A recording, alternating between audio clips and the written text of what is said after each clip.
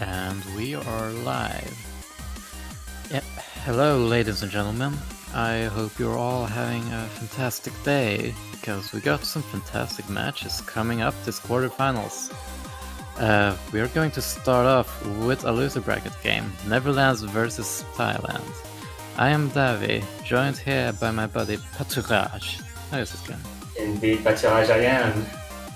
You better remember that pronunciation. That he nailed it perfectly. But yeah, I'm really hyped to see how these quarterfinals are gonna unravel. Yeah, a lot of exciting games this time around. Definitely recommend you guys to check out some of them. They're going to be a treat to watch, I assure you. We've got matches such as Argentina versus France at 18 UTC later today, and Hong Kong versus Mexico at 2 a.m. UTC tomorrow, that is. Yeah, don't And forget about Brazil versus United Kingdom, which is going to be at 15 UTCs. Like, this is the next match. But this yeah, one that's is it's fun as well. the match I look forward to most this quarterfinals is definitely going to be Japan versus South Korea. That's just going to be a marvelous game, I think. We Yeah. should see some just absolutely insane scores from both sides. But enough talk about just the upcoming matches. I think you guys should know what to look out for. We should talk a bit about this match now. So you got, as I said before, Thailand versus Netherlands. Right now we're just waiting for the lobby to set up, but I think we can talk a bit about the players and expectations of this match. Of What do you course. think, Raj? Yeah, of course.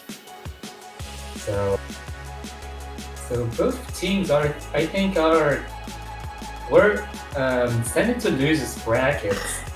The Netherlands has been sent to losers brackets by South Korea, and Thailand has been sent to losers bracket by Japan. So yeah, some powerhouses, and yeah, I wonder how well they're gonna do in losers bracket. I think Thailand has kind of the upper hand, but Netherlands is not like free of surprises. I think the Netherlands' biggest struggle this time around will be like the higher end kind of thing. Like that's a higher risk in pretty much every map this time around. So we'll likely see a lot of misses, probably from both sides. But I don't expect Finland to miss a lot, and misses do hurt a lot. That yeah, like we got Too Fast for You for Netherlands. He will likely be starting out as the LN player. He's pretty good at it. I think he's Dan 10 Underjoy, and his LN accuracy is pretty good, and it carries over to Rice. And then we got Knight Narumi, who is pretty much the star of the show. He's the, I guess, the spine of Netherlands. And probably the most well-rounded, I think. Like he does very good scores, as we saw in group stages, but that was when the pool was easier, so I'm kind of uncertain how well he'll perform on this pool. Yeah, it's worth noting that the earlier stages were much easier and therefore much reliant on accuracy. This time around, quarterfinals has gotten quite a bit harder. And I think there's been a considerable step up compared to round of 16. So we might see some 98% scores. Like last week, I think the majority of the scores were downright 99%. Yeah, that was a lot of pretty good scores being done from every team. I think no one was slacking. like on pretty much any map. I do think that I saw a couple of players struggling a bit getting good accuracy on like Yura last pool, which was kind of a tricky map to like get good accuracy on, I think. And accuracy is a demon. Yeah, the accuracy is the name of the game in the end. Thailand has like a lot of really scary players. We got Mysterion, a pretty well-known long note player. He does very, very insane scores on every single long note map you can find. Like, and his ratio on them too is pretty inhuman. Yeah. It's almost at Shiwi's level, I'd say. Not Uh, quite there. what But placement did they get in the LM tournament? I don't remember. I think it was he the got top. second place. Yeah. He unfortunately got, but he was pretty close on getting a few points off of Shui. Unfortunately, I think that there was a bit too many misses from him that in the end spelled defeat for him. But yeah, otherwise he is extremely good. One of the best long note players out there. And everyone else is no slouch at that either. We got How to Play LN and Yarla Hotep, who has been starting out on most long note maps. And I know I'm kind of blabbering a lot about long notes right now, I'm sorry. But like Neverlands also has Bakuretsu, which I think will be starting out a lot because his Rise game on the more later stages is pretty good. I think he'll be able to FC most of the maps here.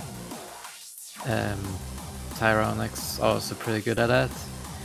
And Fumi is, for Thailand is also very good at Rise. I'm surprised we haven't gotten a lobby up yet. What's going on? Looks like we're getting a bit of referee problems or something. I'm just looking. Okay, so match has just been created, I think. Yeah, I can see the match pop up. Well, match notification. So I think we're on a good way. The match is definitely happening. It's definitely happening. Don't you worry. Just sit on your chair, relax, chill. But yeah, you're absolutely right to talk a lot about LN because there are a lot of major LN players. I think I think the main difference is going to be around Rise and maybe SVs. Do you know anything about those teams' SV skills? I think Netherlands has kind of the upper hand on that. Yeah, I think that some of the players are pretty good at that. I think Bakuretsu is pretty good at SV and ready perfectly to Night Narumi, also SV player. The rest of them are not like very comfortable on the SVs, so you'll likely see them start out on SV maps. I don't particularly remember Thailand's SV scores against Japan, but I do think they actually won a point against Japan. Looks like we're going to be headed into the lobby now, Yeah. I think. So Well, I gotta guess keep we'll it, be keeping starting us out. started. Yeah, everyone's here. The gang's here. Yay! Yay! Time for a game to happen. First game of the weekend, remember. Opening up the quarterfinal. And there are going to be. How many matches are there going to be in this quarterfinal? They both may be in loser brackets, but they're certainly not the loser in my heart. Absolutely. They did well to get out of group stage. Actually, Yeah, outstanding performances by their teams. There are going to be 8 matches in this quarterfinals. 4 winners bracket matches. and 4 losers bracket matches. Yeah. Right now we are gonna look into the warm-ups. I don't know which team is starting for the warm-ups, but I think it's gonna be Lions. I don't know either, but usually the telltale sign is if their map. Oh yeah, this is definitely Netherlands. You can recognize because of the mapper name. Then he has been mapping a lot of like warm-ups for Netherlands. Kind of their house mapper, kind of. Oh yeah, shoutouts to Danny. Can hear in the chat as well. Yeah, shoutouts. Let's see what this map is all about. He's been talking to me about that he has been like mapping one map a day for I think 4 or 5 days in a row. So he's pretty quick at it. He's been doing it for a while too, like 8 years, I think. One map a day. Like, one map a day sounds pretty daunting. Pretty... yeah, I think for a layman, like, one map a day sounds like a lot of work, but I think the more you get used to it, the more practice you have, I think the more optimizations to your workload you can get. That's true for some, but for people like mappers like me, that's the opposite. I used, when I did my first map, which was a 76 minutes long map, it took me like a couple of sittings, and now it takes me several sittings to finish just one map because the amount of detail and just thought I put into a lot of the maps. That's absolutely true as well. I think the more you learn about mapping, the more detail you want to put into your mapping, because your first maps are going to be most likely basic, but the more concepts you glean upon, and the more concepts you're gonna want to use in your map, and to fit that into only 4 keys. Have you mapped any 7 key? I've done a bit of 7 key. I think I made a pretty chill map called of a Go-Go Penguin song called Fort. Oh, Go-Go Penguin is such a cool band.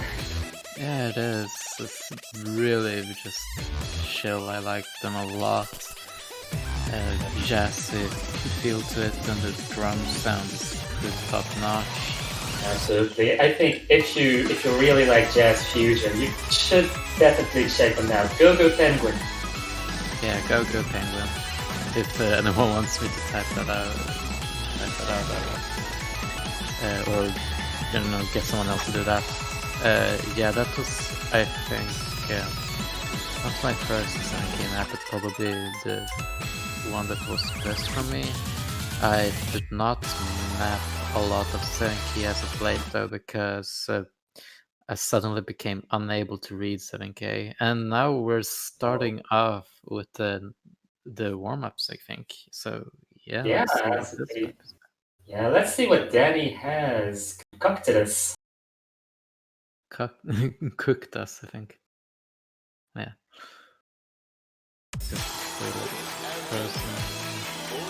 Frozen NWC food. Oh, Rule Blazing already finding his first unit. No, it's a Cypher after all. There's kind of a bias, probably. Oh, wow. It's always that way in warm-ups, anyway. Yeah. I think a fair amount of... Yeah, sorry. No, that's okay. What was you gonna say? I think a lot of teams in the past stages have pretty much love to put some memes into warm-ups, but there's also some serious mapping going on. It's a common thing, like for a lot of tournaments, but you also got a fair bit of teams that put up like serious warm-ups. But I think a common denominator is that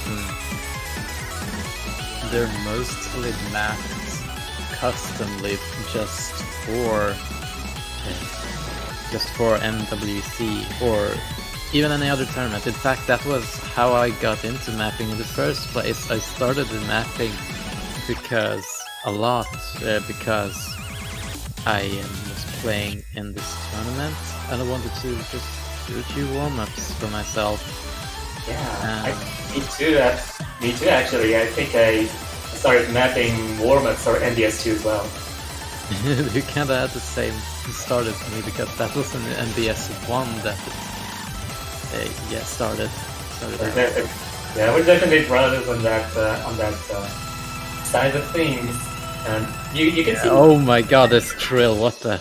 Oh yeah, those trails are evil. And right now you can see the difference in perhaps speed that Narumi has compared to the rest of the roster. So maybe Narumi is not going to be in play for high speed.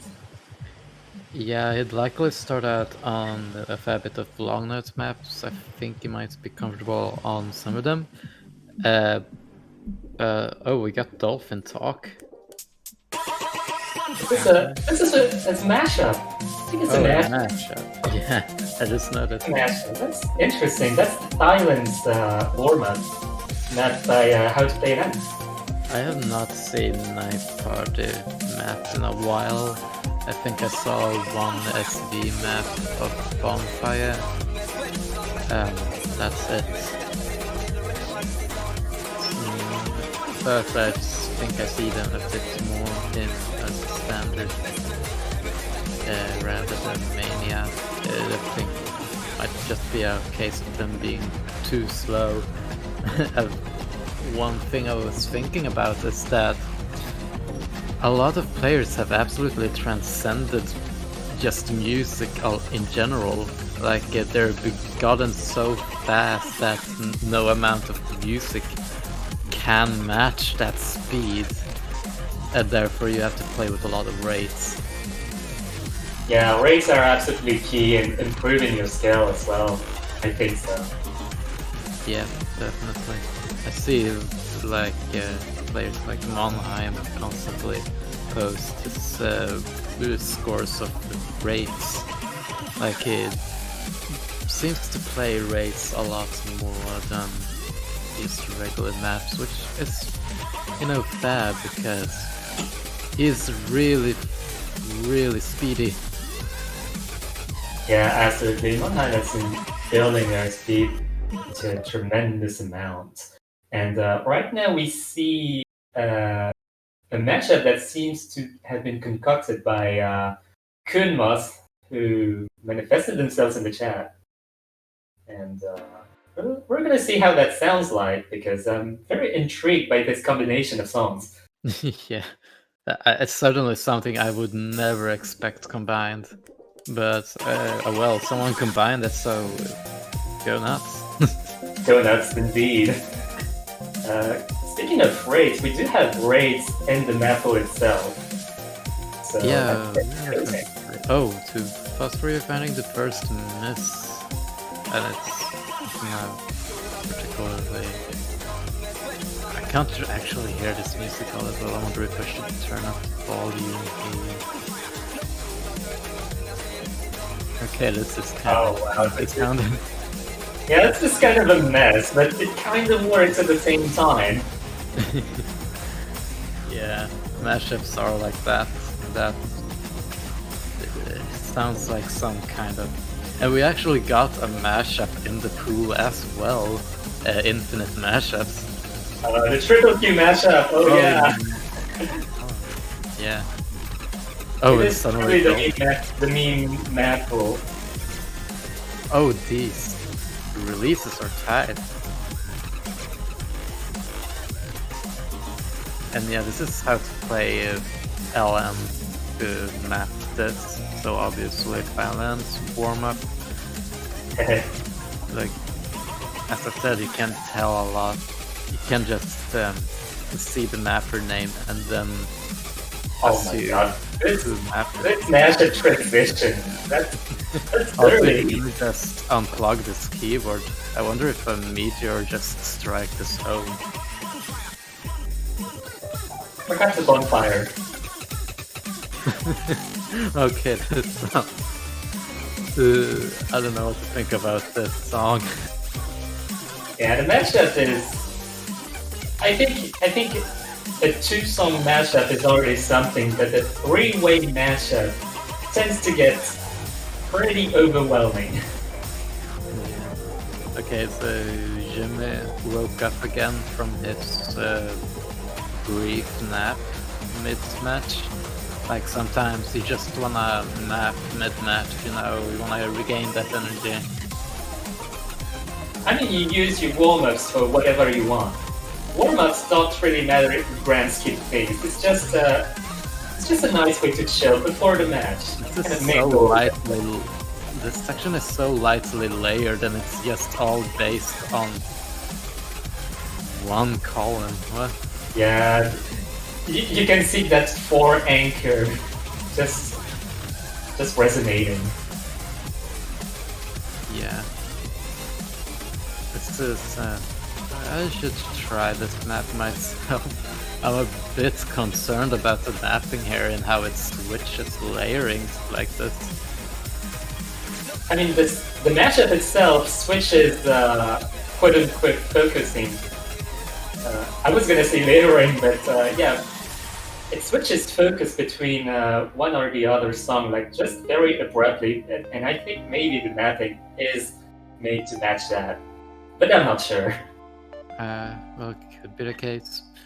The focus is certainly pretty weird. It's just all over the place in both the song and the map, kind of. So I guess it makes sense. I think we're going to go to the rolls. Time to get it rolling. Yeah. Get the ball rolling. The first rolls of the quarterfinals. How many are we going to get in? Wow, these are high rolls. 93. I think that's 87 versus 93. That's astounding. Right, we got some. We should talk a bit about. Didn't have chance to talk about it, but I was going to talk a bit about what they were going to ban. But it looks like who was it? Neverland? No. No, it's Thailand who banned Kim. I think that was one of the picks I did not play all the way through. Yesterday when I went through like all the maps. Yeah, I think it is very court jacky, but it's the fast kind of court jack, so the faster it gets, the easier it is to miss in a court jack. And you know, well, some people know how painful it is to miss in the middle of court jack. It's just very painful. And maybe Thailand couldn't handle that amount of speed in a court jack deck. I mean, I think that it would be a good pick against Neverland regardless, because as far as the short jack goes, I think they have the upper hand. It might just be that they're not really comfortable on the map itself, that they're choosing to ban it, and not because Neverlands has a obvious upper hand on it. Yeah, I think Thailand has the upper hand on Rise, so yeah, maybe that was a random ban, or a ban that they were not fluent with, as you said, and they're gonna dive into Vertex, and I think that's not a surprising pick for Netherlands. I think they're betting it on the SVs. Yeah, they want to go for the very high risk, high reward kind of maps. Then again, a lot of the pool is pretty just overall high risk. I'm kind of surprised that Thailand didn't ban Vertex because I saw a lot of players struggling on this. I also struggled on this because it seems like you need to have some kind of special scroll speed for this map in particular because it both has really slow jams and really fast jams. Yeah, I think it goes beyond your regular scroll speed. So many, if not all players, will lower their scroll speed if they remember to. Because you're gonna remember to lower your scroll speed for that. Yeah. Yeah, interesting strategy. Like I guess you could just have that one setting enabled where you can change scroll speed in accordance to the map, but no one really wants to do that. Yeah, I don't think that works really well. Some people do have like a cap or a hat just so they can kind of put some dynamic lane cover that they can control with their head. But I don't know how well that works. I don't know either, but this is SV, so I don't like when I play SV. I usually have the mentality that scroll speed shouldn't matter, because you're basically reading an entirely different way than what you're used to. So just changing scroll speeds is not really the best, and in the end, it's all about memorization. Like, of course, you can sight read a lot of SV, but a couple of times it will be fairly tricky to act them properly, which is a big thing with SV. It tests your musical, like rhythmical ear rather than just purely visual. So yeah, we're going into the match. Thailand with a pretty early upper hand on the accuracy. Reddy perfectly already finding himself a miss in a not particularly hard spot. Not very good for them.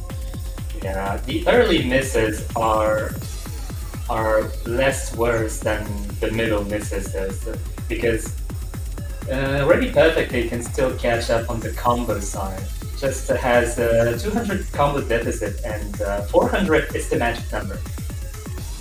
Yep, 400 is what they were looking for. Okay, we got slow jam. No one is struggling on that. No one struggled on the transition either. I think those students have done their homework. Yeah, they did do their homework. Yeah, otherwise, it wouldn't, pick it. But you don't like this map is pretty simple. Like in terms of just layering. And oh no! How to play then? What is happening? Oh no! Oh, he's doing a lot of early hits there. Oh my god! I think How to Play Link got startled by some of the slow jams, the intermittent slow jams, maybe. But that's a huge dip, actually, 96%. Just trying to catch up now. Netherlands actually can catch up. It's very interesting, actually. Yeah. However, Mysterio and Rude Blazing are absolutely doing fantastic on this map. Yeah, Mysterio score 99.8. That is pretty good, I gotta say. I do wonder if he'll drop accuracy on the speed up.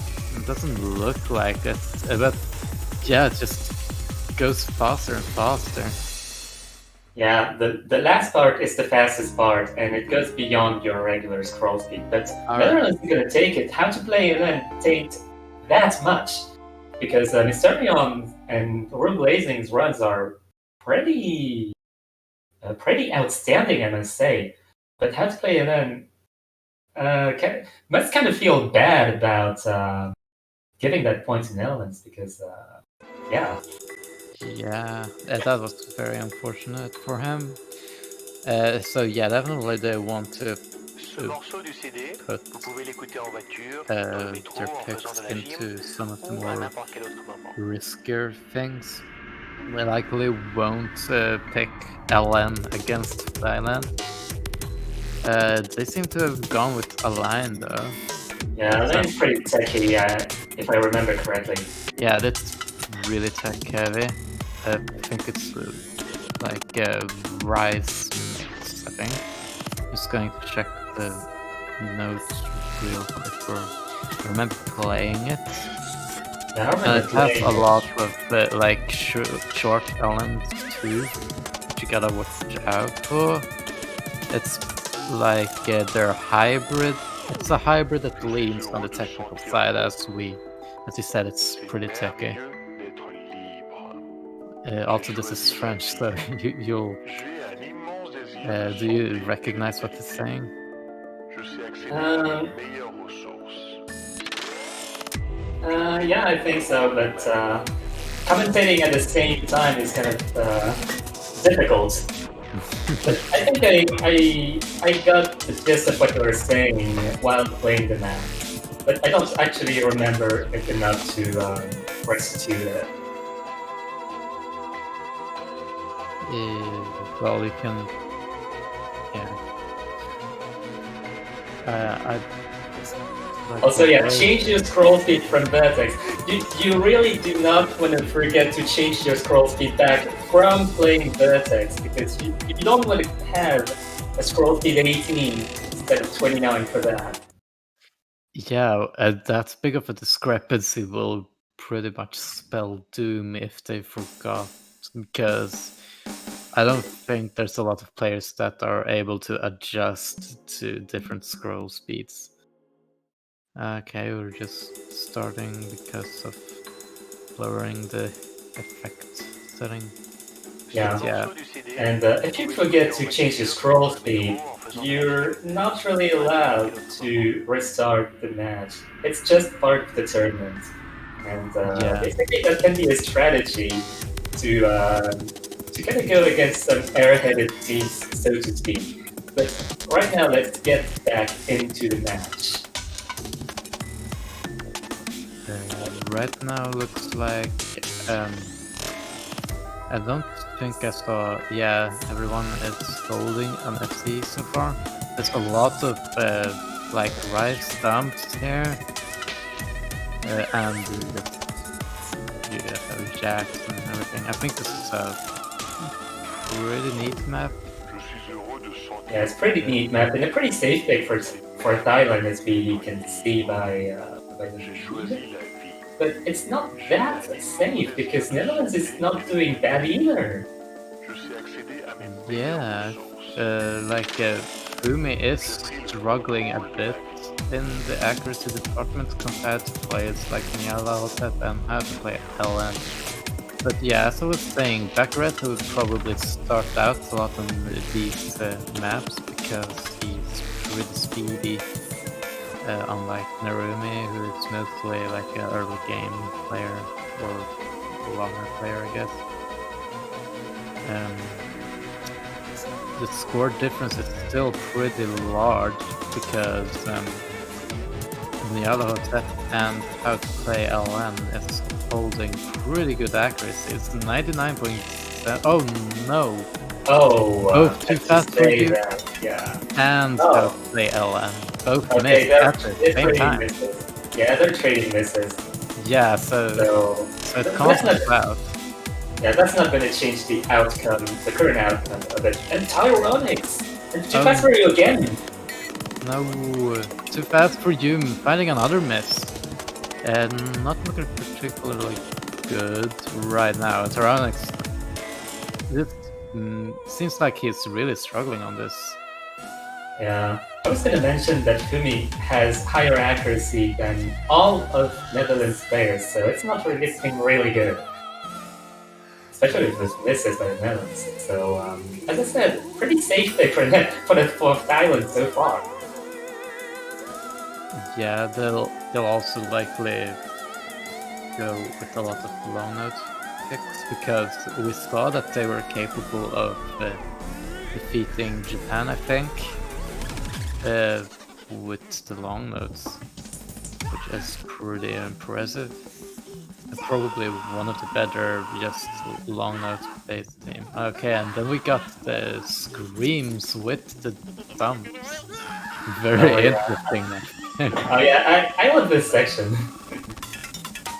Yeah, like, Igor is just crazy.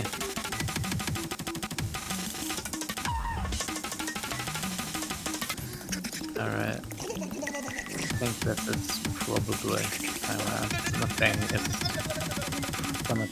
going to change the outcome. Yeah, now, That's a pretty commanding lead, I gotta say. It's by 7,006. yeah, Or it's a was substantial amount of blue that you can see on the screen, and Nyarlathotep with a full combo and Fumi as well. Fumi with yeah. quite a bit more 200s, but yeah, Nyarlathotep a pretty clean run, only 5 200s. Yeah, that is pretty good, I gotta say. On a map like this, nonetheless. Uh, but yeah, we were talking about, misses are going to be a lot more pronounced.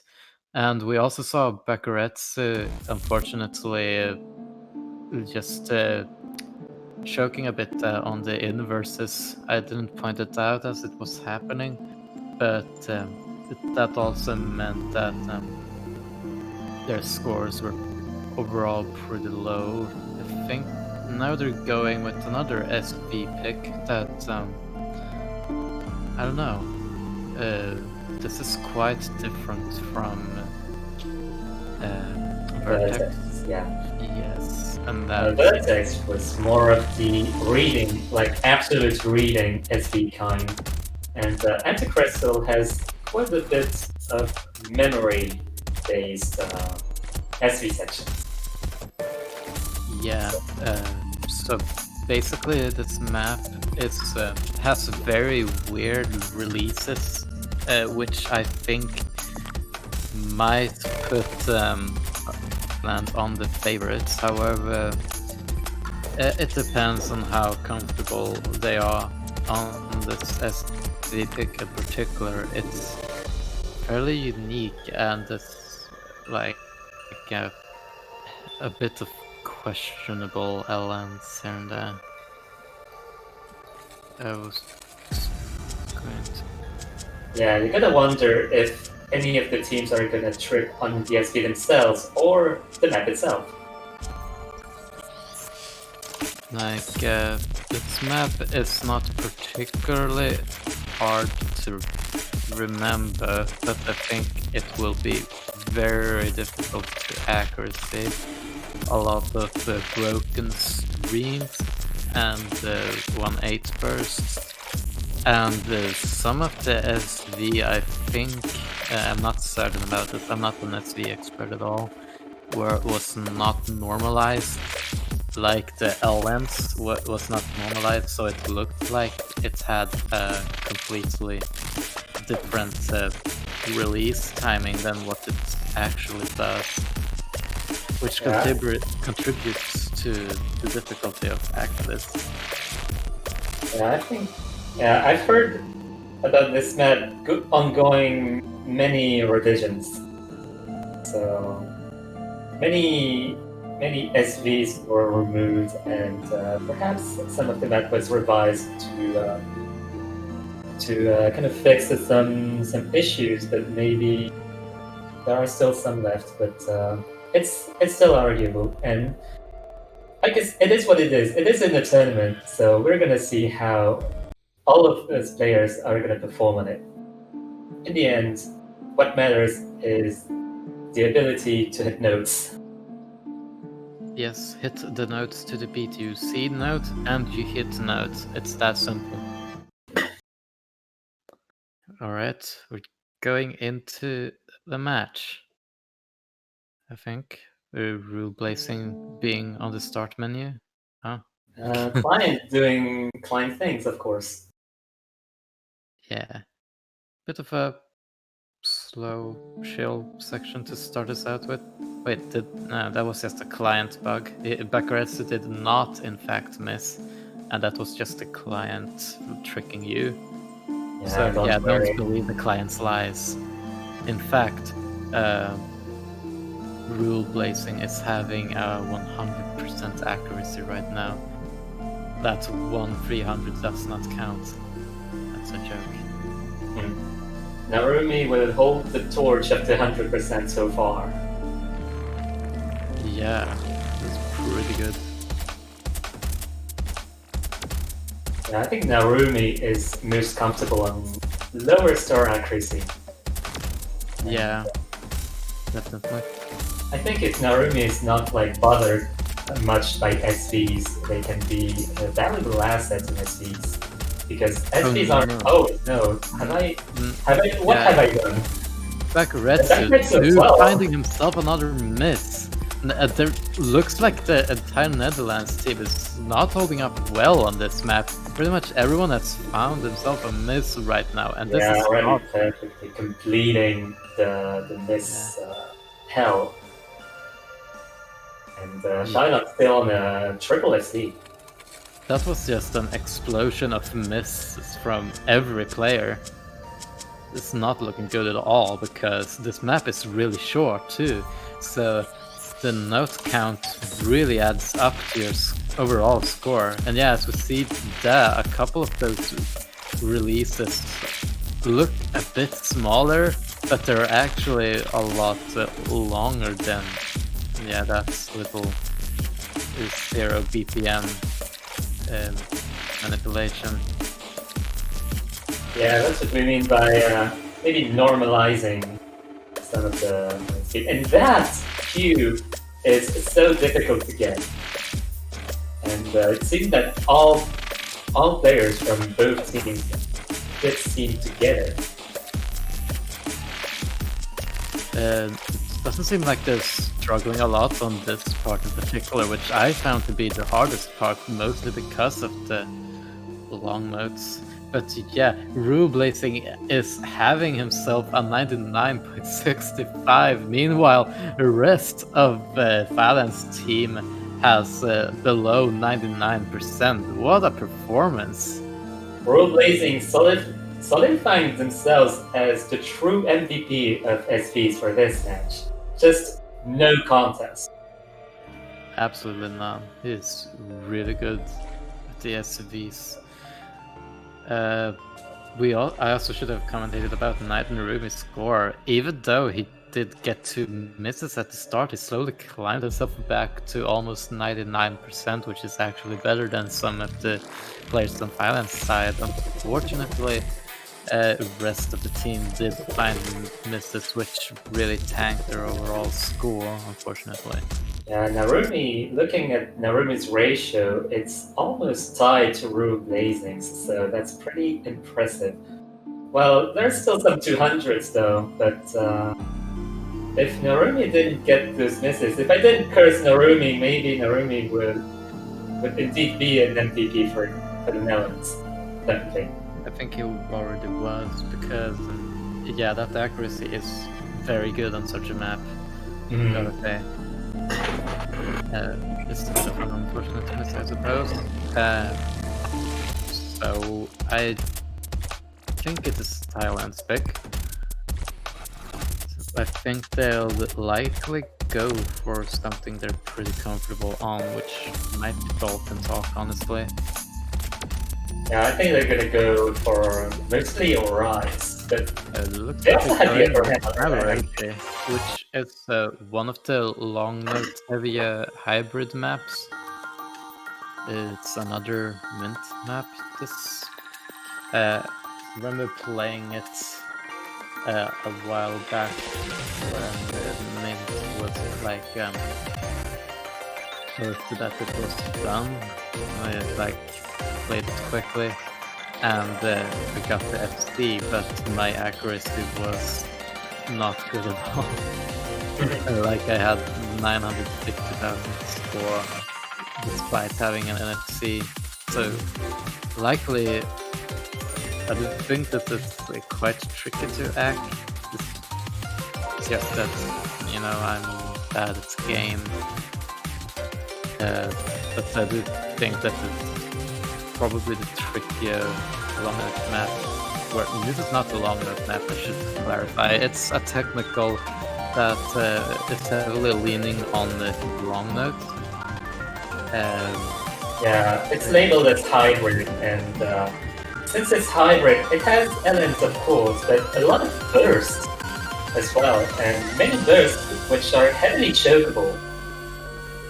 Yeah, a lot of the emphasis of this map comes from most of the dumps and LM dumps that occurs.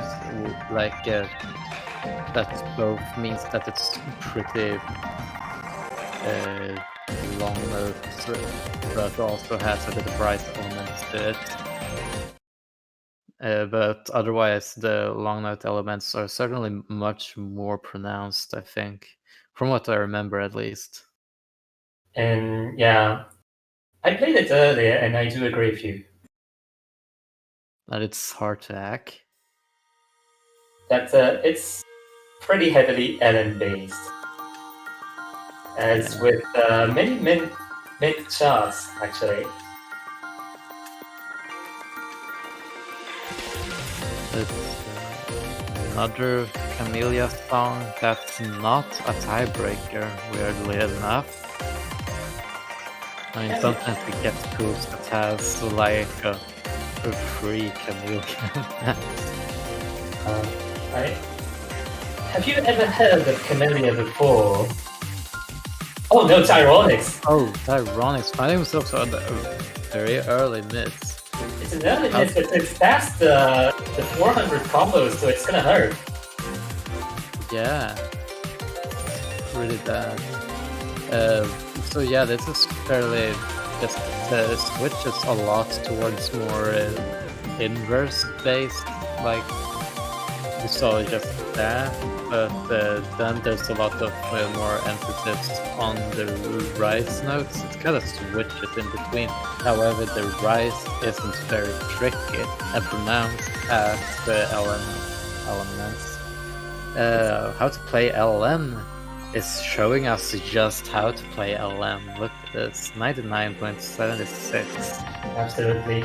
We gotta look out for those, for some of those LNs though, because they aren't exactly connected, some of them. So maybe some players are gonna go no to pilot and drop some accuracy on them. But we don't see much of it. And Ironis is really having trouble on this map. Yeah. It is. No, too fast for you too. Yeah, as we were talking about earlier, I think the biggest risk of this match with Netherlands is to just misses, because the pools are pretty hard, and they're only going to get harder.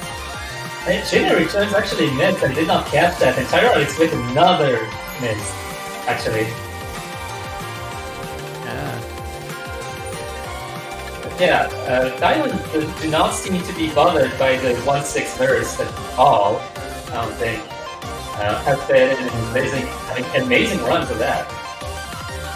They're just walking along. This is, doesn't seem like a big of an issue for them. Yeah, gonna give some props to Bekuretsu though. Still an FC to try and carry Netherlands. But I'm kind of surprised he does this well on such a map, because his reputation is mostly high-end Rise stuff. I think he was a Gamma level player, so yeah. Pretty impressive score from Bekuretsu, and Too Fast for You has also really good accuracy, but unfortunately the one miss really tanked the score. Meanwhile, on Violence side, we got pretty like a really good ratio score from How to Play LN with just 4 200s. This is a 992K is really impressive on this type of map. Bekuretsu has the worst ratio of all of the players, but still the best score of Netherlands, which kind of speaks for maybe Bekuretsu's Rise bias, as you said. Yep. I think it's a Netherlands term. Again, probably not something that's pure LN like Pi or Dolphin Talk.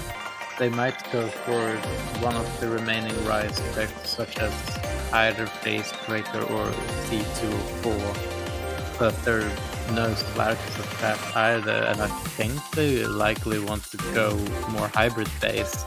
We got the Kill the Main, which is the pure mixed hybrid, and we also got Bubble Control, another very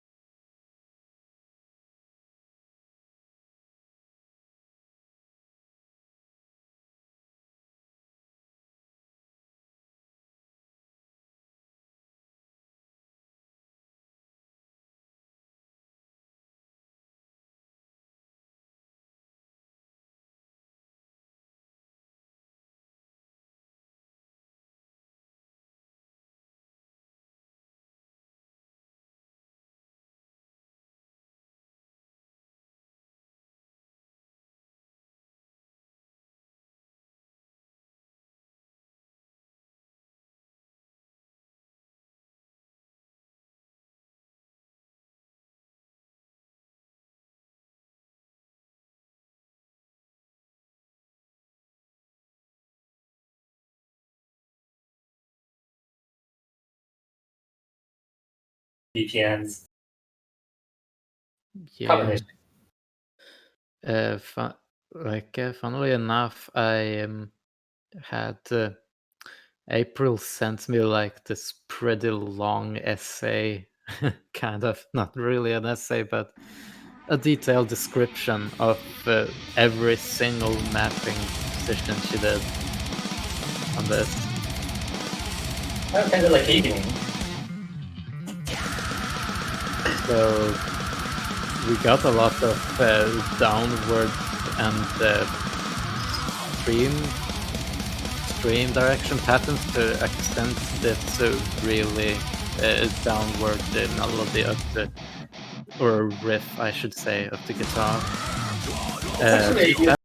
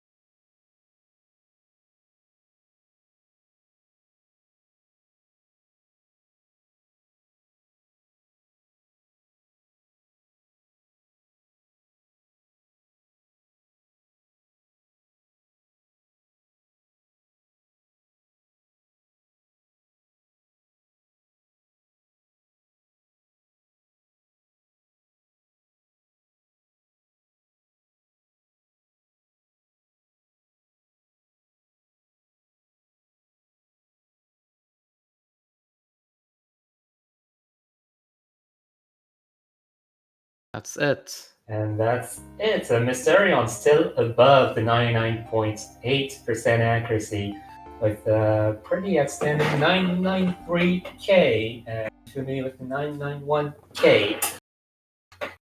Yeah, that's a pretty good performance from both Fumi and Mysterion. Jimmy is certainly not slacking as well. But as I was saying, I think their best chances right now is just the Rise. Because they do got a fair bit of good Rise players on Netherlands. It's just that their accuracy is not on par with these very, very fast maps.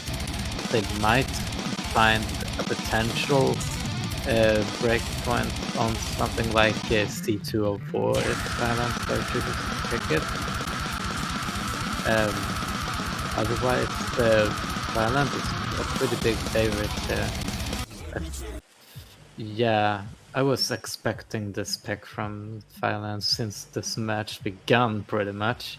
So I'm kind of surprised they didn't open up with that pick because their long note accuracy on total is really insane. We saw what they did on the group stages where they did like a triple 993,000 score on Internet Nice Lady, which meant that they beat Yui. Internet Nice Lady, thanks. Thanks for Yes. that one, Danny.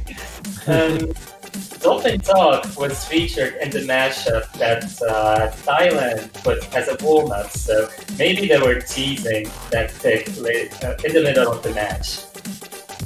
So, Yeah, they might have. The dolphin talk element was pretty pronounced in that song. So it was just like their, I don't know, anticipation. indeed. Yeah, it looks like Thailand is really a melon powerhouse. It really looks like it. And yeah, as you said, the Internet Nice Lady scores were outright terrifying and does not encourage anyone to pick Ellen against Thailand. So Yeah, they all yeah. can do really good team scores. Alright, got Samuel in. Oh, Samuel. Don't think we have seen him this match. Wonder what he can do. I'm a bit uncertain about what he can do with his skill level. Yeah, let's see. We're just waiting for the match to start now. We got a Dolphin Talk. I should also mention a bit about just how the map is itself. It's really release heavy. That's basically it. It's releases all the time. It's not necessarily like hard to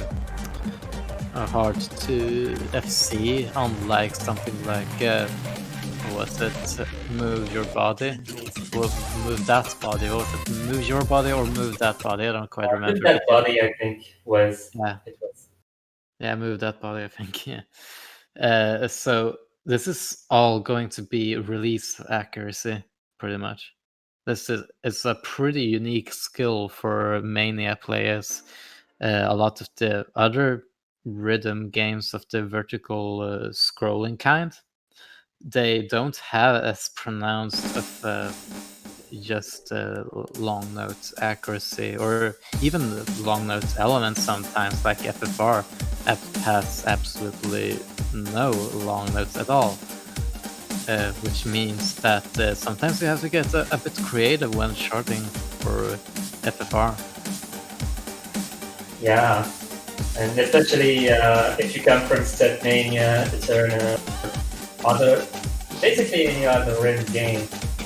The release accuracy in this mania might be a little bit daunting, which might be part of why this map is only OD6.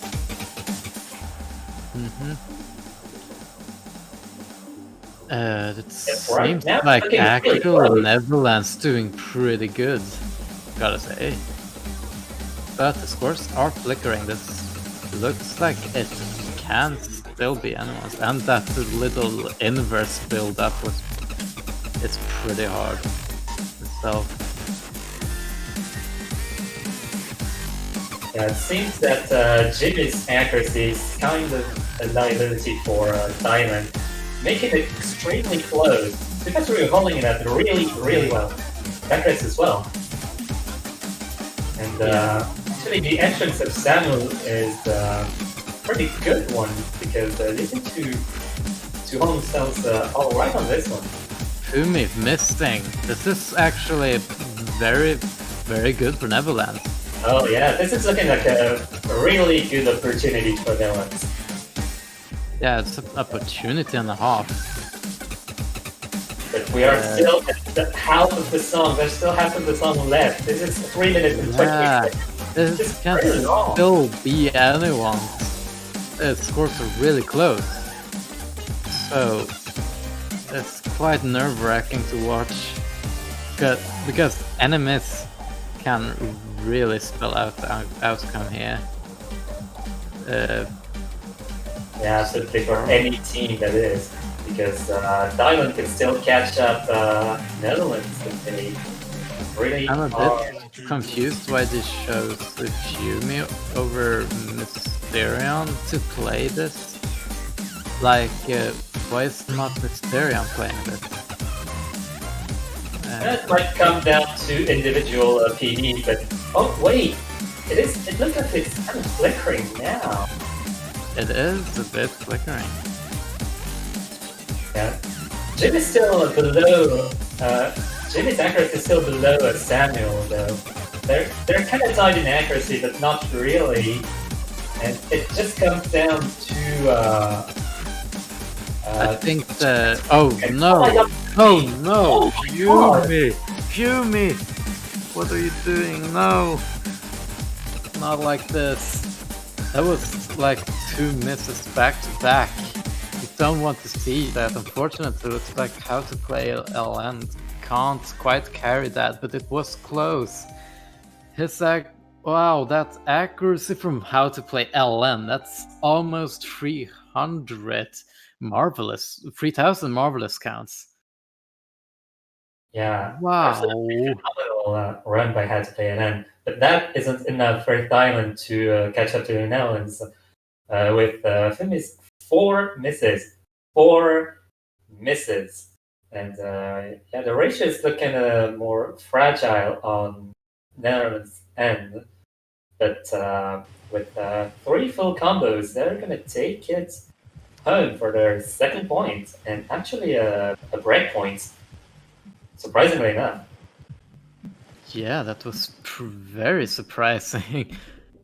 I don't know. I did not like that Mysterion did not play this because I know the guy. He can set some crazy scores on this map.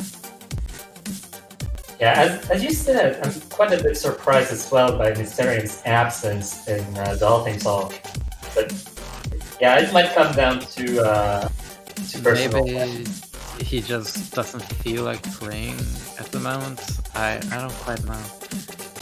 This will be a question that's going to haunt me for the rest of my life, I assure you.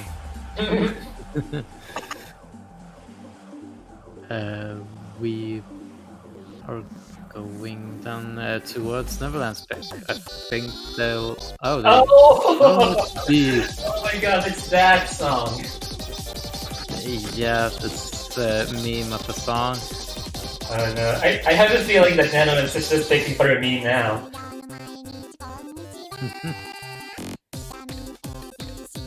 Going for the memes. This map is like, I don't know quite how to describe it. It's another Reveal long note map in MWC, the second one, first being my first phone. This one has some pretty strange focus. Yeah, it was a bit strange to play at times because it switches focus so much. Yeah, some classic ravioli mapping.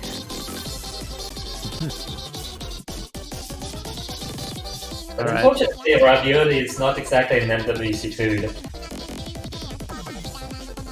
But yeah, I wonder how it translates in terms of MWC food. But I guess it's another noodles, kind of short noodles. I'm sorry, what did you say? I didn't quite hear. I'm not sure either, but let's be into it. Yeah. Let's unleash the bees. Gotta move on. Time for this B pick, long nose pick. So, which game is gonna? Oh my god! I can't set the rhythm at all. It's so strange. I mean, it's synthesized, so it's bound to be kind of impossible to cover, almost. Yeah, I tried. Okay. I commend you for trying. Samuel kind of starting a little bit shaky right now. Too fast for use accuracy is actually pretty astounding, gotta say. Yeah, I was keeping up with the monster from Thailand. It looks like Nealo top it. Nealo Oh no! a bit of accuracy drops there. He's releasing a bit late that time, defending himself a bit of 200s, but otherwise his ratio is really good right now. Yeah, I was gonna say, Too Fast For You is not on the full combo anymore. Oh, that's unfortunate. So, yeah, they're going to be hoping for a miss from Thailand side. And yeah, this is looking really dense. God. Yeah, those bees were too fast for you. Certainly. It's too much for him.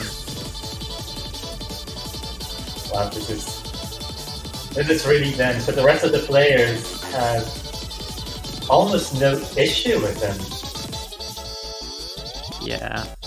I don't know quite what he missed on, to be honest. He missed on the very last quad hold. Look at the ratio, though. Too Fast For You actually nailing the ratio, but not exactly the full combo. Oh, Samuel actually missed? Where? In the ending! Yeah, but probably at the ending. Yeah. Or at the beginning, I didn't catch it, but his ratio is interesting. also looking a bit shaky. We have another break point, and Thailand is looking out, close this one out. So it's going to be their pick. What would you pick in Thailand's shoes? I'd probably go with something that, for example, bubble control, I'd say, is a good pick right now. Yeah, I think hybrid is a good decision at this point of the match. The rest of the picks seem to be quite technical, and I think Netherlands might have an edge on that. Well, might have a slight upsetting edge on that, because Thailand still has the proficiency advantage as we saw throughout this match. Yeah, all the SVs are out. There's not even a single SV on any of the hybrids. And yeah, as I said, was predicting they were going with bubble control. It's going to be a Lempi map. So Lempi is pretty good, honestly, on both mapping for 4K and 7K. I think that he's probably one of the most well-balanced mappers when it comes to mapping well both for 4K and 7K, because both of these chemos are pretty different worlds in terms of mapping, where 7K you have a lot of visual emphasis and you have just a lot of more dynamical choices that you can make and a lot of more details that you can put in, since you can have multiple sounds being present at the same time. Where So yeah, Lampai is probably one of the better mappers for both modes, I'd say. Yeah, maybe it might translate to length by kind of having a bias for a lot of mini jacks. Um, Mini jacks and the lens combined. So this one is probably an example of that, as This map we is. see the client heavily bugging, as usual. Yeah, they did actually miss that much. They just completely unplugged their monitors. So, yeah, as you were saying, mini jacks. This map is mini jack haven. We got a lot of 1-6 gaps between some jacks, like some hidden jacks that are hidden in between bursts, and we also got 1-8 mini jacks, which at the speed, not speed, is pretty fast. Yeah, I also saw some grace notes here and there, which are also kind of wild cards, especially for accuracy. I don't know what it is about that song, but it's quite, I don't know, and strangely enjoyable to me. And like, you know, can't quite put my finger on it. But it's chill. strangely enjoyable. I think it's pretty chill, but Too Fast For You actually missing. Too Fast For You having the tendency of being really good at accuracy, but not really having the consistency to keep their combo. And we have seen that multiple times throughout the match. They missed it again. Tyronic and Too Fast For You are both not doing well on the consistency this time around. As you were saying, this is a lot about consistency. You really don't want to find a net because your opponents can easily capitalize out of it. It reminds me a bit about, you know, how Otis Standard plays, and that enemies it's death to your score. Yeah, because the Otis Standard scoring system is heavily biased on combo. But you gotta remember that, okay, back to this also missed, so we have a full missed roster in Netherlands. But that's what I was saying. Mania V2 scoring is kind of a little bit based on combo, but still 80% based on accuracy. Yeah, you won't see like the score be like absolutely terrible or anything just because they found a few misses here and there, and it's not really all that important where they missed as well. It's just that when you're versing a team like Thailand, yeah, that's an outstanding performance. What is that team score?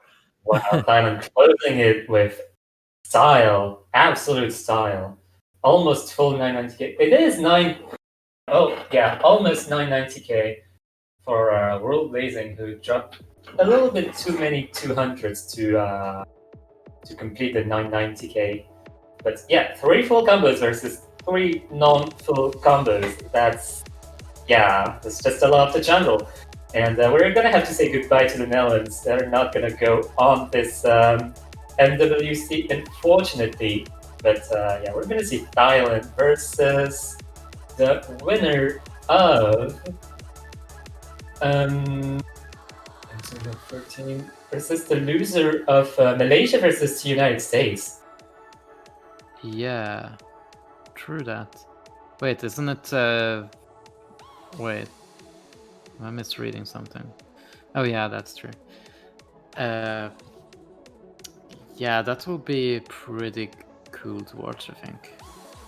Otherwise, we have to say goodbye towards Netherlands. Unfortunately, they were not able to make it all the way, but they made it the furthest they have ever made in any MWC, and you gotta applaud that. They put in a lot of good scores overall, so don't feel too bad if you're supporting Netherlands. You should see this as very good progress for how their team is shaping up. Yeah, honestly, the people from Netherlands should be proud of their team's performance, because they have shown absolute proficiency throughout all the tournament, and we could see that by just the points that they managed to earn against Thailand. Absolutely deserved. Indeed. But yeah, I think that is it. Now we're going for another very, very exciting match. Great Britain versus Brazil. Definitely don't miss out on that. It's going to be Yeah. starting in a few. 1 hour and 15 minutes, I believe. Is that? Yeah, it has been rescheduled to 15 UTC flat, I think. Oh So yeah, we're gonna yeah, see okay. it. Yeah, we're gonna see it at 15 UTC, 1 hour and 15 minutes from now on, and you can look forward to Great Britain's performance because the UK has been overperforming this MWC, eliminating France. I was actually quite surprised at their performance last week, and wow, just they have a lot of promise. So looking forward to that. Yeah, yeah. Definitely stay tuned, guys. And with that, we're going to be signing off unless there's anything else you want to mention, Paturaj.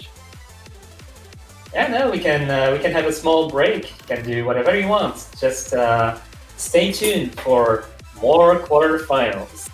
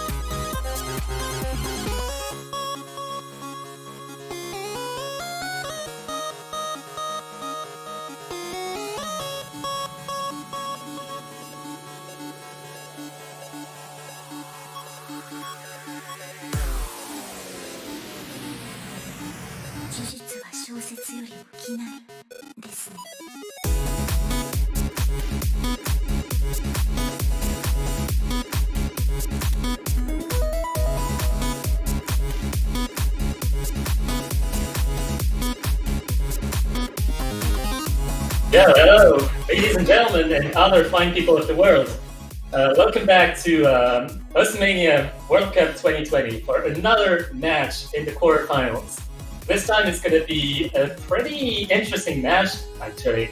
Brazil versus United Kingdom, and they are in the winner's bracket. I am Pachiraj. I am joined in commentary by none other than Nifa. Yeah, hello there. Been good to be back, and I'm actually very interested to see this match, and also for being in the commentary with you as well, because I know you from like another platform. So there you go. Yeah, absolutely. Just two parts of the world that are completely different, and absolutely, so different. So yeah, absolutely. Yeah, the United Kingdom is looking very interesting this year, having beaten France actually previous week, and they're looking like they can be underdogs for this match. Oh yeah, like absolutely. I've seen like their particular match has been far insane for the most part. Like both of these teams, really. Brazil was under the pressure of beating Argentina 6-2. I was really not expecting that Brazil could take up 2 losses on their picks, and then United Kingdom as well have been showing a really good job by themselves. So it's actually gonna be like probably one of the closest match, I think, given when we see the other predictions, their picks are just gonna be relatively closer to between each other. Yeah, there's absolutely an upset potential here. Although it's not like the spiciest match that we could gather for these quarterfinals. Wink, wink, South Korea, Japan, don't miss it. Yeah, absolutely. Then that have Brazil versus United Kingdom right here. We're just probably jumping into warm-ups. Looks like. I believe this is Brazil's warm-up. I think. Yeah, I think this is. Yeah, this is Brazil's warm-up.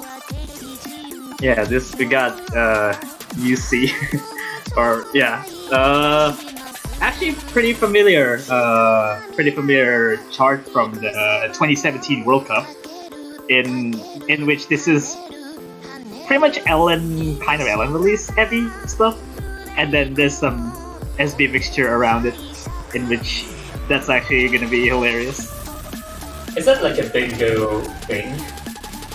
I mean, we already got bingo from like previous one, if I remember correctly. Yeah. I think it was one of those maps that were quote unquote reused from like last year's, but approximately we got warm ups here, in which that's the second, I think. All right. So that one is already checked out. Nice try though. Nice try. Yeah.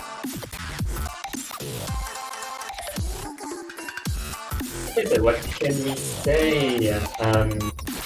Berkeley is going to play for Brazil, who's going to play for the United Kingdom. It's the Andre, who's an absolute monster.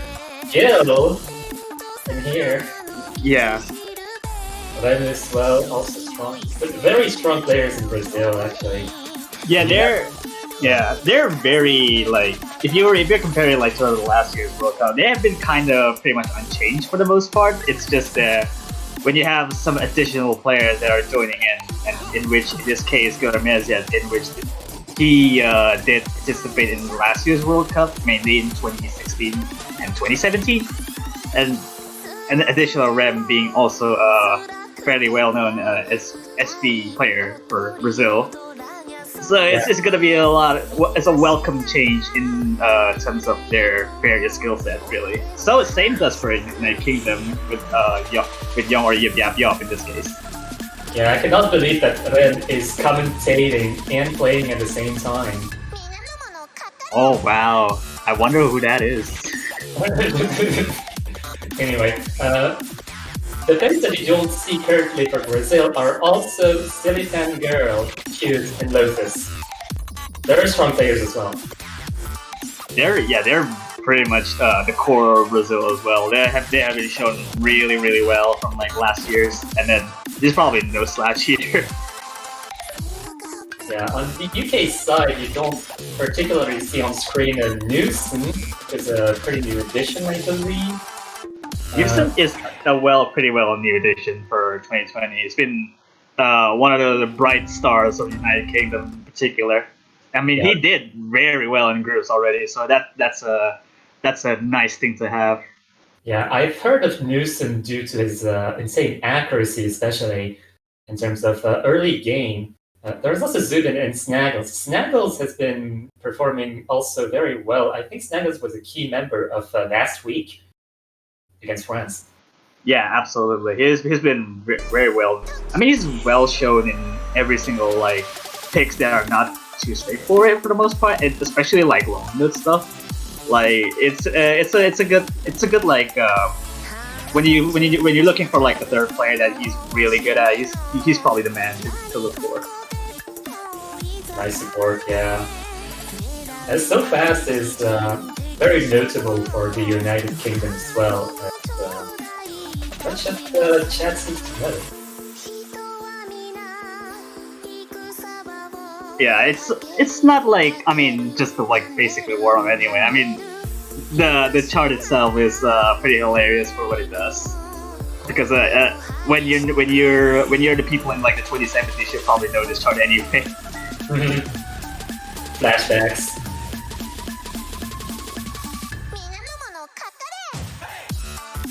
Always got the random SPs already.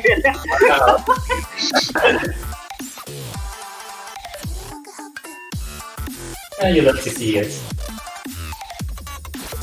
I mean, like Andre really pretty much knew the song already, and possibly the one who is actually active in taking the warm-up. Biased warm-ups. You love them. It happens, yeah. So the winner of this match is looking to fight the winner of Malaysia versus the United States, and the loser of this match is looking to find the winner of Finland versus Indonesia. So interesting things to look for. Yeah, especially like in winners bracket. I think when you're pretty much in winners bracket, you have basically one extra life to get into the tournament. So I mean, if you lose this match, you will get another shot even.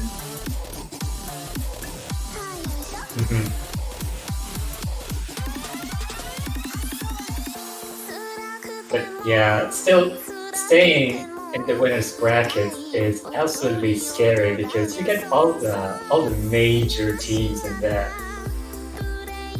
I mean, the United States is one of the favorites of this whole MWC, so it's likely that they're going to advance, but they're not like protected from a potential upset.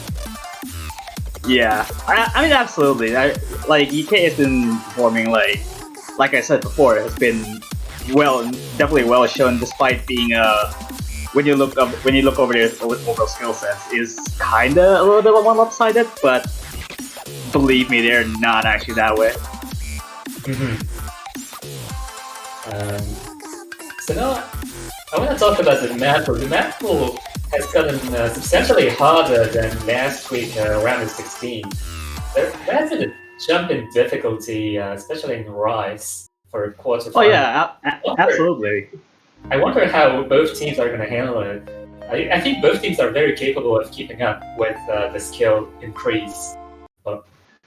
Yeah, I mean in particular, but all of these players should be able to handle this map pool in particular. I mean, it's just a matter where your accuracy is going to be more prevalent in this because they have been shown really well, in particular around the 16, and the difficulty increase doesn't seem to keep them up for some time either. Let's welcome UK's warm-up, which is clown music. Why am I hearing kind of like Megalomania stuff? It's clown music. It's the circus music. I mean, I guess, but it's very similar. Yeah, it's the Megalomania sound font. Well, yeah. It's the Undertale sound font. Pretty notable. It's an interesting cover. Also, the non-SV difficulty kind of ruins it up for me, though. I think the SV could probably be used for a warm-up, but whatever still. Yeah, shoutouts to OD 6.9, HP 6.9. That's yeah, OD nice and HP nice too. Nice. Oh, nice. Jump string, jump trailable. Nice intro. Oh wow, okay. Now, yeah. This is non-SV, but yes, I guess. Yeah, non-SV, sure. Yeah. Does seem like a non-SV to me. I mean, you could describe it by SV no rather than non-SV. I mean, I guess. I mean, Pope is really popping up anyway. God. Is Silfast gonna get 69%? That is the question. I mean, he's kind of like already failed the chart anyways. Probably didn't get to submit the score, but I mean, he's kind of reviving, but he's there. He's back. Is anyone gonna get 69%? I don't think so, but it was a nice goal to aim for, I think. Very variety of scores there, from D to A. CBC ABD. That's you cannot. I mean, you can kind of spell it out. The United Kingdom is BAD. Oh wow. Okay, rolls. Brazil losing the rolls. Brazil losing the roll, and which means Brazil has to ban first. Yeah, Brazil the unlucky 13 or lucky 13, depending on how you see it. Here's the map pool, by the way. Yeah, exactly. So, and I think it's probably gonna be kind of like Vertex, or maybe not Vertex. Oh, C204. Okay. I think they see a lot of promise in the UK's Rise proficiency, which I think. I mean, it's fair. Yeah. Sensible ban. It's very fair. I guess it's what you would probably be scared about their proficiency or accuracy for the UK. So I guess it's no surprise here. And Dolphin Talk will be the ban for UK. So there's both of these SV picks are still alive. Dolphin Talk is the LN density deck, I believe. Oh, Dolphin Talk is the LN release pick, and the B is the pretty much the consistency or slash density. Okay. But yeah, a Rise ban versus an LN ban. So we see each team's kind of strategy maybe going into the picks now. They're all going for infinite mashups. Oh my god! Infinite starting up with the banger. I see. Yeah, starting with the memes, but meme warm up, meme pick. And infinite mashups is the speed slash dump element of the map pool. So Yeah, it's just very speedy chart for like 308 BPM streams approximately, and then it's just quite a bit of like everything in verse in particular. It's just, I guess you could kind of see that it's fairly high risk because of the streams are structured, but I guess because United Kingdom has been really confident with this, I have no doubt in my mind they would set really good scores. yeah, the thing is, it might look high risk for a team, but if the United Kingdom has such right proficiency that they can actually act this, then I think it's a good pick for them. We're seeing Cute coming in, but I think probably not seeing Silly Fangirl because he's not online. And Lotus is not online either. Oh no. Oh, this is looking bad. Oh my god. Oh, there we go. City's here. City's logging in. So, City Fangirl is... No, Lotus is coming in there. Yeah. City Fangirl is one of the main elements for Brazil who are proficient in speed and a key member for late game, I think. And Lotus, an accuracy monster. And I believe... It's pretty much, yeah. I think Lotus can still keep up with this kind of speed for now. I mean, you can kind of see like the three players from Brazil are pretty much like they have every single thing covered. Like Cute, basically anything. Andre also can play anything, but probably not for this kind of streams. And then the other two, which means Silly Fangirl or Lotus, is the main integral part of Brazil. Mm-hmm. As for the United Kingdom, you see the gadgets, Rice proficiency, so fast as well, and Young. Yeah. Alright, we got probably a signal for MP start here, looks like. We should be getting in soon. Yeah. I think this trio from the United Kingdom should be the Rice bastion of the United Kingdom. At least I think so. I'm not like 100% sure of the United Kingdom's.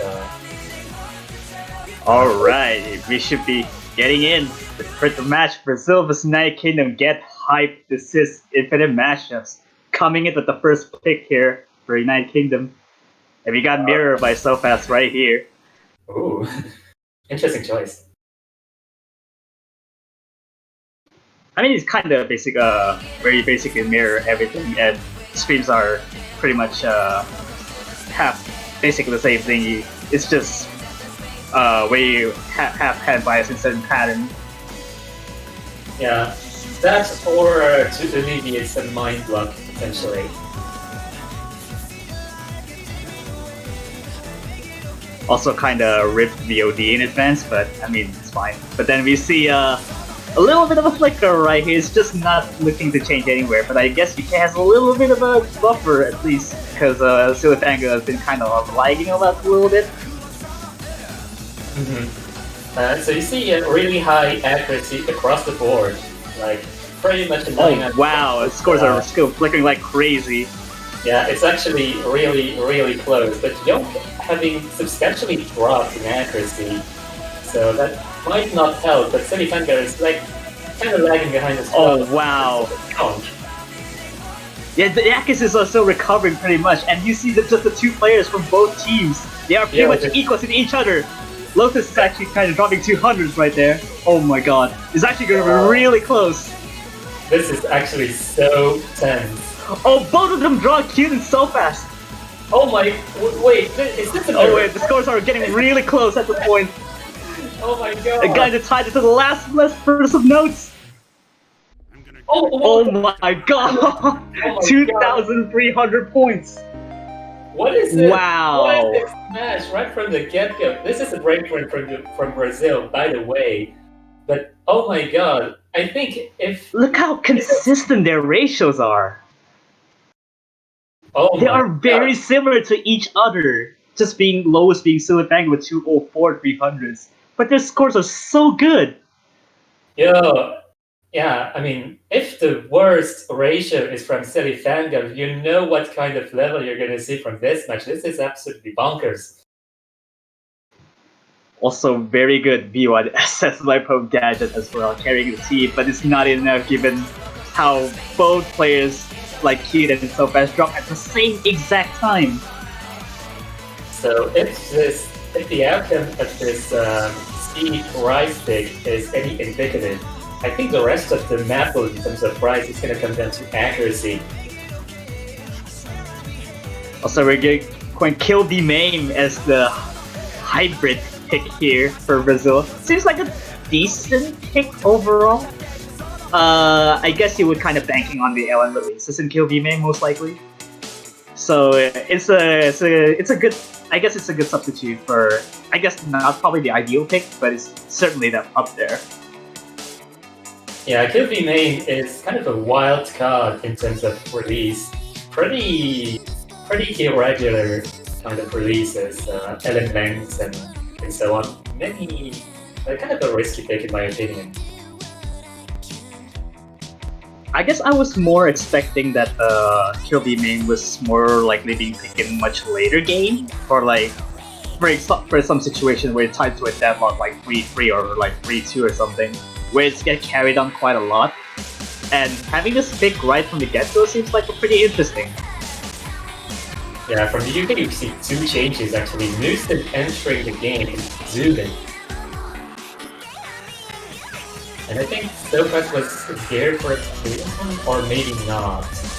I don't actually remember. I have a terrible short-term memory. I mean, I guess you would kind of say that probably Zubin is also fairly well rehearsed because of how straightforward this pick is, but I just probably wouldn't put it up a pass because their performance can be reliant on their practices, and they have been setting really good practices from here on out. Mm-hmm. So yeah, from Brazil we see Andre and Cute, and Lotus staying in, I believe. And we're gonna see how this pick from Brazil is gonna pan out. Also, a nice 100% effect volume there. You just want to have hit sounds already.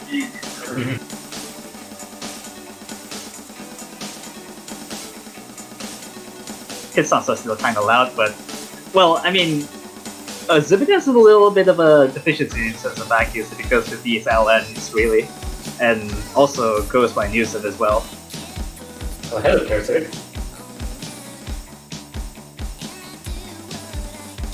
Yeah, off to a rocky start for Zubin, but it's all... they can catch up. It's no big deal, for now, anyway, because so fast is actually above 99.9 was. Yeah, overall average of this performance by Brazil is 99.88, in which that's already crazy from this LN releases right here. But then he kind of dropped a couple 200s, but still manages to hold on to their accuracies a little bit though. Yeah, Brazil very consistent in terms of team. United Kingdom kind of a little bit more volatile and so fast kind of dropped in terms of accuracy. Getting kind of a little bit of a media more rising thing here, but I guess there's nothing much going on pretty much. It's just kind of the samey patterns over and over. Yeah, kind of dumping in nature, but it seems that all the players don't seem to be disturbed too much by this dumping. So far, UK is recovering in terms of accuracy, has been doing really well so far. Houston almost tried toe-to-toe with Lotus, Zubin also as well, increasing a little bit there. Sofas is also kind of matching up with Lotus there. Yeah, all the players keeping up with each other. And Zubin, I think... Jack section right here. Oh, yeah. Zubin, if not for the initial rocky start, would be, I think, contending. Or almost contending, maybe 99.7. And it seems that the rise starts are no problem for any of those players. So far, 99.8 across almost everyone. And Zubin is also increased to 99.6, and here comes more LM releases right here. Ooh. There's a bit of an accuracy drop by almost everyone, but it's just nothing to scuff at. And then more releases coming up right here. Just more shieldy. Yeah, I think almost everyone maintaining their 99.8 accuracy is really impressive. And you can see how prepared both of the teams are for this match. Basically, the charts is almost done as well, and there's probably no more hard parts left. But, and again, I think this is probably safe to say that this goes to Brazil. Yeah, pretty safe call right here. But everyone with an FC of that. So, their ratios are very similar across almost 5 players. Zubin is kind of lagging a little bit in terms of ratio, but my god, their scores are so good. yeah, very similar ratios as Zubin. So maybe the United Kingdom were missing that third element to kind of try and challenge that point. This has been really interesting to see their scores so far. I'm actually pretty satisfied just to see how they're performing so well. Yeah, despite it being 2-0 for Brazil, the United Kingdom has been performing extremely well. And see, United Kingdom goes to pick and you just go for Facebreaker. Looks like a very good pick here. I guess in terms of like skill set, he should probably just go for like basically choke bait picks like this one. Mm-hmm. So this is very good. This is a very good choice. Yeah, I think the United Kingdom is aiming for Rice accuracy and Rice consistency.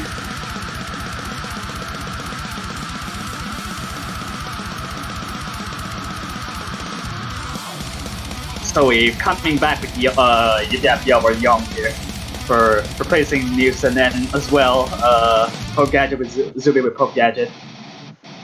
Yeah, as we can see in the first pick of the match, we see the trio, the Rice trio again, Young, Poke Gadget, and So Fast. And Brazil might look into some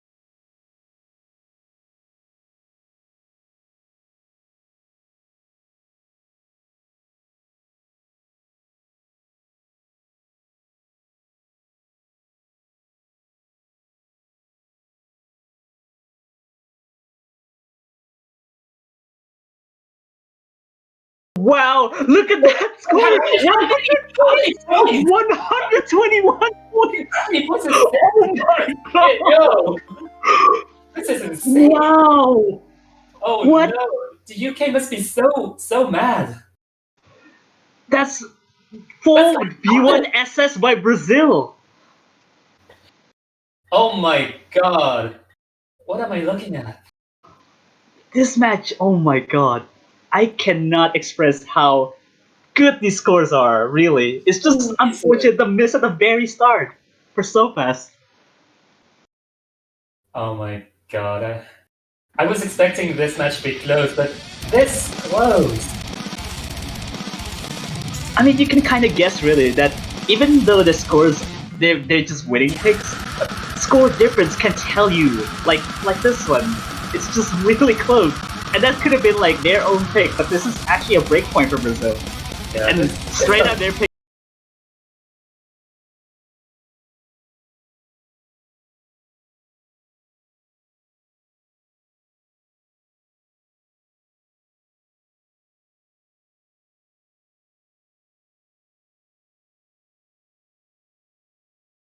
really ecstatic to have managed to get first break point because it could have absolutely fallen like one accuracy drop, one miss.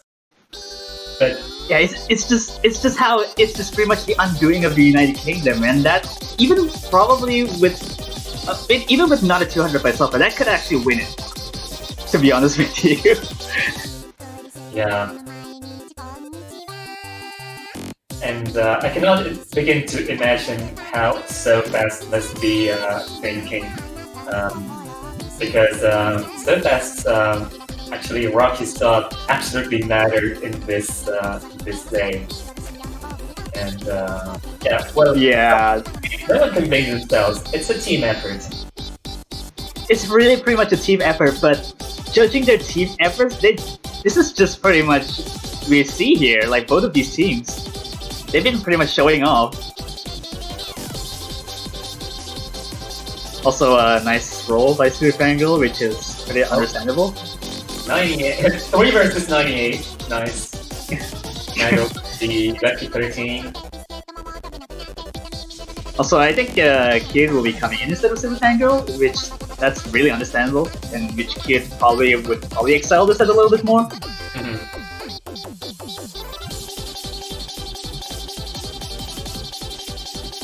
Okay, so we switched from Rice proficient players to LN players. Newsom coming in, Snaggles coming in for the first time this match. Yeah, we see. I guess pretty much the integral part of LN is really Newson, Snaggles, so fast, which you probably see them in like the 3 LN players anyway. It's like mainly you would see them.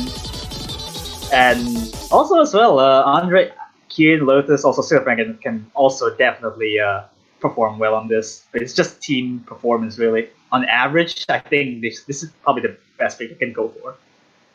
Yeah, absolutely. And against each other, they want the best of the best to perform. So even if you're like good, if you're not the best, like you probably want to leave your spot for better players, the best players, that is.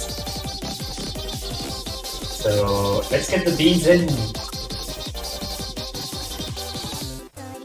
So far, it has been kind of close so far. Kid has a little bit of a problem in terms of ratio. There's quite a bit of 200 for Kid right there, and that could a little bit falling down as well. There are more 200s by him too.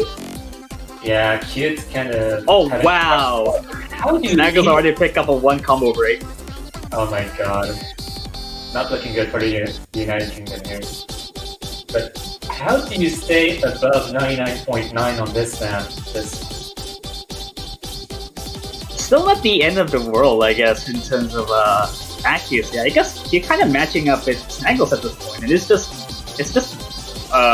rainbow count, and then the accuracy pretty much just stays the same. Yeah, there's still half the map remaining, and I think Snaggles can catch up a little bit, but seeing the combo deficit, it might take something for the United Kingdom to truly recover. Here goes Kamui Trails. A little bit of a 300 drop count for almost every player, really. It's a bit of Sofast is dropping a little bit of 200s. Oh wow, Sofast already dropped right after that. Oh, so fast. You know, that's 2 misses for the United Kingdom, not looking good at all.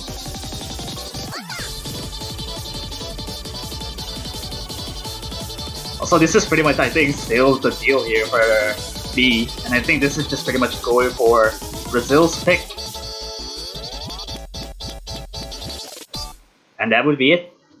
Yeah, I think this solidifies Brazil versus United Kingdom's consistency on that end, and I think that's valuable information that they might carry on for their next picks. Yeah. And, so far, Brazil has won every single pick in breakpoints. Yeah, so I think, like, don't get me wrong, I think, like, Houston here, taking the best score in the entire lobby right here, even beating, like, the likes of Andre and Lotus here, very, very impressive.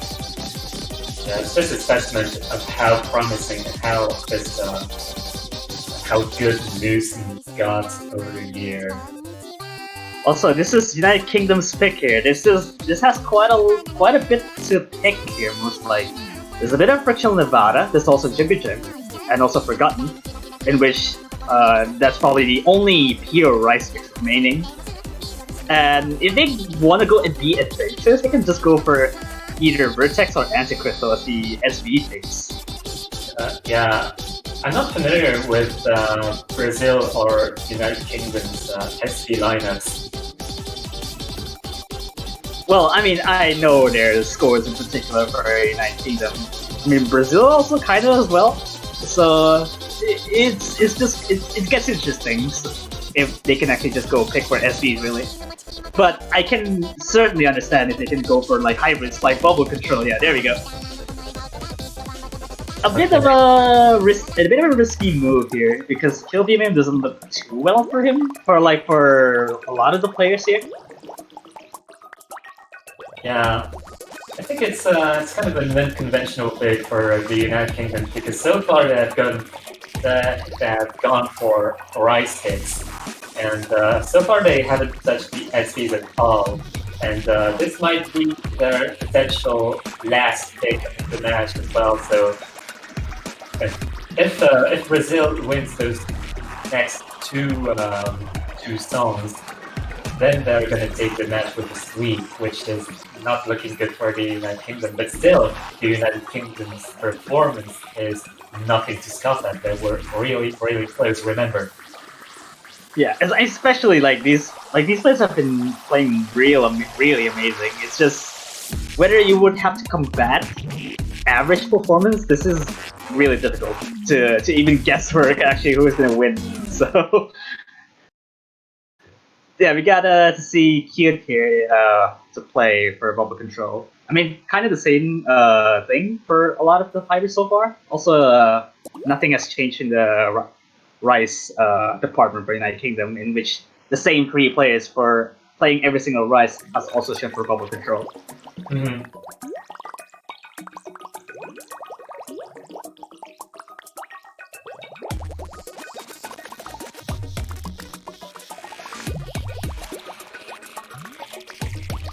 Nothing so far has been pretty convincingly there. It's just accuracy kinda pretty much stays the same overall. It's actually pretty scary. Yeah, the thing is, Brazil has a much better start than the United Kingdom in terms of accuracy, but this is just the start of the song. This doesn't mean anything yet. Yeah, it's just even then, scores are really crazy. And like I said, this is not even the denser section yet, as it gets wild every single time. Yeah, this is just a warm-up. Here we go, let's nice and steady, and here we go. Let's see the accuracy drops here. Oh wow, Lotus already finding a drop right there. Oh yeah, I think that's what the United Kingdom's looking for. Yeah, that's just really unfortunate. And even then, like so far, I think like accuracy drops doesn't seem to be mostly the prevalent in the UK side. It's just here dropping 300s left and right, and some 200s being dropped as well. Yeah, I think this is Brazil's first very major miss of the match, in fact. Yeah, it's just need to hold on here for the UK. I think even then the score difference is also they can actually take one more miss, and that would be just the same difference as we look at before. But I guess the accuracy are kinda lower to the point where it's actually not really that much of a difference. Like you would see Kyo dropping below 99.7. Andre is also benching at a 99.8. Everyone in the UK is at 99.8, and there's an intersection. Pope actually missed right there. Oh no! Oh my god! Oh no! The scores are actually going back to Brazil. Oh no! Oh no! Scores are flickering back to Brazil, and even then the scores are still flickering. It's just a matter of the accuracy here. The United Kingdom has to hold their accuracy if they want to win this pick. If they want to finally win the pick. Oh wow. There's a bit of a left to go, and I think that would be it for Brazil takes the pick again. That's really another breakpoint for them. That's really unfortunate for the United Kingdom, and Pope must be devastated. Yeah, it's just the intersection. The intersection got Pope so hard, and that would be the slider breaks, even the 250s right there. Even then, Lotus 2 misses have been like pretty much devastating as well, if not for the difference we saw before. Yeah, but look at Lotus's ratio as well. Just sustaining itself very well despite the misses. Yeah, it's actually potential. It's actually going to a match point, and they go for Anti-Crystal already. They're just going for it. So, Mifa, what do you have to say about your roadmap? I'm fairly sure that Brazil can actually fairly do well on them, as well as UK, and I've seen their performances overall, in which would be interesting to see, because I probably would not wager who's going to win it anyway. It's just probably going to be really close. Yeah, so we're starting to see some of the SV players coming into play. Yeah, Gil Meziad, and Rem.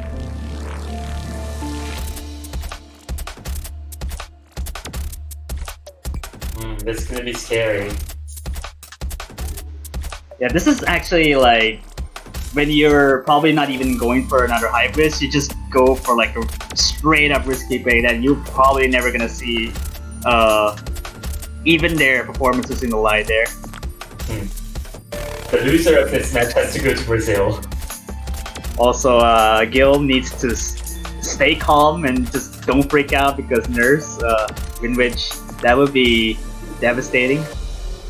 And here we go, we got empty star right here. Probably potential match, going for match point for Brazil. Potential match point, potential sweep as well. I think this might have been like the first sweep ever since the knockout stage, I think. Because round of 16 has no sweeps, and this is probably the first we've seen knockout stage. Oh dear. Bit of a desync, but should be good there.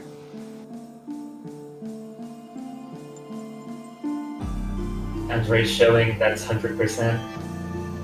Same as Young, really. It's I mean, it's definitely gonna change, really. It's not really 100% at all. Yeah, just talking about this initial quoted. Yeah, there's no more 100%, but here we go. They're going with the SB section here. So far, it's looking really good so far for Brazil. Like, I mean, the accuracy doesn't seem to falter that much. I think there's no 200 drops by one 200 by Andre, but even then, UK has been dropping a lot more. Yeah, Andre doing noticeably better than the rest of the roster, but Gil also doing pretty well. Also, even Andre also kind of dropped substantially there. He probably got a couple of 200s right there.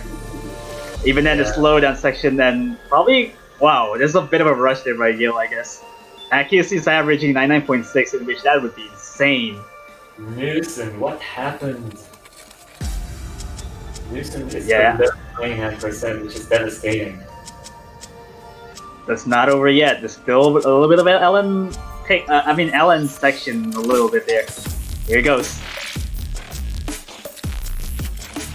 Bit of a 200 by Rem there, and almost everyone in the UK also kind of keeping up there.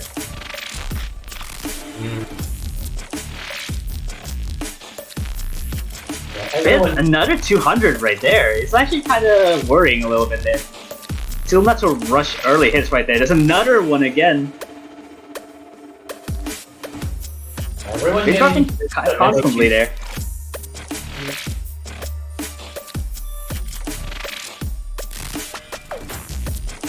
Wow, this seems actually looking really good for Brazil. Even the Rem dropping a lot more. It's not going below the 99 threshold. But even that is not enough. Just get 0 BPM gimmick and no one actually drop on it. Probably that's gonna be seal the deal for Brazil here. Yeah, that's gonna be the first sweep that we've seen in a while.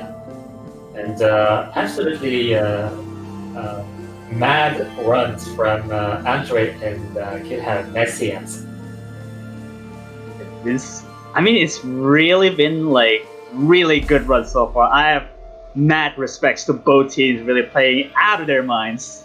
And that would be 6-0 a clean sweep for Brazil. Yeah, also decent runs from Young and Bo. Not to diss their runs either, but this match didn't deserve a sweep. Yes, that would definitely deserve probably one of those highlights. But then again, this is one of the closest matches, like we said before, and Brazil definitely earns it. United Kingdom also earns some little respect as well. Yeah. And yeah, people, if you get the story of this match, never say that it was a 6-0. It just was a close match overall, despite the 6-0. Yeah, really crazy performances by both teams. Really, very good job for them, and congratulations to Brazil. Moving on again to face again with the extra life on the winners bracket to the semifinals, and United Kingdom as well will still have one more chance, but then they would still deserve that they actually can almost take out Brazil a few points. Yeah, that's pretty much it. Yeah, remember. The United Kingdom has to face either Finland or Indonesia in the losers brackets, and if this match is any representative of their future performances, I think the UK is going to have a lot of promise in the losers bracket. Maybe the losers run, even. Yeah, personally, UK is a lot bigger threat than we actually saw before. Even then, I guess you would probably put up a fight in the losers bracket, a lot more. And you'll probably see him in the top 6. Who knows, really. Yeah, on the other side of the losers bracket, though, we're going to see either South Korea or Japan, both of which are really scary as well. But will they be more or less scary than the United Kingdom on the next stages? Only time will tell, only the map will tell as well. Next match is going to be an interesting one as well. Argentina versus France. This is actually going to be a much kind of more conventional, closer match. And this is going to be one loser bracket match that you will need to look out for. This is going to be in about 2 hours and 12 minutes from now. Yeah, it's around 2 hours, which is 2 hours and 11 minutes, in which I think that would be 18 UTC. I think that probably the time for that be, and then the upcoming matches you probably wouldn't want to miss it either, which is South Korea versus Japan, Hong Kong versus Mexico, Singapore versus Philippines, Malaysia versus United States, and also the last match, the Finland versus Indonesia, which happens the same time with Malaysia versus United States, in which you would have to keep an eye on those as well. Yeah, we're gonna have to stream one of those matches only, and maybe if one or the other is shorter, maybe we can switch in the middle of it. But we'll have to see when that time comes.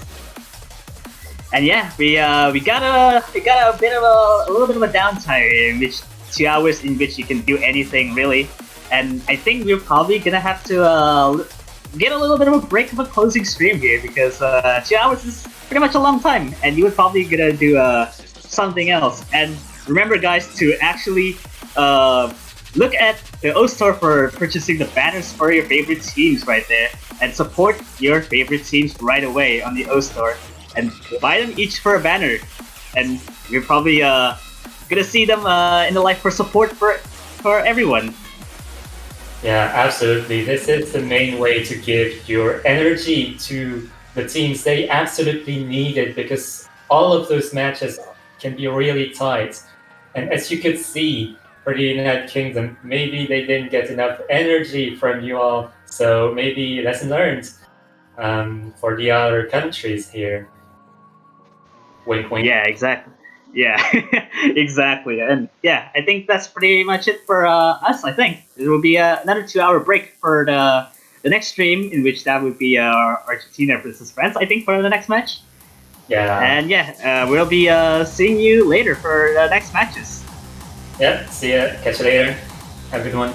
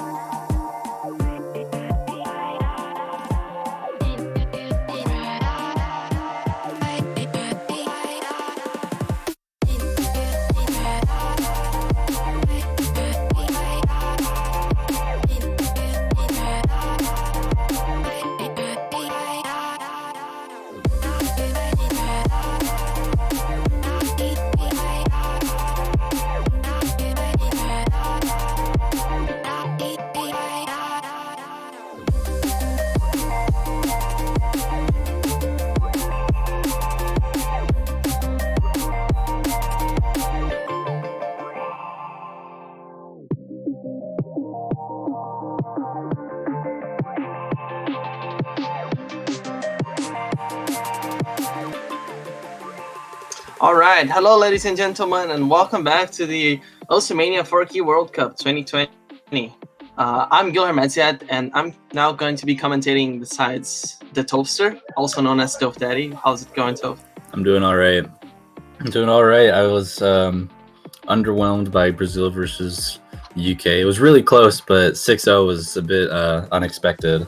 Yeah, it was definitely an upset. I also think so. I think we were really lucky winning Facebreaker and Infinite Mashups, in my opinion. But misses happen. It's just the name of the game. Sometimes things go in your way.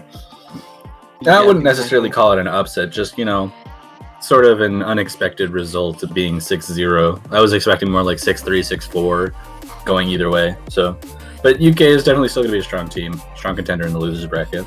But yeah, for sure.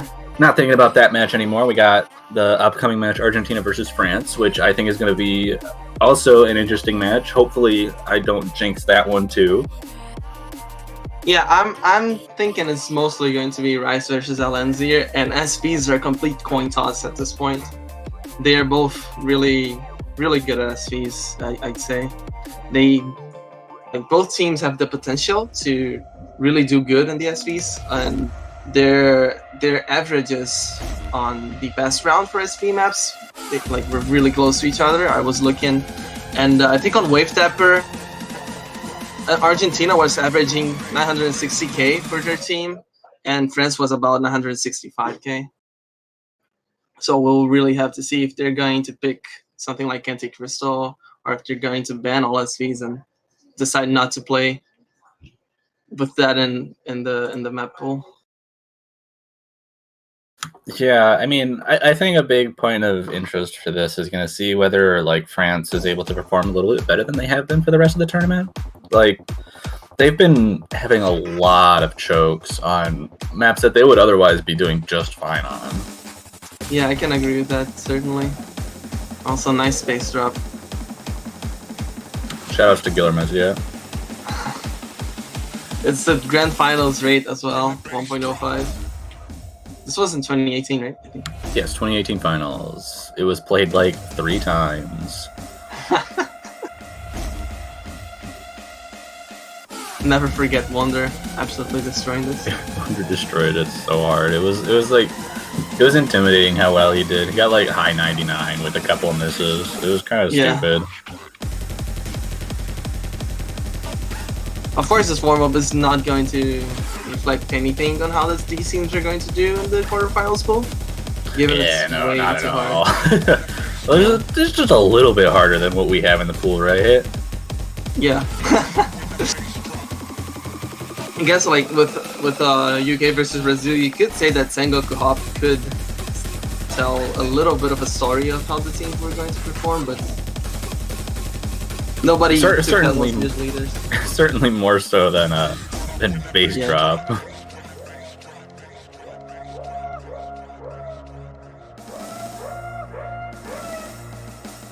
We're seeing Fisk here, right? We haven't seen Fisk often in the stages so far.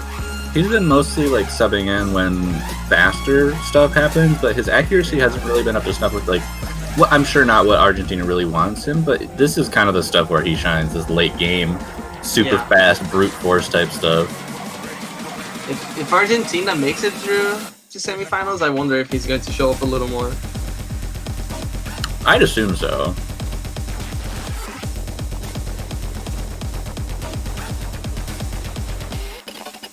Because semifinals is like getting to the point where teams aren't really going for high accuracy for the most part. Like obviously there'll be a couple of teams going for like insane accuracy, like pretending that semifinals is group stage, like Brazil. But teams will start to transition into we need to make sure that we're going as fast as we can, hitting the notes as we can, not really worrying about accuracy as much as we would have wanted to for the earlier rounds, and that's exactly almost starting to play more from roll than accuracy. Yeah, and that's kind of where comes up. That's where Fisk shines. And I should also mention that's also where France's team starts to shine. Yeah, so that's true. This match is actually really big for both teams. France is definitely a force to be reckoned in late game.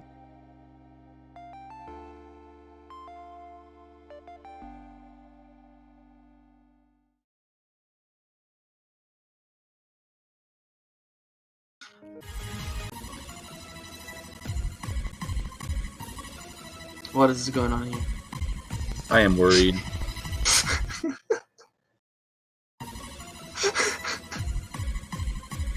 Death Moon Adri. Is that like, from what I see on the card there, is that a face photoshopped into the moon?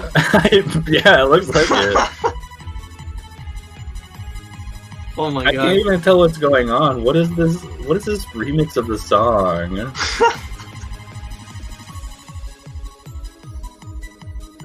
I wonder what this is going to be like.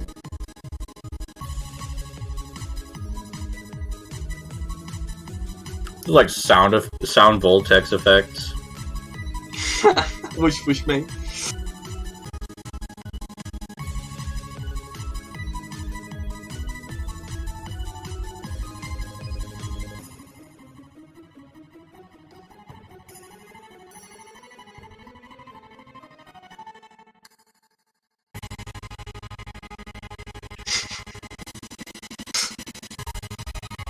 I'm happy that my volume was already pretty low, because this would hurt my ears really bad. I don't even know what's happening anymore. I can't tell if this is meant to be this way.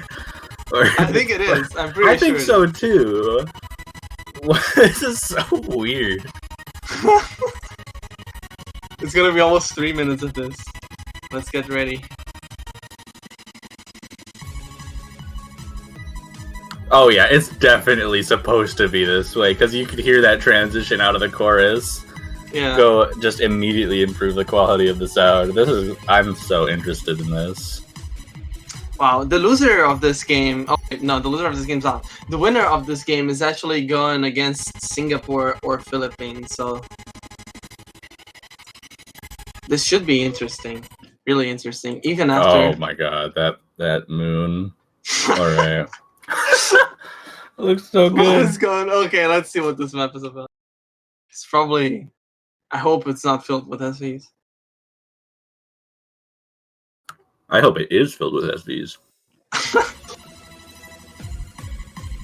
Yeah!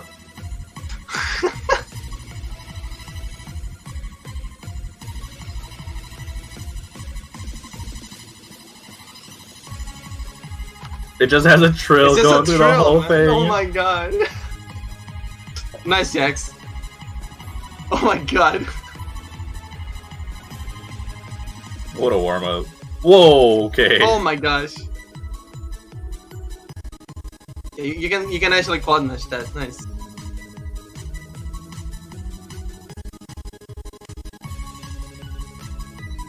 I'm excited for the chorus actually.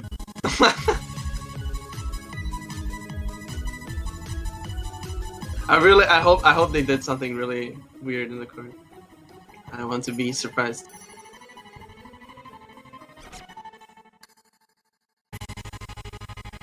Oh my god, dude.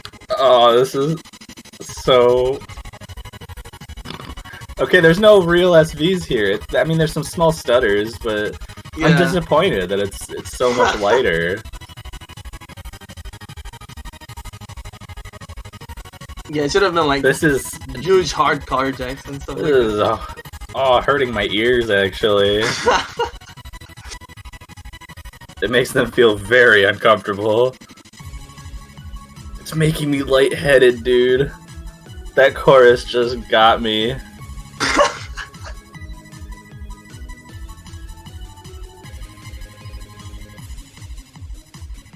I need to take my headphones off for a second. France is actually doing this. They muted their audios and they're making Argentina have to listen to this, so they actually get completely thrown off by the sound. I have turned off the volume, so I don't have to listen to this. Dude, like this is a plan. I wonder if it's gonna work. France is totally throwing Argentina off with this. Throwing their ears out of sync with their hands. Going into their psychological minds. Give everyone a migraine before the match starts. Yeah.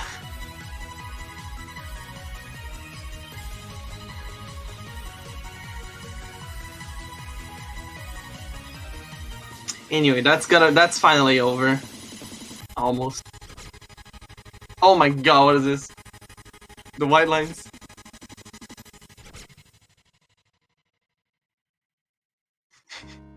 Alright, and now we switch off of it right away so we don't have to listen to that anymore. Yep. Do your job, Walter. Thank you, Walter. Yeah.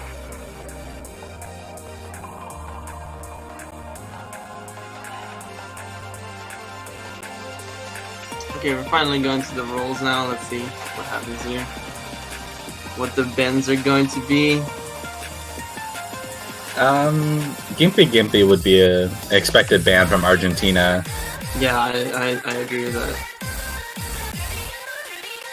Whoa! One rolled 100 points. This is rigged. He got a 100 during He group did it stage 2. He did. He already did it. Right? This is the second time he's gotten one this tournament. Oh my god!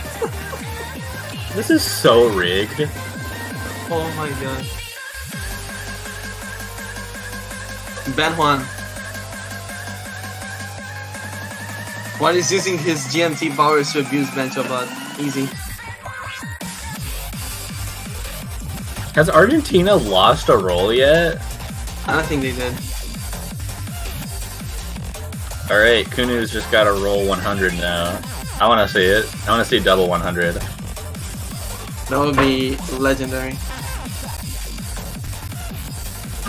Oh my god! Oh my god! Are you serious? 100 to 2. Bro, Odin. Juan Crystal is rigging the rolls in his favor. This is not fair.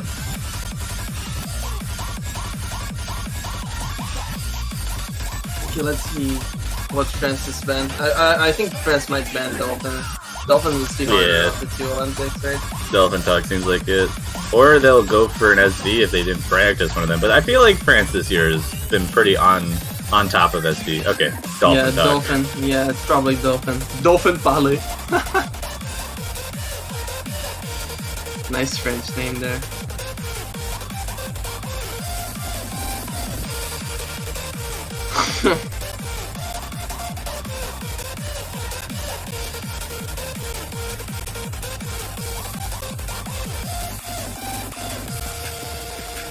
Alright, now Argentina's ban, which, like I said, I expect Gimpy Gimpy to come out as a ban from them. Maybe Forgotten, actually.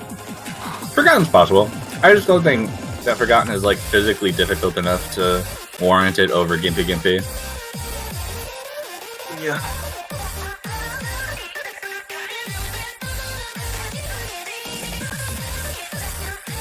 Brazil was supposed to ban Forgotten actually versus UK, but that why'd was you ban C204? Because nobody was doing well on it today, so we just banned that. Yeah. If we weren't doing bad, we would have probably taken it if it was picked. But yeah, Gimpy banned, B picked. Pretty straightforward from Argentina here. No curveballs.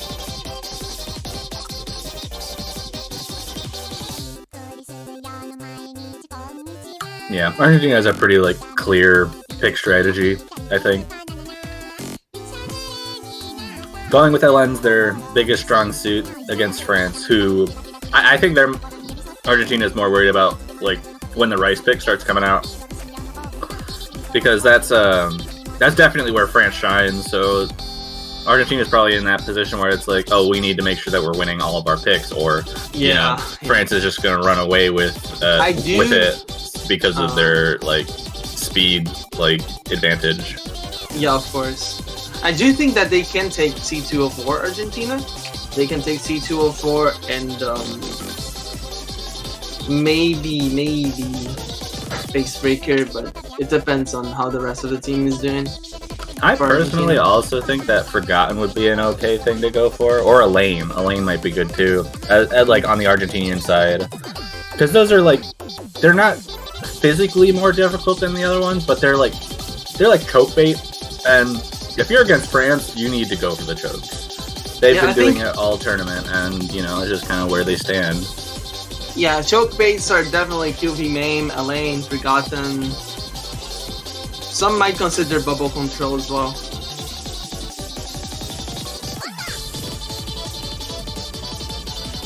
But yeah, those three, and other than that, I don't think there are any other charts that are like super unsafe to pick.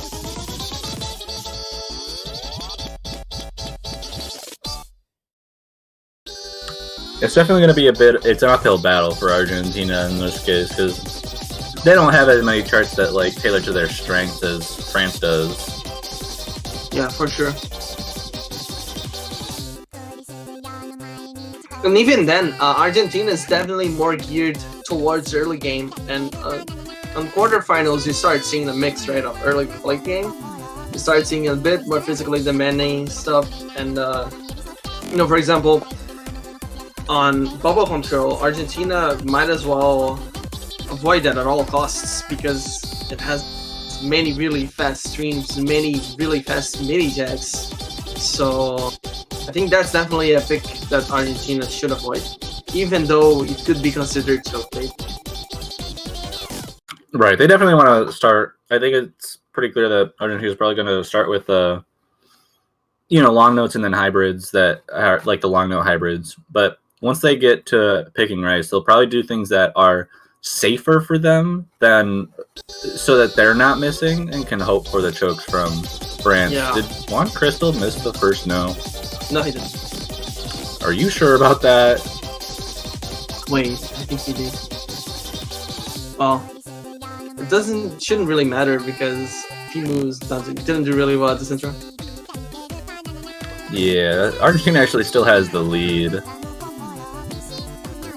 Okay, I actually don't. I think it was just a client issue. Yeah, it might have been. It's hard to tell. Alu now is starting to talk.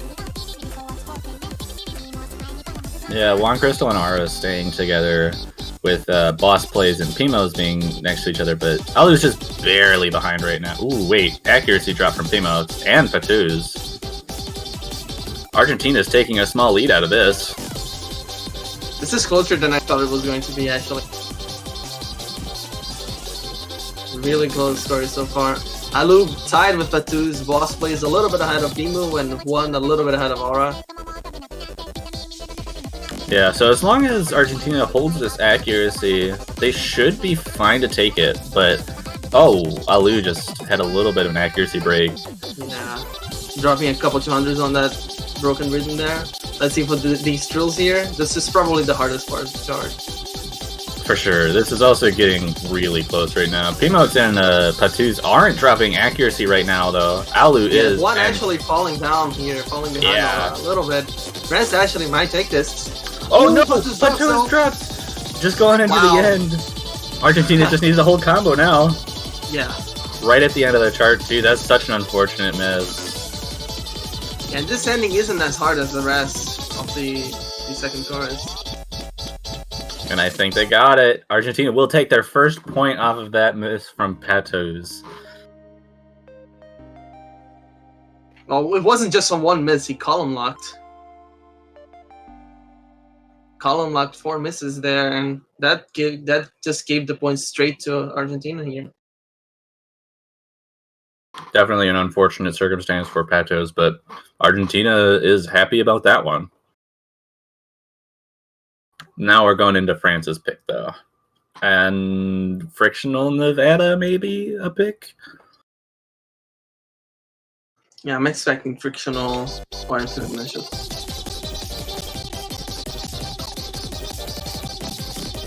Yeah, Pata's saying that he really underperformed in that one.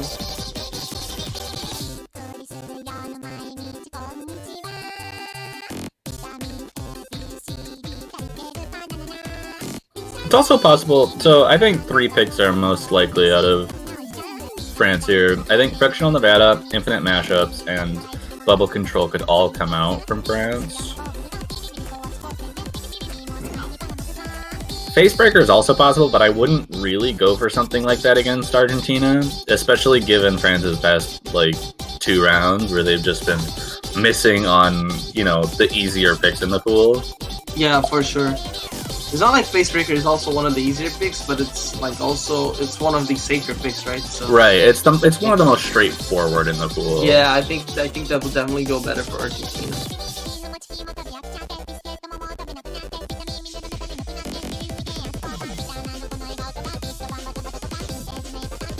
I was surprised to see Aura doing so well though on B. Didn't know he was so good at LN. Definitely took me by surprise there. I think he scored better than 1, didn't he? Yeah, he did. The highest score with Aura in that one. Yeah, he got like 992.5k. That's really high. Definitely really impressive. Still waiting for France's pick.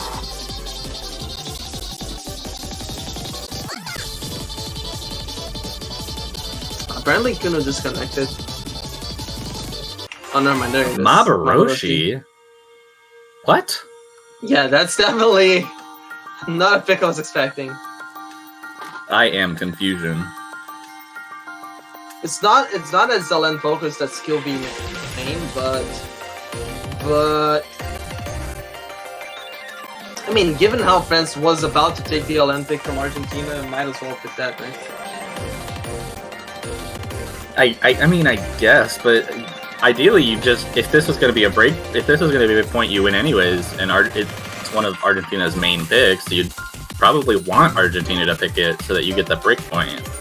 Yeah, that's true. But I also don't think that France has a 100% chance of winning this map. It's a matter of this could turn from what they expected to just be their best pick into a break point, and it just makes me surprised that they aren't going for Rice. Hey, Bantinho making a comeback here. Here we go. This is a fun fact. I know quite a few people that don't know that Bantinho changed his name to Azevedo. I actually didn't. When he changed his name, I didn't notice for a while. Yeah, I only noticed a couple weeks after the fact. I was like, who is this person? And then I just went to his profile and listened.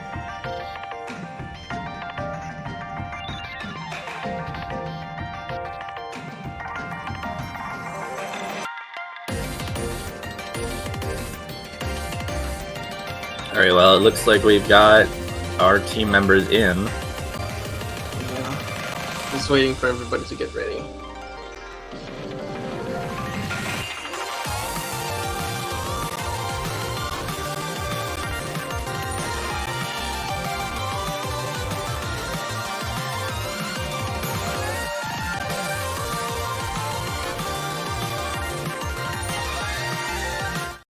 Here we go.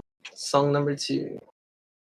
Mabaroshi. We'll see if this actually does end up returning positively for France, but I'm not so sure it was the strongest pick they could have made right out the gate. Yeah. I'm honestly a fan of risky picks right away, though. Some small accuracy drops in this intro. Releases are a bit awkward. Yeah, this intro is actually surprisingly hard to act. 1 Crystal with a 99.4. Gamo's actually at the same place. Early miss from Aura. Yeah, Not the start France wanted to have on this pick. for sure.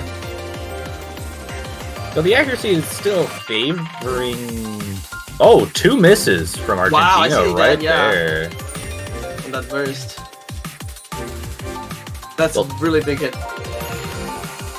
Now it's looking a lot better for France, and they got the accuracy lead as well. So even with one more miss coming from France, I think they'd still hold on to the lead. Oh, okay. This is. But they still hold on to the lead because Aura also missed their lead before the 400 combo cap was reached. So right, so they don't miss as many combo points. Scores are really close, like a lot closer than I thought they'd be. Oh, Alu missed again. Wow. There's so many misses already. This is not what I expected to see out of Maboroshi. Alu actually below a 99 here. Yeah, that was a really big drop from Alu in that transition. Azuber and Juan Crystal being the only people with full combos through the first half of the chart.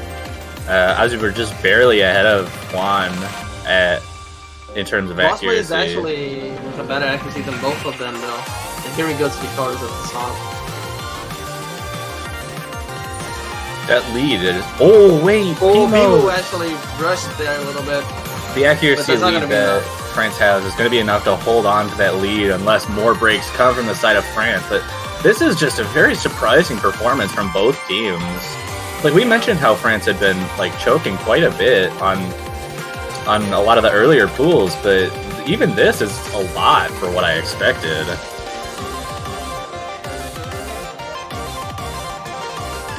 Yeah, turns out Alu's really low accuracy here is giving France the chance to take this. But Aura with a miss here. Is there enough but time? that's not going to be enough. There's not enough notes. I don't know about that.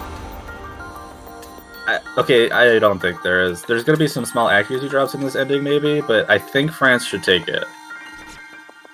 Oh, and Juan Crystal with the miss right at the end. Yeah.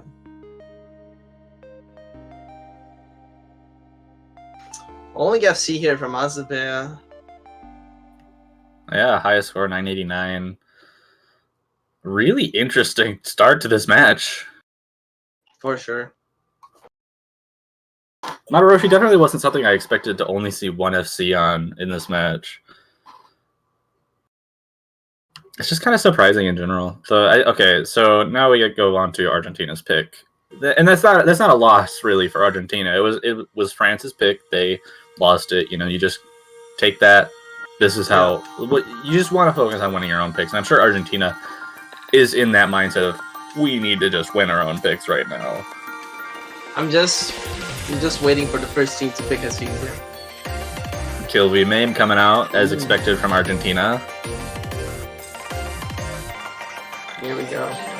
QV Mame is choke bait, so we'll see how this goes. Yeah, there's lots of points where you can choke it, but there's also that long note section that I think Argentina is going to try to take advantage of.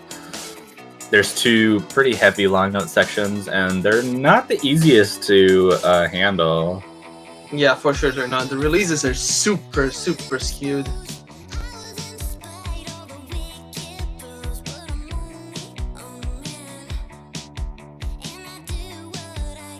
Really hard to control them. Basically, that's where I expect misses to be, on France's side at least. Right. I think the biggest issue with it is that a lot of the LNs in it are really short, and then the very ending releases kind of throw you off. So you have to focus on a lot of things at once when you're trying to release it properly. Yeah. Sometimes the last note that you press is the first one you have to release, so you have to kind of. Sometimes it's not. It's a really weird section. For sure. Looks like Lucas is coming in for Alu for this pick. Yeah. I'm expecting Argentina to actually miss on the jacks on the second course.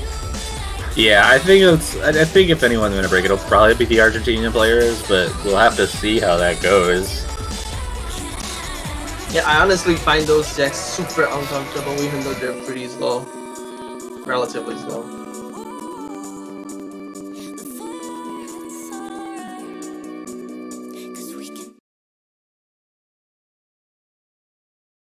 Yep, here we go. Map number 3. QV Mame, picked by Argentina.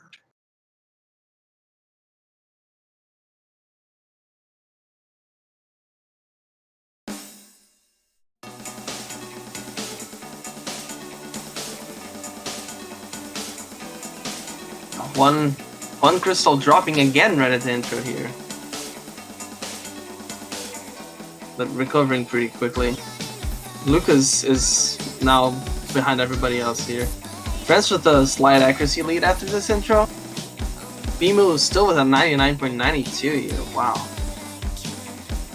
Boss Play is right behind him at 99.89, but Lucas and One Crystal are pretty far behind Aura and Azuber right now, so yeah, definitely France's lead right now.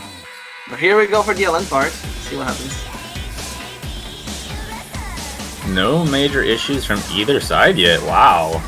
This is an impressive showing on just this part. For sure. Nobody dropped. France actually maintained a very impressive accuracy level here. Yeah, Boss Plays and P-Mugs are still comparable to each other, but Lucas is well behind Azuber and One Crystal is well behind Aura, so it's definitely going to need to see either some accuracy breaks later on or some combo breaks from France if Argentina wants to take this point. Yeah. We'll see what happens. Break coming up here. Yeah. France is about 8k ahead of Argentina right now, so definitely a miss will have to happen here if they want to get the lead back. One Crystal actually closing in on Azuber here, but Lucas is still really behind Aura. Yeah, they're going to need some help from either some chokes or see if the accuracy starts breaking down during the second LN section for France. Yeah, here's the Jack section. Nobody seems to be dropping on Argentina's side.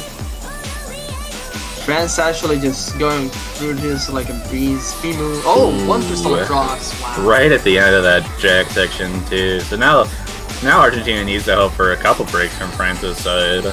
There is still a quarter of the map left to go, so anything can happen. But I don't know if I see them breaking if they've been staying this consistent so far. Yeah, and this is the second LN part. Yeah, no major accuracy drops from anyone. Wow, this is very impressive by France. This ending can be a little bit awkward, but I don't think it's... Okay, fine, P-Mokes missed. That's not going to be enough, though. Yeah, it's not. They would need to find a second drop in this ending, and it's so close to the end, I just don't see it happening. Oh, Boss Plays found a miss, too, so it doesn't even matter. They just sprayed it in the end. But that is a breakpoint for France. I'm not sure what they're going to go with. So at this point, I think France is going to start going for rice picks pretty clearly. Likely the harder stuff, unless they are really worried about choking them. But I think this is where Argentina is going to start switching to SVs. Because there really aren't any hybrids left, and I don't think they want to pick into the rice pool right now. Yeah, for sure.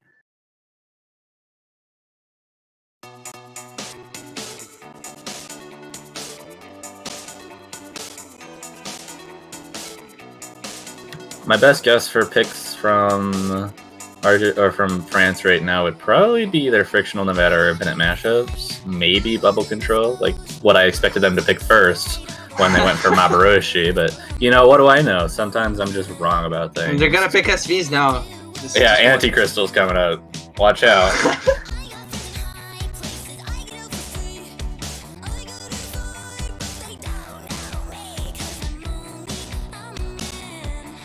They've gone pretty silent. They're probably planning the pick.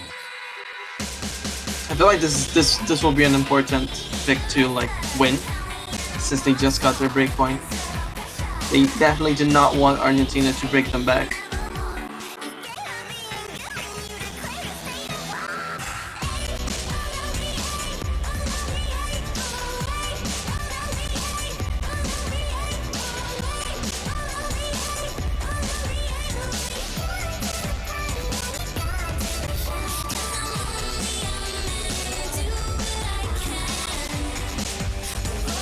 Yep, they picked Friction on Nevada. Alright, we got a good pick coming out from France. At least I think it's a good pick. we'll have to see how that pans out. See if any breaks happen on either side. The triple jack might give a couple of people issue. Yeah, for sure. I can see one crystal doing too well, so that's probably what they're trying to do. Right, I can see Boss Plays Plays and Lucas doing really well. If this was like a little bit faster, I think Fisk could be coming in. Oh, maybe. Maybe Fisk is coming in for Lucas. Is Juan Crystal staying in instead of Lucas? That's kind of maybe I'm just underestimating how good Juan Crystal is at these kinds of turrets. But maybe I assume that if he's in, it's still like closer to his accuracy range than it is for Lucas right now. Yeah, I think the main thing for Juan is that he doesn't miss. I think the one thing that Juan does a lot is just he drops notes. Instead of just rushing accuracy and stuff like that, he ends up dropping notes. So I think that's one thing that has to not happen here if Argentina wants to have a chance. Right, but I think the teams are definitely capable of handling it. It's a matter of I think if France combos if all three of France full combos, I think they should have this point pretty easily. But there have been a lot of misses already in this match alone, so I can't really hold my tongue when I'm saying something like that.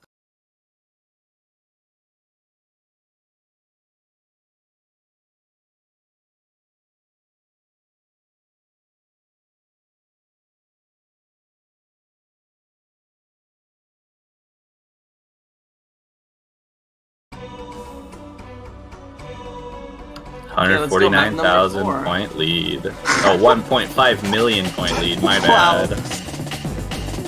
Boss Plays. All right, there we go. Resetting. Okay, there we go. Accuracy starting off pretty good for everyone except Aura.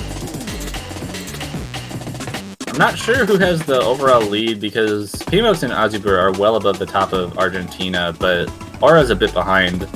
So I think it's pretty close. Is the Jack gonna screw anyone up? Boss Plays takes a hit on that. But Aura follows one right up. Yeah. Kind of a bursty section here now. Let's see what happens. Looks like Aura dropped a bit of accuracy on with their miss as and Fisk finds a break as well. Looking like a pretty good pick for France so far. Halfway through though, we still have plenty of opportunity for chokes. Yeah, but France has the combo and accuracy advantage so far, so Argentina really has to hope for a lot of chokes here from France. And I think like the main opportunity for chokes now is going to be the very ending of the start. Oh yeah, that ending burst might screw a couple people over.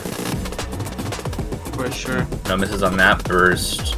We're coming into... We're getting pretty close to the point where the bursts are gonna really mess with people. Yeah, there's gonna be one right now, right? Yes. Oh, and Boss Plays taking another hit there.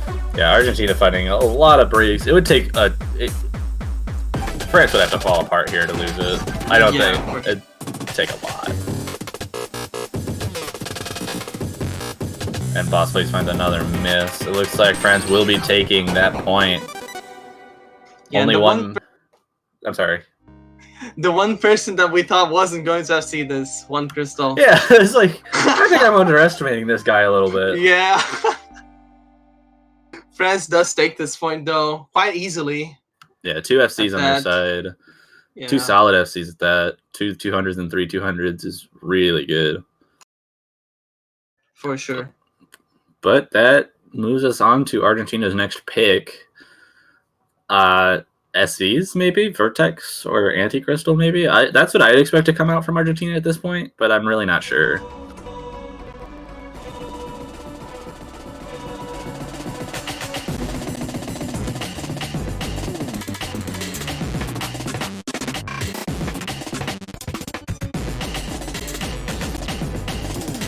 Yep, there we go, Anti-Crystal. I do like this pick. We'll have to see though, because to me, this is a complete coin toss. Oh yeah, I mean, France definitely put at least a little bit of practice into it, but I just don't know. I just don't know how good they're going to be at it. Like how good any of these players are going to be at it. I mean, considering they all really trained for it, I think we will see really good scores across the board. I'm hoping for it at least. Yeah, at the beginning of this chart is pretty easy to mess up.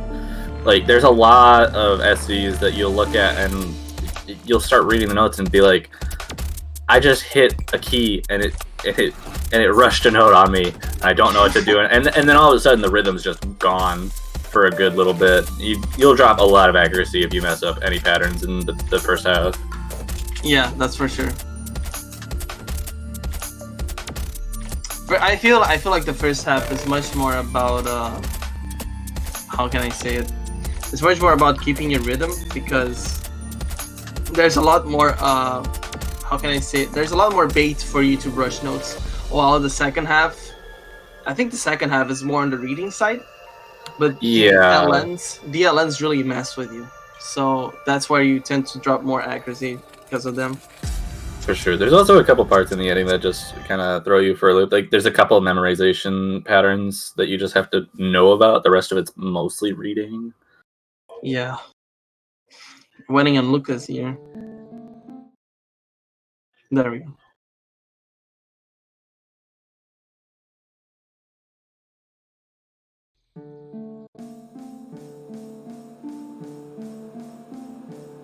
Yeah, but here we go. We have stabilized. Triple Map number 100, 5 here. triple 100% from France for the first 25 notes. Yeah. Still got 2.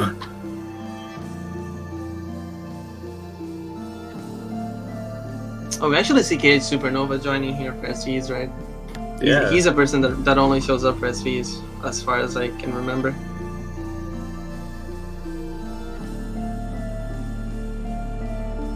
Oh, Let's see how these players do.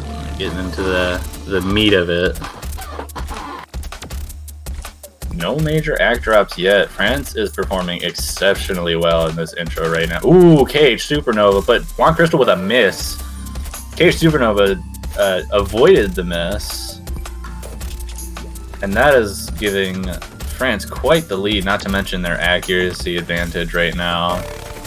Yeah, not only Juan missed, but Lucas and Alu are constantly dropping their accuracies. Lucas actually dropped below 99 as well. Oh, double miss. Juan Yeah. Crystal with 1, though. That's a trade. Not really what Argentina wants out of that. No one on Argentina's side is above the 99. France has 2 above the 99%, and KH Supernova is just barely not there.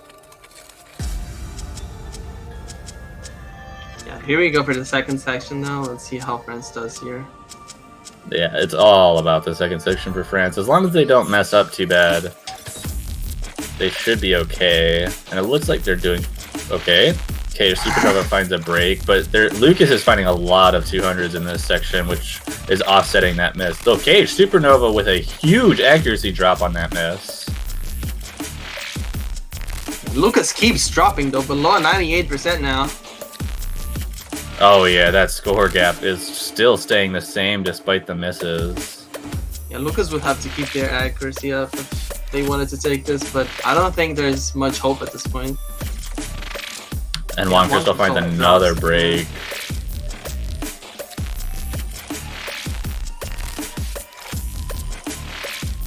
Tattoos finds a break right at the end, but that's not going to do anything. Yeah. And Lucas finds a break right going into the slow jam. It looks like France will have no issues taking another break point from Argentina. Yeah, it really seems like this match is going France's way quite easily, actually. A little bit more easily than I thought it would.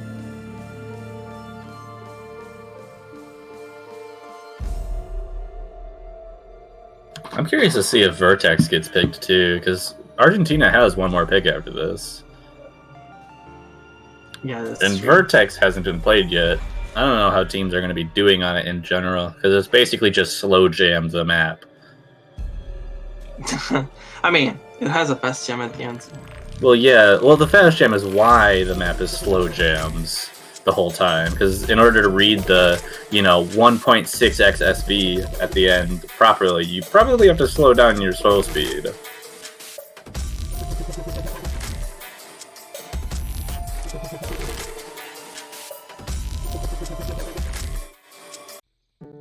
Juan Crystal saying that he did very poorly for himself.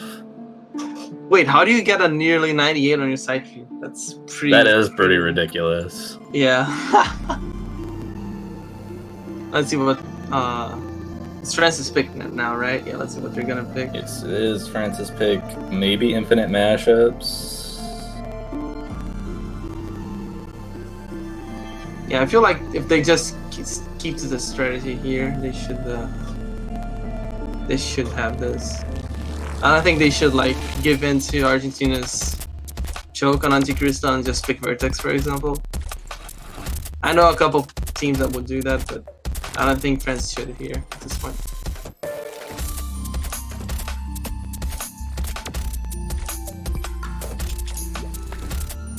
Bubble control, not a bad pick. That's kind of what I expected. Like that set of 3 charts right there, Frictional Nevada, Infinite Mashups, and Bubble Control were kind of what I expected to come out from them in general. Sure. I do feel like Infinite Mashups would be a better pick for France than Bubble Control, but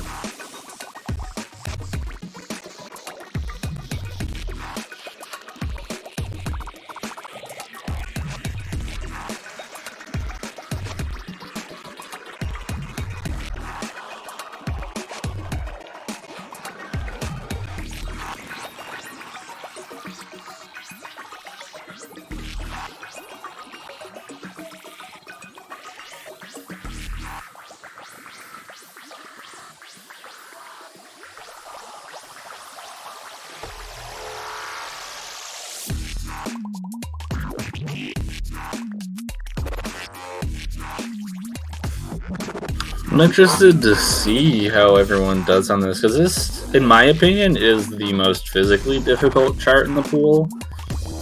A lot of the bursts and transitions and mini jacks are just very awkward to hit in certain cases. It just gets really tough, especially towards the end. yeah, I mean, I also think this is the most rice-based hybrid, so... Yeah, I mean, it's basically just those, like, the 1, 2, and 3, 4 LNs followed by a bunch of bursts and mini jacks. Yeah. There's only that one inverse section there at the end.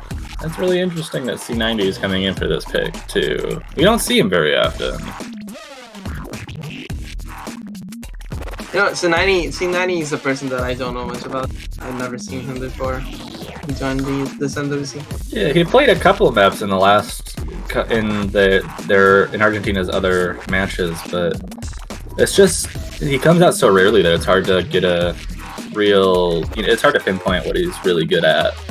Maybe bursts and tech is what he's really good at. He's coming in for just that right now. Yeah, we'll have to see.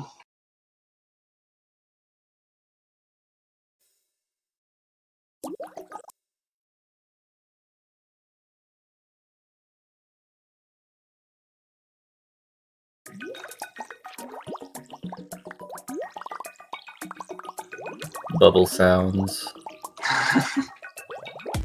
Yeah, map number 6 here, Bubble Control picked by France, and no clear lead so far. Okay, Oh, boss plays missed though. That's not really where you want to miss. Yeah. This is the easiest part of the chart, so finding a miss there is non-ideal, though it was at the beginning, so it'll be lessened a little bit since it wasn't before the 400 mark. A miss from France would definitely equalize it. Yeah. Especially with the accuracies going around. France doesn't have... accuracy seems to be basically the same so far, besides boss placements. Right. And I think one miss from, Paymokes would probably push him down to like mid to high 99.6s. So one miss from France could do a lot for Argentina here. Yeah, we'll see here in these mini jacks, right? They're really choke bait. Yeah, some small accuracy drops from France, I guess. Not really, but Argentina is holding on extremely strong right now. C90 with a 99.77, tying Paymokes, and Juan Crystal's 99.78, tying Azuber. Right now, the difference is just Aura and Boss Plays. Oh, and another miss from Boss Plays right as I say his name. I just have to have my cursing abilities out for show, huh? Yeah, for sure. Yeah, one actually dropping a little bit of accuracy as well here on the 99.70 mark now. All of the France players here above a 99.7 though, so that's pretty impressive by them as well. Yeah, not to mention all of them on the full combo too. And Boss Play's found a third miss now. That is really not looking good for him. Yeah, and after this part, after that inverse, nobody on France missed. After this last burst, there's not anything hard here. Yeah, it's just some... pretty much over now. Yeah. Looks like France is going to run away with 3 full combos on bubble control. Argentina with 2, but just Boss Plays finding a lot of misses was a bit too much to bring it back for Argentina. Yeah, for sure. Though I'd assume it's pretty hard to beat a triple FC from a top seed, right?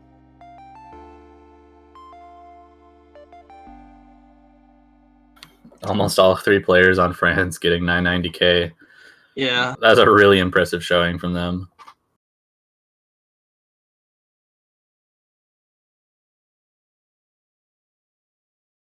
I think this is a trend I've noticed. Boss Plays always has the best ratio on the Argentinian team, but he always seems to drop accuracy with 200s and 100s or just drop a miss. Yeah, it's not looking too good for Argentina at this point. It's match point for France. Argentina needs to pick for their lives now. Yeah. Because whoever loses this match is out of the tournament. So this is Argentina's life on the line.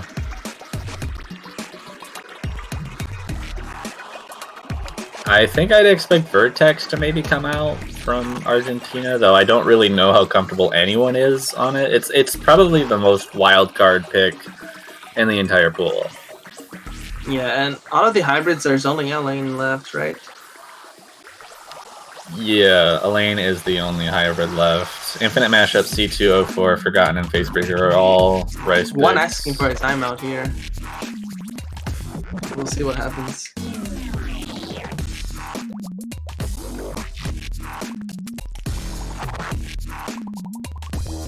I wonder what kind of last resort strategy they're planning here.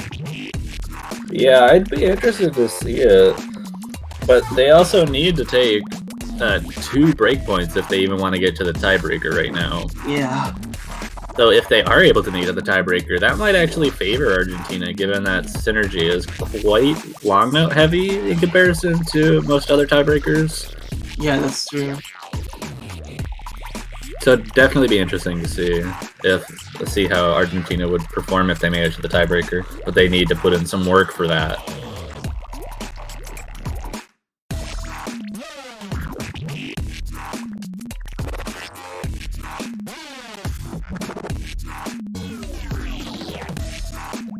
Yeah, because besides Aura on B,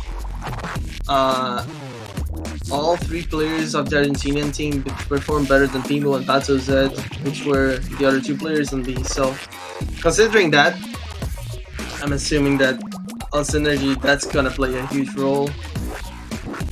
Right, but before they can even get there, they got some work ahead of them. We have a lot to talk about before we can even get to that point. They'd have to win their 2 picks, which I mean, there's a couple of maps that I could see Argentina picking. They could go with Vertex if they felt comfortable with the slow gems. But if they didn't feel comfortable, I think Elaine and C204 might be the best picks for them. Yeah, there's C204, right? They didn't pick that yet. I didn't notice.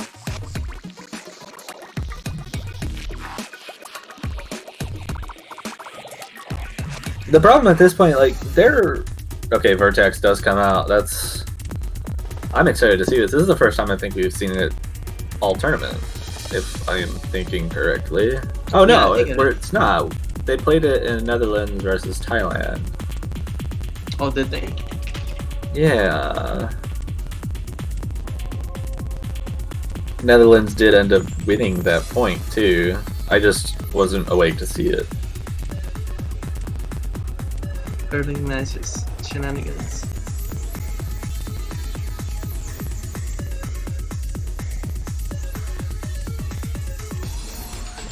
Well, let's see. Apparently, on Crystal, one said that they had a triple on 970k. So They underperformed hugely. The nerve just got to them, I guess. Yeah. Let's see here, because nerves tend to mess you up in slow jams as well. A lot. Oh yeah. And with triple 970k, that would have easily won that map. So this could just as easily be 3-3 right now. Because Bob Roshi could have gone to Argentina with all the misses. They just missed a little bit more than they wanted to. And then if Argentina had performed, you know, normally on our Antichrist or how they wanted to, that would have been a win for them. So this match could have gone either way at this point. Yeah, I feel like it's kind of quite the same history as Brazil versus UK, right? Missing like so fast missing on infinite mashups and facebreaker. That's already 2 points that UK could have won. Right, and so fast broke right at the start of facebreaker too. So Juan Crystal finding an early miss. Juan Crystal is really struggling with starting the maps somehow for some reason. Alu also missing here. Wow. Pmox's scroll speed is kind of high right now. Yeah, maybe he forgot to change it. Who knows? Though the accuracy is definitely favoring the side of France right now. There's a 96 from Alu right now, and that is not helping them. Yeah, Luca's scroll speed here is also pretty high, so we'll see what happens in the end.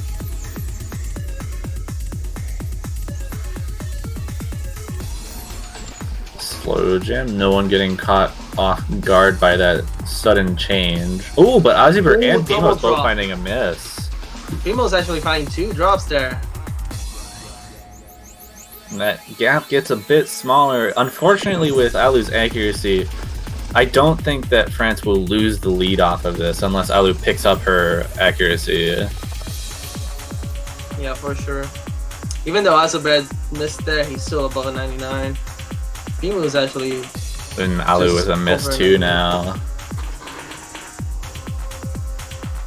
I'm gonna have to see how this fast jam treats Pmox.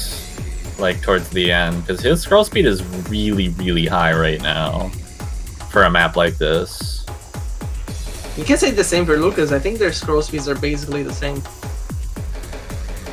I think Lucas is a bit slower. Oh, maybe not. It's close. It's hard to say. Cool. We will have to see, because we're starting to get into the fast jam. There shouldn't be any accuracy breaks until like the 1.6 SV starts, which is not here. It's after this phrase. Yeah. Yeah, no, all players seem to be doing really well here. Yeah, no one having any issues. That's gonna be the match. Wow. Really good score by Batsus, actually. 988k.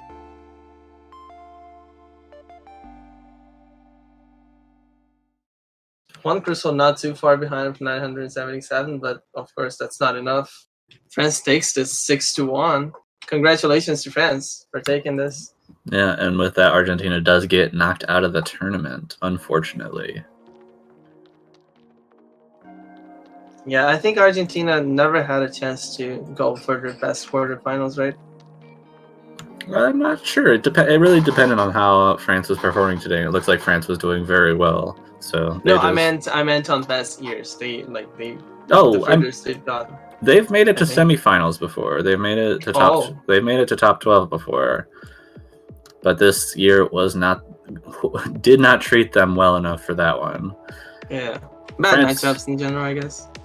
Yeah, France will move on to semifinals in the losers bracket, and they will be facing whoever loses between Singapore and Philippines, which is a match coming up tomorrow, I think. Actually, I think this is technically the last match for today. The next match that is happening is South Korea versus Japan, which I've heard a lot of people are excited about. And that's at 30 UTC tomorrow, which is in 5 hours. Right? Yeah, so 5.5 hours. 5.5 hours from now.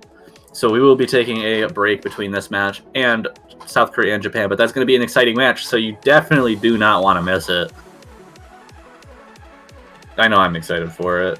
Yeah, I'm very excited. I want to see how Japan is going to deal with South Korea here, because Japan might have the best Rise team, but South Korea Korea, is no slouch in yeah, that South department. Korea is. Yep. I think it's really going to be a story of how Japan is able to handle their Lana deficiency in comparison to South Korea. Though South Korea also has a small weakness in LNs, just I don't think not quite as much as Japan does. So I'm really excited to see what happens when that comes around. Especially with the possibility of, if Japan wins that match, it means that we get a new entrant into the top 3. It will not, if that happens, it won't be South Korea, United States, and Brazil as the top 3, which I would personally be super excited to see. It would be very thrilling indeed to see South Korea, a team that has dominated every single NWC so far, besides 2015, to not make it into the top 3 this time. Yeah, although, I mean, it doesn't mean South Korea is out of the top 3. It just means that one between Brazil, USA, and South Korea doesn't make it in. Yeah. But with that, we should get banners. Get banners. Support your favorite teams. I needed to plug it, man. Always. I was trying to get a proper segue into the banners plug, but I didn't quite do it right. So instead, this is the segue. Go to the OC store. Get the banners. Get your banners. Certified Giller Messi at moment. Thank you.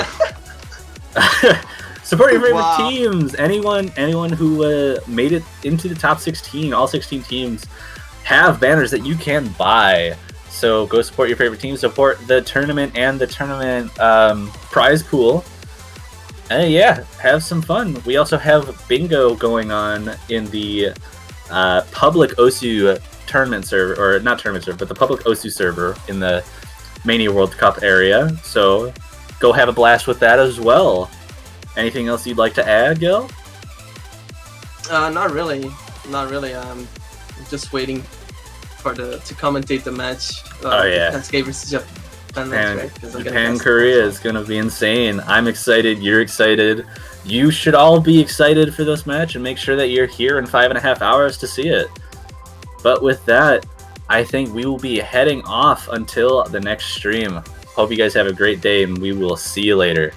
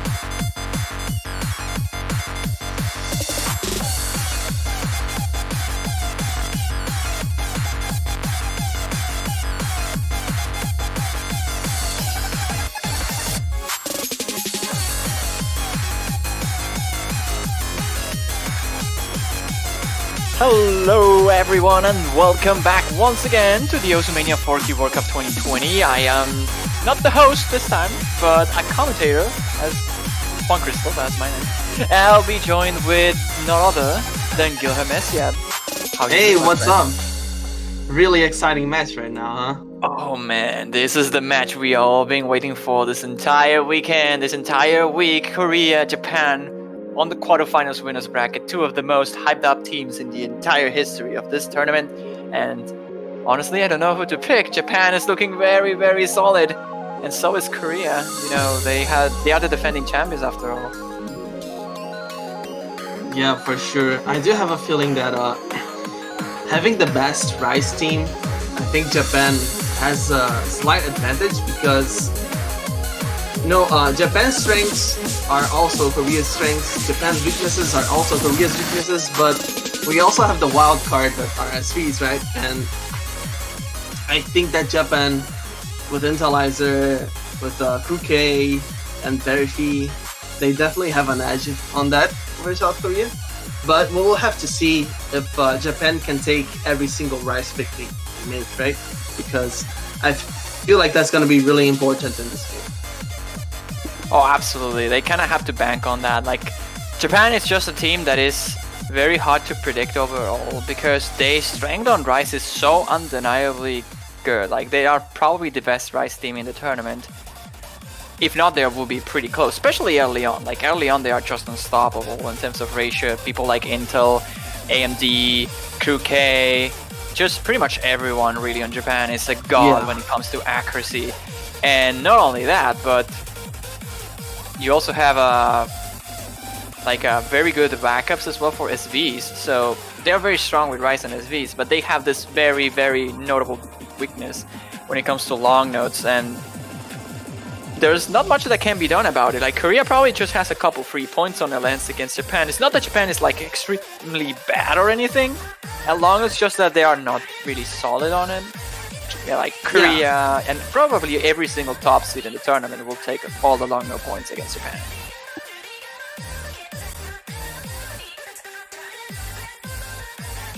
Yeah, for sure.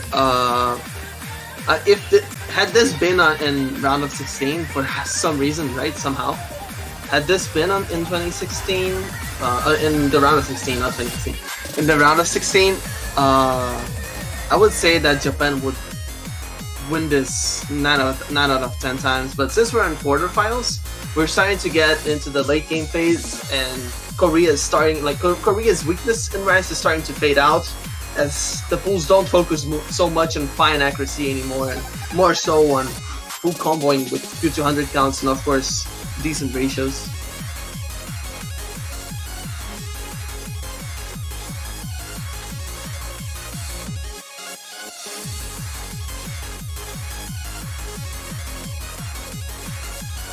Yeah, that has been a thing for Korea in general, really. The earlier you face Korea, the better your chances are of defeating them. But honestly, I'm not sure if quarterfinals is early enough, really. Like, Korea has been showing to be better than what I expected initially, at least. I'll say that much.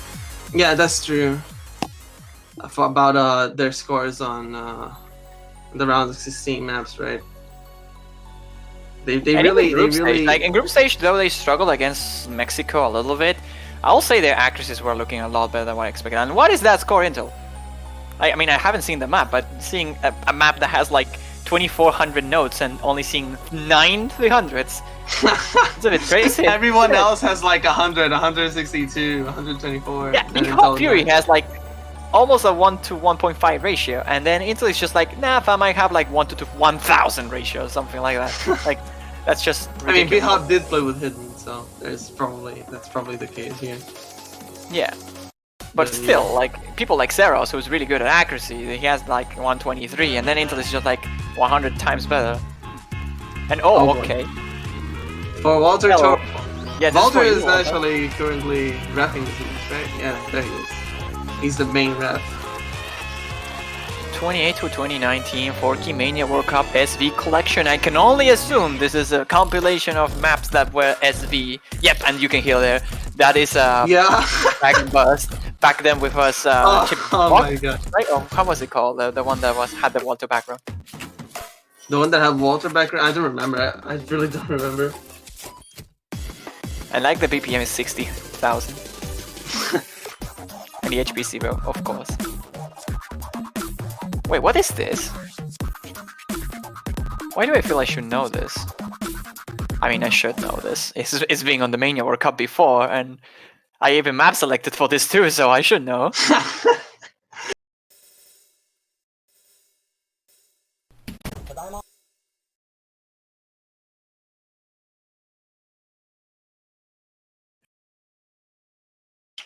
Is this Beep It?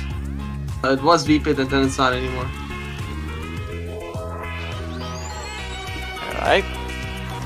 Yeah, this is Shipton Walk. I think it's called that way. Or is it? Yeah. I don't know. I mean, whatever.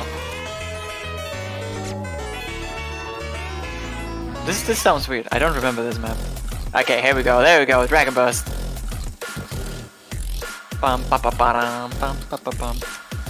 Yeah, Intel is I just... wonder why running out. B-Hop is playing with Hidden. Is he a Hidden player? I don't think he is, right? He's not. I don't remember.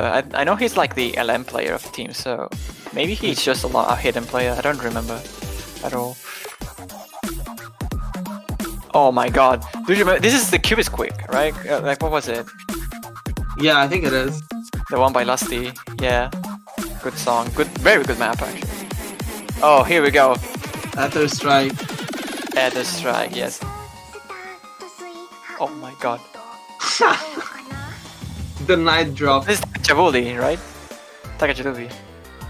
Oh, we go back to show.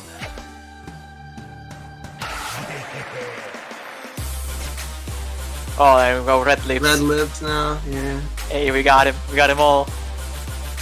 Yeah, and Transcendence and Sleet Girl seem to know all of these maps. Oh, this is a Trickstar. This was not an SV map, but the SV version was like, I like this map, but this SV version is just Trick too much. Flash, not Trickstar. Yeah. Oh, this is This is this Shakunetsu, yeah. is yeah, Shakunetsu.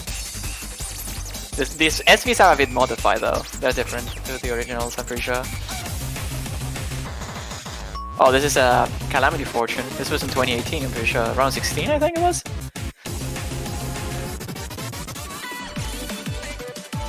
What is that? What was this? I remember this, but I forgot. This is cool. So this is calling, right? Yeah, Sex it is. This is Sec. The Yes. Sex Skull, yeah. Oh, this is Aleph Zero. No, it's not. Oh, that was I think. Okay, this is oh my god, this is TDEX1. How was it called? Over the period. Over the period. There it is. This is I like really this long, game. actually. Wow. Yep. Oh, this is Last Found. Oh man, Lost Found, yeah. Oh, I would love to see a good score by Intel on Lost Found Melody actually. Oh, this is Taupe Cycles. Yeah. Oh, this is I do what I want. By the style, yep. Ah, the guessing game. Oh my god, this is Daiki's Bridge Protocol. I don't remember this one. It was last year. Okay, Cloud9, Nero Cloud9. Easy. Oh, what was this? With Flash. This is with Flash, I think.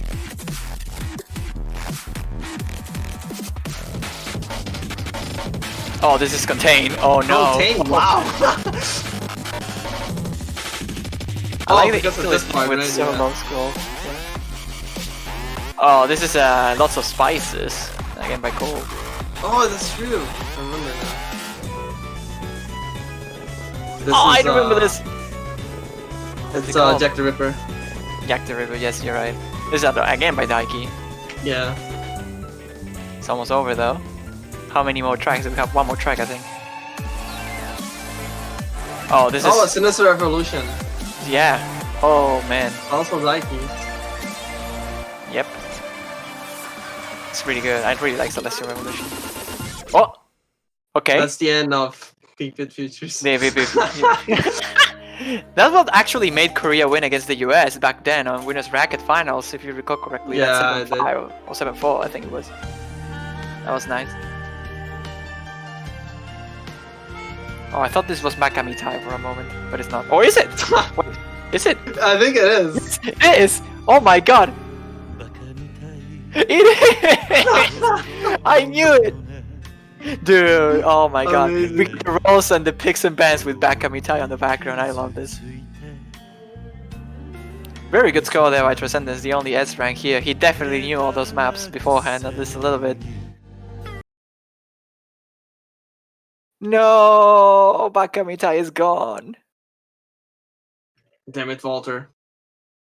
It's not his fault. I think it's the client, actually. Yeah, I know. Well, that's an 84 for Intel.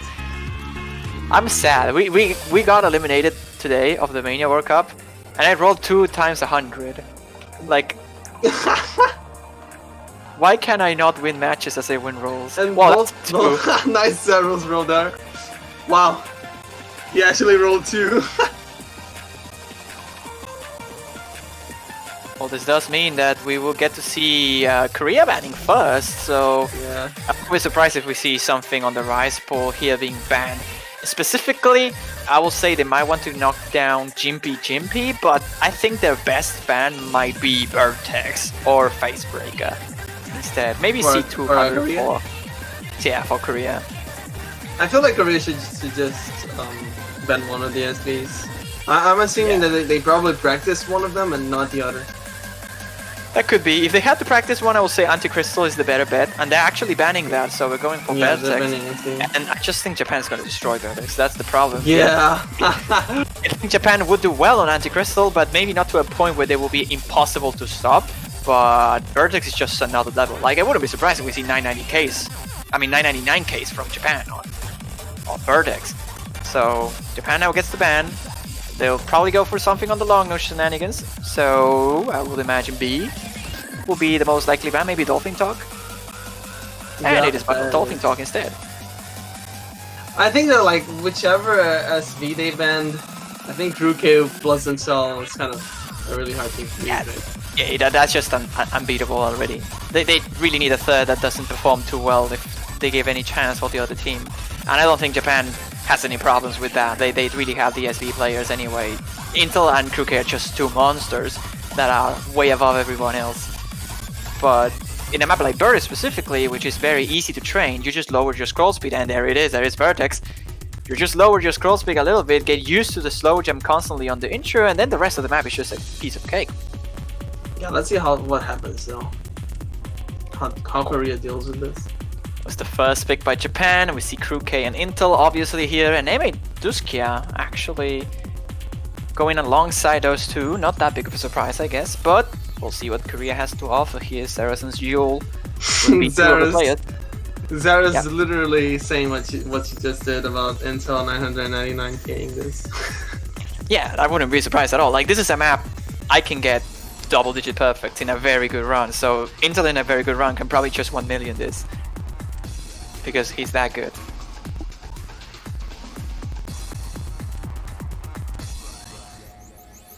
Okay, here we go. Waiting for the players to ready up here.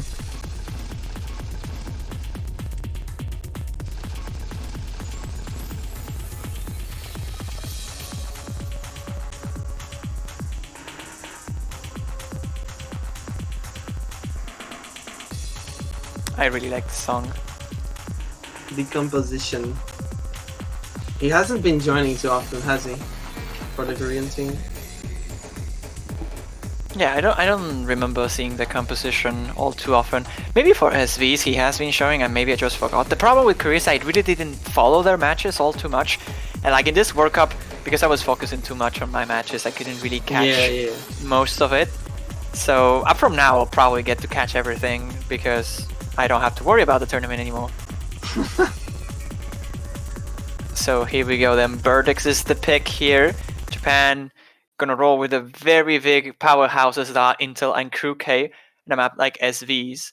And really, I don't know if Korea has any chance on this. I believe Japan will be doing so good on this map that they can't even afford a miss or two. I don't know. I wouldn't take Korea's SV skill too lightly, but we'll see what happens. Intel 100%, yeah. Intel is just 100%ing. Easy. Okay, yeah, you're already with a 98 there. Dusky is actually having a bit of a problem here when it comes to ratio. He's probably using a bit too low for scroll speed, and therefore he's sacrificed his own ratio for the fact of not hitting 200s on the ending, which is a trade-off that most people will be fine with in this kind of maps. On the other side, however, Zeros is pretty much matching Intel here, doing really well for himself.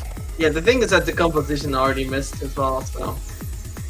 Yeah, that was a big I miss. think this probably has been decided already barely after it started already.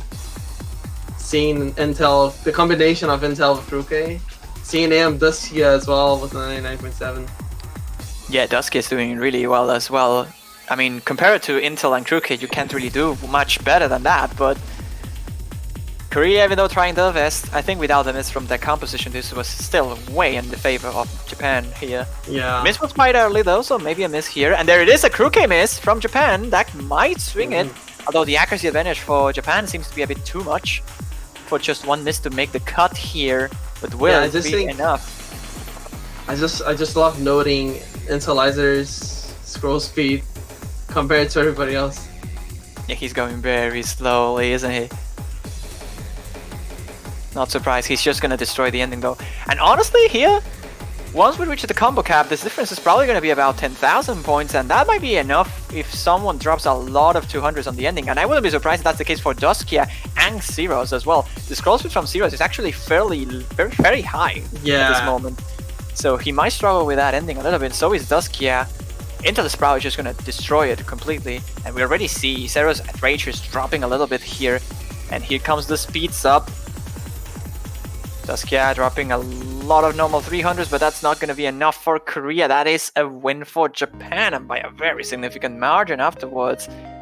That is a great ratio by Kruke and Intel. That miss kind of ruins Kruke's score a little bit, but nonetheless a point for Japan. Not 998k for Intelizer as we expected initially, but fairly close. Yeah, I guess every time I see Japan play SVs, I'm kind of left speechless. I just want to watch. Yeah, this is one of those things that you just watch them and like, how? And that's just the whole time you're watching Japan playing SVs, you're like, how do they do that? And don't get me wrong, Zeros did really well as well. His ratio was super crazy good, and Korea overall, the team, they did really well. It's just that Japan, they had a 985k with one miss. That's how good they were. And we're going straight into a lane here from Korea. I actually really like this pick. Low-key. Really low-key. Yeah. Yeah, we'll see what happens here. So what do you think about this pick though, Gil? You think it was good? I mean, Korea always wants to pick stuff that favors them, and I think they are picking correctly here because this is to me one of the more physically demanding maps in the map pool, and it has lots of streak and patterns here. So yeah, I don't think that they're going to trip Japan up, but you're gonna throw what you have at them, right? Yeah, absolutely. I think this. I actually don't think the same though. I believe this long nose can actually definitely trip Japan up a little bit. And I'm specifically talking about AMD here. The patterns on this map, though they are very physically demanding compared to the rest of the pool in general, I believe we will see misses on the long no mini jack section. Those are pretty hard to read specifically for those players who are not used to very like schlong / staccato patterns. Yeah, and I think Duskia might be one of those players that have issues with that. Yeah, I see. Well, we'll see now. As the map starting, map number 2. A lane here. OGO. What happened there? That was not a good start. That was not a good start at all. He got a big hit in terms of accuracy and dropped a lot of combo. Hopefully he will recover. Oh, this composition misses as well. What is going on with Korea here? I think the composition forgot to change. Scroll speed maybe? Oh, yep, he definitely did. That seems like it. He's just missing too much here. Oh, this is point for Japan already. Like, we don't even have to question this. Guess we'll get to see if this actually trips up Dusky a little bit when it comes to the long nose or not, but That's a big yikes for Korea already. Very early into the match. They are pretty much just 2 points down now. Yeah, and with a break on a maybe very important map here. I forgot what I put Japan, on though, my would- pickings all this. Japan, yeah, Pick'ems can never predict this. But yeah, Japan here with anyway, still a very solid performance. A bit on the lower end, I think, from Intel, but Yeah. he's doing really well though. And Duskia, the only person from Japan here to be below 99.7. Otherwise, Sweet Girl and Intel are above the 99.8 threshold. Xera's keeping up with them, and who knows if Yo and the composition would be keeping up with them if they had actually, On the normal circumstances. yeah, under normal circumstances, who knows. Overall though, I have to say I have been very surprised by Xeros throughout this entire tournament. The little bits I kinda had the chance to watch about Korea, it was this player Xerox that always was a bit surprising for me. He's like a very good accuracy player, he's very consistent too. So Yeah, that's definitely the asset that Korea really needed coming into this tournament. You'd think that not having sudden death would be a huge hit, but guess not, right? Yeah, Xeros is definitely doing the job quite well. Unfortunately for him, Giol and the composition here, I mean, Giol just straight up didn't have the best of the times when it comes to the intro, but he also missed throughout the map at some points too. Honestly, I think he might have dropped at the intro because he forgot to change the scroll speed and he just changed it while right he away, was right? noticing it. I think it's either that or he just didn't have his game focused. Yeah, and then have there's the to- composition who just Yeah. got the wrong scroll speed sadly. Juan, Uh-huh. this brings me to a question. Like, during your games versus friends, I was wondering what was happening in the intros. You were always like dropping a lot of accuracy. You were always intros of beginning the with map. yeah, well, you were always beginning like with low 99, sometimes dropping it to 100 right away. Was I there don't something? know. I feel that multis always get me off guard. That is the Oh, I problem. Like, I don't know why, but I always either rush or drag on multis. It's just that they feel like a different game. So it's interesting. Yeah, I do understand you completely in that. I see. Like, it's not nerves, it's just, it physically feels different. So it takes me some time to adjust to the map. Yeah, of course. Yeah, Zeros ended up falling down to Duskia's accuracy here, but still doing really good. And just like that, map's over. Point for Japan, and Korea's gonna have to recover from this. Really good For scores sure. there by Japan overall. Yeah, I'll say maybe a little bit on the lower end when it comes to ratio, but definitely great scores nonetheless. Like 1-200 for Intel, 1-200 for Jade Lead Gear. And Duskia falling a little bit behind when it comes to the accuracy department, but still hitting the 990k, which is incredibly good on a map like this. Probably the hardest map in the pool. Maybe not like in any specific skill set, but you need to be a very complete player to do very well on a map like that.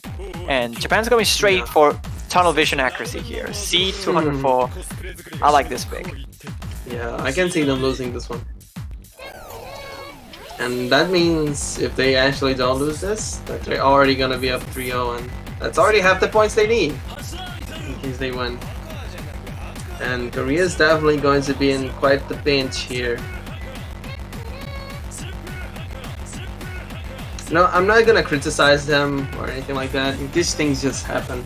It's just very yeah. unfortunate that it did in an important match like this. I mean, this is something that you can control, so it is a bit of a mix between unfortunate and not being prepared enough. And in a high pressure situation like this, I still don't blame them. Like, you're so pressured, you know that you have to play your absolute best to face a team like Japan, and you sometimes forget this kind of things. There are players that forget to put their mirror mods on some maps as well, and that's definitely a thing that happens. Korea, though, they have to shrug that off. They still have what it takes to take this match if they play their cards properly, I believe. But now it's an uphill battle. They had a breakpoint against them, so they have to try their best now. And this map, although I think it heavily favors Japan because Intel is just gonna get double-digit perfects Oh on wait, this. Kruke is playing this one. Yeah, that's actually true. I think he's also gonna destroy this shot though in terms of ratio.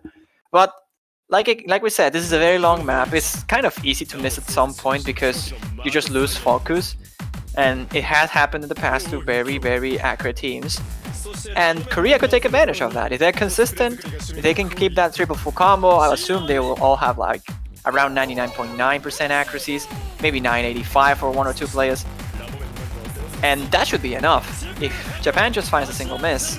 So long as they have their mind fresh, they don't care much about what happened now, they just focus on this map, they might have a chance here.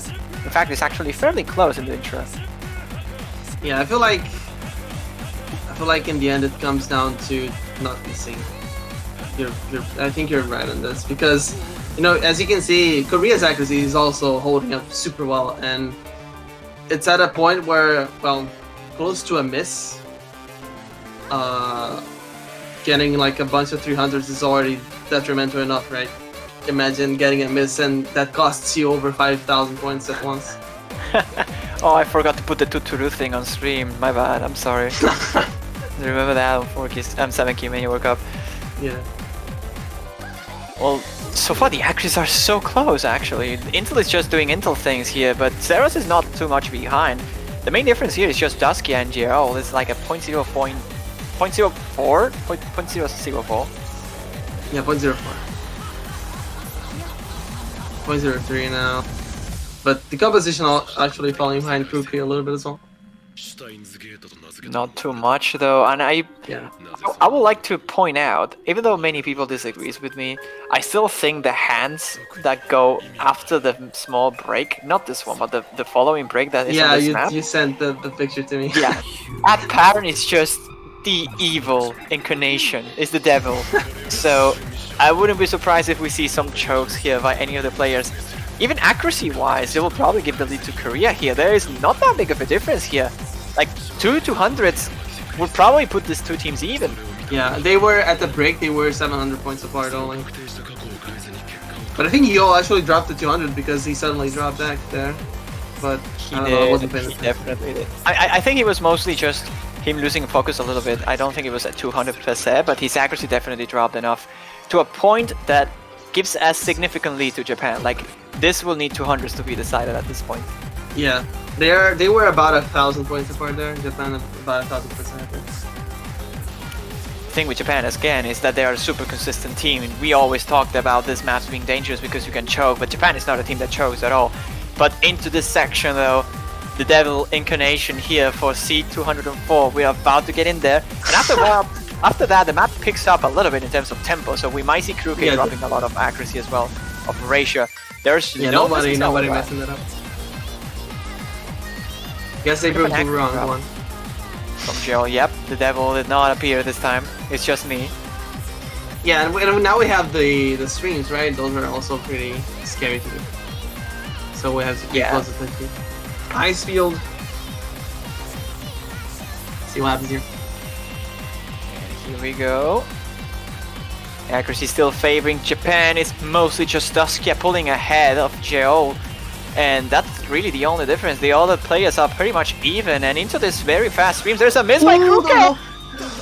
Oh, that is the chance. That is the golden chance that South Korea was looking for right at the end of the burst as well. That is the worst place to miss for Kruke. And now Japan is in a very, very bad spot.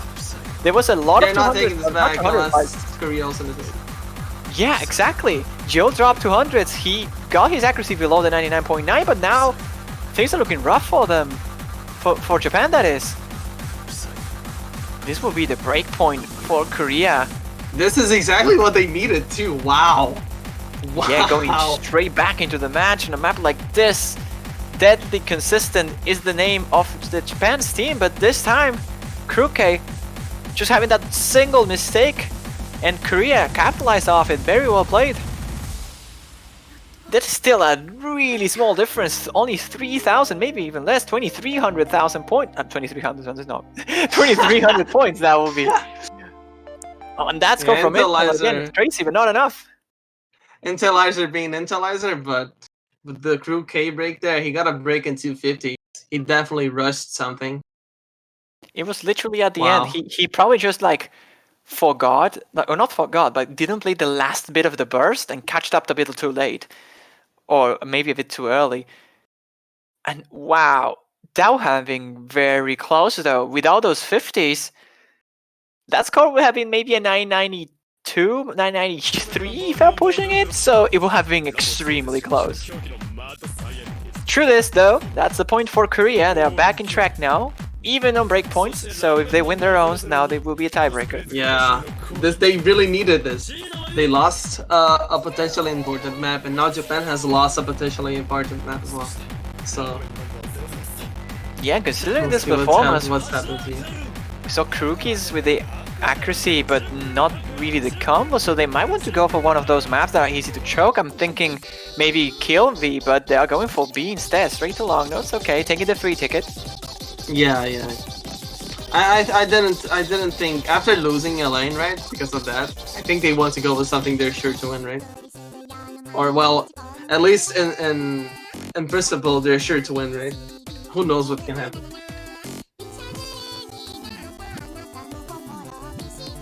Oh boy. I'm not sure about this map though, B. Like here's the thing with B, and I like to disagree with a lot of people apparently, but I think this is a map that if you're not a long no player, you're gonna do better than like other long no maps we have seen in the past. This is a very density oriented, and the patterns overall really tripped long no players a lot, especially the section that goes like about 2500 combo when you have to do triplets, right? Yeah. Which end on a normal node, and that normal node completely destroys your way of reading this chart. You have to read it completely different to what you're used to throughout the other parts of the chart. So long no players could get tripped by that section, misses could happen.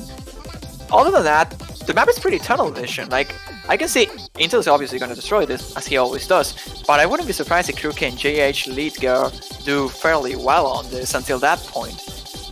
So this is not that big of a free point for Korea. I think they have like the upper hand, maybe 75-25% chance of winning this, right? 75 to 25 in favor of Korea.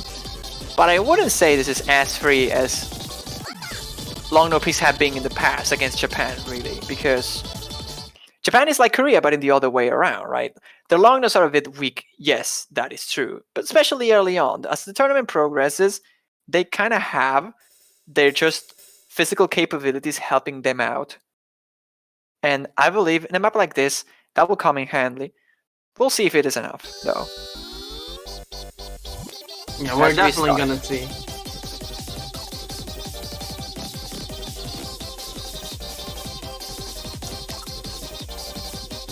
Well, so far it seems like an early 200 for GH lead, and other than that, every player seems to be on the B1SS. Seems like you all dropped one though, and now scores are pretty much tied, really. Have to be careful with GH lead. Until the highest score on board here so far. Sleet Girl actually dropping accuracy constantly, but He's having trouble with those releases, definitely. That's not a good sign for Japan, but the scores are still pretty close if they can full combo this. This still on the grounds of anybody to take. BB. yeah, Zera's dropping accuracy here. He was at a 99.8, now he's at a 99.66. Yo, almost below the 99.6 threshold here. Bihop Fury also dropping below 99.7 now, and Intelizer and Kruke being above 99.7, Intel above 99.8 here. They are managing to carry his lead girl here, which only has a 99.5, and have a slight lead, and we're going to the hardest part here. Let's see what happens. It's just barely Bihop Fury actually dropping a couple of 200s there in that section, rushing a little bit, but So not does enough for them to drop the lead. Yes, Lidgar is just getting punished very hard by this section. This is the hardest transition. They managed to all combo through it, and now into this mini section that is actually very tricky to get good accuracy out of, but nobody's stripping too much. Just beginning to the ending, this looks like Korea if they can combo through this last bit. Oh, this is so close. Yeah. Oh, that was a huge one as well. No! Wow. Japan just takes this now. Wow. Upset after upset in this match. Wow. That's a 3,000 points of difference. Sleet Girl rage quitting there, thinking they lost probably. Who knows? But they actually won this pick. They barely did though. It was 2,700 points of difference Intel carrying with the 993, really. It was just him putting ahead of everybody else, but yeah, just Kruke barely. actually doing a really good job here too. I'm just proud that I got a better score than literally everybody in this room other than Intel. Yes, got him. But yeah, my goodness. Sarah's with a three miss column lock there really cost Japan this point. Korea. Sorry. And I told you, it was not that big of a free ticket for Korea. Yeah. Sure, they had a triple full combo, they win this, but there was that chance of a single miss just deciding it. And I will say, good job for Lee. To holding that full combo was crucial for Japan. Although his accuracy was not that good, that combo really was what put Japan in a position where they could actually take this one. And they did. We're going straight into Forgotten now, though. Oh boy. This is an intense match. Yeah, it really is. Incoming another breakpoint because this is joke bait.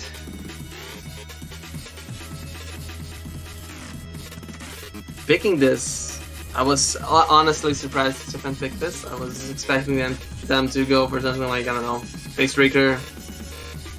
But I guess I can understand they wouldn't pick that after the losses in 204 because of that miss by Kruke. Kruke was probably not feeling very confident. I mean, I think it was just an unfortunate situation. I'm not sure if I like Forgotten all that much. Like, I'm just slightly concerned about Kruke's abilities to combo through this as comfortably as probably the Korean team will. So that this is 263 tech BPN, like BPN tech, and that's really fast. Though the patterns are a bit linear for the most part, I wouldn't be surprised if we see Kruke dropping on those 1-2 single patterns like are really hard. That they are like, what are those 1-8 bursts that are sort of jump trilly, but not really. Those parts can definitely catch you off guard, especially if you're going for accuracy, which is what I think caused Kruke to drop the combo on the previous map. Like if you go way too much into ratio, you can like hand yourself and drop. And at this point, I think Japan's natural ratio accuracy is just better than Korea, so they have to focus on just comboing. They don't have to worry too much about sharpshooting their accuracies in terms of ratio as much as they can. And I don't know if Kruke is able to do that in a map like this specifically. So we'll see if this works well for Japan or not. If you follow Kruke's Twitter, you know that he posts many last minute choke videos.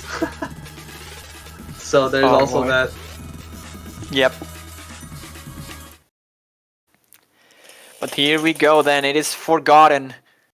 The match will not be forgotten though as we get into this fifth map.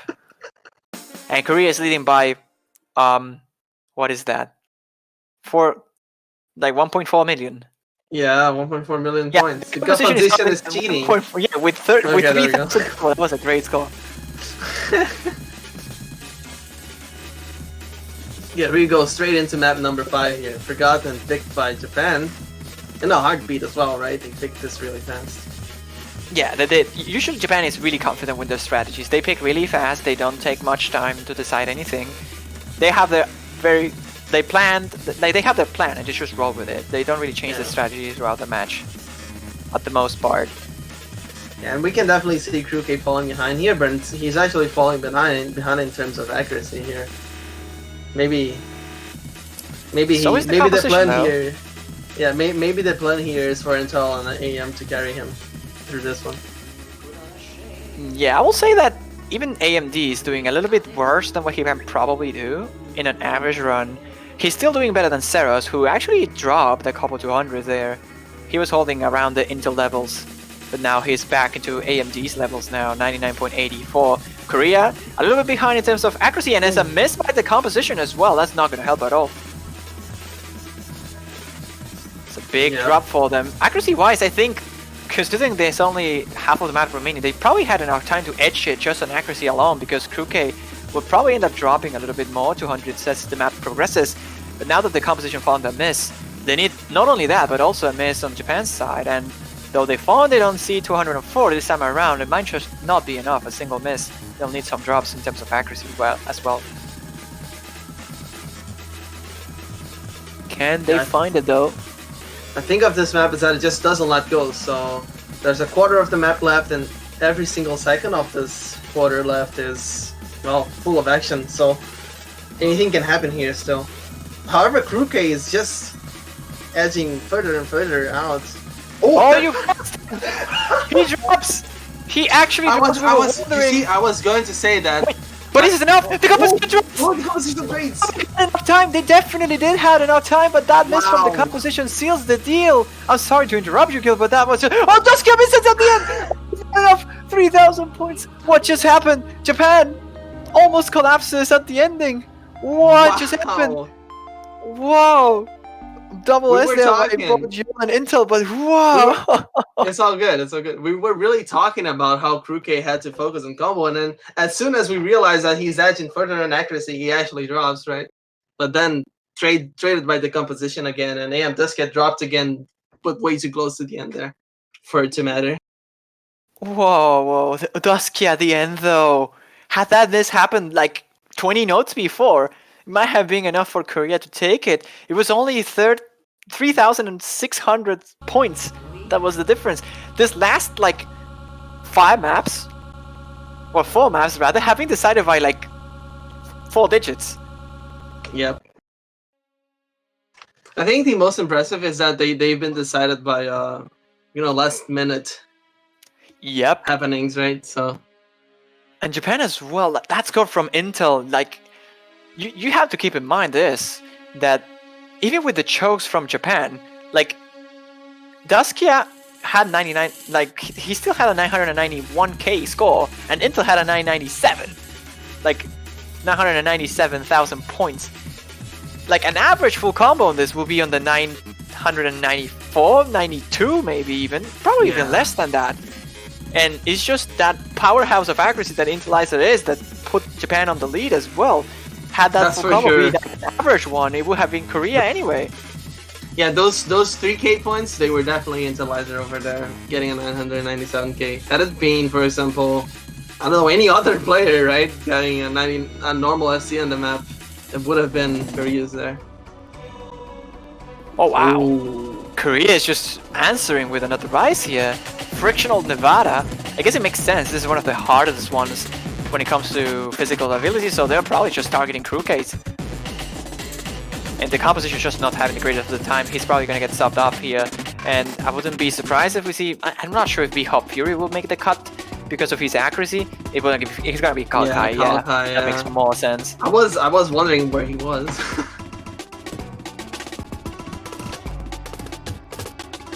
Finally joining here for a map. Let's see how he does. My I goodness. do think that... Oh, go ahead, sorry. No, go. I do think that what happened to Kruke on Forgotten won't happen here because Friction on Nevada is not as stack based. It's not as physically demanding as Forgotten, at least in my opinion. And It's more consistency, really, yeah. yeah, and I mean we'll see, but There are some spots though. There are some tricky mini jacks that can. I think the ending, trip you mostly across. the ending, the 3-note Yeah. long jack too. Yeah, the 3-note long jack on the first column at 500 combo is definitely tricky. The ending can get a bit hectic, and some parts in the middle have some hidden mini jacks that can be a bit problematic. But I believe Kruke has what it takes here to hold their ground. If he can combo through the 3-note jack, he should be fine. And that speaks for everyone, really. Intel even had a bit of a struggle in the intro. Yeah, Exactly, Intelizer yeah, but- finally getting human levels of accuracy here. We have the epic processor team here on the right side. Yeah, and that's the everybody triple. comboing through that. Through the Mhm. 3-note Duskia, long jack. Duskia is actually losing accuracy, which is surprising. Yeah, Korea is actually getting an accuracy lead here, which is not Just very barely, usual. though. Kalkai. Oh, Kalkai is so close. In terms of accuracy to Duskia, and Intel is now pulling ahead. Oh my god, this is so close. I'm speechless. I don't know what to say. I don't want to curse AM anybody. Duskia seems to be hitting a little early. That's why his accuracy is subpar here. It is, but Kage is also hitting a bit too spread. He's hitting many 200s actually, which is, well, not many, but like 1 or 2. Yeah, a and couple of 200s, irregular. Oh, this Lead- is so lead- close though. Lead slides to Korea's favor here. Just barely though. Scott Like, it and is Rock, like yeah. a miss. Oh, Equalizer actually dropped. What is going on? Oh, that's a drop by This Intel. is Oh my god, this is a point for Korea. I do not believe that they had to come down to a miss by Intel. And at this point, even a miss this late won't do enough damage to Korea. This is their pick. And their point after all. Very good choice here. No problems there on the very fast bursty section over there. And it is Korea that takes this one. Bit of a statement here. Intelizer with that singular miss producing the difference between these two teams. Without a miss, I reckon it was all on Japan's hands. But now this is 4-2, and Korea's winning the Rise maps overall. They just had a bit of a choke scenario with the composition in the past. I wonder if Japan might run out of picks at some point, because they definitely do not want to go for hybrids, really. I don't see them going for Kill V. I don't see them going for Bubble. Why not? I think well- they should go for Bubble next time. Bubble is really easy to choke though. Like, that's a problem. And Yeah. Japan is the one that has been choking the most in this matchup. Yeah, that's fair enough. Look, I'm gonna take the safe pick here with Jimpy, but Yeah. I mean, this map is also very tricky. It's very Yeah, easy it's to also choke. choke bait, right? Because of the bursts and the huge downstream bursts before the core jack part, the heavy core jack part. Definitely. But this is the thing, like, if no chokes happen, Japan would just overpower Korea in this one, most likely. Like, Intel would probably get a 998,000 points at the very least in a map like this. So Intel alone can probably just compensate for a big I mean, not a big, but a small mistake by any of the other Japanese players. But then there is Korea, and if Korea can again keep their performance up, still have those 3 full combos on the board, they definitely have a good chance on Rise here. This is looking more even than before. Yeah, I do think that what we were discussing before, we definitely have our answer here. That we're exactly at that point where Korea has managed to catch up to the rest of the other teams in the way that they're not too easy. That Korea falls behind in terms of accuracy, but they're not yet too hard to the point that Korea just can destroy everybody. So, but Zeros y'all is here having so actually, much trouble. yeah, y'all and Zeros, yeah. They're not liking this bursty and jump drill sections at all. So let's see if they can hold on these core jacks that are gonna happen right after this.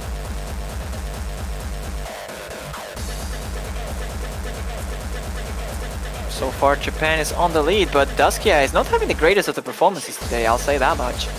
And he's dropping a little bit behind today. He's still hitting early. Who knows what happened? The multi curse. The multi-curse.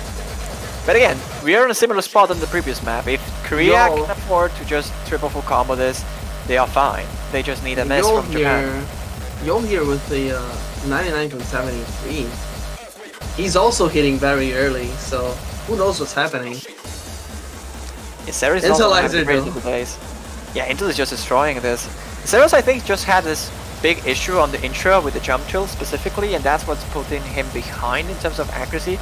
But other than that, this isn't as close as we maybe expected yet, but a single miss will put things in a very, very tight spot. With only a For quarter of sure. the map remaining though, I'm not sure if that's gonna happen. Kruke is just holding the ground really well here. This and is is rushing, he's very consistent on his hits. Yeah, that's for sure. This is the part where the choke bait is mostly gone. This is the more physically demanding part, so I can't really see drops here. I really think that Japan's just gonna take it. Oh yeah, there's the melee lens at the end, but I think they're prepared for this. That late would not be enough, I think. Yep. And it There we is. go. That is 7,000 points of difference in favor of Japan. They're on a match point. Not quite the 998,000 for Intel, but very close nonetheless. On only 100 300s though, that's really good. And Japan is now at match point. They win one more, they take it home. They knock down South Korea on the loser's bracket for the first time since 2015. Or actually, not 2015. 2015. It's been since 2015 that Korea lost a match. Like, they have not lost a single match since 2015.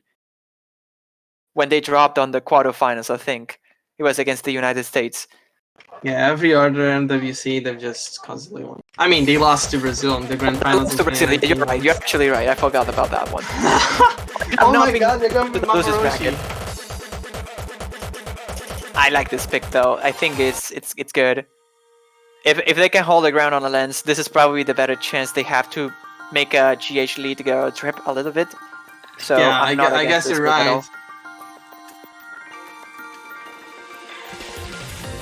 It's just that when they picked that, I got flashbacks to your match versus France, and I just remembered everybody missing.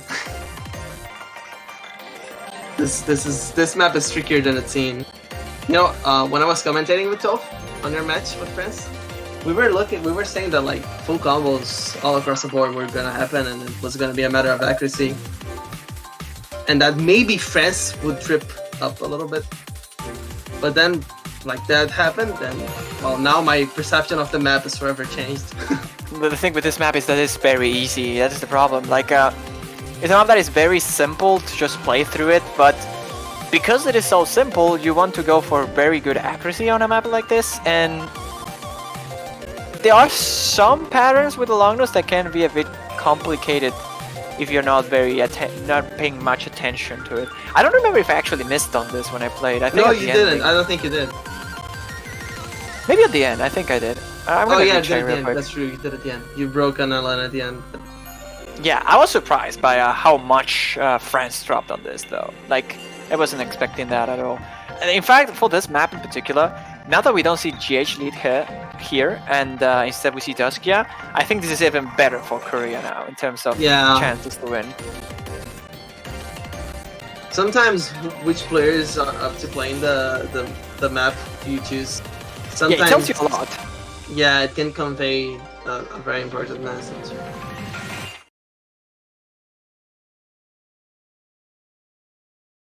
But here we are. We hope Fury joining Korea, as he is the long nose specialist of the team. No big surprise here, but this is do or die for Korea. If they lose this, they get knocked down to the losers bracket. I'm not sure who they will be facing, but definitely not a matchup you want to see if you're from the losers bracket. None of these two teams you will like, honestly, to be fair. Yeah, I mean, I guess if they fall, whoever falls out of the losers bracket here, what is that intro? Right? What is that intro by both of the teams? What just happened? Kruke, Duskia, Seros, Vihop Fury, everybody is just so low in terms of accuracy. I mean, those all-ends are really tricky. Really tricky. Yeah, they are tricky, don't get me wrong, but everybody just choked on them. No combo drop so far at least, so you know, let's keep moving on here. Yeah, accuracy is still pretty low though, so it is. I think the main point of the difference in this map was gonna be this small intersection that is like, it's very short, but it's definitely enough for Duskia to drop his combo. He's actually dropping a lot of 200s in pretty much every single one of those longer positions. He's by far the worst percentage here on the board. And that's definitely giving Korea the lead so far. Yeah, but not by much. This accuracies from Korea are actually fairly low too. This is not a great performance for them, but it's certainly good enough to overcome Japan, at least this far. And it's still half of the map remaining. I also believe the second half is harder than the first one, so... Or at least it's easier to drop on the second half than it is on the first one. Yeah, I'd say so as well.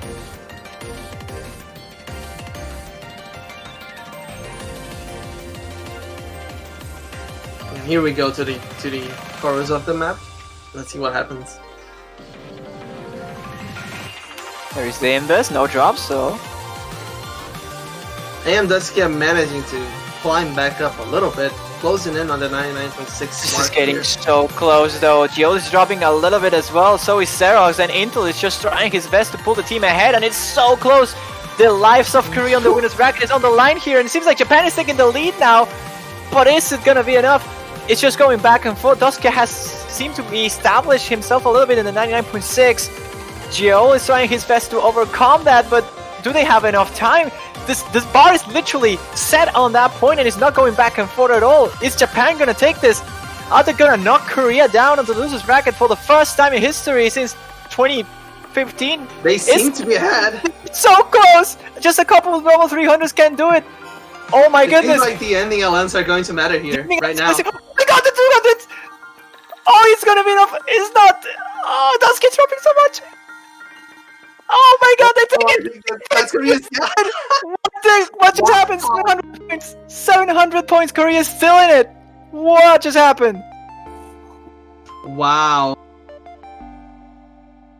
Well, they were successful in exploring Japan's third player here. AM Duskia making the difference, dropping the 200s at the end there. Korea managing to hold on here. 5-3 to Japan, and it's now Japan's pick, right? So, I don't know what happens now. Oh, they picked Facebreaker. Yeah, they didn't pick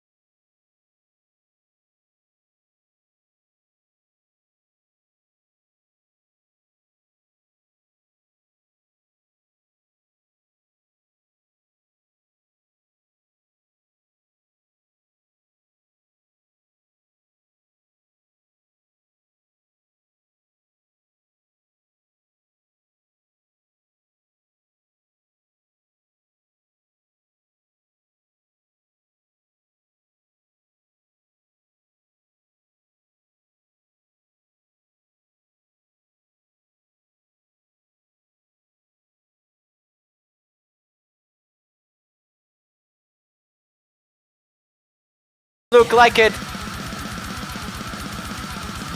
Maybe a 1 or 200 there by Crooked, but it doesn't matter. It's just not enough time even with a miss here. This is Japan, ladies and gentlemen.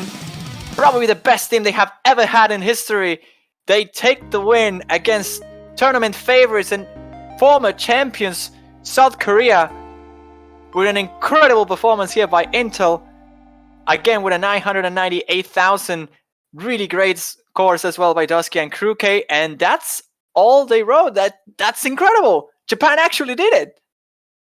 Yeah, this is really incredible. And I think by now, I think you guys have to remember, right?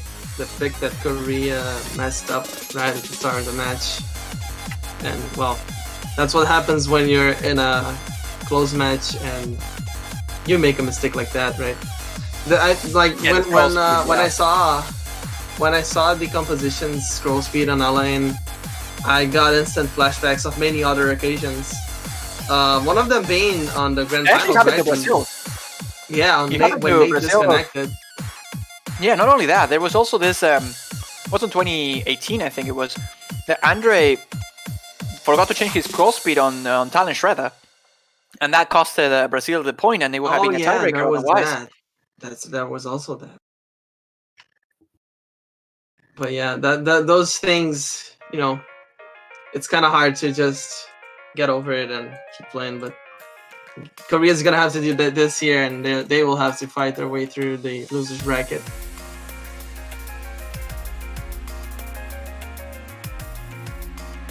I think they are well capable, though.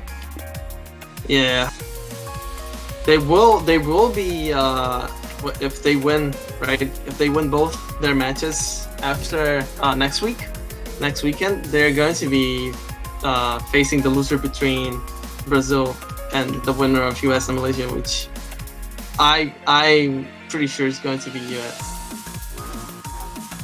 Ho. So. Ho. You know, I'm looking forward to quite a ways here, but I think this is already what many people are thinking and wanting to happen, right? US beating Malaysia, Brazil facing the US, and the loser will face South Korea in the losers bracket, and that's not even going to be like in the third place match. That's going to be in the first round of finals losers. Yeah, this essentially confirms that the top two teams this year will. Well, not necessarily. It could still be Brazil and Korea, right? If the US drops against Brazil and then drops against Korea, then it could be still Brazil and Korea. But what makes this a complete certainty is that we will not see Korea on the winners finals, though. So this is going to be the first time since 2015 when that happens. Yeah, for sure. So that's incredible. Japan now on the winners semis. So we can check the bracket real quick here. Alongside Brazil, they are the only two teams that have qualified so far, but they're still waiting for their opponents: USA, Malaysia, Singapore, and Philippines. Shocking that we have two high seeds over here. I know, right? It really is shocking. I think it goes to show that. How can I put it? Sometimes you end up grabbing a team that's too strong for, semis and onwards, or even the quarters, semis and finals, right? But you end up not taking care of the rest, right, of the skill sets, which go a bit more into early game. And you're still a contender for the championship because you're so good on late game, but then you get those high seeds that are more well-rounded. Yeah, you have to get there. And, and you actually have to get. They just form this wall that you have to surmount in order to actually get there. Absolutely, and I mean, after this performance we saw from Korea and Japan, I wouldn't be surprised if we have the champion in between those two. This year, I feel the top four, which in my opinion would be USA, Brazil, Korea, and Japan. Top four is really close. Like, I wouldn't know who wins between those four, who wins the entire tournament. And I think between these two teams, we just saw Korea and Japan, who unfortunately had to phase up quite early for them. I think the champion could be there. Like, don't rule Korea out. That's pretty much what I'm saying here. Yeah, Don't no, they have of to go course. through the brutal bracket, and that's definitely a bit of a downside for them. They can still take it. They're not out of the tournament yet, so don't bet them out. Don't do Yeah, that yet. what's for sure though is that one really good team will be out very early. I think that's the bottom line here. Yeah, it's crazy. Either Brazil, Yeah. the US, or Korea will be just the top 16 this year. So this essentially guarantees that the top 3 is going to be 100% different. Like, there's no way the top 3 is the same as has been for a couple of years now. Yeah. Which was basically USA, Brazil, Korea in any specific order. Yeah, it won't be USA versus Korea at all. It definitely won't Yep, be. there is no And Japan chance. is most likely gonna be there. Well, not necessarily, right? Philippines and Singapore still have to play. The winner of that has to face Japan, and if they win it, then they are the top 3 teams. So That would be pretty. That would be a really nice upset to see as well. I would like to see definitely, that. I will say this quarterfinal bracket matchup, like we're gonna see tomorrow morning between the Philippines and Singapore, it's actually gonna be way closer than what many people expect. Most people just put Philippines on top because they are an extremely good team, but they have been struggling throughout this tournament. So we have yet to see. Singapore has been doing really well in terms of accuracy too. It's Yeah, gonna I'll be be a honest. match. I have no idea who wins between Singapore and Philippines. No idea Yep. at all. I'm on the same, and I think it's just Philippines taking the LNs, Singapore taking the SVs, and then just Rice. Rice is going to be a coin flip for the most part. The hybrids are going to take a very important place, and after that, whoever is on those from those 2 teams against Japan, I think Philippines has the better chance because they have very long notes. But still, this World Cup has been going pretty crazy. Like Yeah. we had how many high seeds did we have moving forward? Malaysia, Argentina, and that's it. No, I think there was another. Who was that? There were 3. I don't remember the third one now. Singapore, that will be, yes. We Oh kinda- yeah, okay, yeah. yeah. So yeah, only 3 heights has made it through group stage. Then we are talking about Korea getting knocked out of the winners bracket on the quarterfinals, and then USA Brazil happening on semis.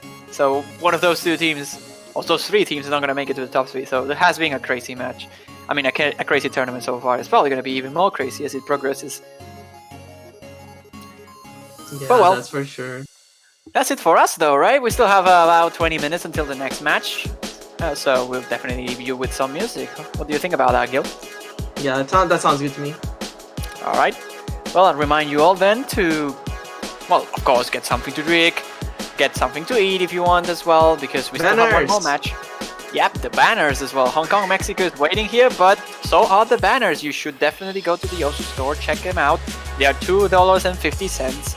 And yeah, they're cool. They look really great.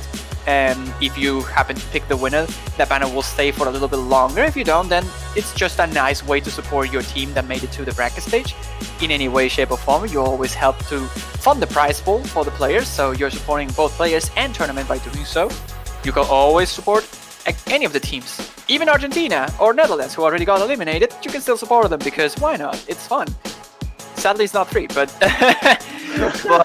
but yeah. Regardless, with that being said, we'll see you in about 20 minutes.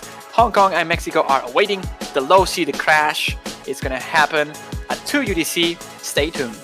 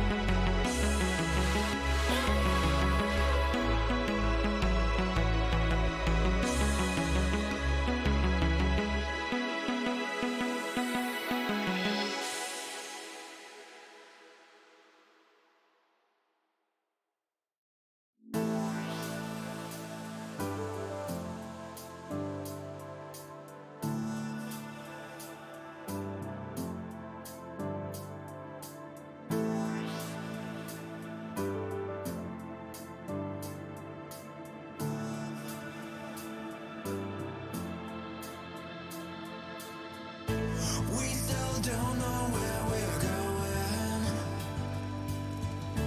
Burning trees are leading us again. The crumbling ground is brightly glowing. We will arrive. We will arrive.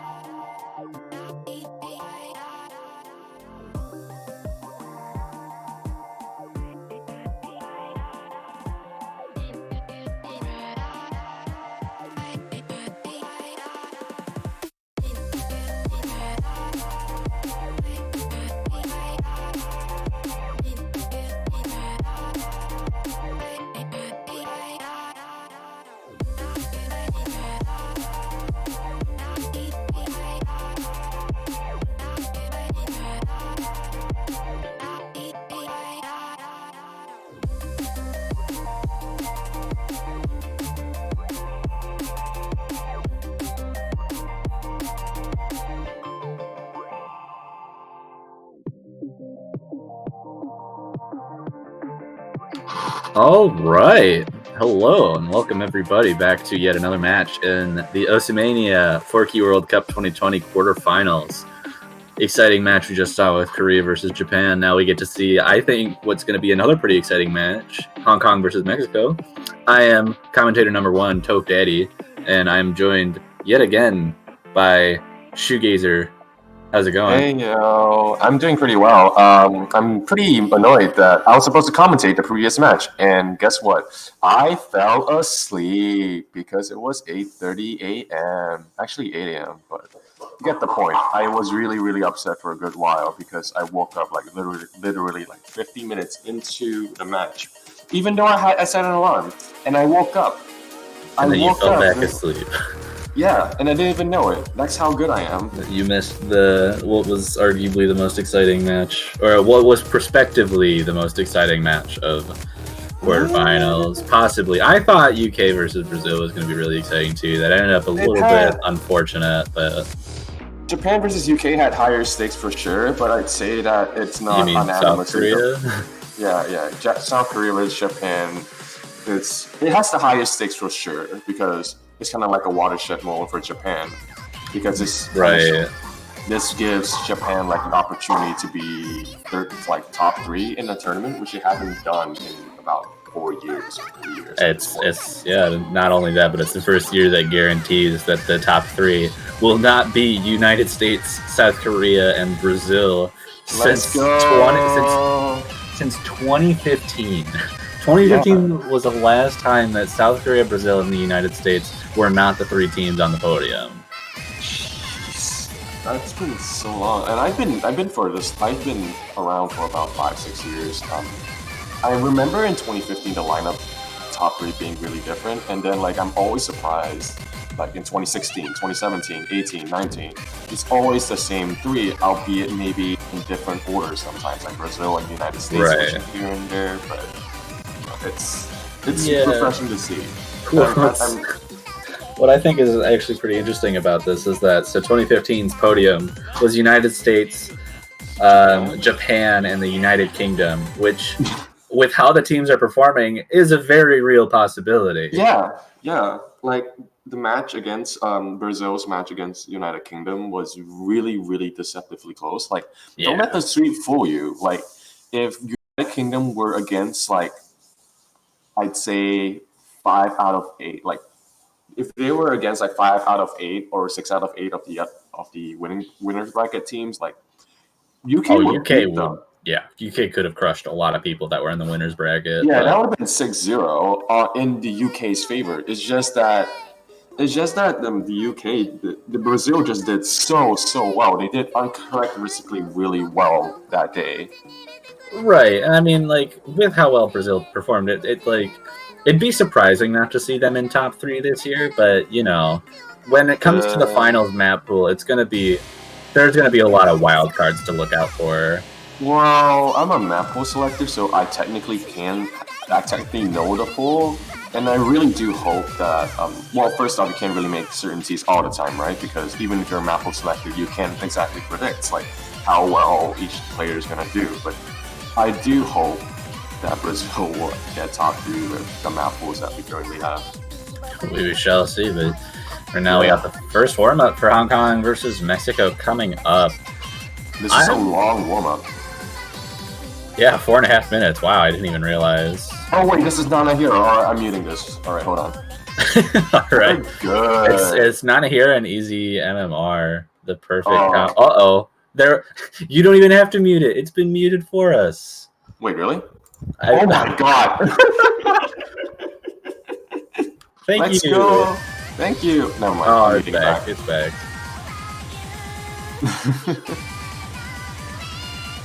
All right. I was considering just singing it for the fans, but then I realized it would be a terrible idea. That would be it. No, we'll have another Juan Crystal singing copy pasta map to make. Oh yes. Well, then again, you're eliminated, so it doesn't matter anymore. Yay! Ooh, more like. Anyway, like I wanted to talk about this earlier on, but I think we went on a bit of a tangent, which is completely fine because it's still warm up. But even though Japan and South Korea does have higher stakes because it's a winners bracket match, and that kind of guarantees that Japan would be top 3 or at least top 6. But I think most likely would be top 3. The thing is, like I think that Hong Kong versus Mexico is a very, very unpredictable match. Oh yeah, for sure. And like there's also other matches like Finland, not Finland, oh my god, France versus. I cannot think right now. I'm sorry. Just Singapore versus Philippines. There we go. Yes, that is another match that I am excited to watch. Singapore. I think a lot of people see Singapore as maybe the underdog in that case, but their accuracy and their performances thus far in the tournament have shown that they are more than capable of holding on with the best of the teams.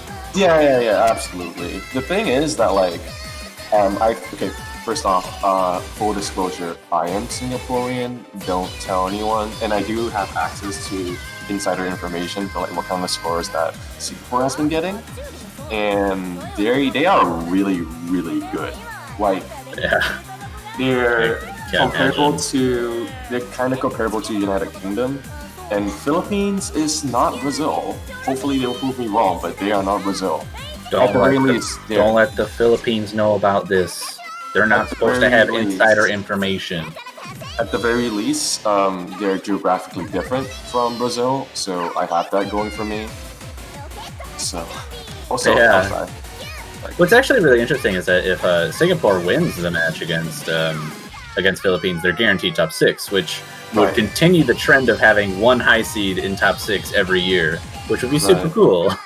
It will also be Singapore's first time getting out of top 8, I believe. Like they've always lost at this particular stage in the winners bracket, and then they will always be top 8 because they get completely crushed in semifinals, which is unfortunate, but it is what it is.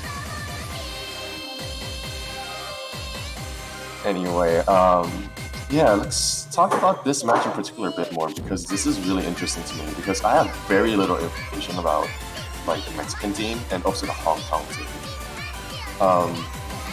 Like I know that Mexico should be picking Rice and stuff because of Neuer and Plutz, but I've been told that Ghoul might actually tank a little bit for Rice.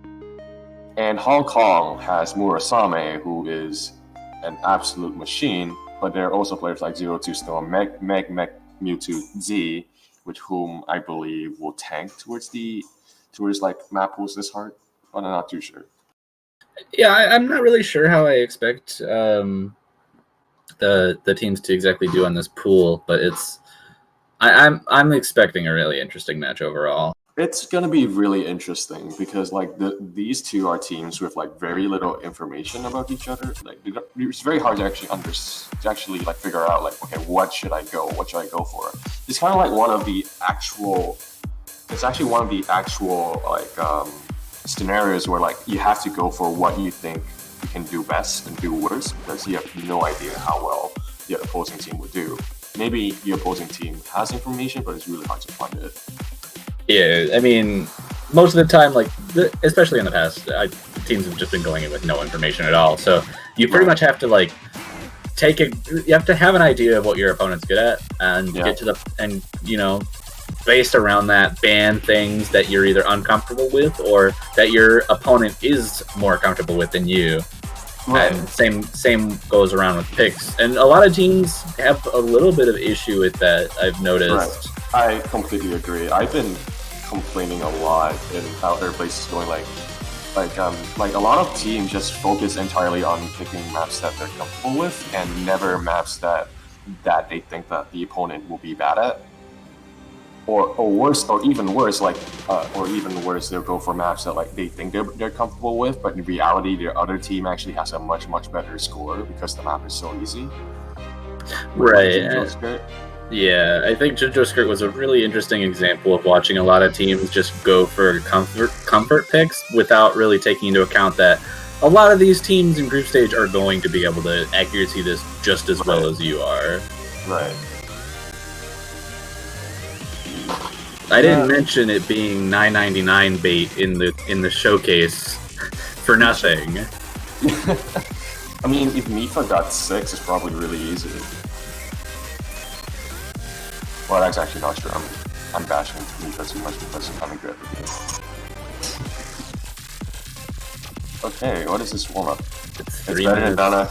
It's better than Nanahira. So it is better than Nanahira. You are correct about that one. Not as long as the last one is either.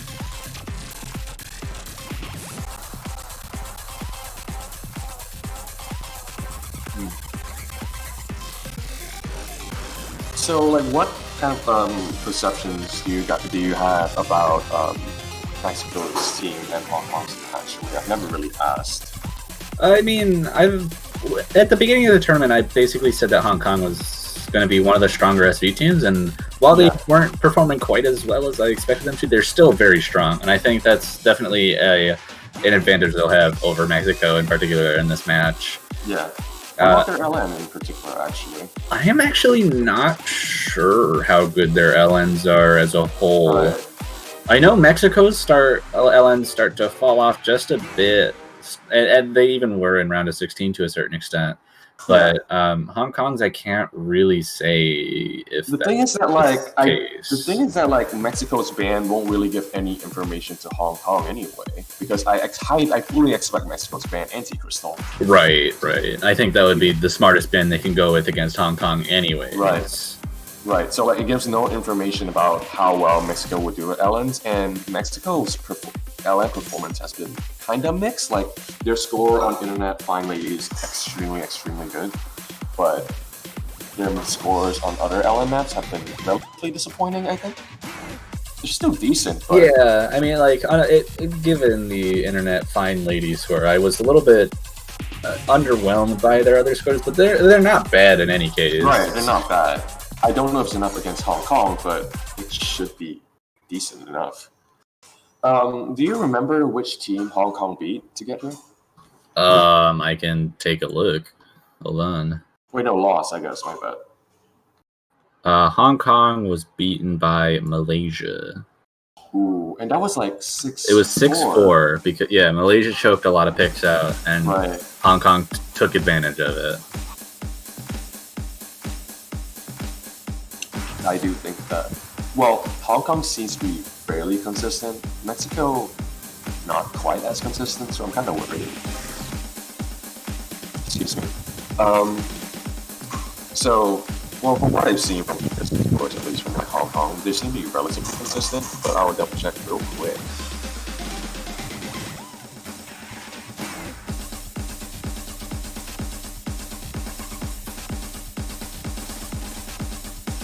About 6-4 against Malaysia. Malaysia, you're bad.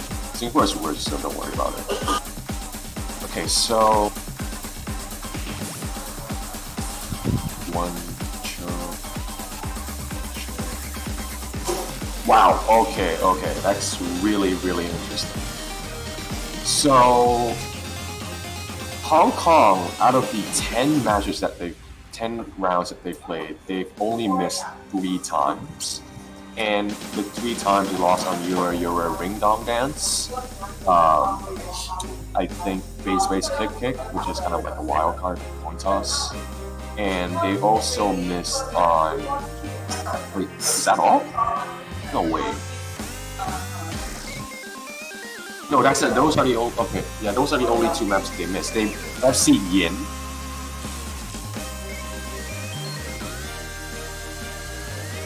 Yeah, I mean, Hong Kong has shown themselves to be a pretty consistent team, though.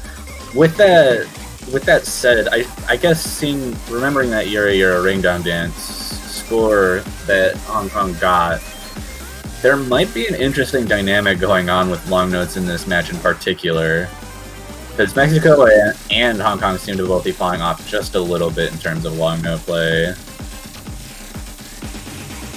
Right.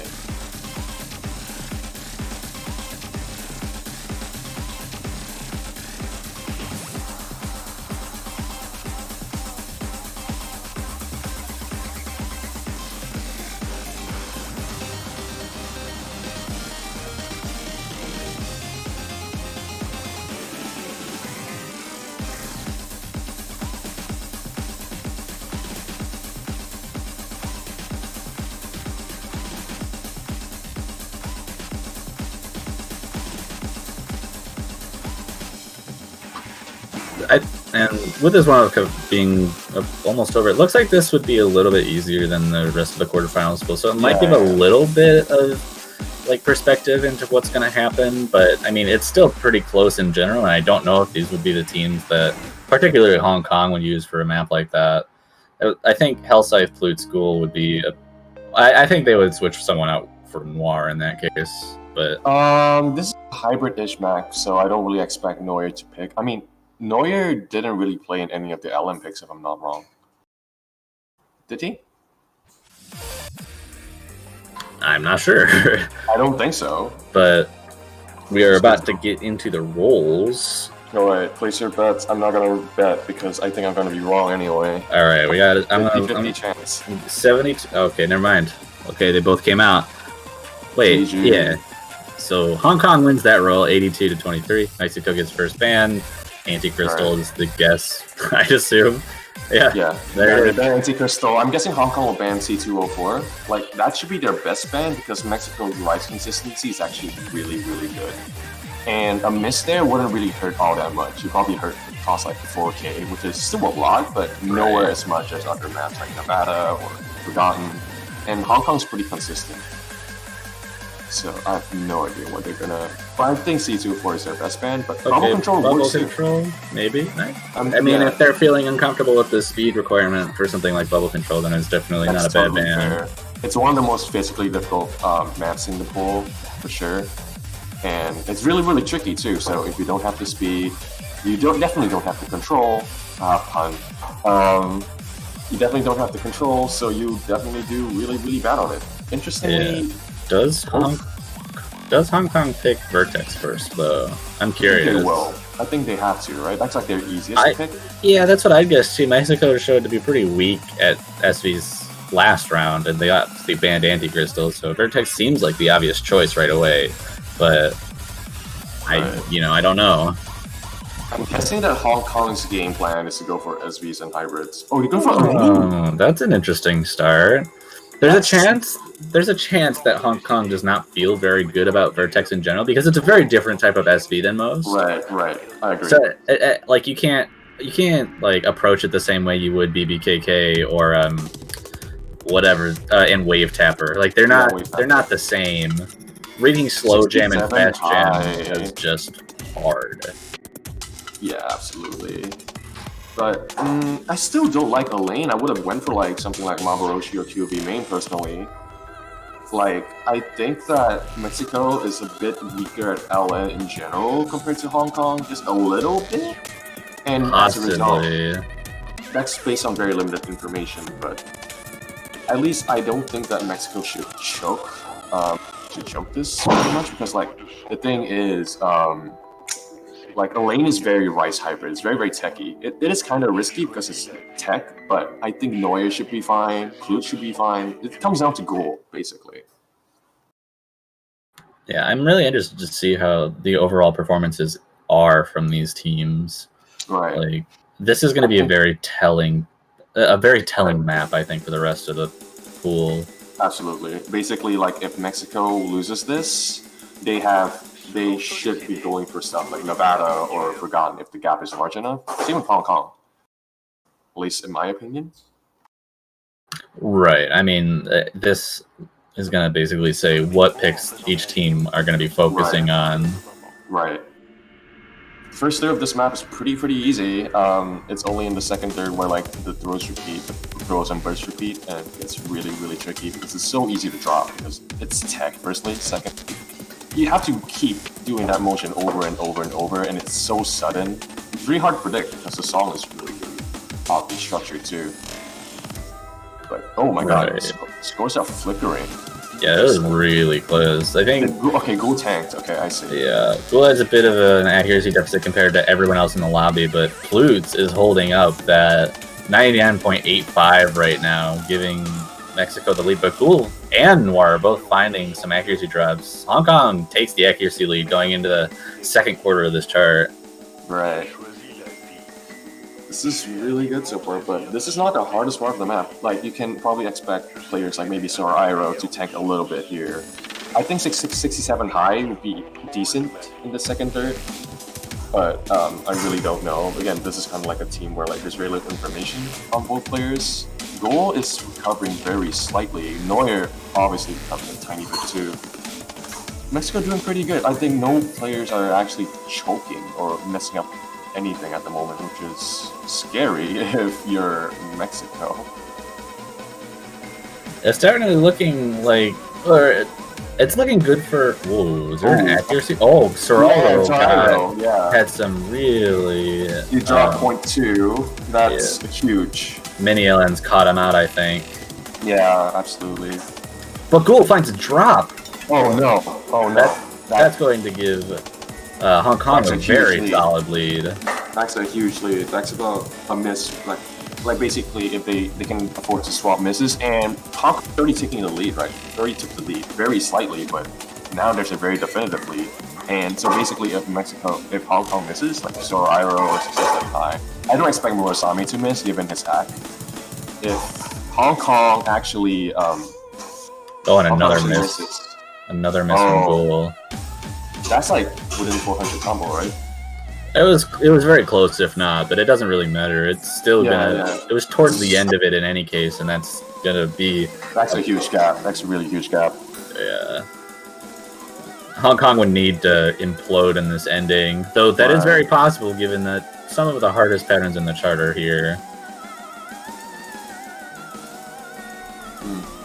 It's just very easy to choke on this map in general, and so it's super easy. But the thing is that like if there's two misses from, that's really brutal, and like they're separated pretty much as badly as they can be. Even so, basically, like unless Hong Kong slips on a banana peel or something, that they should be completely fine. That's a very definitive lead. Oh my god, that's like 15k or something, maybe 14k. And there's nothing much in the map that you can really choke at this point. These are really good scores. Oh my goodness. Yeah, that's an insane run from Hong Kong. Good pick from them. Good pick. Nice job. 7, 5, and 6 MC. Wow, the 102 50s from Sarairo, but Those were still misreads. How much of a gap was that? Like 50. It's 21k gap.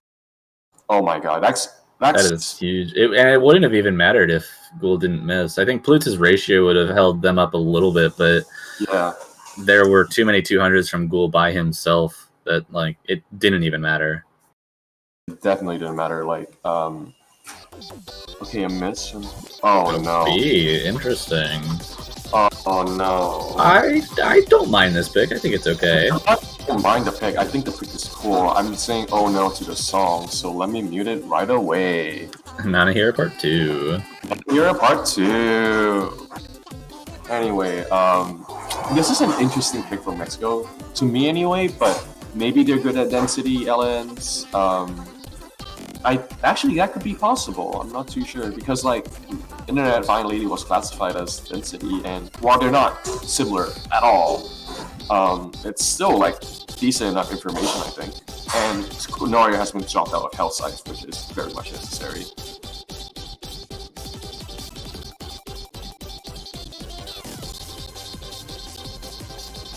Anyway,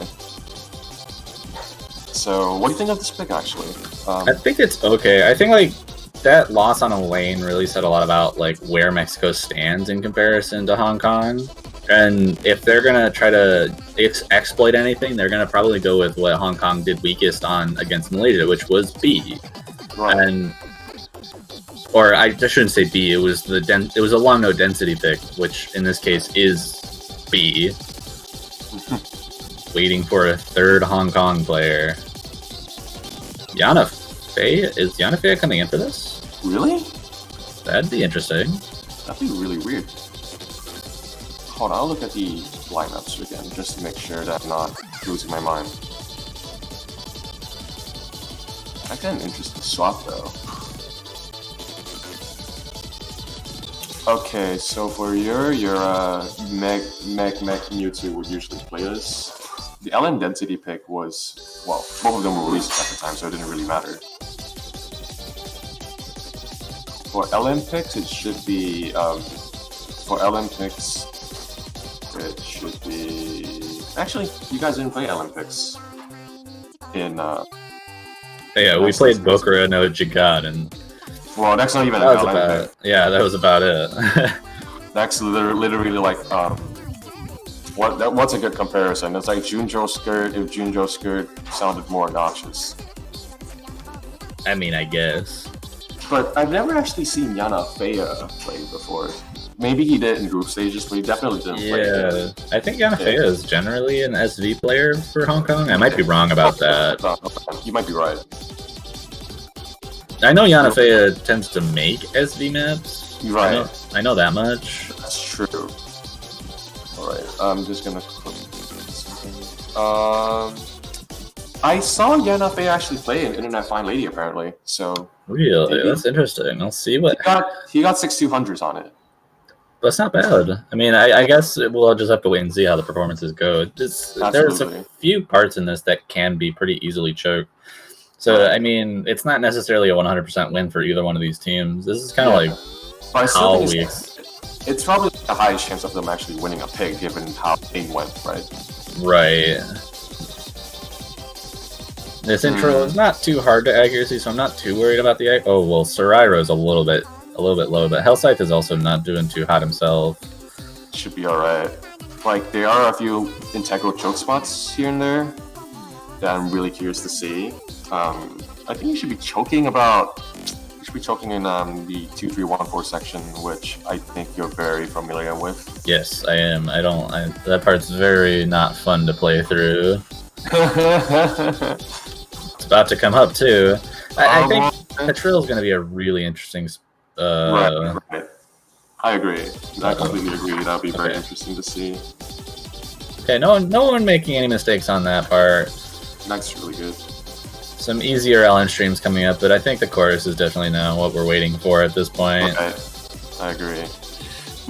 That's a pretty decent gap so far for Mexico, but even at a miss, this would definitely change the direction of the match. Oh yeah, for sure. Oh, there was a pretty big accuracy drop by someone on Hong Kong, I guess. I think it was Yana Fea actually. Yeah, 99.4 to Trill 9.2. coming up. No one actually having too big of issues there. This is Yeah. a really impressive performance by all these players. If we see Yeah. 6 FCs on this, I'd be pretty surprised. Given that this is a lose bracket match for like two teams that. Oh, sorry. Okay, there's a miss. Not a What? 6-way FC, but Rest in peace, the dream. Oh my god, this song is so bad. But this match isn't. This round isn't. Good job, Mexico. Good job, Yeah. Hong Kong. getting a good start for both teams, 1-1, winning their own picks, and it looks like this should set up the rest of the match to be pretty straightforward with picks. Yeah, this is an interesting direction because I completely expected Mexico to go for Rice and Hong Kong to go for long notes, but looks like they're gonna reverse the roles. Ideally, we'll have to Right. see. So I'm guessing that Hong Kong's best pick would be Nevada. Prediction of Nevada. Maybe Forgotten would go higher priority for them in this case. Forgotten's higher risk in general. It's really, really easy to drop random misses in Forgotten for sure. But I really don't know because Forgotten is has been a deceptively unpopular pick. I think it's only been picked once, so I really don't know if people are just uncomfortable. Facebreaker. Okay, I mean, I wouldn't say that was the best pick they had, but it's certainly going in the direction we expected it to anyway. Right. Well, it's kind of what we expected, but we expected a bit more technical given Goal's performance. And Facebreaker is, to me anyway, you could disagree. This is the easiest Rice pick in the pool. Infinite mashups would be. I think I'd agree. Facebreaker is the easiest. Right. Because infinite mashups it's tricky, and I think players would tank a tiny bit. Right. I mean, it's. I think either a toss-up between Facebreaker or C204. Right. C204, I completely forgot that it existed. C204 is. Well, C204 has the 1/6 stream. Yeah, I mean, C204 would be by far the easiest if it wasn't for that 1/6 section. But even with it, it's just it's like a 10 or 15 second part. So you just in a 4.5 minute chart, there's really not that much to worry about. Even then, it's still pretty demanding regardless. And you still need to hit it properly to actually do well on the map. Right. I mean, it really just depends. There's some patterns in Facebreaker that can be considered mind blockable. Like the intro, I think a lot of people are having weird issues because rolly patterns are just kind of awkward for some people. So which one? Sorry. Facebreaker, the rolly. Facebreaker. The rolly only in the chorus. It's only in the chorus. Patterns. Are you talking about the intro? Yeah, I said the intro. Oh, my bad. But that can easily be mirrored, especially since the outro is the same orientation. So if you're more comfortable with a certain roll direction, it's not really too big of a deal on Facebreaker in particular. Yeah. Definitely not an issue on Facebreaker because I intentionally designed it to be ergonomic. Anyway, Hong Kong were very slightly so far. Neuer and Hellsaf's act. Yeah. And a miss. That's huge. Not the start Mexico was looking for on this, but I think it's exactly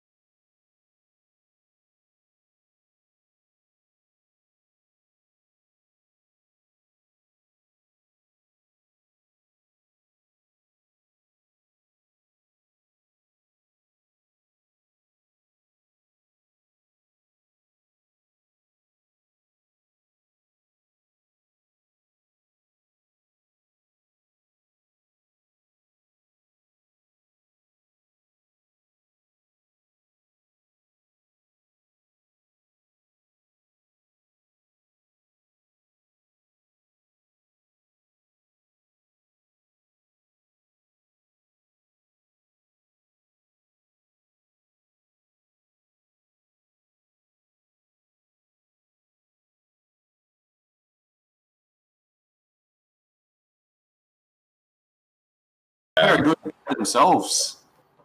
Definitely a Like- ridiculous team score from Hong Kong, and Yeah, but Just- yeah, 6,200s from just what they were Hellside. looking for. Meg Mewtwo and Murasame with the double SV1 and 67 high with 5,200s. Really good scores. And And it plus it won definitely wouldn't have mattered if Yeah. if Hellscythe had full comboed. I think that point still goes to Hong Kong pretty easily. Right.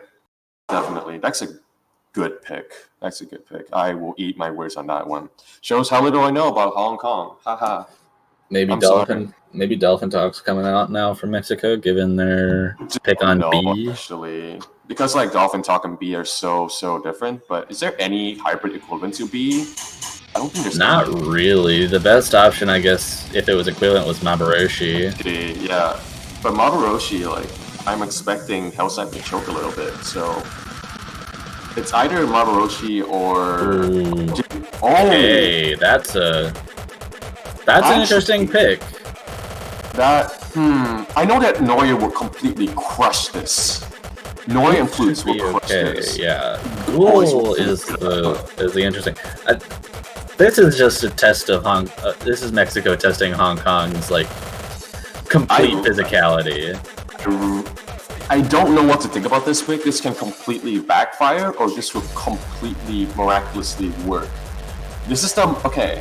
For people who are unfamiliar with the map pool, Gimpy Gimp 1.15 is the most physically demanding map in the pool by some distance.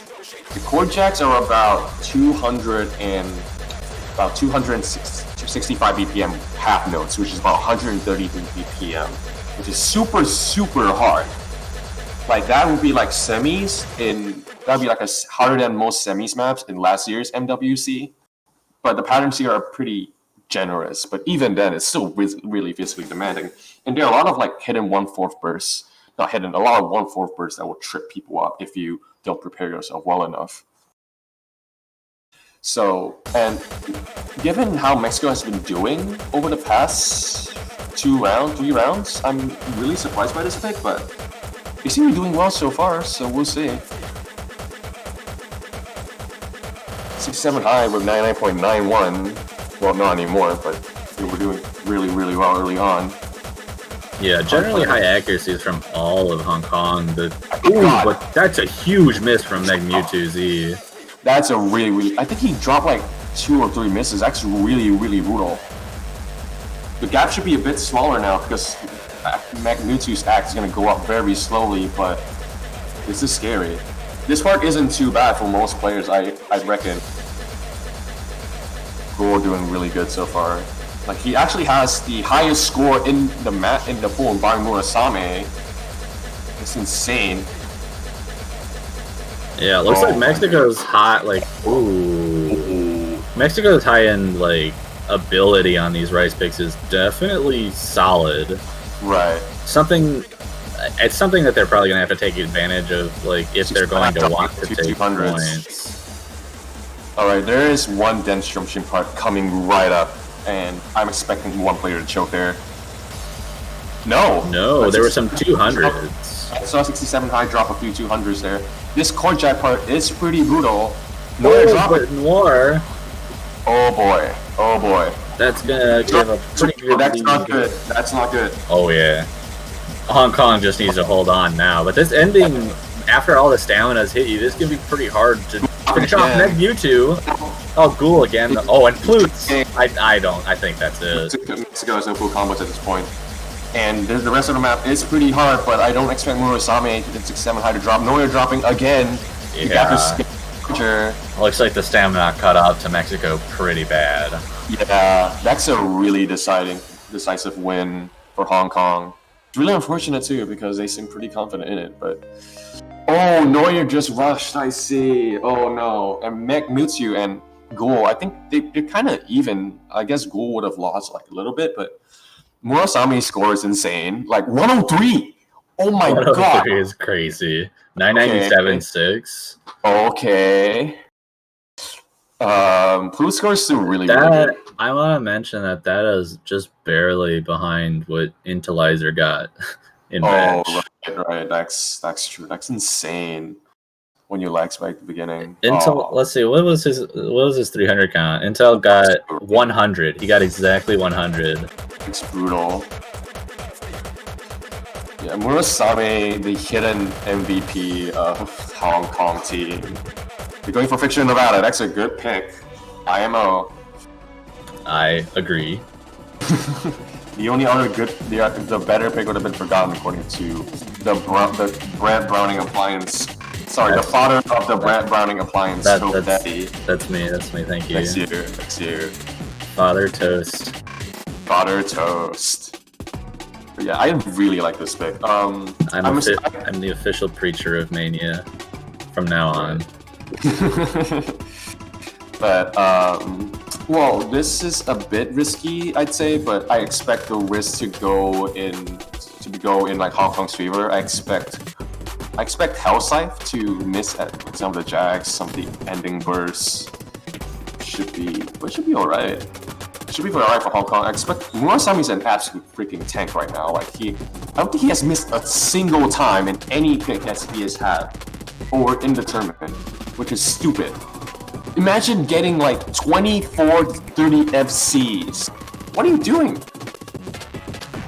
Who knows? What are you doing? Anyway,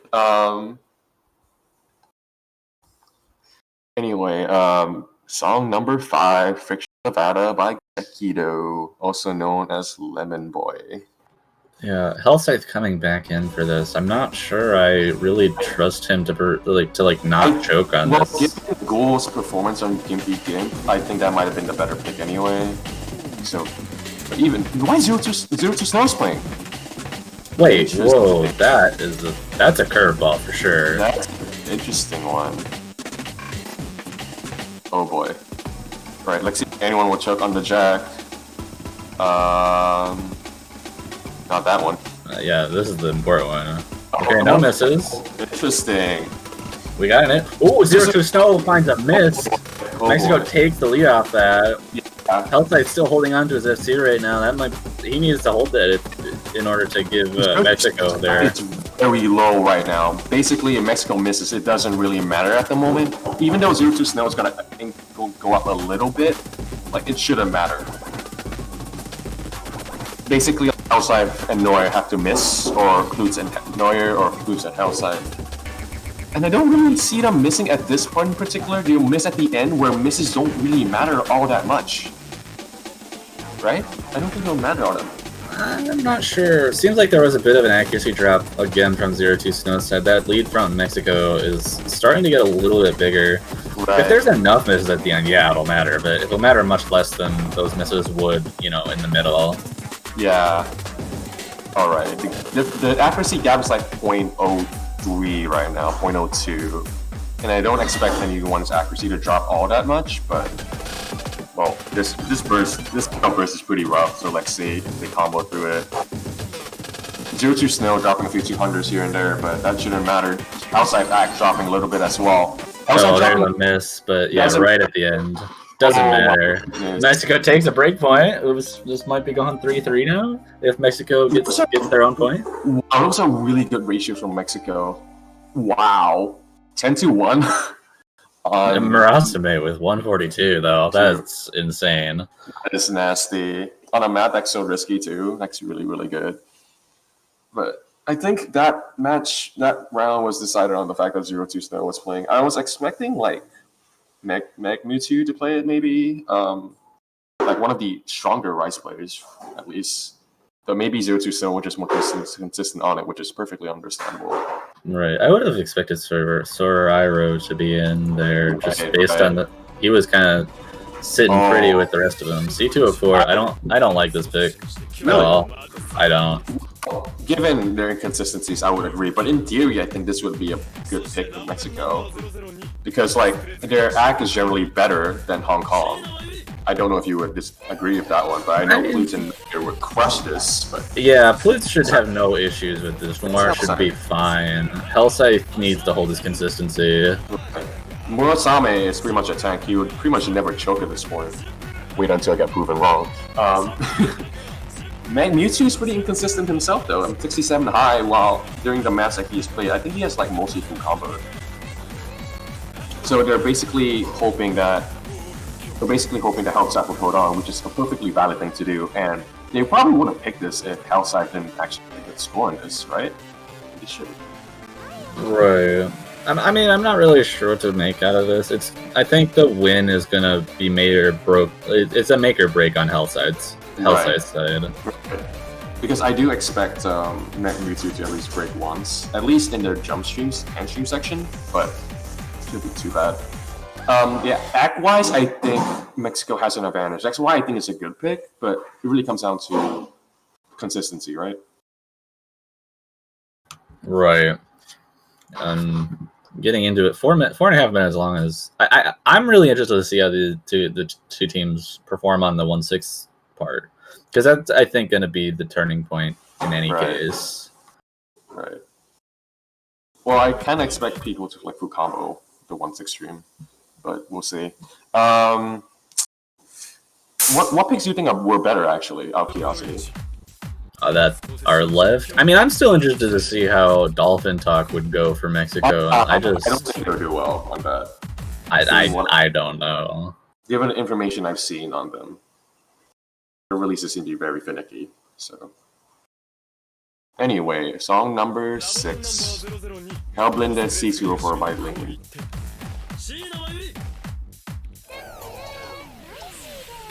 This section should be pretty easy.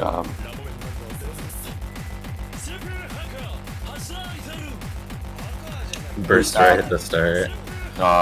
Tweedle. 67 high and Mewtwo's act is relatively low, but Hellside's act is lower than that. And pretty much carrying for Mexico. And Noir. Noir is doing exceptionally well right now. My bad. It's just a matter of whether Hellside's accuracy is going to do enough to give Hong Kong the accuracy advantage. Right. I think it should be fine, because it's 99.969375, and oh wait, no, Mewtwo's act is going up really slowly. Yeah, Hong Kong has a small accuracy lead right now, and if Hellside's not going to be able to bring his accuracy up, Hong Kong should be able to spread out that lead. It's hitting like early or late. He seems to be hitting mostly center dead on, so I'm guessing he's just dropping 200s. He dropped it. There's a 200, yeah. That's not good. There should be 1/6 stream coming right up, I think. Should be really interesting to see. Like, the gap is super, super small. I think like 3/200 should determine it. Blue's act is so good right now. Murasame too. Oh my goodness. 1,000 gap. Yeah, 1,000 point gap right now. Almost exactly. It's up, like 20 points under. Definitely. And that's a third end of the chart.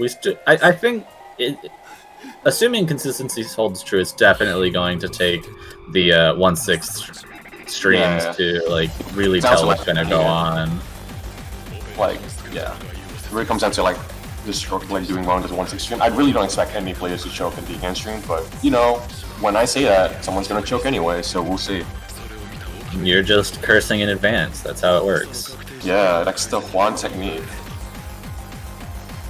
Alright, still a very, very slight lead in the Hong Kong side.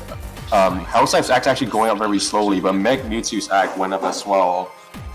So like there is I'd say like 0.0405 gap in Hong Kong's favor. I don't think it's that big. So Mewtwo's is 0.03 behind Noir, and 67 high is only 0.05 ahead of Hellside. Yeah. And Blitz is on par with Murasame, so it looks like it's only about 0.0102% difference. Oh god. That's not good. That is not good. That is really not good. Alright, let's see how this goes. I don't think any player should be choking here. This part, if you're fast enough, you really shouldn't be choking this, and you should be gaining pack even. But and at that point, Mewtwo is just trying to like really center themselves and make sure that their act is good, just in case Mexico has a miss. Blue's hitting a bit late, which is actually a good thing. Dreams coming in. Small accuracy drops. Like that lead looks like it's shrinking right now, just a little bit. I think it's because of Blue. Blue's dropped like 0.03. That's why it was in their lead. But Okay, so they made it through. They made it through the They made it through. streams. There's like the 1-3 section left. Like that shouldn't be choke material at all, but we'll have to see. We've seen chokes on it already. Japan choked on this section earlier. True, that is completely true. Oh my god, this is so scary. The act gaps are actually, even with a miss, I don't think it should matter too much for Mexico because like Hong Kong's act is so much worse at the moment. Not so much worse, but notably worse. Right. I mean, it's not. I'm not really sure. I think that should be it. Yeah, that should be a it. point for Mexico. Like if they miss here, it shouldn't matter at this point. There we go. And Mexico does take that point by 3,600 points. 3,000 points. Flute score. Flute Omurasame score. What is this? These people Actually, are it's kind of insane. 420. 420 SS. Let's go. All right, well, it's tied back up. Now Hong Kong needs to get that momentum back if they're going to want to win this. I didn't realize it's already 3-3. What's going on? Well, they can go for Forgotten, but I don't know because like if Sora Iroh isn't comfortable on Forgotten, then they shouldn't go for Forgotten because their fourth player is a bit too weak. Oh, 78 high just disappeared.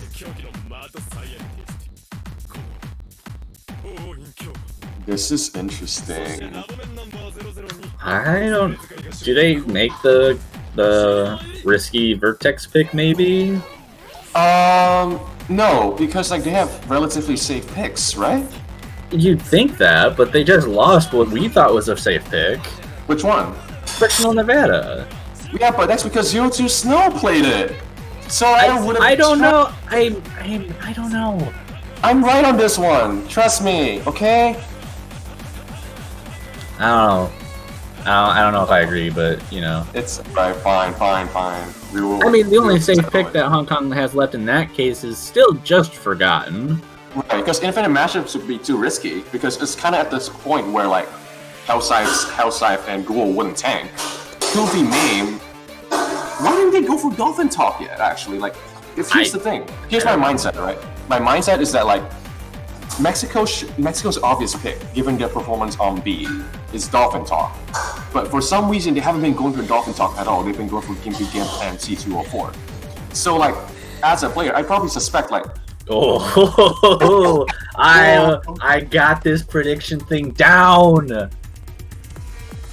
Right, Vertex code out. I want to see this. That's... Oh, boy. Right, for people who don't know Vertex, which I probably don't expect, I expect you guys to know this because this was picked in the previous match, I think, Japan versus South Korea. Yes, it was first picked. This is, you have to load your speed mod really, really, really low for this map. Unless you want to memorize the ending. Yeah, unless you want to memorize the ending, or you somehow read speed ups a lot better than slowdowns, which is me. I play on 21, and I have to play on 21 on this. Slow jam moment. Yeah, I have to slow my scroll speed down quite a bit for this. Yeah. The speed up is 1.6 times faster than normal speed, which is ridiculously fast, and it gets even worse. It gets a lot worse on higher speed mods, which most of our players play very, very high speed mods, I believe. Like Murasame has a high speed mod, Mewtwo I think has a high speed mod, Neuer doesn't, Plutes, Hellscythe, and Ghoul do. So I'm expecting slowdowns for all of them. And I think all three of these players or on Hong Kong should be pretty good with slow jams in general. They should be. But, I mean, like, as we've read earlier, Mewtwo seems to be getting a lot of black spikes, but so is Hellscythe, so we have to see what's going on. Pretty okay start from Hong Kong, waiting for Plutes to get in here. Not the strongest start from Ghoul. Oh yeah, he's not having a good time right now. Oh, and Hellscythe, not liking this one. That is really not a good drop. I mean, I don't know if that was a fluke. Hellscythe, but his accuracy continues to drop. He keeps I think he just is uncomfortable reading slow gens. I think this should be a pretty free point for Hong Kong at this point. Yeah. There are like two slowdowns that I believe are deceptively really hard because they don't make any sense. But Hellside dropping again. That's brutal. Alright, this slowdown. Oh yeah, looks like Hellside didn't really put a lot of practice into this if he's messing up that slowdown. That's a really brutal drop. I don't blame him. I really don't. For personal reasons. But yeah, even Gold's getting 98.78, but every other player in the team has in the Hong Kong team has 99.8. Even Plus is getting 99.8, which is insane. And they're on a notable slowdown, from what I can tell. Maybe Murasame's speed amount's a bit. Did Murasame's speed amount go down? I don't know. I think it's a little bit slower than usual, not by much though. But I mean, this is a really good performance from Hong Kong right now. They're all on 990 plus pace, which a 3-man score of 990 plus on Vertex is insane. Yeah. Alright, speed up time. Basically, if anyone disconnects, well, there's pretty much no chance of Mexico taking it back at this point. But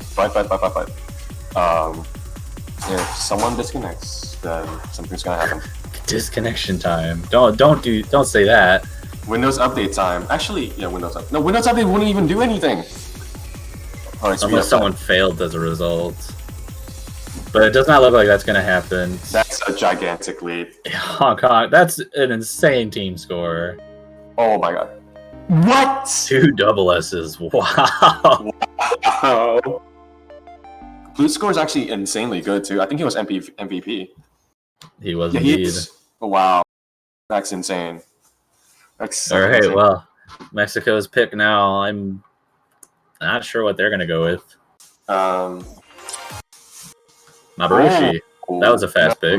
No, that wasn't it. Wait, was it? No. I didn't see map. it. Hellside says mint map. So yes, Mabarushi is the pick. I see. My bad. What do you think of Mabarushi? I don't think it's a good pick, actually. I mean, in the mind of someone who's like, one of the points that we've won was on long notes. And it's what else did they pick? They pick Forgotten, which is not a strong pick. Do they pick Infinite Mashups, which is also not a strong pick? Do they pick Dolphin Talk, which we've already gone over, is not that strong of a pick? It's probably not that strong of a pick because there should be like a specific reason they're avoiding it. But the thing is that there are releases in the intro and outro of Mabaroshi that's very release heavy, and we expect I expect at least 10, 15 200s on the Mexican side, and maybe Hong Kong would get a few 200s too, but I highly expect Mexico to completely tank in the intro and outro at least. But I really don't know. I mean, at that point, it's just a matter of what happens in the middle section. And the patterns in this chart are not necessarily easy to stay consistent on. They're pretty straightforward most of the time, but the bursts and some of the there's some one-handed trilly bursts that go on with long notes that shield them. I don't really expect it to be a problem. I don't really expect it to be that much for a problem for any. I'm expecting maybe it to be not. I mean, for Mexico. We're getting down to the point in this match where it's going to be 50-50 shot on anything that they pick. Oh, 0-2 Snow. Does he play on that slow scroll speed normally? No, I don't think he does. I think he does. He was playing really slow scroll speed on Frictional Nevada too. Attack. Well, he's not hitting. He's not hitting early. Okay. He's oh boy. Maybe this was a scroll speed issue. I think it's a scroll speed issue. Oh boy. That's a huge drop. Never forget to change your scroll speed, guys. Yeah, this is your daily reminder. Yeah, 0-2 Snow, he messed up. Oh boy. That's a huge break. That's a huge point for Mexico too. Right. I mean, his accuracy is. This is brutal. Yeah, not looking too good. It's not looking too hot at all. Even if Hellside getting barely 99%, that's still way above 0-2 Snow. And 0-2 Snow missed early on as well, so that's a 20k gap between Hellside and 0-2 Snow alone. And while the other players, Luz and Neuer, are weaker than Murasame and Sorairo, it's still, too small, too big of a gap between 2 Snow and Hellscythe for it to really matter. 0-2 Snow's accuracy does seem to be going up a little bit. I think Yeah, there would have to. It's actually the score difference is not as big as I would have expected, given the nearly full percent between Hellscythe and 0-2 Snow. Well, now it's more than a full percent. Yeah. Well, because Murasame and Sorairo's combined scores are a lot better than Noir and Plut's at the moment. It's like 0.2% difference, which is really, really big. It's about 10k, and Hellscythe and 0-2 Snow, well, it's like 30k gap, so about 10k difference. And that is brutal. I think that's gonna seal it right now. And Murasame. Oh, okay, triple drop from Hong Kong. I guess it didn't really matter in the end. Yeah, that's a brutal. Who's dropping, but that shouldn't matter. As long as Noria pulls a full combo, this should be a very commanding lead from Mexico. Yeah, Hellscythe's accuracy is actually starting to go up near Noir's and Plutz's, so yeah, really no issue for them. And 0-2 Snow has a 1% gap between both. Oh boy. I really don't know. Would 0-2 Snow's act be like that much better though? I don't know what it would be. I don't think so. Like, I think he would get like 99% maybe, given his act on Fictional Nevada. But that wouldn't be enough. Absolutely wouldn't be enough, because Sorairo and Murasame dropped. Did 0-2 Snow disconnect? No, he just left. He left right as soon as it ended. He seems frustrated that he messed up his scroll speed. I don't blame him at all. Like that's one of the most frustrating things that can happen, and that's so frustrating.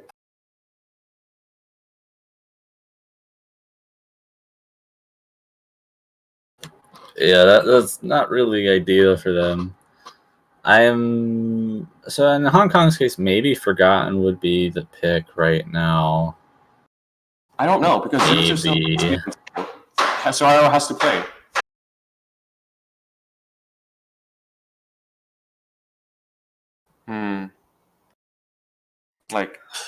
Okay.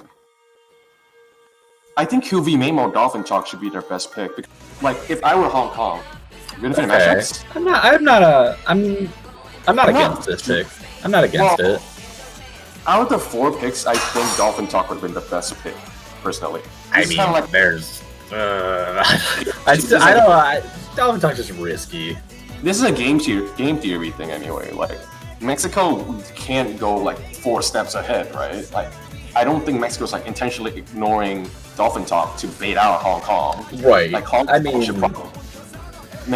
should go like, none of our picks are good, so let's go for Dolphin Talk, because you seem to be avoiding it for some reason. But there's a possibility that Hong Kong is also in that boat of we want to avoid Dolphin Talk anyways because our scores aren't that strong anyways.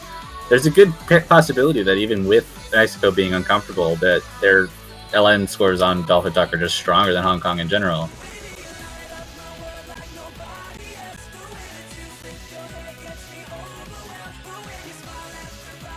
But this is a very, very, very important pick right now. Hong Kong needs to win this. Whoever wins this has a huge advantage. Right. Like,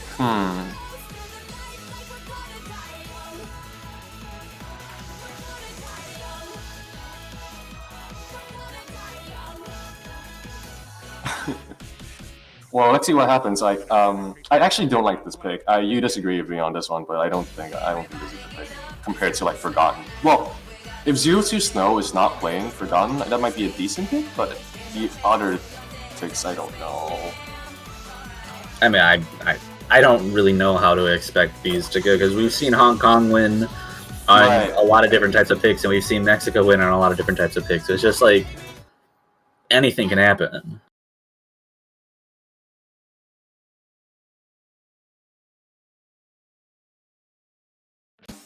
Yeah, anything can happen, but are there any? Like, I know that. Okay, I really don't know, because it comes down to Gore, right? But I don't think Gore would tank this. At least not at this level. Whoa, there was an accuracy tank from Ghoul though, right in the start. Yeah, I see it. X Rock. good opening from Hong Kong in that case. Yeah. But they still do have to hold on. This isn't. It's by no means isn't over. over. This part, go Ooh, drops. a Oh miss. boy, oh boy. This is looking like a pretty strong pick from Hong Kong now after that miss. And Go's AC is so low.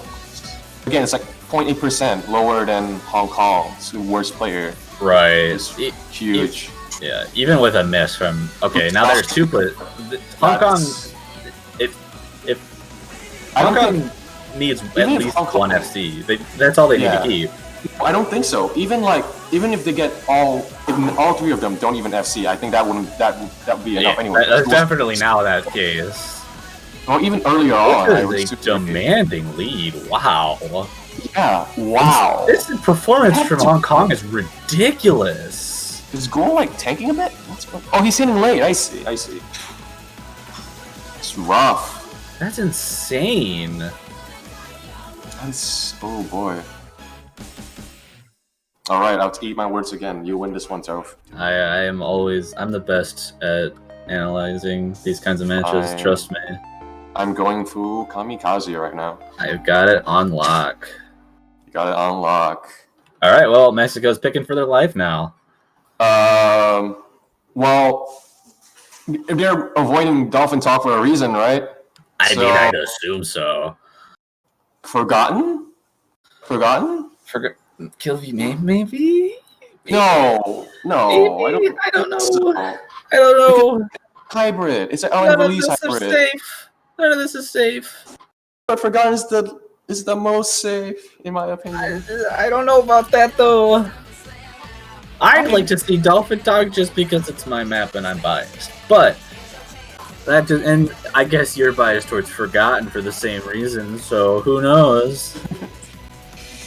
Oh boy. And before I think it'd be funny if Kill V Mayhem would get picked so both of us would have the ignored maps. I'm gonna scream if that happens. Because I really don't think that Mexico's gonna release this, given how much you're evasive towards it, but they did okay in Mambaroshi, so who knows? I mean,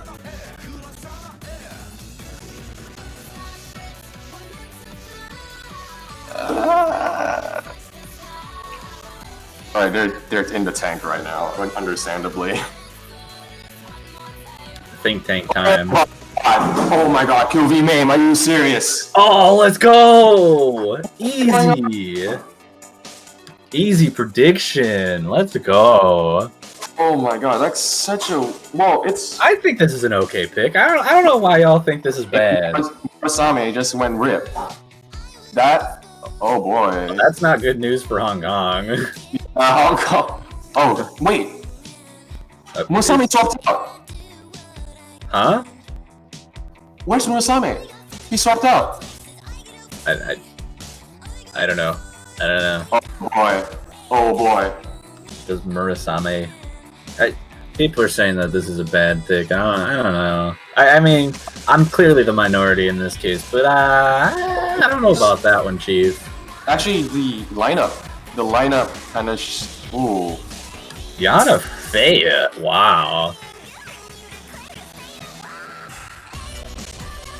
So no Murasame. This is Same. That's a really curveball right there. Well, here's the thing about QB Mame. I actually think that's a better pick than Dolphin Talk, actually, if they're explicitly avoiding Dolphin Talk so much, because this is a strictly better pick than Dolphin Talk, right? Because there's less long no component in Right, QB Mame. and kind of like the whole. People are saying that this is a bad pick because it's release oriented, but there's only like 2 sections that are less than 15 seconds long with long notes in them. Okay, they're still integral parts. Yeah, that's why they're not that bad compared to everything else. Like, it's not the most significant part. I disagree with that. I think the entire map is an LN hybrid. It's literally just LN hybrid. Like, the only hard parts of the map are the releases themselves. Hard disagree there. All right. Disagree. Maybe it's because I am long note challenge, unlike all of you. Yeah. if Murasame is not playing, I'm really, really curious to see. Because Feia's performance hasn't really been too good. Oh, that's an early miss. But the accuracy out of Mexico. Whoa, Hell Scythe. What? Oh boy. He's hitting super late, so it might just be live or something, which is perfectly fine. As long as he full combo, it's alright. I mean, his accuracy is definitely going up right now, but Yeah. it's just I don't know, it's kind of a surprise to see that happen right out of the gate, but with the combo disadvantage that Yanafei had with that early miss, I think Mexico... It's early enough that it shouldn't matter too much. It's like a K-point gap, K-point loss, so it's not too bad. Right, I still think that if this goes in Hellside, I think improves his accuracy. Okay, Long Note release is coming in.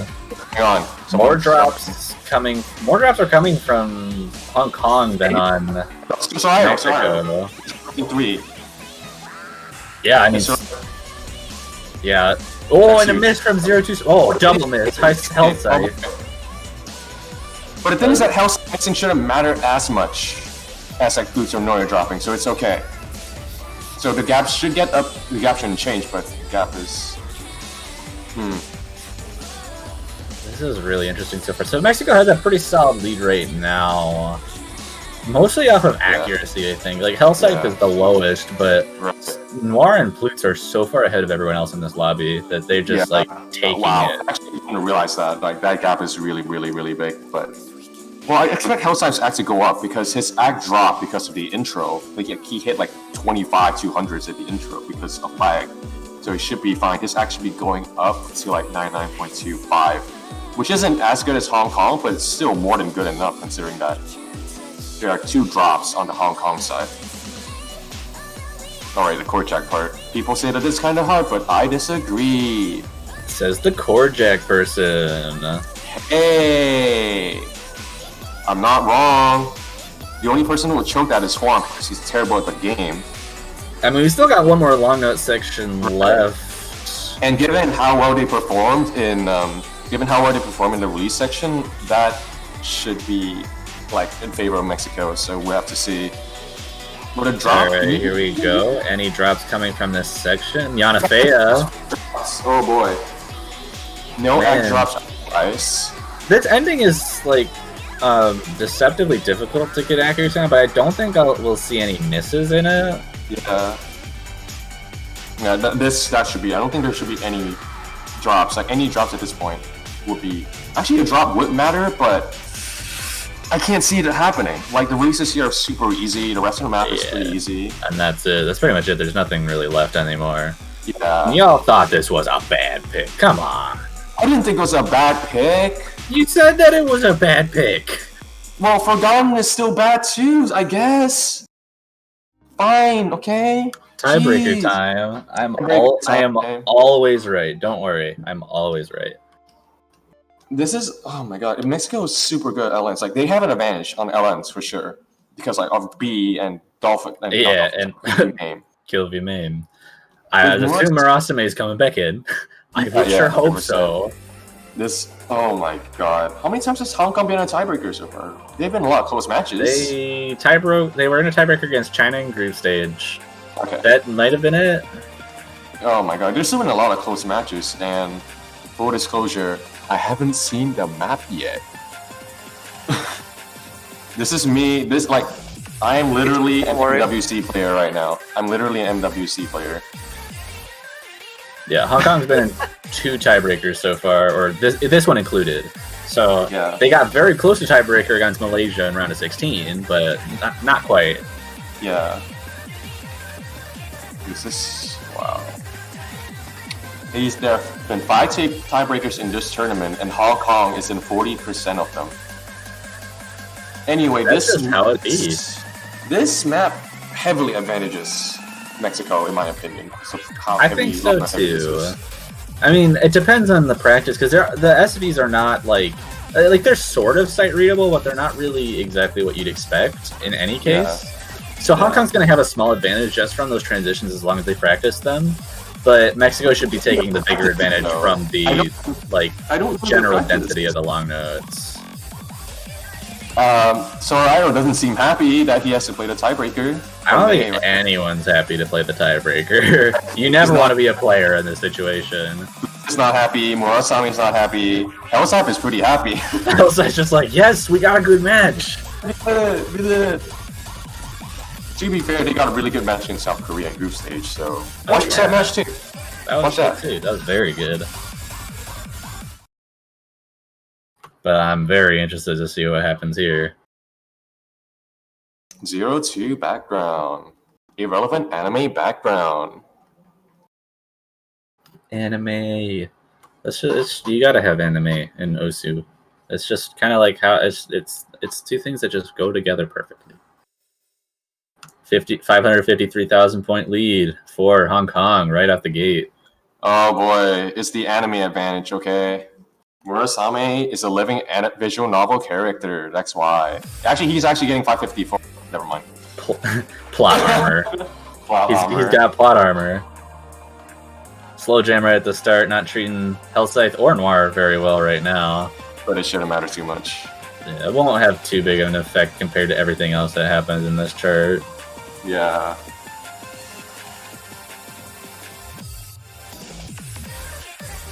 SV. Oh, big drops from Noir again from that SV. Yeah.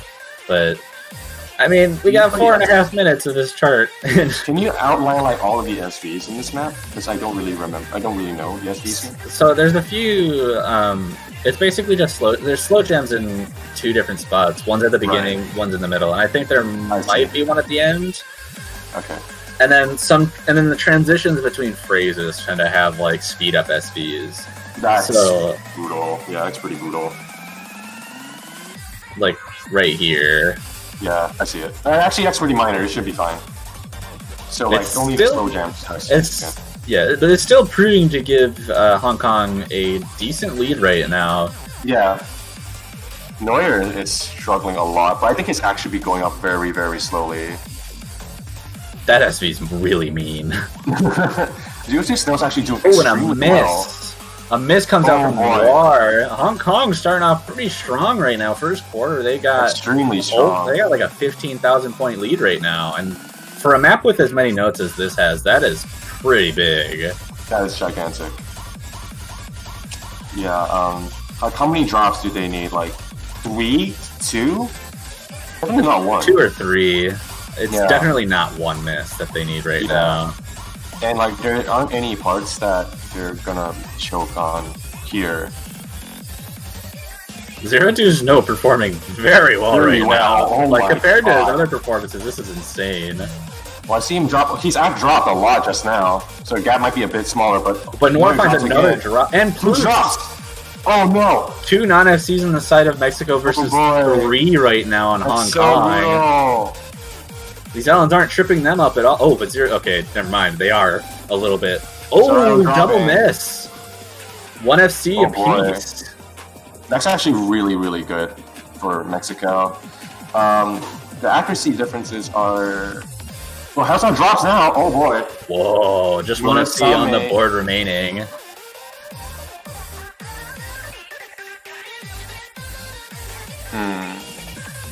Another one of these sections of slow jams and transitions that should give Hong Kong a Noir, not wow. This is really not treating them well. 30k difference between the lowest score and the second lowest score right now. Who's dropping as well, actually? And Neuer dropping a lot. He's hitting unbelievably early. There's so many misses coming out right now. This is really unexpected, especially from Plutes. That was not expected. I think he's just not used to it. I don't think he played the type of outside dropping again. This Ellen section Neuer dropping twice. Wow.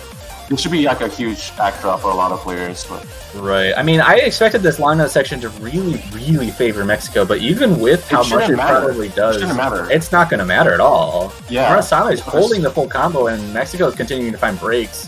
0-2 Snow coming back pretty big time after that first drop, and Hong Kong's looking to just run away with this. Oh, man. That is so heartbreaking. Like, there's pretty much no way that we can take this back at this point, right? Like, pretty much no way. I don't. This lead is massive, especially like how many notes there are. Yeah. I don't think there's any chance. double miss for the Hong Kong, but we're Doesn't going into the matter. ending break. Murasame No worries. MVP. We're looking at a nearly 80,000 point lead from Hong Kong right now. That is There- such. Yeah, no, that was. That's brutal. Oh no! No! No! No! Why would you do this? How could you, Murasame? I can't Bring it believe it. That's gonna be it. Hong Kong is You going to wanted take it- that 6 point. 6-5. Oh my god, Plute's 200 count is so good. 42 Oh my god. 200s. He missed so much 42. though. He almost beat Murasame. Oh my god, that was so rough to see. Yeah, that match Really was well insane. played. Really well played. Really from both crazy. players. Like a lot of break points, super unpredictable. I couldn't believe what's going on. That's insane. I mean, we went into this match being all like, yeah, I don't know what each team really specializes in particularly. I think it's And then it turns out everyone Wow. specializes at everything. it's just how it is sometimes. Really do crazy be like match. that. What an insane match for sure. All right, with that, Mexico has been eliminated from the World Cup, and Hong Kong will be facing, I think, South Korea. Not too Yes, sure. South Korea is who they will Oh, face boy. in semifinals. Oh boy. That's not really the match you want to see as Hong Kong, but you know, You know, Still really stuff good. happens. So Hong Kong has been super outperforming. They've been absolutely insane this year. So I really hope that the match will be interesting. I really hope so because like even though South Korea is gonna get a lot better in semifinals, it's still gonna be not like they won't be ungodly good in comparison to like Brazil or United Kingdom or United States. Anyway. Next match. The next match will be in 9 hours, about give or take. No. yeah, about 9 hours. About 9 hours. Right, 9 hours. All right. 9 hours. We're looking at Singapore versus Philippines, followed Yes. immediately by 2 matches at the same time: USA Yeah. versus Malaysia, and Finland versus Indonesia. yes. I think I will be- a lot of these matches are going to be really interesting. I'm super excited to Definitely. watch Philippines versus Singapore. Yeah. Hopefully I don't oversleep this one, which shouldn't happen, but you know, it's 8:30 p.m. and sometimes I sleep. But anyway, root for Philippines because Singapore is trash. No love for your own country. I don't live in Singapore anymore. What? What? All I live right. in Australia. All right. You want to All plug right. the banners real quick? That's what I was about to do, my man. All right. I shouldn't. Whatever. For now, Exactly, dude. I made a mistake. Anyways, buy your banners, support your favorite teams.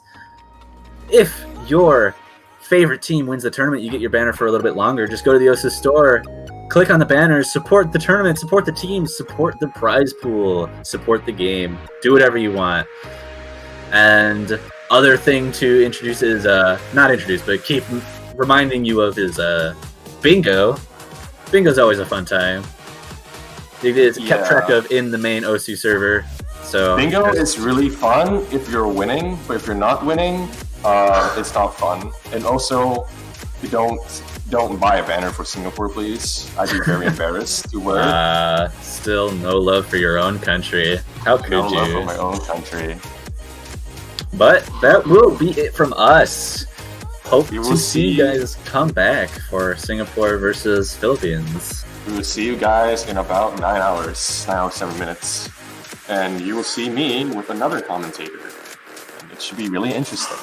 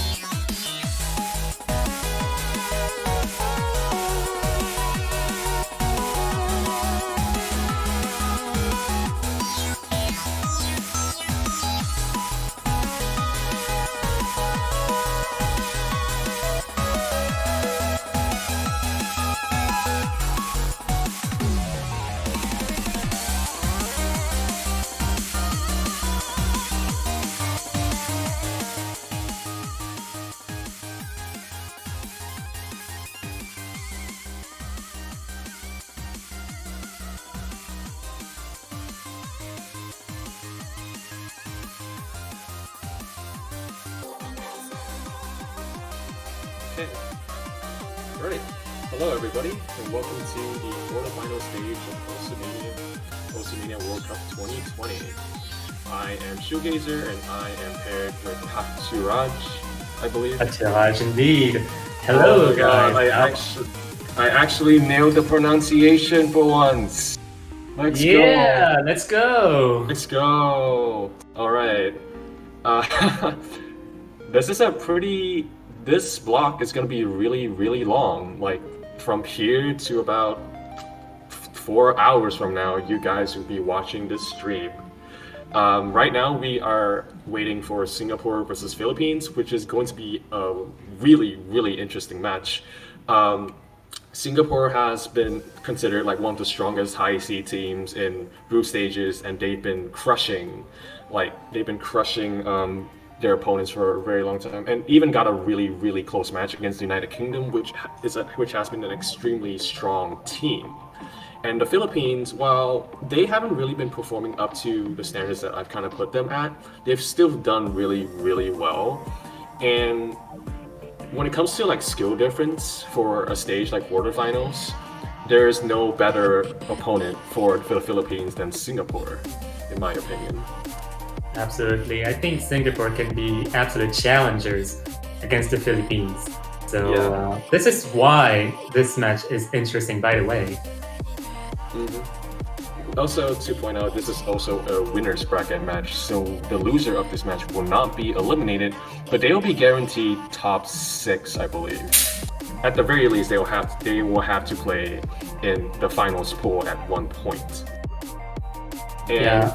Fun fact, Singapore has actually never done this before. Singapore has consistently been eliminated in the semi-finals bracket. So if they actually win this, and I think this is their best chance of actually winning the quarterfinals match, well, this is a watershed moment for them, for sure. Indeed, this is indeed something worth celebrating, as Shigezawa is also Singaporean, so No, do you no. want to celebrate? No, I won't celebrate, but... Yeah, I know how you feel about Singapore, but yeah, still. It's mostly ironic, don't worry about it. It's mostly ironic. Yeah, we love them. We love every player. We are not Yeah. biased at all. Yeah, we are not biased at all. I am very, very impartial. Go USA. Go France! There we go.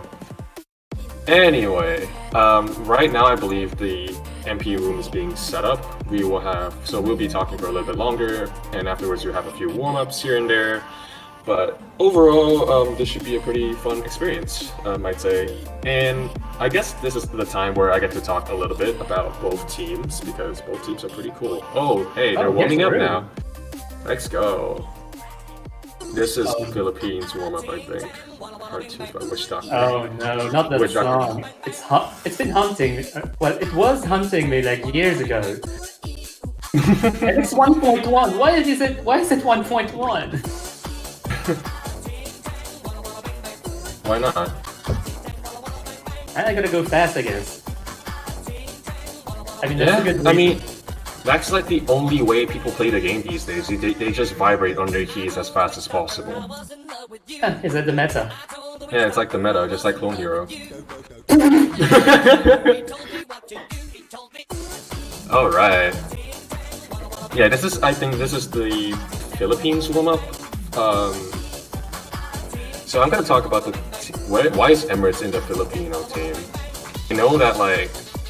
I know that it's really easy to defect from Singapore because it's so small, but you shouldn't be there, my friend. Anyway, I'm gonna talk about the teams real quick. The Singaporean team has never been stronger than this year for sure. Emirates is an amazing Rise player. He's absolutely amazing. And you might see a few surprises here and there from Emirates in this match, I'd say. I'm not gonna spoil it. Just prepare yourself. Black is a phenomenal SV player. In my opinion, he might be like a top 4 SV player in this tournament. Adam Ackerville, he's there for long notes. He's pretty good at sustaining combo. That kind of needs work, but it's okay. he's more than serviceable for earlier stages of the tournament. Claren is a very consistent player, but you mostly see him for SVs. And the other players who you guys would not see, who aren't in the room right now, or at least not visible in the stream, Bye for now is an amazing, consistent player who will probably he'll be playing every single map in the pool. Let's put it that way. And that's not just because he's all-rounded. He's also deadly consistent. And I mentioned Rionos. Rionos is an amazing act player. He's an amazing act player. I'd say that he's a little bit a tier under Emirates, but he's still extremely good. And I think he can match with like some of the stronger Filipino players. Now, as for the Philippines, Yeah, I suppose many people familiar with the mania scene. I suppose we don't need to introduce Boji anymore, but perhaps we do. okay, Boji is pretty good at the game. Let's put it that way. Yeah, He's pretty good at the game. Let's put it that way. But you mostly see him in Rice, I believe. I could be wrong, but I think he'll mostly be playing Rice. Swarmseed is also another player who has been doing extremely well Rice Act-wise. I think he's on par with Boji at points, which is saying a lot given how good Boji is at act and speed in general. And for the other players like Chuck is an amazing hybrid player. He's also very, very good at long notes. There's also Bueno, who is really good at long notes. There's also Arcat, who is a bit of an SV specialist in this scenario. And there's Volpsy, who's their third player. That said, even though their lineup has been their lineups are very, very good, and in theory should crush Singapore, at least in my opinion, and mine alone, not biased. I think that Philippines has been slightly underperforming, at least in my opinion, mostly because they're not too consistent in comparison to Singapore. And that to me is what makes this match so interesting to me, because in theory, like again, Philippines should be crushing Singapore like 6-1, 6-2, but or 6-0 even. I'll be not generous this time. I think the match would be really interesting because there will be so many, at least unintentional break points from the Philippine side. And Singapore is very, very consistent. Like, Bye for now is consistent. Emirates is super consistent. So, it's really, really interesting. It really comes down to Philippines' third player, I'd say. Don't you agree? yeah. I absolutely agree because remember, this is a 3v3 situation. This is totally different from a 1v1 tournament. Yeah. So every single player matters on the scene, and chokes are amplified because if one player chokes, two player chokes, two player choke, all players choke. It's disastrous. And well, we might be responsible as commentators, as recursors. Yeah. Well, Well, I'm not responsible for any chokes on the Singaporean end. If they choke, they're bad. Okay. yeah. I mean, if you look like at yesterday's matches, we saw a lot of chokes, a lot of Right. fans on chokes. Like even Japan versus South Korea. Like Japan is like the definition of consistency Yeah. in terms of team. Like you see in Talizer, you see Induskia, Brigade even. They're very consistent at the game, and you saw many chokes even from Intelizer. Like So- the quarterfinal map pool is particularly risky this time around. It's very, very easy to actually break combo. Like picks like Elaine, Fictional Nevada, Forgotten, C204 even, Bubble Control, Mabaroshi, Kill V main, I guess. Some people do choke Kill V main from what I've noticed. There are a lot of risky picks here in this pool. And if you're not good, if you're not consistent, which Philippines isn't really odd at consistency from what I've seen, and Singapore is very consistent in comparison, they're going to be in an interesting match, even though Philippines' raw skill overall is a bit higher than Singapore's. Also, shoutouts to Boji's flex, I guess. Yeah, hiding his true skill. Actually hiding his true skill. but managing to perform that well under Hidden is... It's impressive. It's really, really impressive. I have no words. Oh wow, Swarmsy's act is on point today too. Mm. Like I said, Swarmsy's act is really, really good, but I saw his recent scores over the past 24 hours, and I'm in shock. Let me put it that way. He is a real. No. If his performance here is going to be as good as his performance like earlier on, it's going to be absurd. It's going to be crazy. Oh Like, my god. Singapore would have a massive hill to climb. Anyway, what would they warm up with? Oh no! Not You're this not song! At least it's 49 seconds long, so you don't have to suffer for long. Whoa. Do you know who the mapper is? No. That is Razzie. Is it? Yeah! Oh. Oh boy! When you love the 80s! Oh boy. Excuse me. This is a good map. We love you, Razzie. Yeah, we do love you, Razzie. Alright, yeah, this, well, you guys already got spoiled, so we don't really have to talk about this map, but we will anyway. This map is a thing. That's all you need to know. This map is a map, and that's about true. Shoutouts to all my boys at CBFI. I cannot speak Filipino, unfortunately. I wish I could. Hard. Yeah. I wish I could, but you know, don't say that.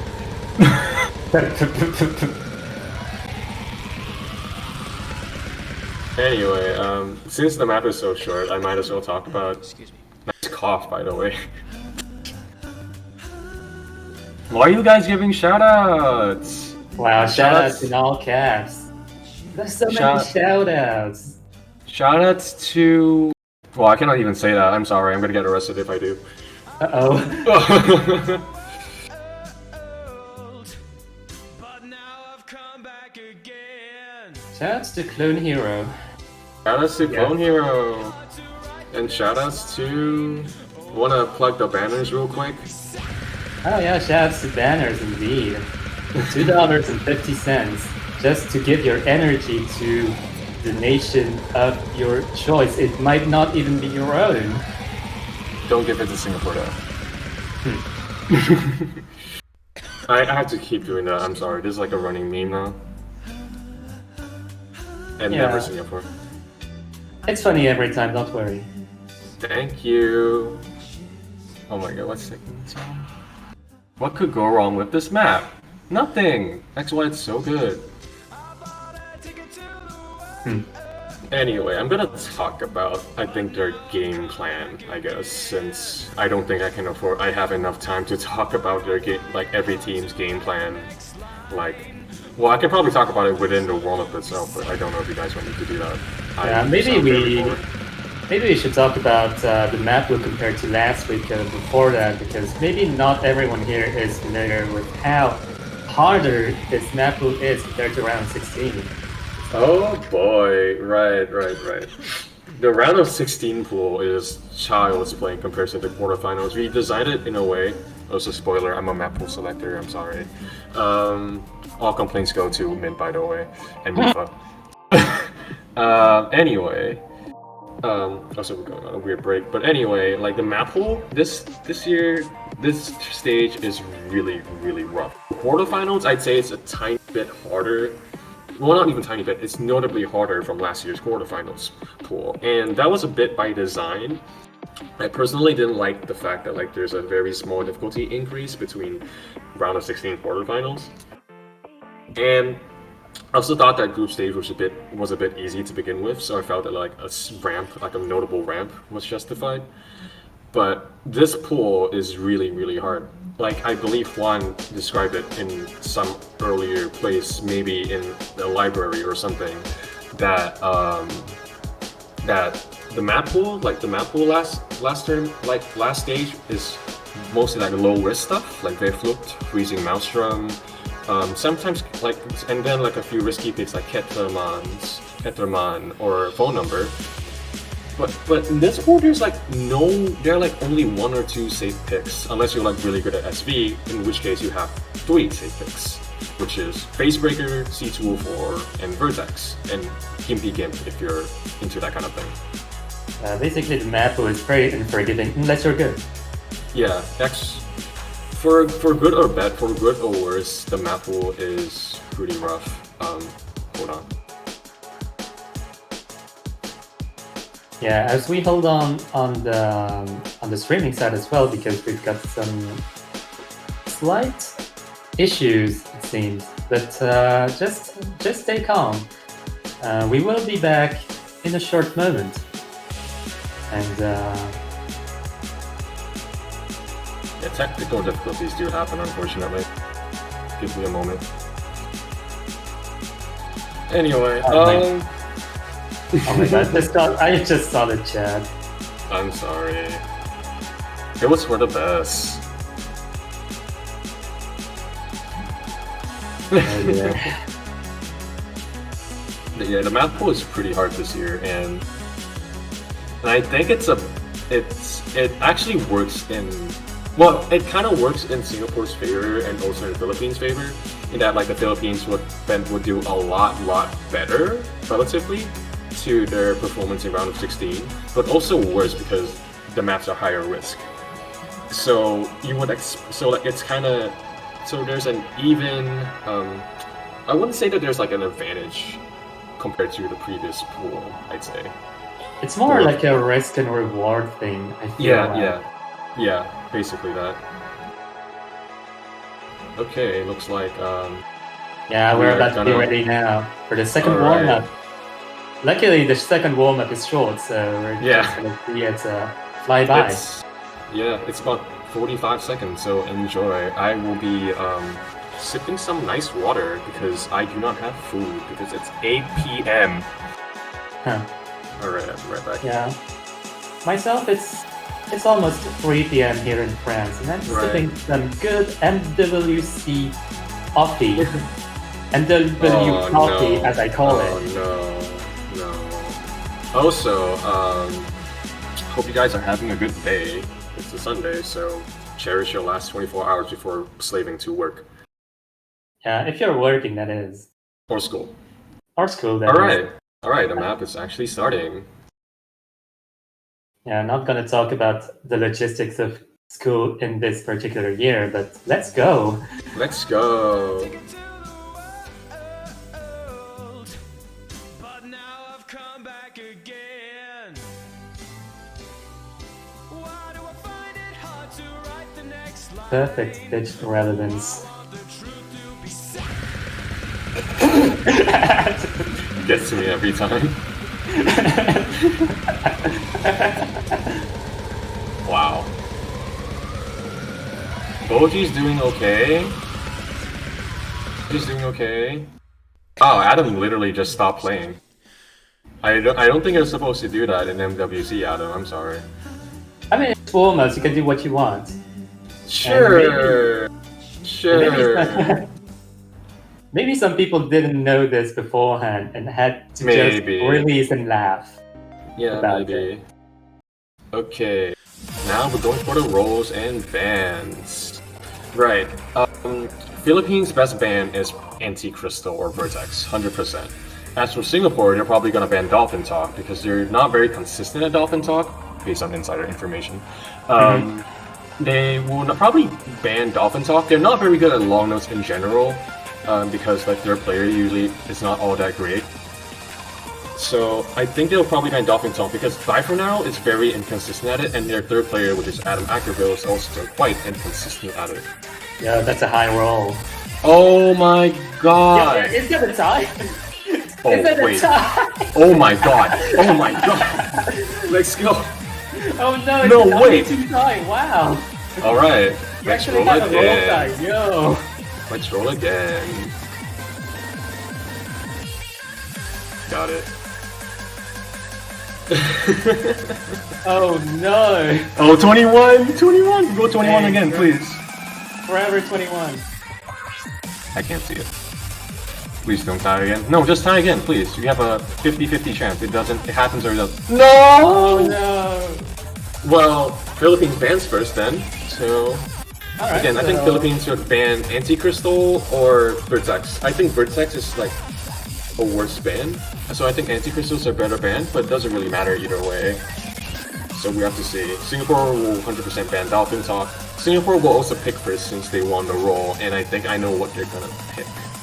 I think they're gonna pick either C204 or Facebreaker, given their scores on it. And also because they're really, really good in consistency. OG bans, Philippines bans Anti-Crystal, which is a point for me. And Singapore would ban... Singapore would ban... Thanks, Arcad. Come on. Anti-Crystal too. Well, that's banning Juan Crystal, right? Yeah, let's do that. He's already eliminated anyway. Hey! Hey! Shout out to Juan Crystal's 100 rolls. Well, Yeah. 200 rolls, in fact. Yeah. Rigged. This tournament is rigged, by the way. Nah. Yeah, Clarence, like, Singapore bans Dolphin Talk. Yeah, not a surprise at all. No surprises at all. Almost as unsurprising as Radiohead. Singapore is probably gonna pick C204 or like C204 or Facebreaker. I'm not too sure.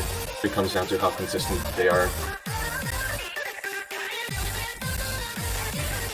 Philippines will probably go for hybrids. I think for me, like I would go for B, Marble Roshi, then QV main in that order, but they might have completely different plans. Yeah, But this is what- because Philippines have kind of some flexibility in their plans a little bit. It depends on the third player though, so Absolutely. the plans could be completely different from what we think of. Right. But you're This is right. like- I think, yeah. To me, that's like my ideal picks, basically. Like, it's like, what would I pick if I had this skill set? Well, if my team had this skill set, and my opposing team has this skill set. And in general, Singapore is relatively weak at hybrid. Byron, well, they went for Facebreaker, which is a pretty good pick, I would say. Indeed. So It's Yeah, probably their this best week- pick. this week it kind of depends on the individual team's ability to handle the rise picks because they're becoming pretty fast. Yeah, And, the picks some are... team- The rice picks are pretty hard, and we've seen like the third player in the Filipino and Singaporean scene to choke a fair bit on the rice picks, even in earlier stages. So I'm really curious to see how well they're gonna perform. More so in the Philippine side, because Philippine side seems to be underperforming a little bit in round of 16. I'm assuming that that's not representative of their performance now, but I'm still really curious to see how well they're gonna do here. Hey Chad, guess what? No! No! No! Alright, you're going with Facebreaker.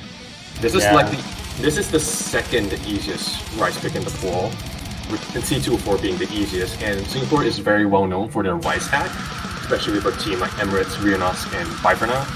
Vipernow is deadly consistent, like I've mentioned. Rionas and Emirates have really, really, really good hack. Shouts to the mapper, by the way. Pretty good mapper.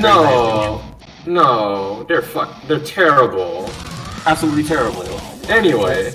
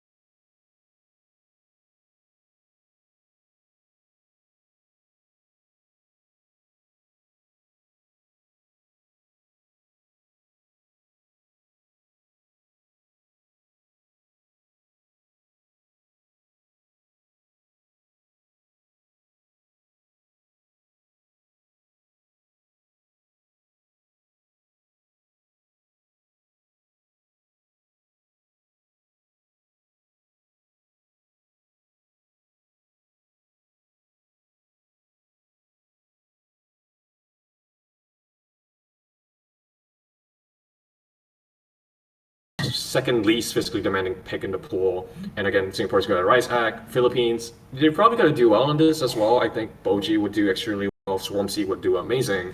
Comes down to Chuck. Great name. Comes down to Chuck, really. So we'll have to see how well it comes down to Chuck, because I think the Singaporean team would be rock solid. So here we go. Song number 1, Facebreaker. Yeah, expecting good performances from both Swamps as well. So really, a lot of pressure on Chuck. By for now, Rionaut's actually getting really low, uncharacteristically low act. 99.75 and 99.8 from the Singaporean side, whereas the Filipino side. Oh my God, Chuck!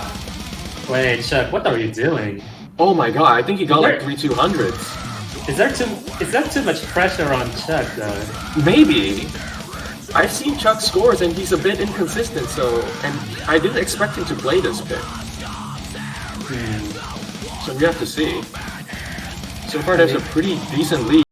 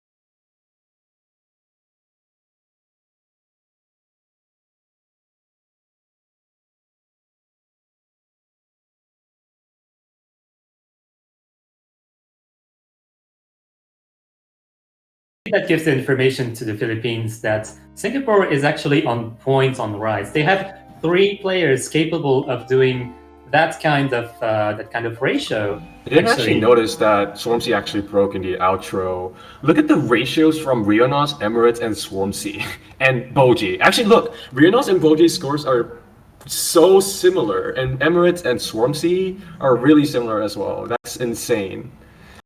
And yeah, it's basically a mirror play with a third player added in. And yeah, exactly as you predicted. This is like a third, like this match is heavily determined by their third player. But now, also really nice scores from all 6 players, especially the 4 I mentioned. But now Philippines pick, they will have to pick one map. They like their easiest pick is B, but whether they're gonna go for B, I'm not too sure. Yo, read the chat. Read the chat. No. Oh chat, my no. goodness. That's abysmal. Oh no. That's Oh no. abysmal. Oh no. Oh my god. Oh my god. Actually, considering that, Chuck's run wasn't even that bad. Yeah, that's a really good run. That's a really good Forgotten. run. Oh no, it's crawl speed. Oh my god. Oh my god. Like, you have to lower your speed up by like 50%, 40%. So that's really impressive. Also, Forgotten. Huh. Interesting. Oh my god. That is it. I cannot believe Vertex has gotten into the team's strategy that much. Like, outside of the song itself. Here's a fun fact, like, we discussed this a bit earlier, but I was discussing with the Singaporean team. I told them not to pick Vertex until B was picked, for a very specific reason. This was the reason. This was the exact reason. I was banking on them, going like, let's hope one of them don't forget to change their speed mod. And this happens! This even happens without even them trying to do so. So Vertex That is amazing! Vertex is putting pressure on the teams just by existing. That's amazing. That's so good. Well, let's hope the trick doesn't work twice. Anyway, Swampsy, you are wrong! Anyway, Forgotten is a very interesting pick. It's a very risky pick. Also, nice shoegazer bias, by the way. 2 picks in a row. Yeah, they look. Yeah.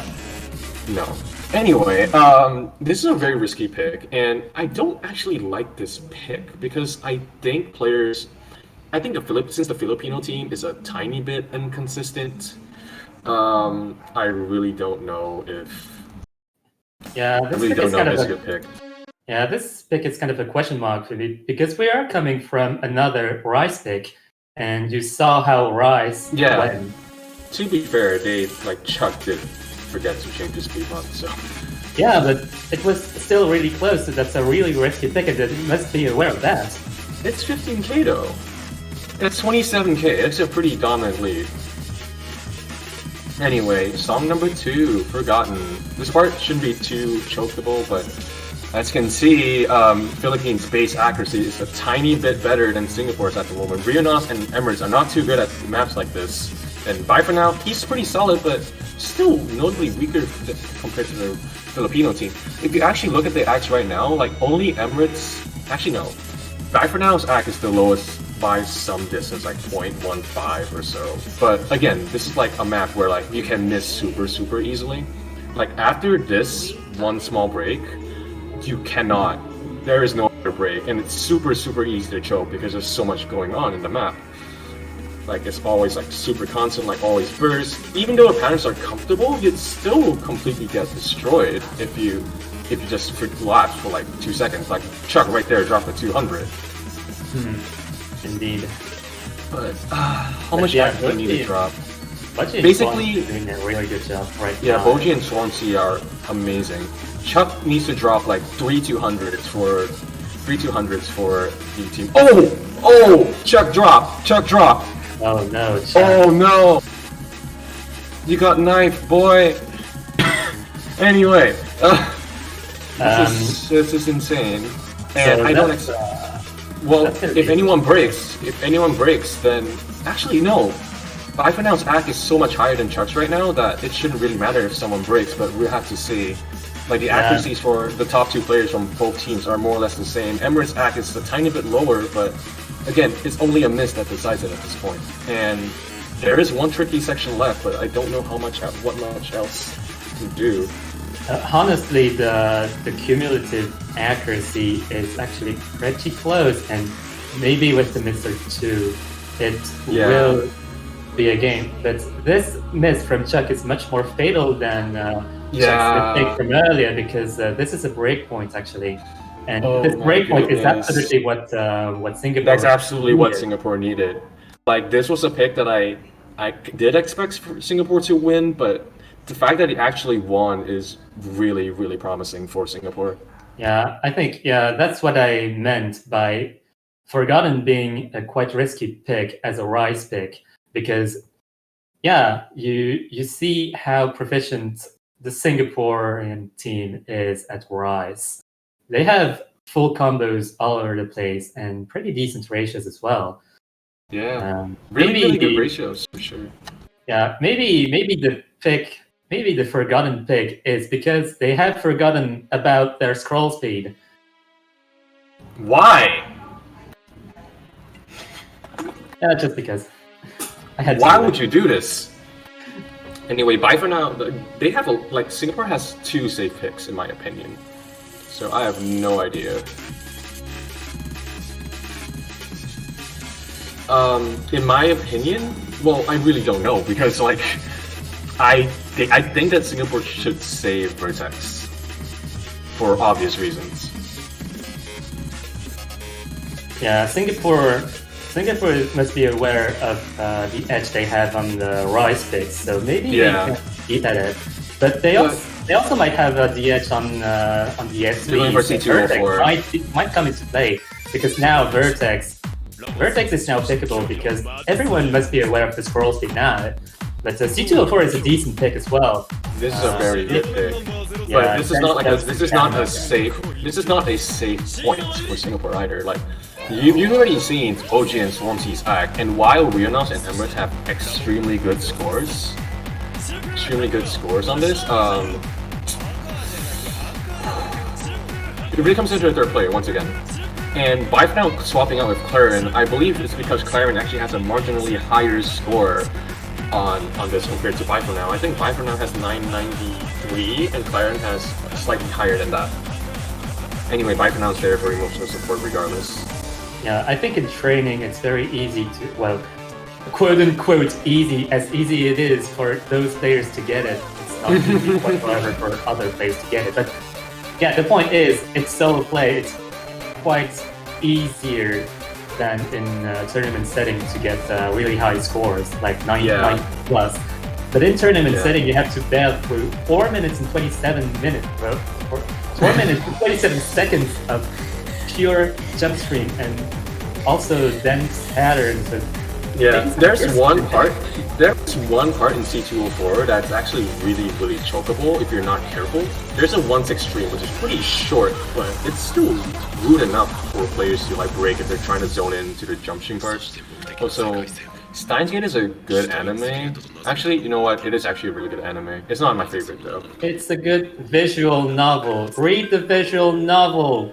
Facts! It's a really good visual novel. So good. Anyway, they're starting pretty soon. Expect really good scores from 4 players. That's all I'm gonna say. And a miss here wouldn't really matter as much unless, well, it really comes down to Claren and Chuck, I think. Like I expect like the outer 4 to, you know, do accuracy things. Absolutely, because in longer picks like this one, misses are more diluted in the score, so it's more possible to catch up. A miss would be about 3 to 4K penalty, which is a lot. Don't get me wrong, but that's also about 0.1% hack. Swarmzy, what? Oh no! Wait, what? You. Oh wait, he dropped. Oh my god. That's an early break, though. That's an early break. That's an early break. That's an early break, yeah, but that's still like 2 or 3K points of difference, and that might be enough. That actually might be enough, given. Oh no, Rionos drops. That's a really bad drop from Rionos. Oh yeah, Rionos drop. Rionos actually really worse than Swansea. That's a lot worse. Yeah, because you had the 400 combo deficit, and that's gonna tip it towards Philippines. And Chuck's act is really good right now. Claren's act is still really good too. But the thing is that like Rionos' act is really low. Rionos' act is 99.7 at the moment. Are you watching Oh boy. Like the rest of the map shouldn't be too bad. There's one choke point, but I don't really know if. Oh man. It really comes down to Rionos getting a really good score and Chuck choking, I think. Because I don't expect Swarmzy and Boji to choke at this point. And there's like, again, the 1-6 section, which isn't in here, it's later on. But there's also a section right after the long jump stream that people can choke. Emirates' act is really good too. Oh my god! Emirates' act! What is that? Yeah, I told you. I'm sorry. We're watching Emirates. Emirates has been in the 99.97 for the longest time now. That's a really impressive run so far. And it's insane! Yeah, absolutely. That's an insane run right now. And 800 points of difference right now. Basically, like a few 200 should make a difference here. Yeah, this is incredibly tight, actually, because It's really, But really the tight. The misses and the accuracies actually balance themselves out. Yeah. Well, I think that Philippines has a very slight accuracy lead right now, even though Emirates has the ultra carry right now. I expect Rionos' act to go up because his score on it is super, super high. It really comes down to Chuck, Rionos, and Claren at this point. And of course, the rest of the team for not choking, but you know, that's kind of how it goes. But oh my god, this is such a stellar performance from Emirates. And what a time to PB! 99.97! That's absolutely impressive. That's the power. That's ridiculous. That's the power of tournament performance. Some players tend to perform way better in tournament setting than in solo play for some reason. Adrenaline, most likely. Absolutely. Oh my god. The lead is moving to Singapore's side very slightly. Wait. Oh my god, Rionos' act is higher than Chuck's now. Oh no. Yeah. So basically, Singapore has the act advantage right now, and since Rionos' act is going to go up a lot more, this might go in Singapore's direction a bit more if they don't choke. This is the 1-6 section I was talking about. People might choke here. Yeah, Rionos' act dropping a tiny bit. Chuck dropping a 200. Chuck dropping a 200. Oh We're the boy. last word, and I cannot tell you who's gonna win. This is so close. Oh my god. Actually, so close. Boji drop! Boji drop! No, Boji, what the? That's integral. That's huge. Oh my god. Oh my god. No. Oh my god. That must be so devastating. That is devastating. That's like 4K. What a time to break. Oh, this part is deceptively pretty chokeable, but oh my god. Alright, this is the jump stream. This jump stream shouldn't be too chokeable, but I will not jinx it. Cloud! Like, oh my god. Yo! You did jinx it! I'm sorry. No! No! I'm sorry! Should be enough, Oh my god! What is the 400 points! 400! Oh my god, you barely made it out. Oh my god. Oh my god. You barely got out of the blame. You barely got out of the blame there. Dude, my heart hurts so much. It was almost your fault, but then... It's alright, it's alright. It out. It's so... We're good, we're good. Close. We're good now, we're good. Just relax, Just... Oh my breathe god. Out. Breathe in, breathe out. Breathe I'm in, okay now. breathe out. Okay. Alright. Okay, look at Emirates. Ratio, 129 regulars. That's insane. Is that Emirates PB? No, his PB is 998.5. It's actually tied with Rionos. Oh. Like literally tied. It's so scary. Alright, they're going for the most obvious pick in the poll, the most obnoxious one in the poll, so I'm gonna mute this. Be right back. Alright, sounds good. Alright, I'll be back. Prepare your some water. Prepare your bees. Prepare to acquire some honey because I'm good. Yeah, prepare to get some honey because we need some sweetness after this absolutely I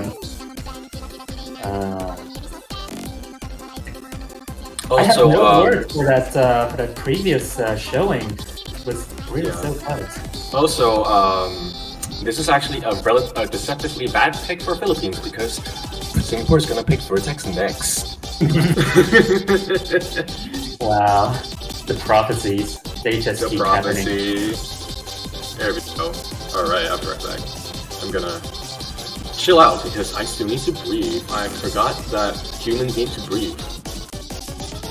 Yeah. Don't forget to hydrate, by the way. I'm drinking a lot of water after this one. I'm drinking a lot of water too, don't worry.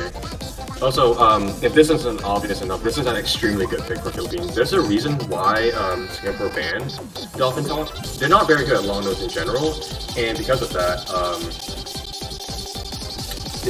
like, and the third player for B in the Singaporean side is also not very good in general, I'd say. So, yeah, for long notes, we have a few player changes now. We have Byfer now entering the field, Adam Ackerville entering the field as well, and on Philippines side with the Bueno. Alright, I have to unmute this now. Okay. I'm quarantining myself now, not just from COVID, but also the song. Did Boji drop? No. No, that was fine.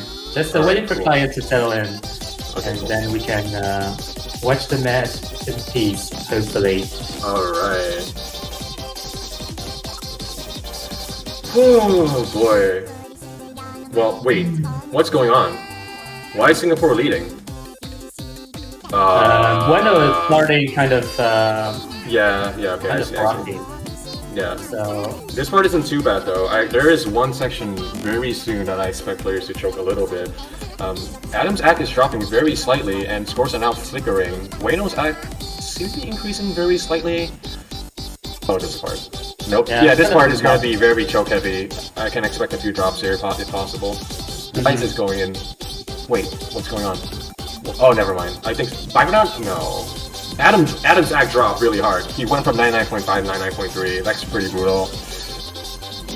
yeah, Oh, that boy. part really decides who is good at the end or who is Yeah. like There's less. one more part. And again, like the match is so close. This round is so close right now that like any break would determine the match. So we'll have to see in the midsection because this chorus is actually pretty hard. No, Yeah. this is Kamui. Adam after part, dropping pretty hard. It's 99.15. Claren drops. Aaron dropping actually. That's it. There's nothing else that they can do to recover at this point, unless like Bueno, Chuck, or Boji chokes. And Chuck is doing really, really well. Bueno, as like their secret third player, is doing really, really good as well. Yeah, I think Bueno is doing really bueno. Boji's act is pretty low actually. Like the entire Filipino team's act is uncharacteristically kind of low, but it should be more than enough. I think it's due to the song, the map pick itself. Yeah, that's true. And also because the song sucks, but you know. Yeah, well, you know, What happened to Adam?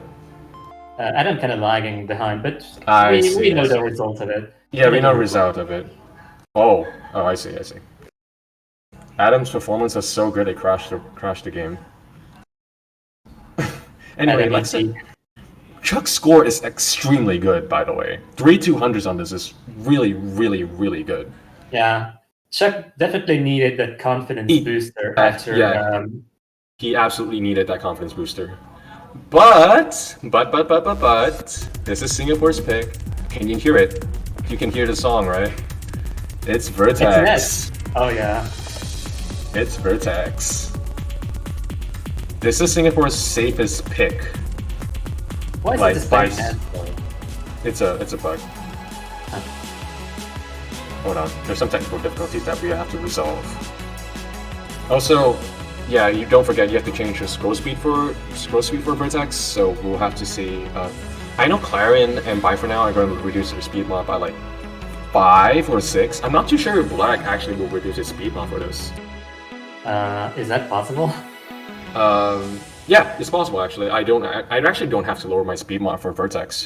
Funnily enough, the thing is that you can. There are two ways you can play Vertex, right? The first way is to slow down the map.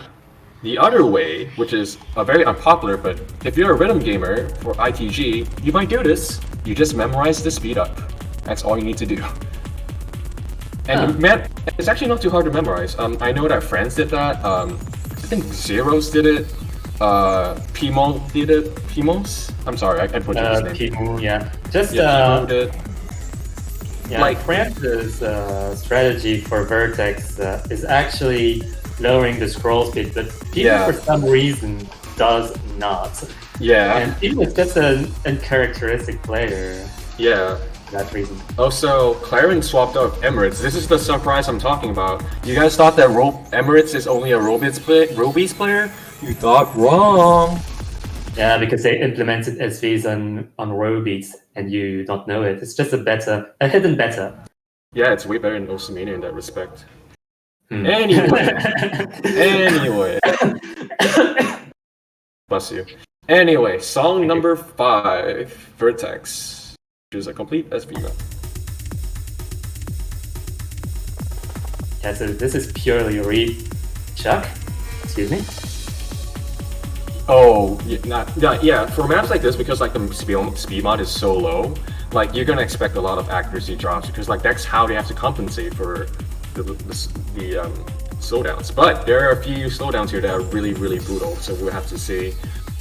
Yeah, Chuck actually not even dropping accuracy, but outright missing at the beginning. So that could have put the Philippines in a handicap. Yeah, Boji's act is really, really good, but Black's act, oh my god. Drag. Oh my god. 99.97, 99.93. And then Bye for now, even with Arcat and Chuck, but Emirates' act is really, really good at the moment. Those two slowdowns were the hardest two slowdowns, in my opinion. So this should be home free for Singapore, but there are 2 more slowdowns afterwards. And there's a longer slowdown, but it's super easy. Yeah, absolutely. If you look at Grog's UR, seems completely phased by the slowdowns. Oh, Arcat dropped. Just really, really impressive. I don't know how to do that. Arcat did drop.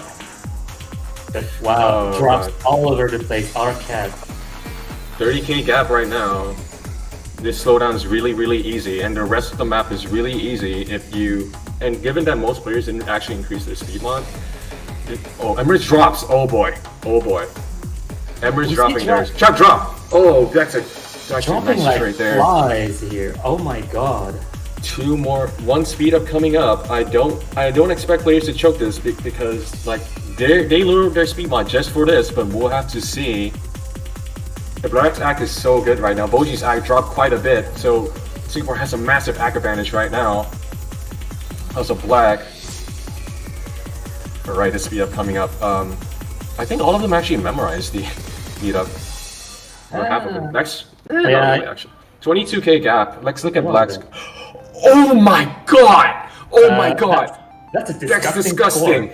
That's absolutely disgusting. I'm sorry, that's absolutely disgusting, and I. Oh my god! I gotta talk to a few people about that. That's his PB. That's his PB.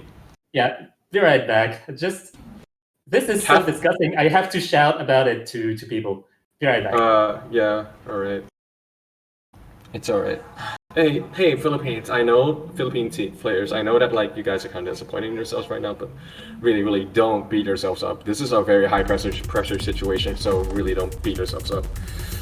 You guys got this. I actually do think that you guys can win. So do the reverse sweep, please.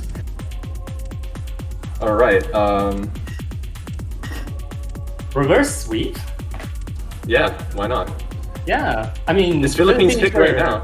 Yeah, Philippines were actually the favorites going on to this match. But we see our 4-1 for Singapore, which is actually really exciting to watch. That's so disgusting. Yeah, it's really, really exciting to watch. And the problem is that Singapore has no safe picks left. Every other pick is risky. Bubble Control is risky. Nevada is risky, which is what they pick. Elaine is risky. Infinite Mashups is risky. Every pick is super risky for Singapore at the moment.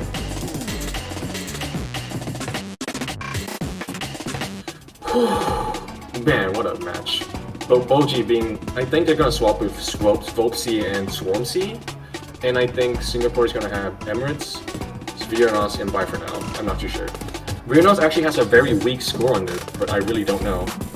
Refriction Nevada is a good pick for Philippines, but the problem is that it's also very risky.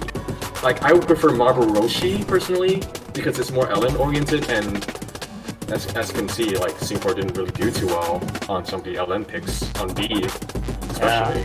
Yeah, absolutely. Philippines picking Rise always surprises me for some reason. I'm guessing it's because they just don't feel comfortable picking LN in general, because they did ban long note maps early on. They banned My First Phone, they banned Falling Down. But even then, like, Singapore's LN ability is a lot worse than Philippines. This is so crazy. This is a really chokeable map. I'll put it that way. Like, if you see a choke, that's to be expected. If you see 6 FCs, that's actually a bigger miracle than what's a good comparison? B double S. No, playing B in general might be a bigger miracle. But yeah. Okay. Let's go. Let's go. You guys have a lot of time, so don't worry. Anyway, Philippines have an uphill battle right now. Song number 6. They need to get 4 wins in a row. Actually, no, 4 wins in general. And yeah, they don't have. They do have no. They do have I do think that some picks are relatively safe for Philippines, so a reverse sweep might actually happen, but we'll have to see. Yeah, it's entirely possible, and Frictional Alright. Nevada is going to be a pivotal. Oh, Claren is playing! Interesting. Well, yeah, Alright. Claren, it might be good for Claren since Claren's pretty good at accuracy. Yeah, but this map is pretty hard for Claren, and alright, there's a mini jack, there's a Trino jack coming up. Will anyone choke this? We'll have to see. No chokes. Claren dropped a few 200s though. Yeah, Hopes is a little bit behind. Claren's struggling really hard right now, 99.4. Volpsy with 99.5. Bifo now drops, and he had got a really bad drop too. No. Zack's at 99.3. Yeah. Swampsy, what are you doing? Oh my god. Yeah, that's really high. That's really high. I did not know you could act this map. You can. It's relatively easy, but it's very hard. Yeah, but Bifo now's miss is exactly what the Philippines needed to kind of recover from their point deficit. This is a very big gap. Like, I think the only way for Singapore to win this at this point would be like getting 2 misses. Philippines getting like 3 misses actually, and that's pretty much unlikely to happen. There is one hard part later on in the map, but that's too late at the end of the. It's like way too close to the end of the map for it to actually matter. Oh my god. Yeah, Emma's act is really good, but like Singapore's average act is about 99.6 something, and Philippines so Volpsy drops. Yeah, Okay. drops, but that might be too late. That might be too late. Yeah, that's not gonna matter. It's not enough of the song left because one more burst. the Philippines have such a big lead in terms of accuracy that this miss doesn't matter at all. Very convincing. 90 SS. Swarmzy, what did you eat? Oh my god. I knew that Swampsy is gonna outperform everyone here, but that's absolutely absurd. 90 is so goddamn good. Oh my god. Such a clean run. It's such an amazing score. Incredible. Absolutely incredible. And this is the second point for the Philippines, and one they absolutely needed to carry on. Absolutely integral. And the thing is, this is going to be a huge confidence booster for Philippines as well, because Singapore has no safe picks left. I think like their safest pick might be infinite mashups or bubble control. Because I think Volpsy might choke infinite mashups. I don't know about bubble control, because their scores on bubble control are quite good, but I don't think they're good enough. Singapore's scores on bubble control are not good enough for Philippines, but I really don't know. QB May might be a decent shout, given what I've seen from the Singaporean players, but I think that Philippines would do better. So okay, they exhausted all of their safe picks, so they're back into a corner right now. So they have to think really hard as to what they're confident at right now. Yeah, in my opinion, since Singapore has kind of the upper advantage on Rise, maybe they're gonna pick infinite matchups if they have the speed to. They do have the speed. Yeah. But they do have the speed, but well, let's put it this way: Philippines is faster. Indeed, but it does also matter. Oh my god, Gimpy Kim is. Oh my god, I forgot about Gimpy Kim. Oh my god, I also forgot about Gimpy Kim. That's actually a oh my god. That's a decent pick for. That's a good pick. That's a good pick. Oh god. Are you gonna go for it? If they win this, Philippines is gonna be crushed. Because like, they don't have any good picks left. All their picks are risky except for Marble. I think they could pick Maboroshi afterwards. I think it could be challenging. But Singapore, they only really need to get 2 points from now, and they win the match. Yeah. Gimpy, there we go. Gimpy Gimp. Gimpy Gimp is gonna go on the board. And remember, the winner of this match has to fight Japan, and it's actually gonna look interesting because that's a very interesting match. Yeah, because we're gonna start to see Japan performing in late stage, and it's a huge question mark whether or not they're gonna perform well in late stage. And the Philippines could be a very good contender against them. Singapore like, kind of level, but we don't know their full potential. Yeah. You're completely right. Like, the Singaporean team, I do think that their Rice won't tank too much at semis, but the problem is that they're also facing against Japan. Let's put it that way. Philippines has a stronger chance against Japan, but the problem is that if they can beat Singapore, which is a rock solid team, even though they're worse, even though that Singapore is a worse team overall in terms of Rice at, Singapore is still way more consistent than Philippines. And if Philippines can't keep up with Singapore's consistency, they won't be able to beat Japan. So this is like a huge test for the Philippines, just as much as it's a challenge for Singapore. Absolutely. And I think, the Philippines kind of weaknesses in this match are gonna be really costly. Yeah. And I'll mention this as well. I forgot to mention this. If you miss once on this, you're gonna die. You lose like 20k points, 15k points. You're gonna get completely crushed. This is the most. Yeah. Okay, breathe in, breathe out, because This song bangs harder than my grandmother smashes the kitchen table. So.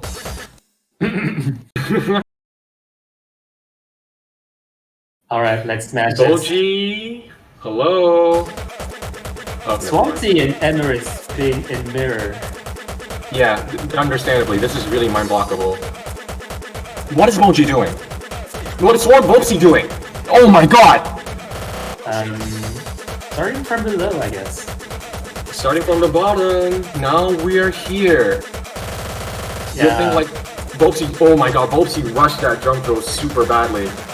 This is huge. This is what Singapore needed. This part isn't too bad, but there is one burst coming up.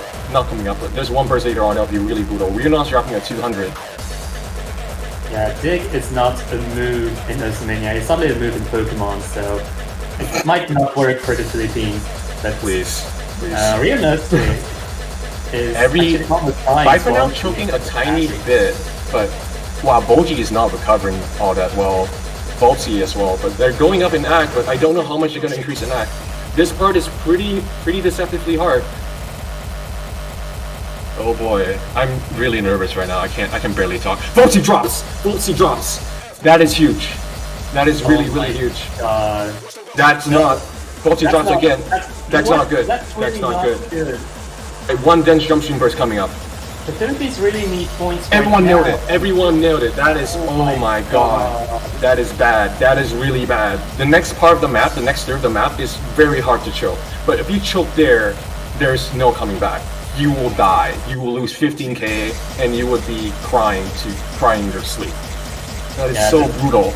There's a quarter of the song left and anyone can do exactly what you described.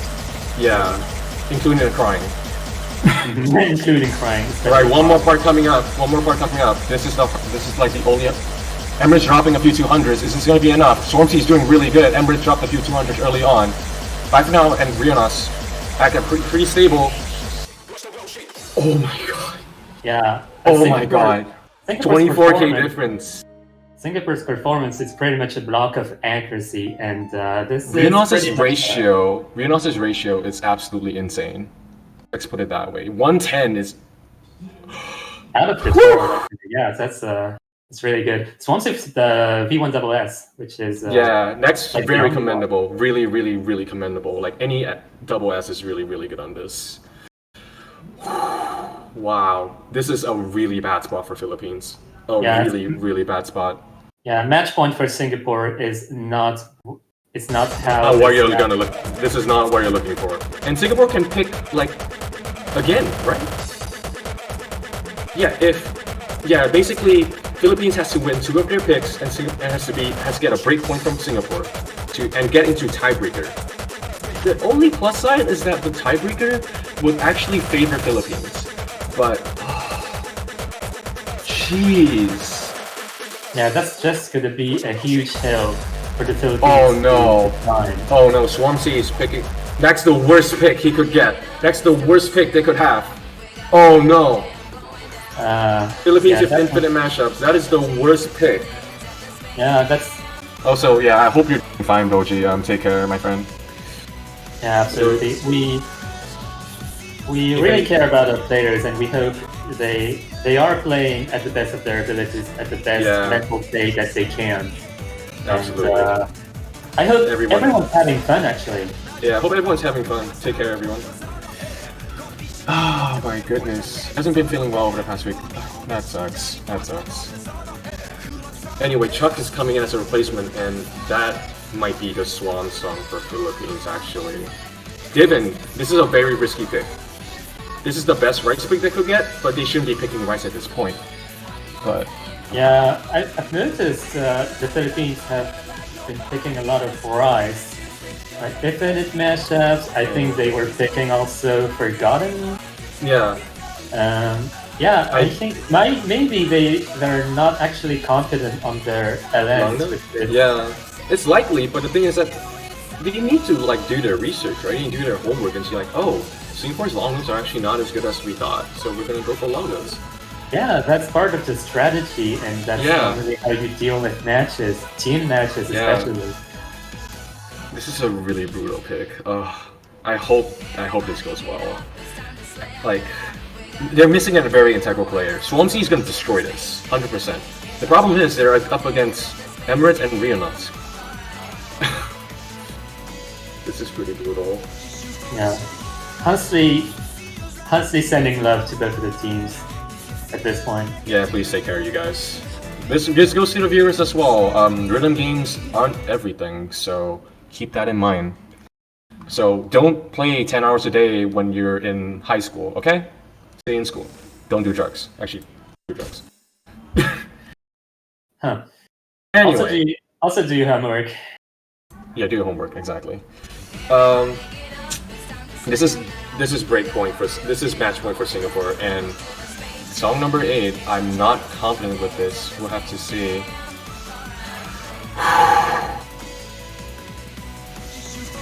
Oh boy. They're having an early lead right now. What happened? Oh, Vopsi got a few. Oh god. Yeah. And the next section is really easy to drop 200s. You might expect a few 200s there, especially on the Philippine side. No drops so far, but oh, why is it flickering? Oh, Viper now's dropping a few 200s. That's pretty huge. Oh boy. Now, but it's still in Singapore's favor right now. Now it's still flickering a bit, but it's still flickering, yeah. Oh, Vopsi dropped a few 200s. Oh yeah. No. Gonna answer the drops from the other side by their own I think drop. Chuck dropped a bit as well. This part is pretty physically demanding. If they nail this, they should be home free, but I'm not too sure. This map is super risky. There's actually Chuck drops! Oh no! Oh no! That's brutal. That's like the worst place to drop. It's actually not. Vopsi drops too. Oh no! Oh no! Vopsi drops again. Yeah, which I don't think it would have mattered if Boji played then. Oh my god! Yeah, just the nail on the coffin for the Philippines, which is absolutely heartbreaking. 50,000 points, 46,000 point difference, 174, 129 from Swansea. That's absurd. And not to say like Chuck and Vopsi scores are bad, they're pretty good. Like the ratios match Bifernals, and Bifernals a really good player. The fact that that's brutal. That's heartbreaking. That's just heartbreaking to me. Absolutely heartbreaking for the Philippines, but yeah, you get what you get. Great job actually to Singapore for showing a great amount of consistency. Actually, amazing performances from Singapore. Amazing performances from Philippines too, especially Swansea. He did so well. Yeah, so well. Swarm's performance was absolutely out of this world, actually. I think he was like MVP for like 75% of the picks, including Singapore's picks. Yeah, I gotta check that back, but I think that's true, actually. Anyway, absolutely insane. Absolutely insane, yeah. Absolutely insane. And with that, Singapore advances to the semi-finals winners bracket. So this is their first time actually getting top 6 guaranteed in MWC. So congratulations to Singapore, even though I hate you all very much. Anyway, yes. they'll be facing against Japan. Oh, that's It'll be- gonna be That's interesting. that's an interesting match. That's a very interesting match. A big wall consistency versus 2 computer programs and a Ruby enthusiast. Anyway, and also since Philippines has been eliminated, they will be facing, I believe, France. Who will they be facing? They'll be facing France. Wait, That'll be a very interesting match, I think. yeah, I think that'll be facing Yeah. France. Yeah, Because they'll be facing France. You're right. You're right. You're right. yeah, from what we saw today, maybe the third player, maybe missing a third player in Philippines' case might have been kind of a point of fragility for Yeah, the Philippines. That's France, been. Well, France. and France is actually pretty complete team, so to speak. They had their third player for pretty much anything. Yeah. So they actually had a fair chance against France had a very sudden entry to the losers bracket against the UK because they underperformed. I believe through lag. I'm not too sure, but their performance against Argentina was a statement. It was a huge statement showing that France isn't playing around. They're not playing around. They have a lot. They are here to fight. Let's put it that way. Anyway, next matches technically. Malaysia the next match, I can't speak English anymore. I'm sorry. The next match that will be streamed will be Finland versus Indonesia because this is a losers bracket match, and I believe that's gonna be a closer, more interesting match. I won't be commentating for this one, neither will Raj, but you will see 2 commentators. I believe you'll be seeing Potassium F and Kamikaze commentating Finland versus Indonesia. Indeed. And those 2 matches are at the same time. Right. So maybe you can follow the scores in the live feed instead for the other match that is not going to be streamed. But yeah, we're going to see Finland versus Indonesia next. Yeah. And after that, it's going to be the Map Boost Showcase. So stay tuned for that as well because the Map Boost Showcase is going to be really interesting. Semi-final is going to be very really intriguing. hard. Now that, we saw the transition from round of 16 to quarterfinals. What is going to be the transition from quarterfinals to semifinals? It's going to be very rude. Yeah, I know you know some information about it. I don't. But you're going to be surprised then. Prepare for. Well, if you have issues with quarterfinals, which I know you do, you are going to melt your face is going to be melted off. Let's put it that way. Anyway, before we go, do you want to show the banners again before we sign off temporarily? Yeah, I mean, $2 and $50 is all you need to give all of your energy to the team that most needs it. It doesn't even need to be your own country. It just can be any country on the list. Support your favorite team. Support Brazil. Support United States. Don't support Singapore, but do support United States because they're pretty cool. Indeed. Just also no, it's $2. It's $2.50. Patiraj is kind of shaking from the match still, which I understand. $2 and $50 indeed. Anyway, with that, we will be signing out. Do you have any final words, Pat? Take care of yourself. Yeah, take care of yourself. Stay hydrated. Take care of your mental health too. Mental health is super important. It's very, very underrepresented in most countries. So please, if there are people who are struggling with mental health problems, talk to them or lend a helping hand. Anyway, that will be all. We will see you. Well, we're not going to be seeing you. We're going to see you next week. You're going to see Kamikaze and Potassium very, very soon. Yeah, we may see each other. Yeah, we may see each other on the other side. So, catch you later. Take care. Yeah, see you guys around.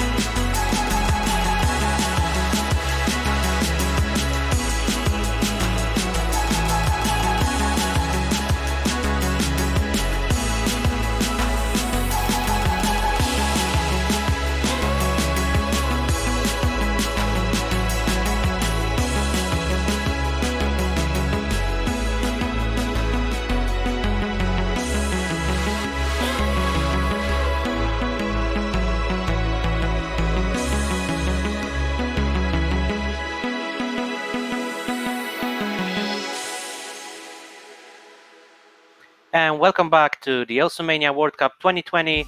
We are on the quarterfinal stage. We're gonna be watching the match between Finland and Indonesia. I'm Kamikaze, and I'm gonna be commentating with Potassium F. Hello, everyone. We are ready for the last two matches of this weekend, actually. So this will wrap up the entire block. Unfortunately, we do have two matches at the exact same time due to reschedule, so we won't be able to watch USA versus Malaysia. We'll be keeping you updated with the scores. Yeah, definitely. So that will be going on in the background, but what we will have on stream is definitely going to be a really good match, I think, in my opinion. Yeah, Finland versus Indonesia. It is the losers bracket match, so the stakes are the highest they could be, because the losing team will be eliminated from the tournament. And actually, this is a matchup that I'm not sure anyone would predict to ever be in the bracket stage. Two low seeds here. Finland and Indonesia both coming out on second place in their groups, beating out the higher seeds. Yeah, Finland's group was actually the insane group of the group stage. And the one I'm very salty about because Poland lost. And they only lost to Finland. That was the three-way tie situation. Yeah. Where Finland just barely made it out in front of Poland at the end. Oh, actually, the interesting thing now is that we have a warm-up charted by the Toaster, who is actually playing in the second match right now. That is true. Is the iCarly iCarly song? So I'm not enjoying. Yeah. The iCarly opening, absolute banger. TP size. Wait, why is actually it no? That's 2.5 minutes. Yeah, that's above TP size. Okay. Credit where credit This due. song. Wait, is there an extended version of this song? I have no idea, and I don't think I want to research that. I thought this was like a 30-40 second opening or something like that. This might be the full version. Full version. I mean, I've tried to make the joke that it's an opening, so TV size, but it's too long. Even longer than TV size. Damn. We're going full blast with the anime, the Western anime. Yeah, this is a good anime. Big fan. The background, we can see a little bit of the background, but the background is also really good. I see some. Wait, the ranked section. The ranked section. I see the ranked section and the toaster. Yeah. I don't exactly know what's happening. There might be a similar font with iCarly written on it, a bit higher. It's not. Oh, I didn't manage to catch that in time. It's too dark to see now. I'll have to the look that up iCarly later. theme song. iCarly theme song. Oh wait, the ranked section. Is this going for ranked? I mean, I wish. Hang on a second. Oh yeah, this is definitely a ranked material. Hell yeah. Amazing. I'm actually surprised I've never played this. I've seen this chart like 3 or 4 times already on warm-ups. I've never actually seen this before. I'm pretty sure that the US used it at some point. So nice in versus. That would make sense. I really rarely get to watch US matches. Yeah, due to same time zones. Very, very amazing SV. Oh yes. We love those teleports too. Yeah, that sounds fun. Very comfortable. You should try it on flashlights. I should. I'll give it a try later. Just memorize the song. Oh, nice quads. This is quality charting. This is.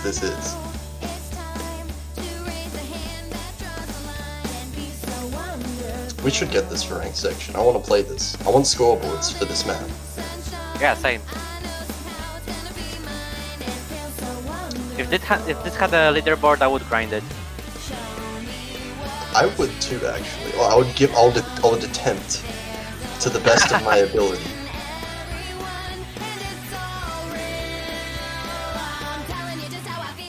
But it looks like Finland in the lead, and we all know that this is worth It's a warm-up, of course, so it's worth about 3 points for the actual match. yeah. Especially if it's a meme warm up, then it's worth 4. Yep. It's worth way more now, yeah. Serious warm-ups are just not worth as much. Yeah, serious warm ups. If you pick like a jump stream chart, basic jump stream chart, it's minus 2 points. Minus 2 points. That's the rule. That's the new rule. This is Yeah. now enforceable in every MWC match. What was that? Did that just lag? Nah, I it was actually a can't teleport. tell. I actually can't tell. It was a teleport, don't worry. God, it's so disgusting. And those releases, like some of those releases are really tight and some are wider.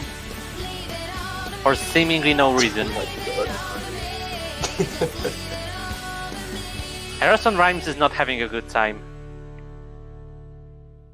Yeah, definitely not. Yeah, that is a magnificent background. That is a great background. I can see it now. We have a whole Lovely range end, of actually. ranks. Lovely N97. Yeah, Very nice. Very nice. he definitely practiced it.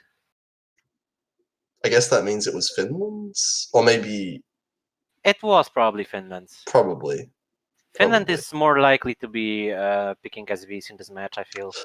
I usually just assume that the team that gets the highest score on meme warm-ups is the one that picked it.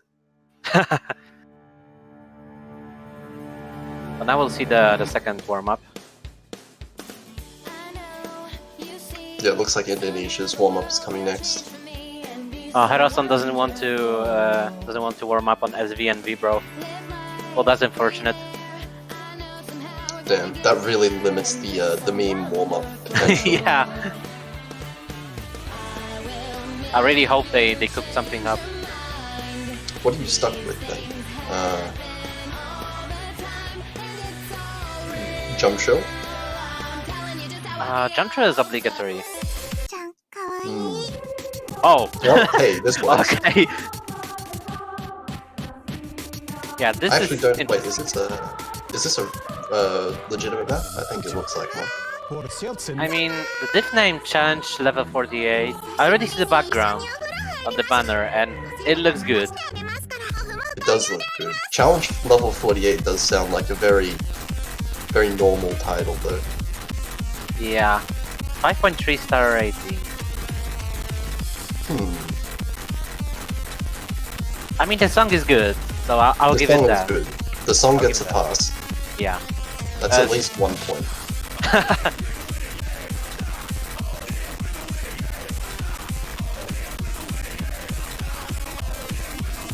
An actual map, oh no. Oh no. We will see enough of them in the match. I didn't know we were playing actual maps in this match. I thought this was a meme lobby. Oh, meanwhile, in the other lobby, on the second warm-up selected by United States, Malaysia just failed. Oh wow, entirely. On the place Res Extensa by Gekido. And from what I know, this I know the song from BMS, so this is probably a 320 BPM stream. Oh god. It's 5.8 stars, so yeah, maybe 320 BPM jump stream. I thought it would have been something like a really really stupid SV memorization or something like that. Nah, it's brute force. Damn, that's crazy. None of the US players look like they failed either. Yeah. They all had high S's actually. US just flexing there.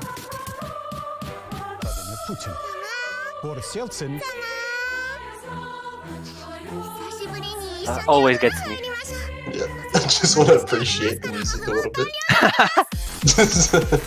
Meanwhile, we see bans from Malaysia and United States. Malaysia banning Anti-Crystal and United States banning V. Okay, those are, I think, pretty fair bans from both teams. Yeah. LN's obviously being Malaysia's strong point. Yeah, especially with Chibi around. Yeah. And it looks like we do have a serious map for this. Some hand stream patterns. Well, yeah, but at least it's a good song. Yeah, it is definitely. Lovely Good and for missing a warm. little bit. Well, that is true. I don't know. 200 BPM hand stream is probably about the same difficulty as the pool. It's Yeah. really hard for me to judge, I feel like, just by The watching. Hellblind stamina peak, the lane chart. I forgot what it's C408, I think. It's C40 something. yeah, it's kind of similar. Like it's a bit faster, but it's less dense. Yeah, so maybe about the same, depending on the player. So a pretty, reasonable warm-up here from Indonesia. And we're seeing that some consistency. Lux Maiden and the Race are still holding full combos. Actually, pretty good accuracy. It's actually 204. Thanks, chat. I thought that C408 is faster than 204. I thought it's like 260. No, like the song name is called C204. Okay. I was a little bit really confused just then. I was like, wait, what? Yeah, I was also confused. I was like, are they talking about the BPM or what? Nah, man. The song title gets really confusing. I'm looking in the channel, and whoever chose to ban B should actually be just qualified to move on to the next stage automatically. Yeah, that might be just an intentional ban from USA there. They just don't want to hear the song. But by the new rules, it's +1 point for the United States. Actually, another point is the USA have a map disadvantage on Dolphin Talk, so of course they're not going to ban that one, right?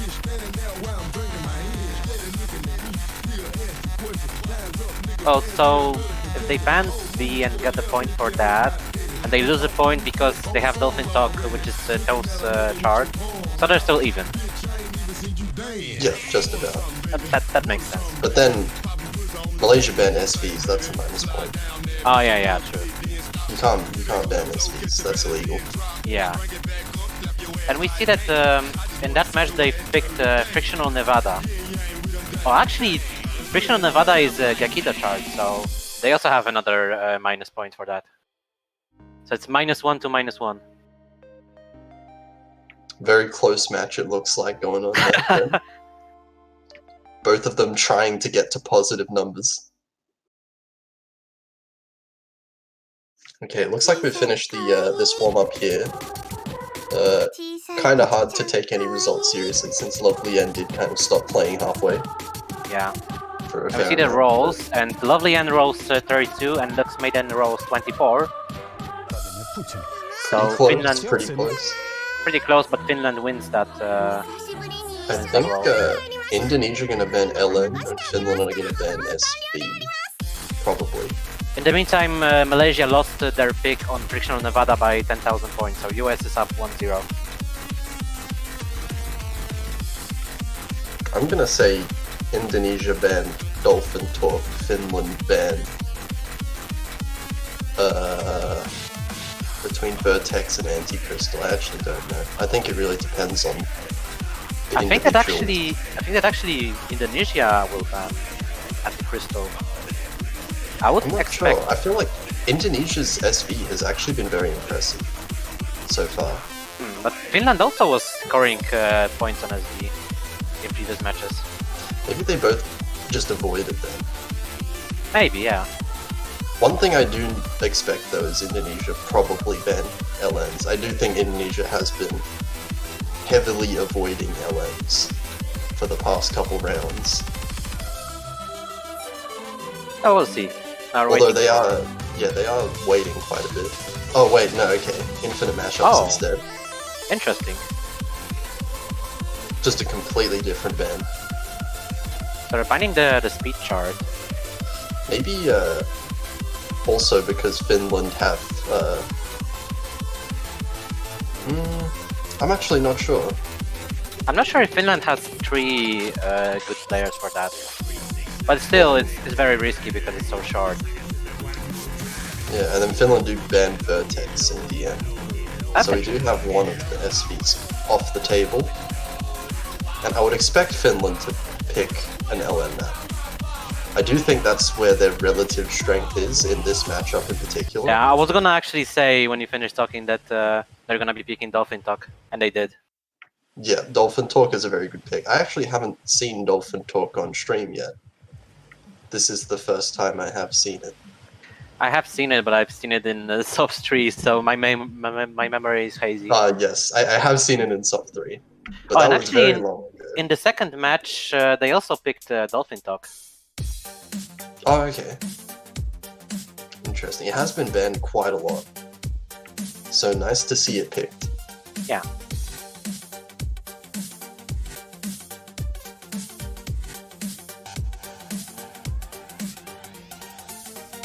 But yeah, definitely player to look out for here is Lovely and on Finland's side, who has been absolutely smashing it in the LN accuracy department. Yeah, Lovely N is known very well for his accuracy. That's very good accuracy, and especially on long notes, he keeps it up. So he can definitely be a big threat for Indonesia. And I think we're seeing a swap for Indonesia. I think Do Not Mess is gonna come. Yeah, it does look like Do Not Mess is going to be coming in for Indonesia. We're going to get Raze in as well as Lux Maiden. With Strachi and Krase for Finland.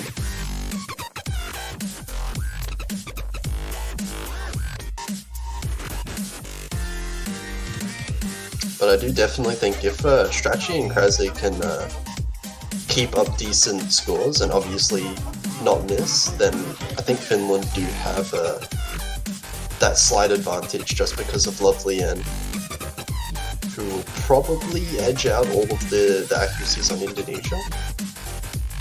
Yeah, we'll have to see if Indonesia stays consistent on this, because they need it. Because Lovely N is gonna be probably carrying this one if he doesn't miss.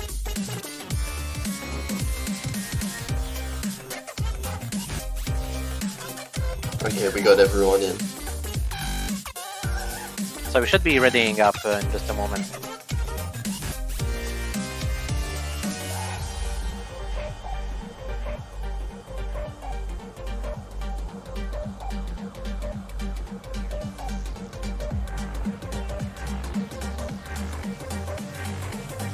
Oh, oh, he had no warm-up. Oh, that's unfortunate. Oh, wow. Okay. At least it's not one of the more physically demanding, but it's still not a map that you would want to go in no warm-up. I guess none of these maps you want to go in with no warm-up. Oh, so will he be switching, or I'm confused.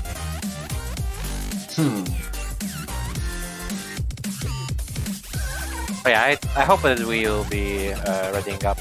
Wait, side raid from Do Not Mess. Oh. That Well, doesn't that's not... sound like a good sign. Yeah. Yeah, that's not looking good for Indonesia. But we'll see. It's not an SV map. Yeah. That's what we do know. So. And that's still Finland's pick, so at least there's that. Yeah, but it's definitely not a very easy map to side read. You do really need to be prepared for a lot of the short LNs that come throughout the entire map. Actually interesting, because Do Not Mess is playing on mirror when he's sight reading. I guess that's it doesn't just really much. Yeah, it's the same either way, I guess. Yeah, it's placebo. Lux Maiden also opting for mirror. I think there are actually some in this first kind of there are some patterns that can that do kind of favor one hand. I think the right hand in particular, like here. Oh yeah, I can see that. It's very minor overall. I don't expect anyone to really mess it up. Oh, That was a little bit of a curse. Stretchy Oh. missing there. The first curse of the match. And that That gives was- the advantage over to Indonesia. Actually, all of Yeah. Indonesia's players doing really well. Actually, Krasik is doing the best for Finland right now, with the best accuracy in the lobby, 99.78. Yeah, the other players, Do Not Mess actually getting a couple 200s there, but the other players all kind of holding the same accuracy. It's just that miss from Strategy that's making the difference now. But it is a relatively long Oh, map. do not miss. Do Not Miss, and that's That's gonna hurt them a lot maybe- because it's in the middle of the chart. Yeah, that's gonna hurt a lot, but I think the accuracy advantage is still very close. It looks It's like very it's just close, gonna but it's- barely be in Finland's favor. Yeah, Finland is taking over a little bit. Krasik has basically the same accuracy as Lux Maiden, but now Lovely my N God. still staying on the very high accuracy. Looks like Krasi dropped a little bit of accuracy. It's going back to Indonesia really slightly, but it's flickering back and forth so Oh my much. god, this is already Oh my so God. close on the first match, first map. Basically, any 200 is shifting the lead. Any. And there are so many places you can get 200s, just every single note here. Yeah. There are races on this map.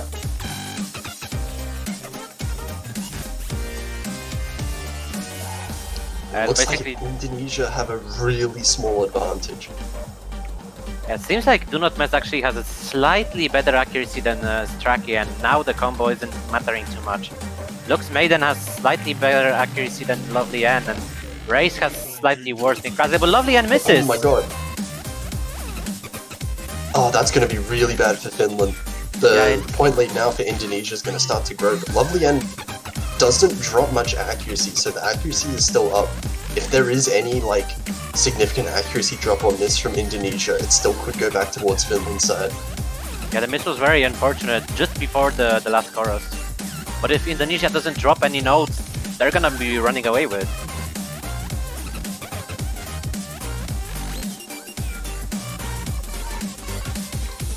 And Oh, but Do Not Mess Do missed Not it. Mess. Oh my god, is there enough time in the map? The map is almost over.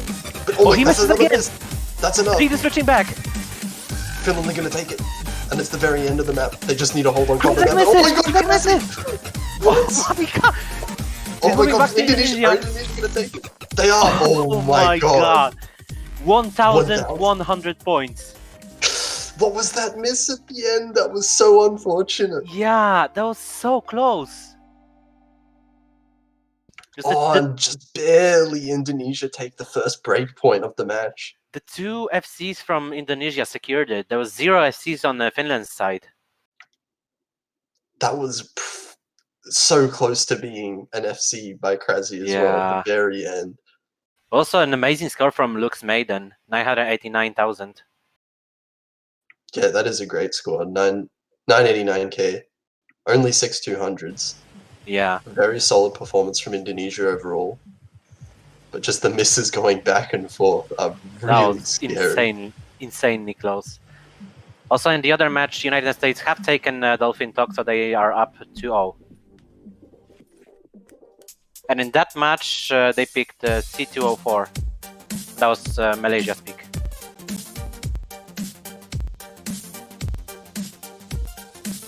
So looking pretty good for USA in the other match then. Oh my god, the 1,000 points. Oh wait, no, that was this match. Yeah. Never mind. But it's still pretty close. Yeah, In the United yeah, States match 9,000 was is still very close. Yeah, it's 4-digit difference. That's very close. Especially if the scores are as insane as Tove's almost 994,000. Yeah, definitely. We'll see what Indonesia decide to pick now though. Because they do have the opportunity to take a very nice 2-point lead of this match if they manage to win their own pick. I wonder if they'll go for SD, but I don't think they will in the early stages. Especially if Do Not Mess is not warmed up. Yeah, if you're not warmed up, then SV can be very risky. They're going with T204. Okay. So the same pick as in the other match. The second Yeah, time in so a row. So they're going with the, well, I guess it's a good warm-up for Do Not Mess if Yeah. not warmed up yet. It's very straightforward for most of the map. and they're kind of banking on their Rice accuracy and consistency here. Oh, Lovelian is actually switching off. Fire Able is coming in. That's surprising. Yeah, Lovelian is definitely one of Finland's better players, but we did see, I think in their previous match, we did also see Lovelian switching off for some of the Rice picks. That's interesting. We'll see how about the this teams perform. Yeah, we'll see. If Do Not Miss manages to warm up, I do believe Indonesia has a very nice advantage in this pick in particular. Yeah, it all comes down to keeping up the consistency. But if Lux, Maiden and Race, FC, Dolphin Talk, they probably should be able to do this as well. It's just a matter of if they will actually. Yeah. They definitely have the ability to.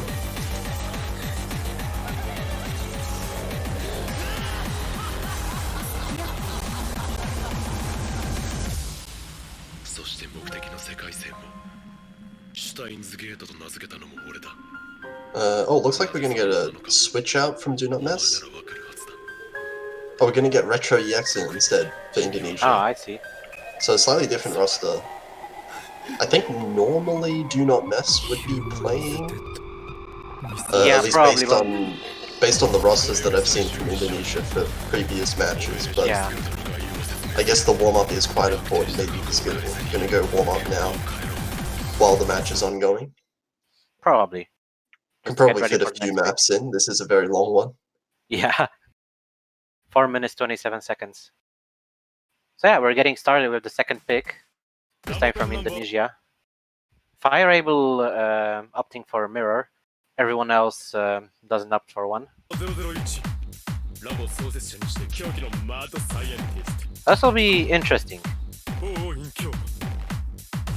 Very nice 100% from Strachi. I didn't want to jinx it. He kept it up pretty long. That doesn't count as a jinx. You're not expected to hold that for that long. Oh yeah. In the first place, right? Carter actually, I think he dropped at least one 200. But Retro EX yeah, it looks like Retro EX dropped a couple 200s probably, or maybe just struggling with ratio in general. I think that probably was 2 or 3 200s. Yeah, But so far it's pretty back and forth. improving slightly. But overall, it looks like Finland have a very slight advantage. It looks mostly off of Strachi here. 99.93 is really solid. Straka is doing really, really good. Oh, and we actually see in the match between Malaysia and United States that Malaysia won their pick on C204, and it's 2-1. Getting exciting over in that match. But here, it's really close. It's flickering back and forth actually. We see a little bit more accuracy drop. No, it's still going towards Finland. But it's just so close. Yeah, it's very slight, very slight. Yeah, Ray's accuracy is actually building up. Now to 99.87, almost hitting Strachi's level. Yeah, Krasek I think dropped 1 or 2 200s, and now Indonesia is in the slightest lead. Wow, this is really close, yeah. And it's on the first 2 picks. It's just this difference in Retro and Kazi. That's the only significant accuracy difference that's giving Indonesia this lead. Yeah. Straki has an advantage over Race, but it's less than what Retro has over Krasek. Yeah, this is Fireable Lux making up basically exactly tied. This is a couple 200s difference basically, or even 1 200 might be enough. Yeah, and at this point, 1 200 will be enough to swing the difference. We still have half the map as well. We also have that one section, the 1-6 streams, that are extremely chokeable. That might just decide the entire map. I'm waiting for that. Because so far it's just going back and forth with a very, very slight advantage from Indonesia, but it's very consistent. Yeah, this advantage basically means nothing at this point in the map. And very slowly we're seeing some accuracy start to build up. Ray's actually dropped a little bit of accuracy down to 99.84, but that's still very slightly in the lead in Indonesia. Straki is still holding 99.9. That is amazing. Going really consistent with that accuracy there. And that's just like so close to being able to give the Finland an advantage. Krasik dropped 200. 2 or 3 actually. Yeah, and Retro EX is building his accuracy back up. It's just about to hit 99.7, but we're getting into these Oh, 1-6 Krasik change pads and misses. And This is another twice. miss. Oh, this is really bad. Yeah, And that's the end. good. That's the end of the 1-6, and all of Indonesia managing to hold on with not really any large accuracy drops either. Retro dropped a couple of 200s, but that's not gonna be enough. They need to miss. They need to find several misses here, I think, Yeah, they're building the advantage right now. because this is the very end of the map. There's not much combo left, and Indonesia look like they are just running away with this pick.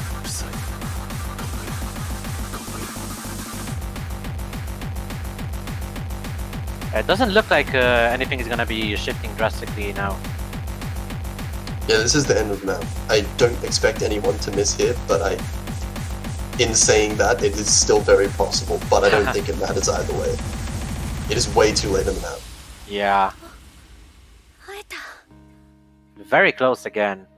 It's 10,000 points.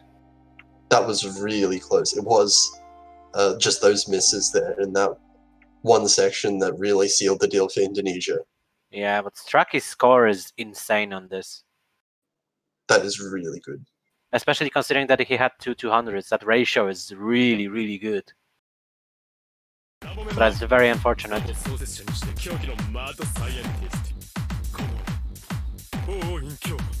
But that is going to be 2-0 up for Indonesia.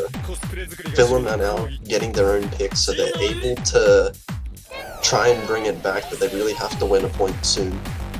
Yeah. But now we'll see if they decide to pick the same thing that's being picked in the match between Malaysia and United States once again. Because in that match they're playing bubble control. I think Finland are more likely to pick B. But Maybe Maporoshi? they did lose on Dolphin Talk. Maboroshi as well has those inverse releases. Yeah, they did lose Even- a Dolphin Talk, but it was insanely close, so That was insanely close, yeah. it's not really an indicator. They're Oh going no. with B though. Ah. Get your B's out and chat.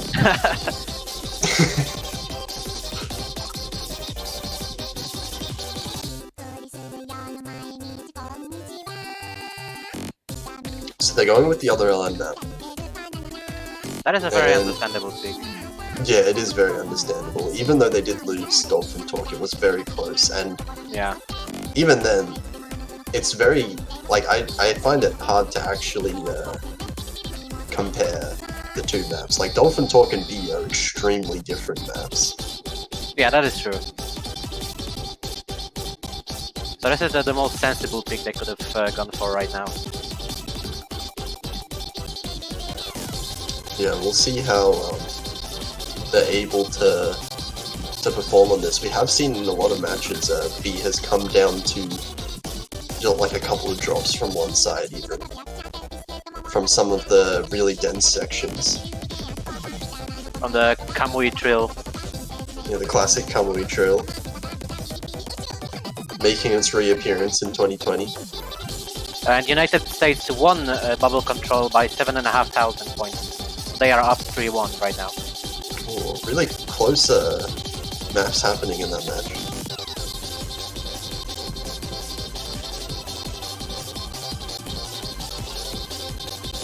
So yeah, we're just waiting for players to ready up.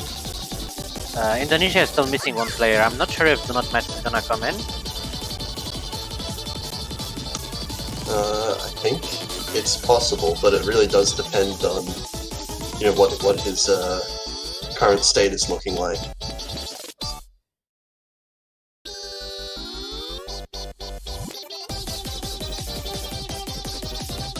And we did see a swap in Finland's side with Lovely Ann coming in once again. Yeah, an expected swap there. So we'll see who Indonesia decides to bring in as their third player. It's probably either Do Not Mess or Retro EX. It depends if Do Not Mess is ready. Because we're still waiting. I think it would be surprising to see Retro EX. Also for the fact that he was the one that was just in the lobby and left. Oh yeah. But you know, if Do Not Mess isn't ready or has some connection issues, then probably. Yeah, that is true. That is true. So they may be just talking it out now to see, decide who they're going to switch in. Oh, everyone leaving for Indonesia. Oh no. Oh no, they're back. Oh, okay. We're just switching slots, I guess. I got scared for a second. Yeah, I thought everyone just left. Oh, and we're getting Snowdrop. Interesting.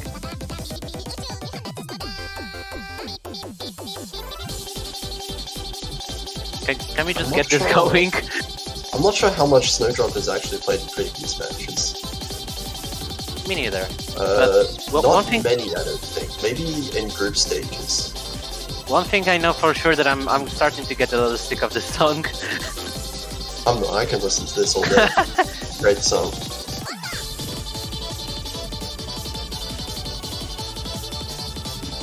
Why Really didn't just you watch let it the? empty your brain. Why didn't you watch the other match? B was banned there. Okay, here we go. A third pick of this match, selected by Finland. Looking to get some ground back. No one feeling like they need to go mirror here.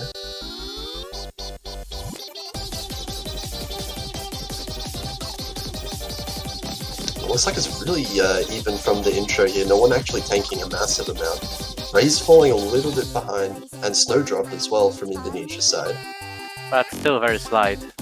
Yeah, very slight accuracy advantage over here. For Finland, we have Lovely and Krasi both holding the above 99.8. Oh, Krasi Oh. misses. It's not The Snowdrop misses. Okay. So they cancel each other out. They pretty much exactly cancel each other out there. Snowdrop Snowdrop missing misses. again, actually. And a lot of accuracy lost as well. Below 99%. While Krasi is still at 99.7. Still a very good accuracy from Krasi, even with that miss. Yeah. Lovely Oh and my god, misses. Lovely end. Now it might actually get really close. If Indonesia can hold up their combo, I think they will need to bring up their accuracy a little bit. Yeah, it's, But it's the all combo- basically just the fact that Snowdrop is below 99% and he misses again. Oh, this is really not good for Indonesia. The rest of the Snowdrop playthrough is struggling all quite a on lot. 99.5. Even though it is 2 FCs to 1, Finland are very much in the lead right now. And the trill, everyone manages to do it, but Snowdrop just missing at the very end. And it does look like Finland are going to manage to hold on, even with Krasi missing there. I don't think Yeah. it's going to matter too much. They got a significant advantage right now. Yeah, the accuracy lead right now is just too large.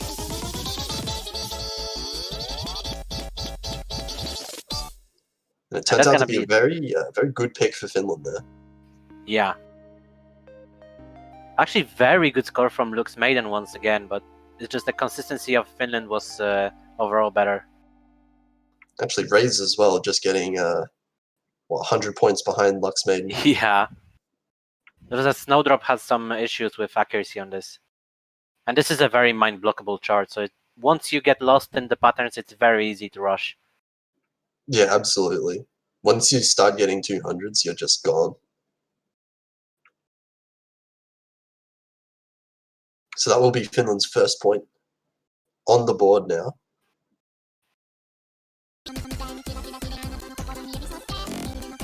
And it's Indonesia's turn to pick.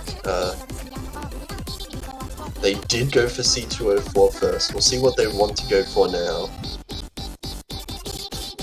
We still do have Anti-Crystal up, but if Do Not Mess is still not able to play, maybe that's not what they want to go for.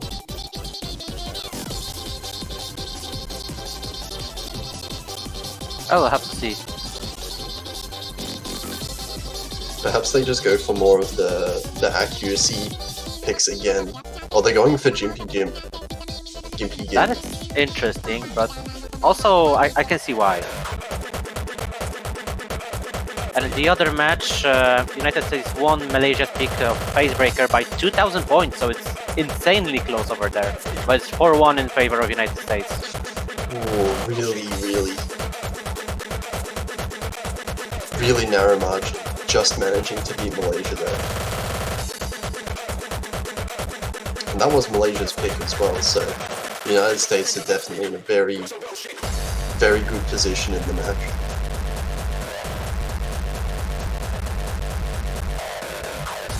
I think in Gimpy Gimp, Indonesia definitely do have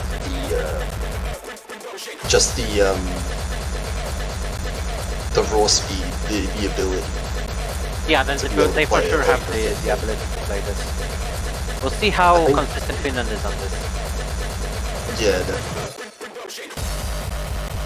We'll see Fire able stopping for probably an as in the previous Rise pick.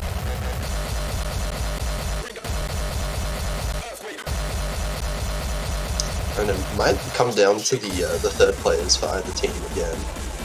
So we have seen some really good scores. It feels like every map so far has really come down to the third players from either team.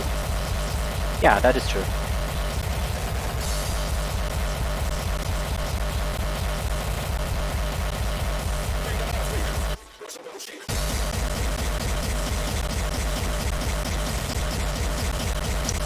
Looks like we are just about to get into the map now. Yeah, the players are readying up.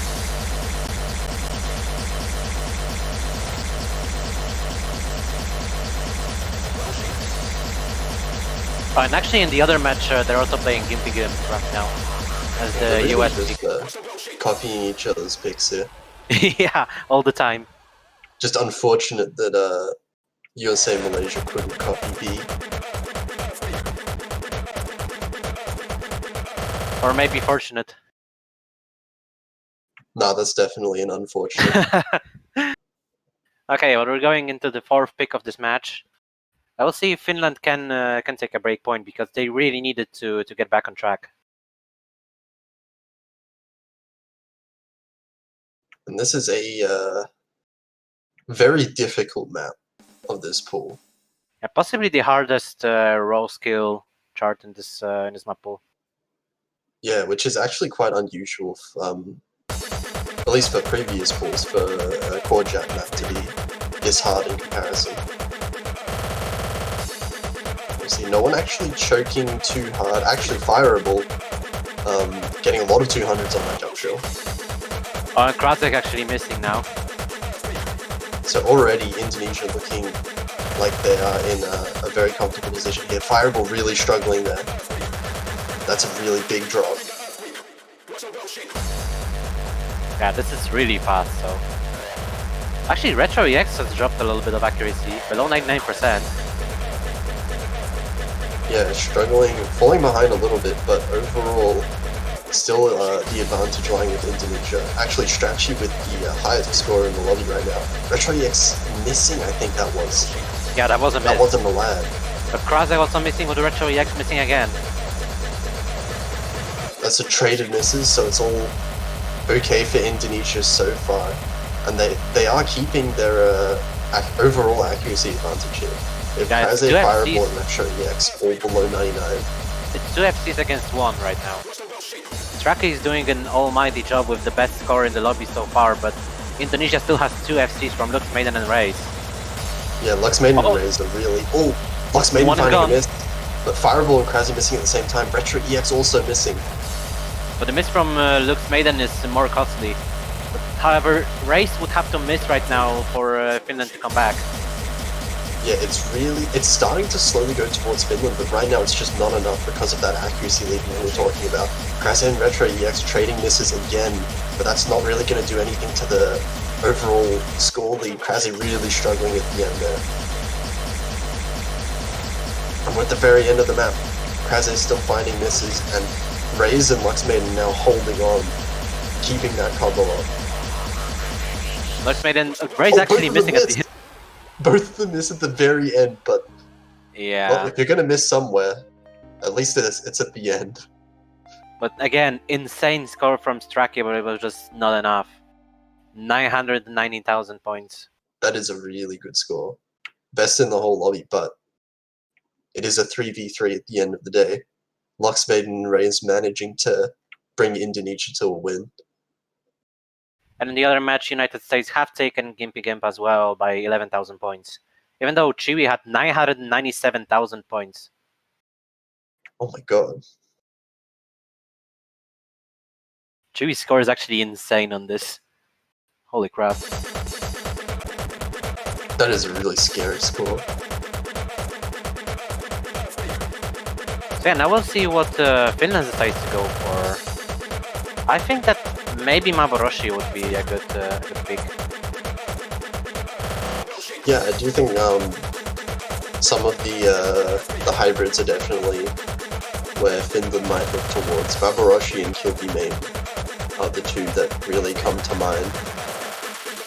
Yeah, that depends which are they more comfortable with. But I would probably pick Maboroshi in this situation. Kilpimane seems to be more risky. Yeah, I do think it's definitely more risky. Being one of the easier maps to pull, any misses are very, very costly.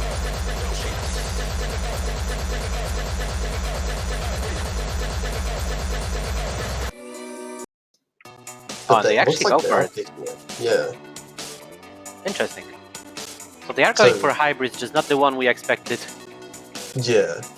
So they're really just banking on these, trying to edge out some advantages on these really wacky LN releases. Although they did lose on Dolphin Talk with those wacky releases, but that was by a tiny bit. It was very close, and it looks like Indonesia still don't have not Lux Maiden, Do Not Mess. Oh, actually interesting, in the match between United States and Malaysia, they're picking Vertex. Oh, okay. We'll see how that ends up. Malaysia did actually ban Anti-Crystal. Yeah. It's probably United States pick, if I'm correct. And that would Yeah, not I think it surprise me at probably all. did. Yeah, I can't see United States struggling on Vertex at all. I'm just waiting to see the scores, really.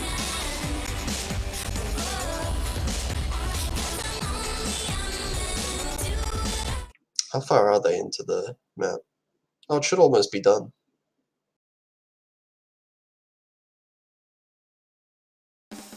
But it does look like we're getting into Kilpimane now.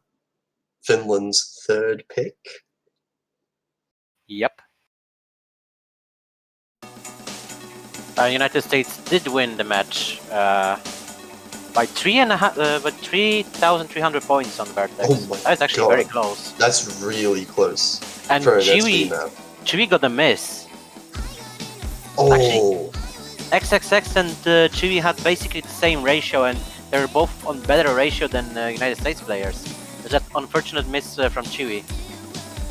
oh wow, that's ridiculous. Really unfortunate miss there. Yeah, but it's still an Finland insane have- match. Finland have a very small accuracy advantage now. Everyone in Indonesia just struggling a little bit with their accuracy. But oh, Strategy, Retro, EX both missing at the start of this LN section. Yeah, that is a trade-off. Exact trade, but Retro EX really tanked his accuracy. 98.5. So that is going to give the lead to Finland. Yeah. Especially with Krazek's accuracy still holding near 99.7. Yeah, the highest in the room right now. Lovelyand's accuracy is a tiny bit smaller, and actually he misses, as I say that. Oh, that might be enough to give Indonesia the lead, but it looks like it's not quite going there just yet. But Oh, that Lovelyand second misses again. That's definitely going to give it to Indonesia. That's definitely a shift. And it's a calm section, so they're gonna be building this lead for a little bit. Yeah, this lead is definitely going to be built up. There is one more LN release section and then another LN section at the very end of the map. There's still plenty of time for Finland to come back, but the situation is not too good. And they desperately need to win this peak. It really needs to be misses from Indonesia, and it's very possible to happen as well, but Lovely N misses again. Really struggling on this Jack section. Yeah, that is unexpected.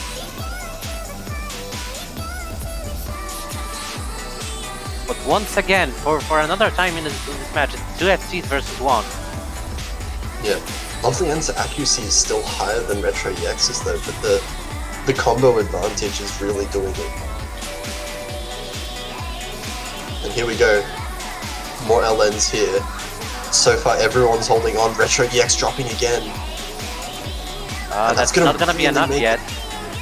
It's gonna make it quite small, I think, but not quite enough. Here we have the Jacks with the LNs. They need to drop a little bit more accuracy, although it does get closer, It's getting closer. Retro X is just about to hit that 400 combo cap though.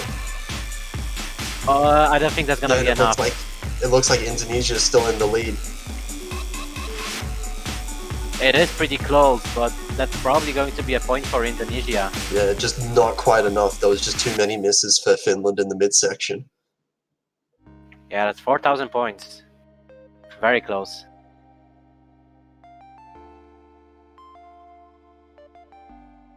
Very good FCs by Krasy, Luxmaiden, and Raze. Luxmaiden and Race have very similar scores across those charts. Yeah, I feel like they've had really similar scores for every single map. They're very consistent. Just really the consistency from those two players are really carrying Indonesia this match.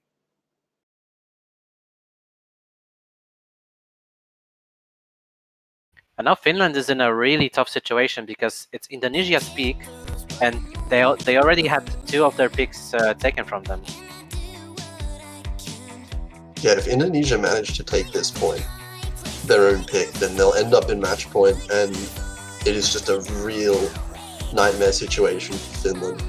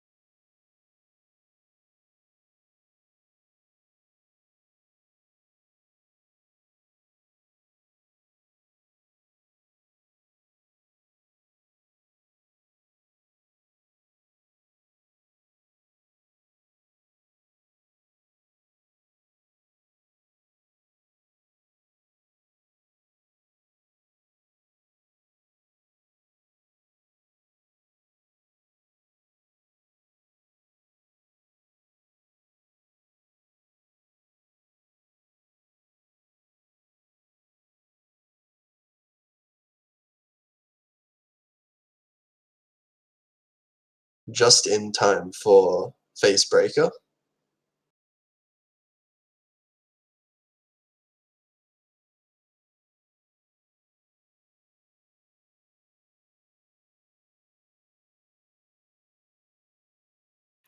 So this will be a this will be a critical.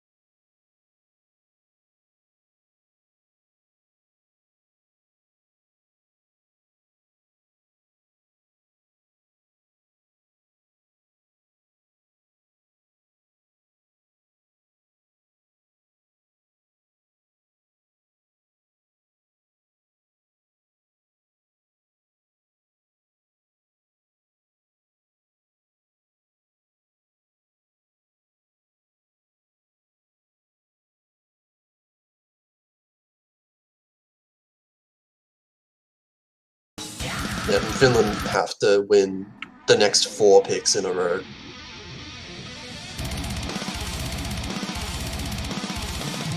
It's definitely going to be a really difficult task. But we'll see what they pick. Mamaroshi is still up, the one that we were talking about earlier for Finland. But it They looks like pick they're going to bubble go control. bubble control. Okay. Interesting. But they have to risk right now. Yeah, they are going with the riskier pick. But, I mean, they're going to have to win almost all of the maps remaining anyway at some point. Yeah. But I think this is an interesting pick. This is probably the... I mean, it was probably between this and Mavaroshi. And if they have their backs against the wall, why not try the riskier one? Yeah, I can definitely agree with that logic. See how they do though, because this is an extremely chokeable map. But we haven't really seen many chokes coming out from Indonesia.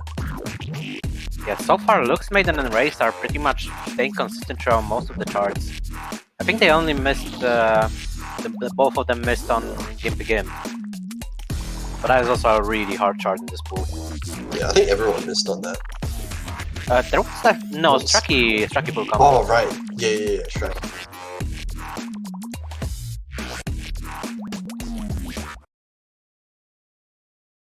So here we're going into it. Indonesia match point.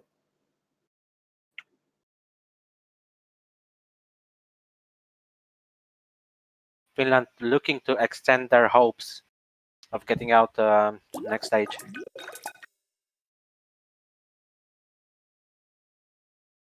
Oh, got a little bit of desync. And here we go. Very calm intro here.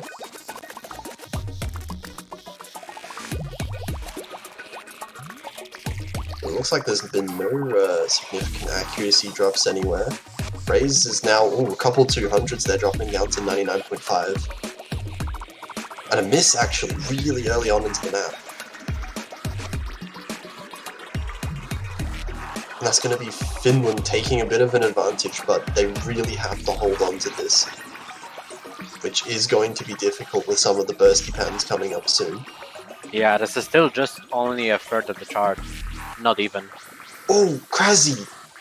Oh, in an easy section. Oh no. Whoa, that's such a bad place to miss. You really have to be kicking yourself after that one. And now we're getting into the main part of the map here. And Indonesia is taking back the lead. Krasa is missing again. Indonesia's taking a really slight lead. Finland really needs to hope for some a miss to come out of Indonesia really soon, or they'll just end up pulling away too far. And retro, yeah, and a really big accuracy drop as well. I think that's going to be another miss. That's going to be enough. It's going into Finland's favor. Oh my god! Lux Maiden also misses. Oh, now this is going straight back into Finland's favor. Krasy misses as well, but I don't think that's enough. It's not. Yeah, it's not as costly as Lux Maiden's miss. There's still a third of the map. Lovely and misses. Lovely and missing. Is that going to be enough to give it to Indonesia? It's so close. Lovely and missing again, and Krasy. And now Indonesia's taken back the lead. Stracky is still holding the full combo as the only player in the lobby. And now Indonesia just needs to hold on for this last section, but Retro EX finds a miss. Lux Maiden also finds a miss. That's enough. Finland is taking the lead, Krasa is missing. Oh my god, this is going to be insanely close. I don't know who can win this. One miss can swing this. This is the end. It looks like Finland have a really slight advantage, but they can't. They cannot afford anything. And that's it. They managed to take it. Just at the end, the back and forth misses were insane. That but was Strachi, really the close. only player that managed to avoid those misses. Yeah, 990,000 points. Again, a very stellar performance. And it's 5-2, so another pick from Indonesia. But if Indonesia doesn't win it now, Finland can start to get momentum and take it back. Yeah, the mental boost is definitely going to be insane if Finland managed to win this next map. So Indonesia really needs to take it back now. Just finish it off.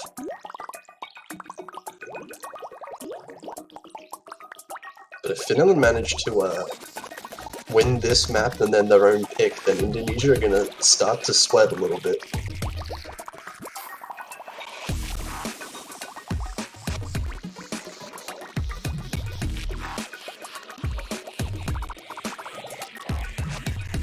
I wonder what Indonesia's going to pick now. Maybe they go with, well, I would expect them to keep picking their rice maps, which they have done. Yeah. I don't think we're going to see Forgotten. So Frictional Nevada, maybe. Yeah, Frictional Nevada is a possibility. Oh, they are actually picking Forgotten. Oh, Oh okay. my god. I'm out of shape with predicting picks. You had a 50-50.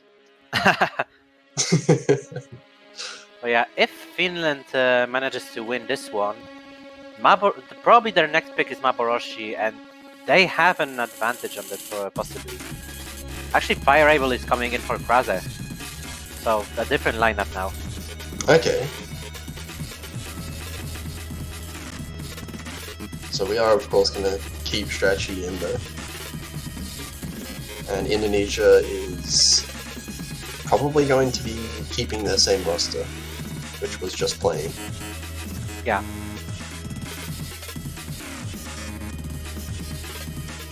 So see, we have seen some chokes finally from Lux Maiden and Wraith in the previous map, so maybe their consistency is starting to drop a little bit.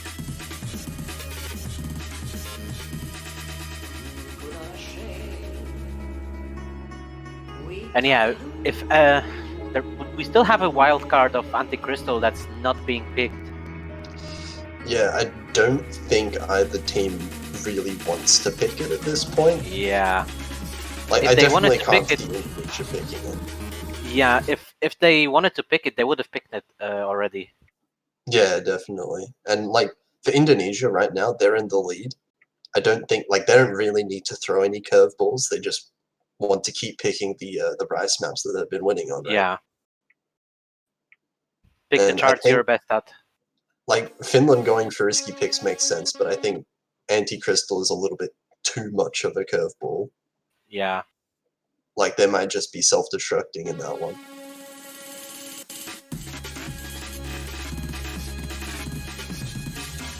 And here we go. And it looks like the start of the map, Lux Maiden actually being the one to drop a lot of 200s. So Finland's going to have a really slight lead. Yeah, but that's still very... Yeah, it's still insignificant compared to the rest of the chart. Yeah, Lovely and actually dropping a lot of accuracy. Almost dropping below 99. Well, and that's going to actually give the lead over to Indonesia. But the accuracy is still really close, and we have seen so many misses so far this match. So, misses, it's really going to come down to who misses. Yeah, so far all of the players have full combos. And it's just a slight accuracy advantage on Indonesia's side that's keeping them in the game. Really just the difference between Lovely and Lux Maiden right now. Yeah. And Lux Maiden is basically same accuracy as Retro EX. Fire Able is also dropped. All of Indonesia is actually holding on basically the same accuracy. Really consistent performance across the team there. But they are Lovely and misses. That's very unfortunate. That's going to give Indonesia a pretty significant lead now. And Finland really needs to hope for misses. It has to be misses from Indonesia, and it has to be very soon because we're getting into the last quarter of the map. It's probably gonna be 2 misses at least for Indonesia to lose this. Because they have the accuracy advantage as well. And Lovely N misses again. Lovely N missing again, that might end up just being the end. But Raze misses, trading it back, that could be the start of something. That's but they not need enough. At least one more Retro Retro EX EX. misses. They need one more. Time for that to matter. Yeah, they would need Lux Maiden to miss, and they would need them to drop accuracy, but that's probably too late.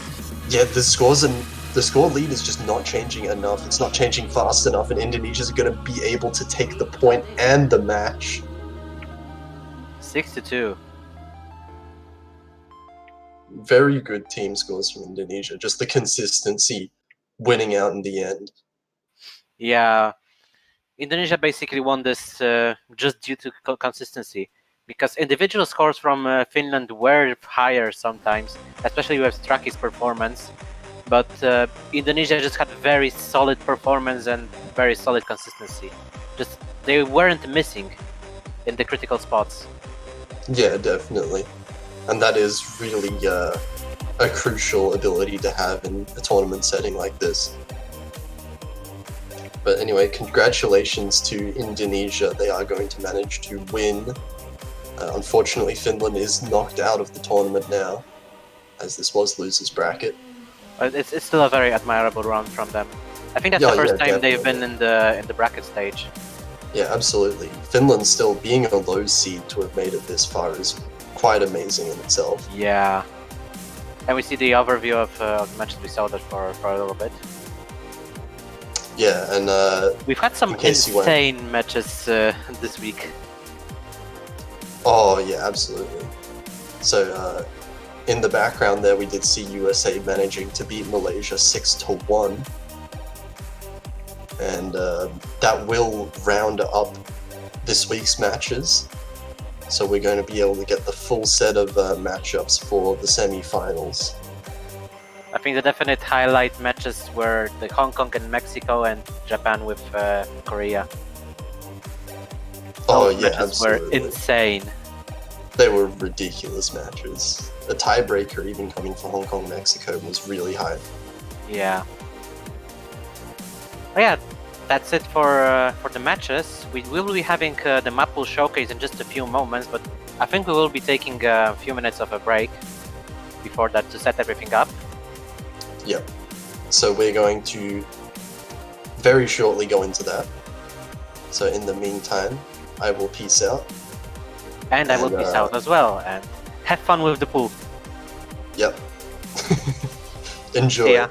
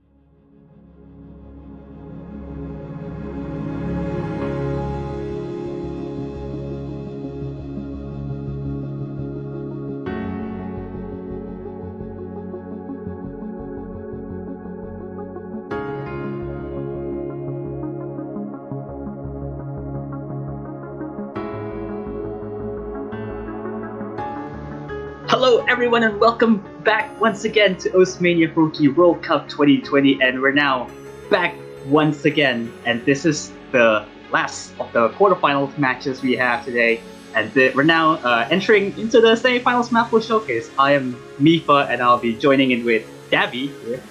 How's it going? Hello. My name is Davy, yes. Or Davy, whatever you prefer to pronounce it as.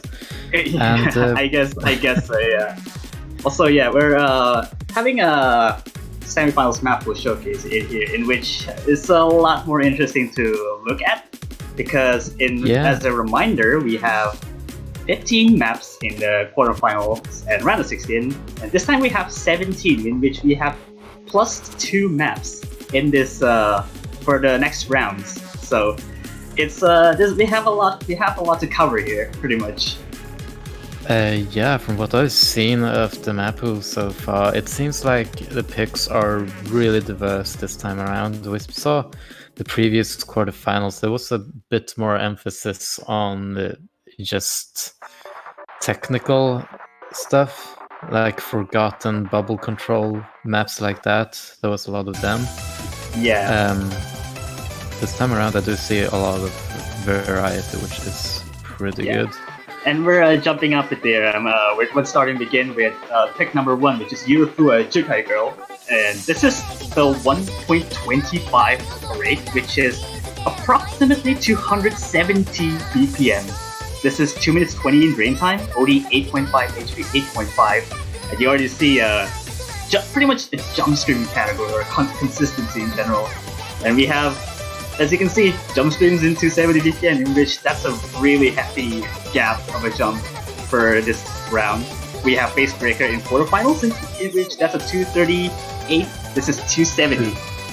Yeah, so that's a very big just jump, because around that mark, around like 240 and 270 is where just things start to get really difficult. And as you were saying, this is probably very consistency demanding. However, this does look like it has a bit more of free act sections, but the streams are not forgiving at all, whereas on Face Breaker, of course. At least like the jump stream in itself is pretty much varied. They're kind of early at most, but then the free act section that you mentioned is not really that free, because it's core jack at 135 BPM equivalent, in which you have to control. And also this trill section, like a 3-4 and the 1-2, is actually going to be really tough to time. Also, there's a pretty much generous amount of breaks in here, so like there's a pretty much room to recover your mistakes whenever you hit a miss or just accuracy drops. Despite this pick is pretty forgiving in terms of the semifinals, I guess. Yeah. It's just maybe just to recover stamina. Map is almost done, but yeah, fairly interesting pick. Has a bit of variety in the pattern it chooses to go from. It goes from these trilly patterns to these rolly patterns to these trickier patterns. Yeah, exactly. Also, we're moving on to pick number 2. We got a hybrid more to its Ellen pick. I mean, you can kind of say this is actually an Ellen pick, but people differ this to pretty much. We got Obfuscate Villain Remix by Abraxas. This is OD 7.6, HP 9.3, star rating of 5.18, coming up with 175 BPM.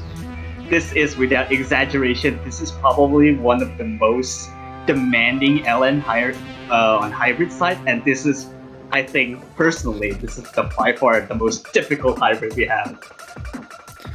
Oh yeah, like Abraxas shots, very just wild long note shots. I think most of you know about Possession. That one is pretty tricky, but this one takes it up a lot.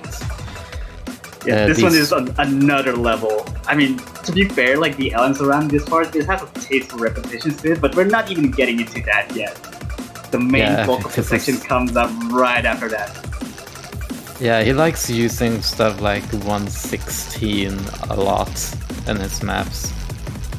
Like, Like this yeah. section, this is getting really crazy with the islands around. Oh, definitely, this looks really brutal. The shields are not also pretty hidden, and there's also a bit of reverse shields here and there, but yeah, it pretty much consistently changes the release pattern. There you saw a couple of flams too. Oh yeah, for Yeah. sure. This is pretty dumpy in the sense that you have when you have Kilby main and Maboroshi in the hybrid for the quarterfinals. This one actually is on another level, like I said before. There's a bit of like pretty much samey repetitions over and over, but even then, it just doesn't end there, and you have to be consistent throughout the entire chart. This is like X of it on steroids. It's really tricky. Yeah, this is very, very tricky. I can see that this is probably gonna kind of like it's getting ignored quite a bit, unless some LN players in general might actually tackle this a little bit further. But this one is actually really, really hard because I played it myself. Yeah, it's going to be really tricky to act because all of these releases are just so... I don't know what to say, they're all over the place. And it's really pretty much weirdly snapped all over, and you probably I think probably can pick up a few like unsnapped things, but believe me, they're actually after something. I think that's going to be it. And next up we're going... I should wait until the map ends. Alright, Yeah. So... yeah, next up we have Manabu Namiki Tenshi, True Final Boss, another Mifa map. Wow. Hey, this is pretty much, quote unquote, probably the hardest racing. And this is a core jack pick coming up with 297 BPM. This is almost on 148.5 BPM core jacks. OD8 starting of 5.8. This is, without exaggeration, really, really demanding on the core jack side. I think this is going to be banned a lot because this is pretty speedy in relation to all the other picks. Although it doesn't like... I don't see it get quite as dense yet. We saw a bit in the beginning, it had a couple of 1/8 transition and such. It's not as heavy, but I'm guessing this is not just not over yet. Like it's going to pick up a lot in density. Yeah. It's just a song. It's not just kind of pretty much loops around, and then we got the same sections over and over. Like this one is just pretty much the same as the first one, but you probably can't even rest because the breaks are even really small in here. Yeah. So this is not, from what I can tell, it's not a pure short jack pick, unlike something like Junju's cut. Has a lot of weird like density transitions and kinds of bursts here and there. Trills we just saw too. So yeah, definitely not something that's going to be act to the max, I don't think. Yeah, this is just really hard to time. I don't think I would probably see like really high scores on this just because it's actually kind of demanding on repetitions in general, but it's really, really hard to get. And that would be the Tenshi, the pick number 3. Got pick number 4 coming up, we got LFO by Kamikaze. This is an LN inverse density pick here. This coming at 47.7, HP 9, starting at 5.6. This is kinda like akin to Cool Planet like last 2018. This is pretty much like it, except minus the dumber patterning. And the jack, I assume? That one, triple jack? Yeah, the triple jack on the column 4, I think it was, which is actually pretty insane. Alright, I think this is the first... I mean, this isn't a complete inverse yet, I don't think, but it's probably going to become... it's just around that level. But I guess the it's just density, just like in a Yeah. sense that it's pretty much more into inverse later on, because we haven't gotten to the manning section of inverse later. Yeah, I think this is the first pick that is kind of inverse, at least semi-inverse in a sense, in the map pool, from what I can see. Also, yeah, this transition is really brutal, and then the rise itself is kind of going into inverse like this one.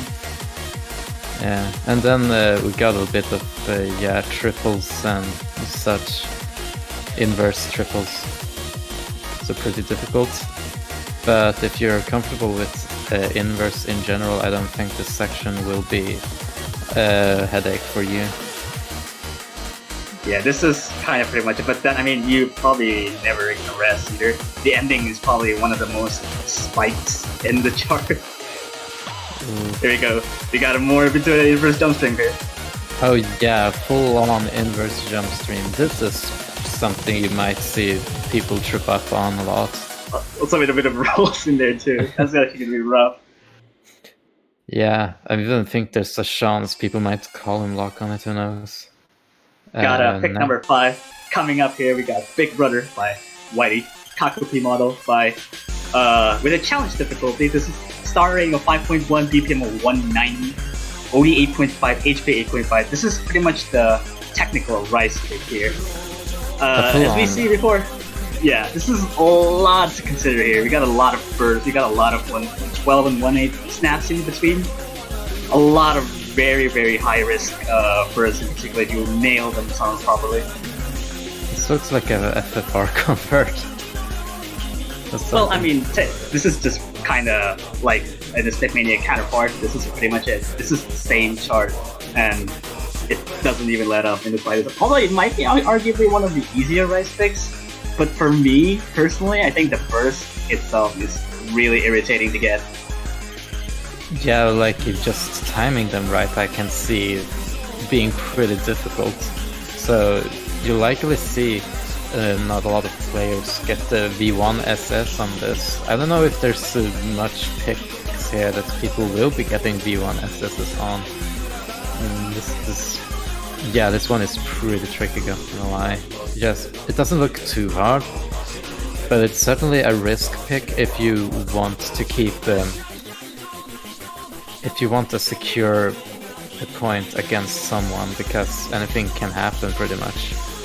Yeah, these are, I guess the ending itself is pretty much the easiest out of the rest though. So, I mean, once you get to this section, this is just pretty much a free accuracy base. Kind of like a Epic Manner where the outro is really the easiest of the section here. Mm-hmm. Also, there's gonna be a lot of mirror mod coming out from this just because the bursts are so hard to get. Do you think people will like... Alright, never mind. We got the 6th pick, Link to CU. I have no idea how to pronounce that. Abnormalize. It's Same, another actually. shoegazer map. Yeah, the hybrid coming with a little bit of a speedier side of things. We got Abnormalized, like I said, 2 minutes of 10 frame time, 5.4 star rating, and the BPM is pretty much variable here. But the main itself is just 201.25. But then the snaps itself are really wonky because the bursts are technically like there's a lot of things here. 301 BPM 1/4, and there's some 250 BPM thrown in between, just because it's really dumpy for what it does. So I think this is one of the hybrid pick on a speedy dump category.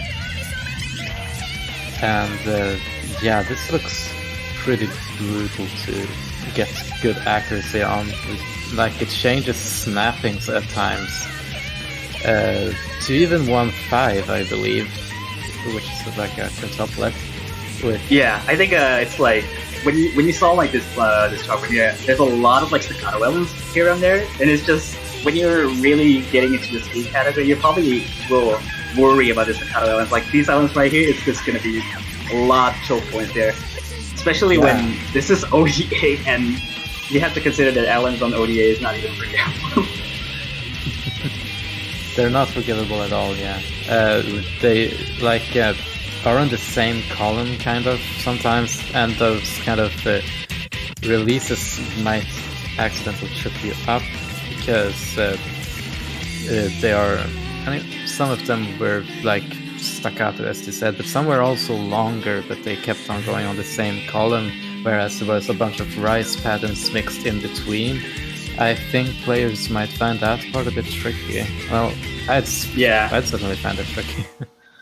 Yeah, it's just pretty much it. And we got probably my favorite pick of the pool. This next one, we got Shaker Slicer Technique by Autotalic Round. We got hello, I guess FFR? Only 8.5 HP 9, starting at 4.9. This is pretty much the FFR counterpart. Oh, yeah. This is the same chart, and this is pretty much a Jack Technical Mix category, and it just doesn't let up.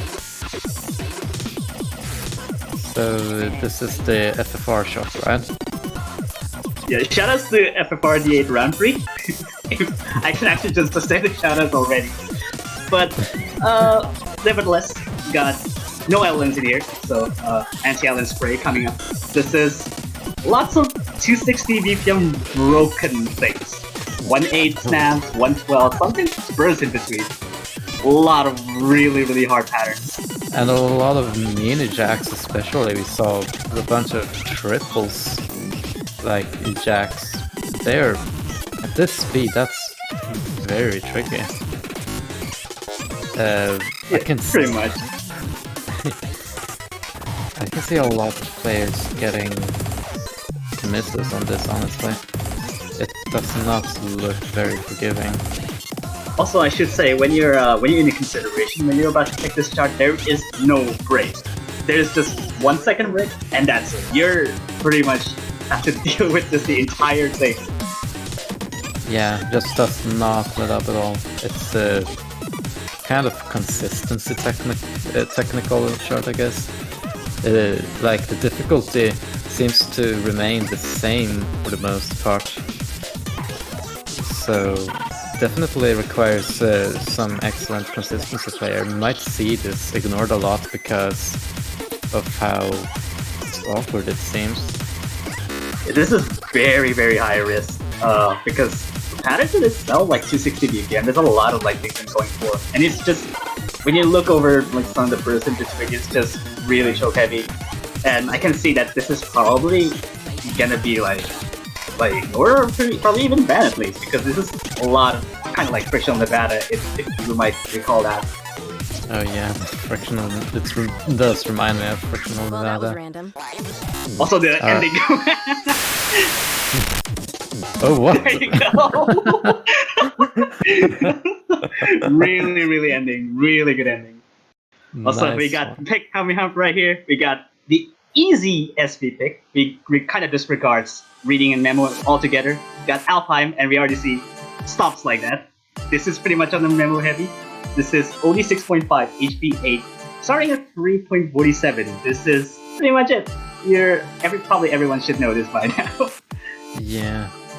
So, from what I understand, you organize the SV picks from easy to hard, something like that. Is it based on the patterns themselves too? Yeah, it's just I think it's more to like when you're considering that when you're learning SV, it's on the category of whether you can hit it. Like if you really can hit it consistently, it's pretty much consistently easy, or it's hard to the point where you have to like nail some of the sections properly. So I guess this being easy is just pretty easy to get, because you can get really easy average scores in practice runs in particular. Like this one is no exception. Yeah, I can see what you mean by that. Bit of one-hand throws here and there. Also, yeah, those stuff right here. Oh, this does not look good at all. I remember like having considering this shot when I was map pooling myself a while back, but I don't remember why I did not pick it. But yeah, I think this was pretty cool as a SV shot. Yeah, it's just, I mean, people are kind of saying that this is probably easier than Anti-Crystal, but it's just because this is an easy SV pick, and Anti-Crystal is a harder one. And this LN section right here is really tricky to time. OD 6.5 is not going to help either because the SP is changing constantly, and the stops in between. Like it almost tricks my brain with that section because the stops, like the Also, there's a bit of very a jump in there too.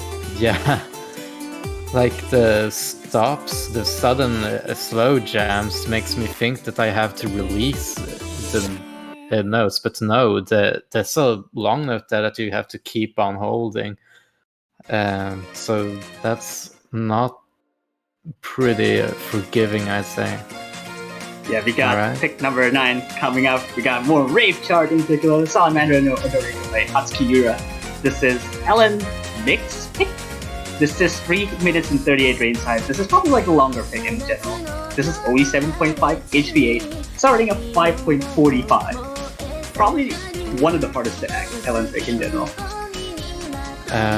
Yeah, if we forget about the Abraxas chart, because I think a lot of the difficulty comes from the LN stat. But this one is certainly pretty tricky to act, as you said, because the gaps are not particularly consistent. We see here that they're around the 1-2 gap, and then they switch to a 1-4 gap. There's a lot of 1-8 gap in between even. Yeah. I think this was one of my most liked Reveal shots from what I remember. Yeah, also this is a bit of a really tricky transition for every course. Like this one, this is actually kind of hard to get. There's a bit of 1/3 hand jacks in that. That section is really tricky. You might suddenly time your releases wrong, which lends to a lot of misses on the hands, like finishing transition. Yeah, it's kind of like that. The similar vibe that I'm getting here. Yeah, so this section pretty straightforward, but still pretty tricky because you need to have very good finger independence for some of these fingers. For like this, I think there's kind of instances where I think you would probably disregard it first because there's so much going on, and to the point where you have releases in here too. In that case, you probably shouldn't be even thinking about trying to play this input full inverse at all. Like even in this section, you probably have to nail some of those tricky transitions. Like this one, probably one of the things that might like the others, which is really full inverse. Yeah, that one is pretty tricky. Alright, we got a bit of guitar solo, yeah. Yeah, also one of those transitions, which is if you like B, you're gonna like this one. No. Yeah, that's Krill. Reminds me a bit of Interlizer sharding. Oh yeah, I mean not really, but it's the same thing as kind of B, but it just revives again. Alright, so we're entering the final difficult section of this chart. I think it's kind of a repetition of what we've seen so far. Don't particularly remember if the difficulty amps up any Also, here. yeah, the chorus gets a little bit tougher with gaps and releases. Oh yeah, the gaps are varied here, so yeah, definitely a bit more trickier. I don't think it's going to be too much of an issue though, because it's not... I think also, this it's one really is... full inverse. It's pretty much full inverse up until the hand jacks. Yeah. Yeah, I think that's pretty much it from this shot. Pretty much just the outro here. And we got... Probably one of the nicer picks in the Rise category. Let me introduce you. This is another Breakcore Princess specialty. We got The Great Escape by Always Like Girls by Shoegazer. Another Shoegazer chart. Surprise, surprise. Wow, I certainly did not expect to see more Shoegazer in this pool. Yeah, this is pretty much mixed Rise pick. There's a lot here to consider here. You got around 172.5 BPM, only 8.2, and starting up just 5. I mean, you probably would think that why this is 5, but believe me, this is actually really hard. because the patterns are on 1-7 and 1-8 snaps. So it's really tricky. So it's kind of like 345 BPM equivalent and more or less 302 BPM. Yeah, getting ratios on the ice shard like this is going to be pretty difficult. I mean, pretty much the difficulty, like the shard itself, derives a lot of its dumps from the vocals. So yeah, definitely pay attention to what the vocals is doing, because that's a bit how Shoegazer here chooses to map, I guess. Yeah, this is when you get to like the Ellens right here. You have to expect that you have to hit the section properly. There's a lot of really hard patterns, like the 2-3-2-1, and then some other mirror cases like that. But then even then, that's not even the hardest part yet, because we're getting into the solos just right after this. This is really mind-blockable. Oh no, that's a lot of one-hand. This is so hard to time. OD 8.2 is really hard. Yeah, that looked really brutal. Like, and even then, I myself actually got really kind of struggling. Even then, with Cactus, it was like 98% just to maintain full combo. It's really hard. Yeah, it also seems like another really risky Rise pick. We got a lot of super risky Rise picks, so. Oh yeah, in particular, this is the one also very risky. Yeah, I don't know how much this will be picked. Probably a lot of teams that are feeling like another team has the upper hand on accuracy game will probably ban this shot. Yeah, this is pretty much. Alright, we got Camellia. So another. Yeah, we got. We got completeness under incompleteness. It's going to be a Mannheim shot at 115 rate. So this is a hybrid pick, with a lot of emphasis on like having a pure mix between both Rise and Ellens. So a lot of the difficulty comes both from the Rise and the Ellens, similar to Killview Maim. Yeah, this is like when you kind of compare like to even Killview Maim has a lot of like very distinct Ellen sections, in which in particular is pretty much more into Ellen releases. This one is probably the embodiment of the pure mix hybrid, I should say. When you got in particular like Ellens like this is when you have to really nail them properly, and even burst stuff not helping.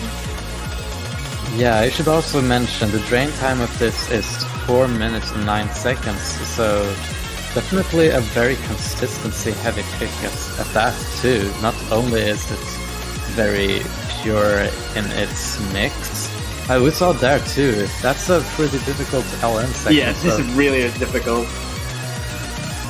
Yeah, so I think this is a pretty LN heavy section, and then we got more Rise coming up. This is after this shorter break, I guess. Yeah, I mean it's just pretty much shorter break, but then it just completely bombed it with some more really tricky transitions over and over.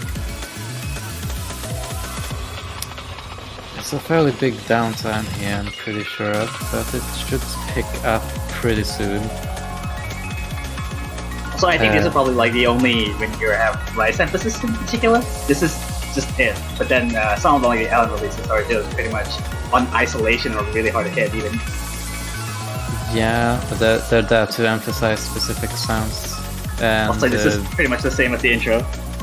Yeah, it's more long note mixed with Rise. Oh, that's a pretty difficult scap actually. What? Yeah. Also, this section is kind of mind lock heavy on for certain players because it's really, I guess it's pretty much tasteful repetitions over and over. Repetition is good, but it's definitely pretty mind blockable at times too. Also, with a bit of a kind of blast example there, which is kind of interesting. Alright, there's a bit of downtime that should soon pick up because I'm pretty sure that the last part of this shot picks up a lot in the difficulty. In its difficulty. Yeah, this is the last part itself is a little bit tougher because it kind of has the same thing except you have to nail the burst in particular.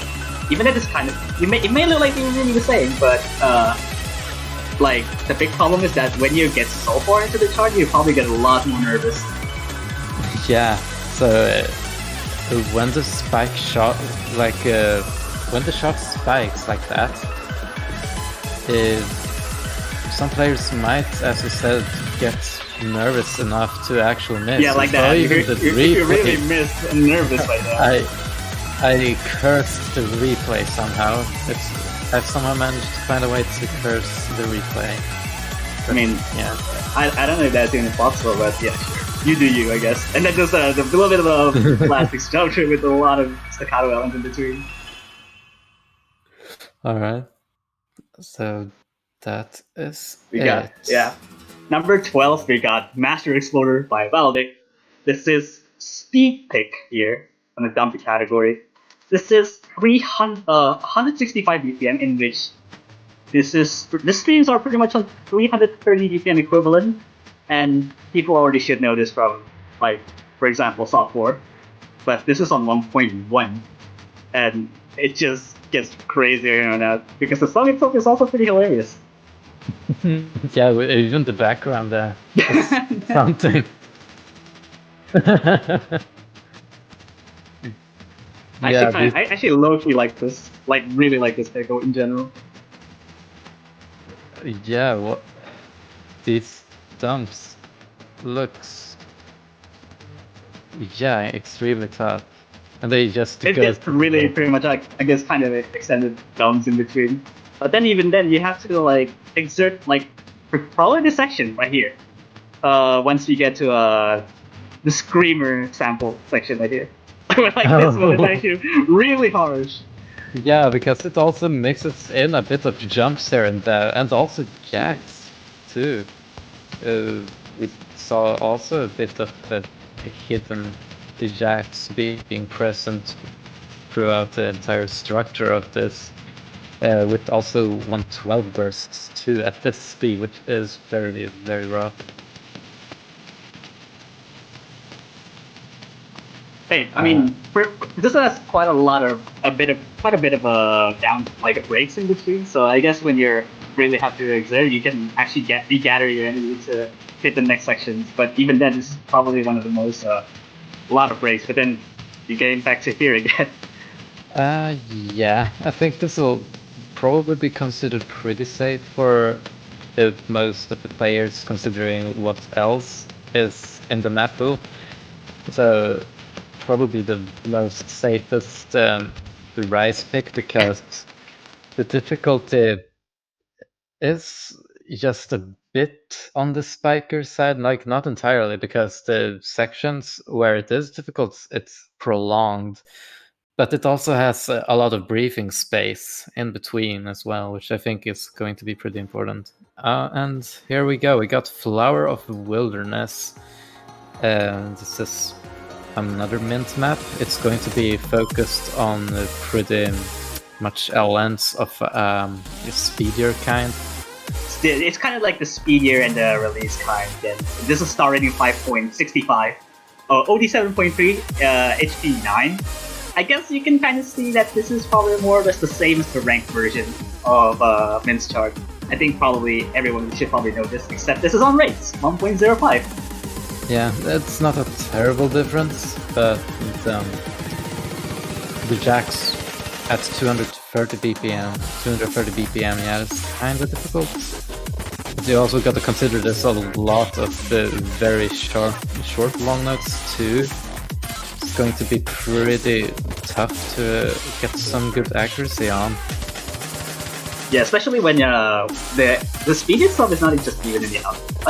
It's kind of, it has a lot of in between. But then, I mean, the LN is just really, really what is the main key point of the chart. Yeah, exactly. This is Yeah. kind of like the release. This is really hard in rates even. Yeah, this is the section where it picks up a lot. We see a lot of jacks being hidden in between and trickier snapped long notes that are kind of in between on column 1 and 4. That kind of emphasizes a specific wob sound. In general, there's a lot of things that this chart tries to emphasize, mostly just how a lot of wob emphasis based on the different long notes and lengths, stuff like that. Yeah, I guess it's like when you would probably like when you see this chart in particular, it's probably like you can kind of tell the difference between this version and the rank ones. It's when it gets to a point where the LNs are really, really emphasized, and you can kind of see where the cut kind of there. It's just pretty much the same over and over. And I guess you can kind of say that this is just Camellia tracks in particular has been kind of same in general, but sound like the second half in particular is a little bit different. I think it was, from what I remember of it, it wasn't too different in terms of difficulty at least. So in general, I don't think this will be like if there was a team that is uncomfortable on LNs. I don't think this is going to be.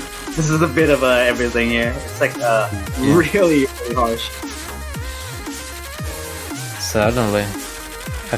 Actually, I do think it picks up a bit in difficulty. I forgot a bit. But yeah, it's a bit of extended jacks and alternation and releases of all kinds. So yeah, pretty tricky. I think this overall, I think this is probably tied with like Salamandra and Odorico with the other LN mix pick. This is pretty hard. Also, we got another specialty. We got A by Electon, a stamina rise pick on 1.15. This is 5 minutes of 12 seconds of range time, 48 star rating of 6.16. So this is the first 6-star we see in the map pool. Interesting. Yeah, this is running off with 236 BPM. So it's really harsh. I mean, the pattern itself is not that hard. It's just the stamina requirement is really huge. And this is also almost a length of a tiebreaker. So yeah, this is very. I don't necessarily think it's stamina, but more endurance, maybe. Yeah, this is really, you have to endure. Like even then, this is not like this particular. It's kind of a lot of these things are kind of split jump trail, kind of jump really straight in sphere. But yeah, I mean, it's the nature of the chart. It's like it's gonna tell you when to stop, but it doesn't give you any breaks even. This reminds me a bit of a lot of different stamina-oriented charts, such as cyber inductance and inducence, whatever it was. Yeah. I mean, cyber inductance has pretty similar patterns, but I mean, it kind of doesn't it's like differentiate between cyber hands in between too. What was it? Yeah, but whereas cyber inductance don't really have all those hands too mixed in. This does. It looks to be very just brutal in terms of difficulty. It has a bit of like a hand usage in particular. It kind of the track seems to be like hand stream, but the chart even doesn't let you want to stop. Yeah, it never stops. It's just this difficulty all the time. It's probably also one of the riskier picks. This looks like quite a leap from C204, from what I remember. Oh yeah, this is huge step up from C204. Like you know, this 210 BPM being too slow, this 236, or probably 237 BPM, almost equivalent to that. and the patterns itself really, really hard. A bit of a break section here to help cool down your fingers after all that mashing. I think this is the only break that you will have here. Yeah, that's pretty common in very stamina-heavy shots. That there's a break right in the middle. I mean, being the break on the middle doesn't say that this is actually really gonna give you any energy, because after that, there's no breaks. Oh, like the pattern itself is kind of even more mixed. The pattern itself is kind of like freezing Maelstrom. It's not like a double, single, and sometimes even included with a hand. You're being a bit of a robot, Mifa. Is your internet alright? It's a bit wonky, but it's fine. Oh, I can hear you. Doesn't matter. But yeah, now there's a lot of splits. Again, this is a lot of split throws and now it transitions into hand streams, but it isn't quite like dense hand streams either. But it does mix in a lot of different jumps and hands all over the place. The trills. It has a bit of everything, I gotta say. Not much else to say about this shot other than it's pretty brutal. Yeah, and now it picks up into mostly those kind of split trills and jump trills that are of like a 1-4 variety. Yeah, also, that, like I said, when you have no breaks, like, this is just, you have to cruise through it, like you really have given no damn about anything else. And also, yeah, it's still going. Yeah, no breaks in between. Okay, this now reminds me a lot about there was a shot in particular I wanted to remember, but I quite don't think it got loved recently. That one was a bit stranger in that it had a lot of dumb parts, whereas this is pretty much straight 1/4 all the way through. So yeah, that's going to be it. We got the next pick coming up. We had probably one of the favorites, Drop Dead by Trouble by Crumbs. Fatality, which hybrid pick once again, a little bit of a kind of normalized thing. 2 minutes 9 seconds, OD 4.9. OD 9. This is gonna be really hard to time with the LNs already around it. So this is a Rise-oriented hybrid pick. With I guess the more Rise-oriented hybrid, yes. But even then, it's like, when you compare this to Abnormalized, this is kind of has the same vibe, except the emphasis on the burst in itself, and sometimes when a little bit of a snap changing with the speed up, it's really tricky to even get. Yeah. Like this section, this kind of spinning up with the snaps too. Like, it's really hard to get. Yeah, that is very brutal. All of these, that also transitions into all these weird signals into doubles. Jacks, that's very difficult as well. A bit of hands here and there. Also, this is a bit of like only LN section right around here, but even then, that's not even like really tricky LN section. No, it's not really tricky, but there's a lot of Rise now coming in between all these long notes. But yeah, as you said, the long notes are not the also point. I should mention about the trills on 1-3 column, in which that could probably trick like this one. The trills is kind of really hard to get. Probably some people will probably mind bluff on those at some point, but it just really keeps going and it just doesn't let up.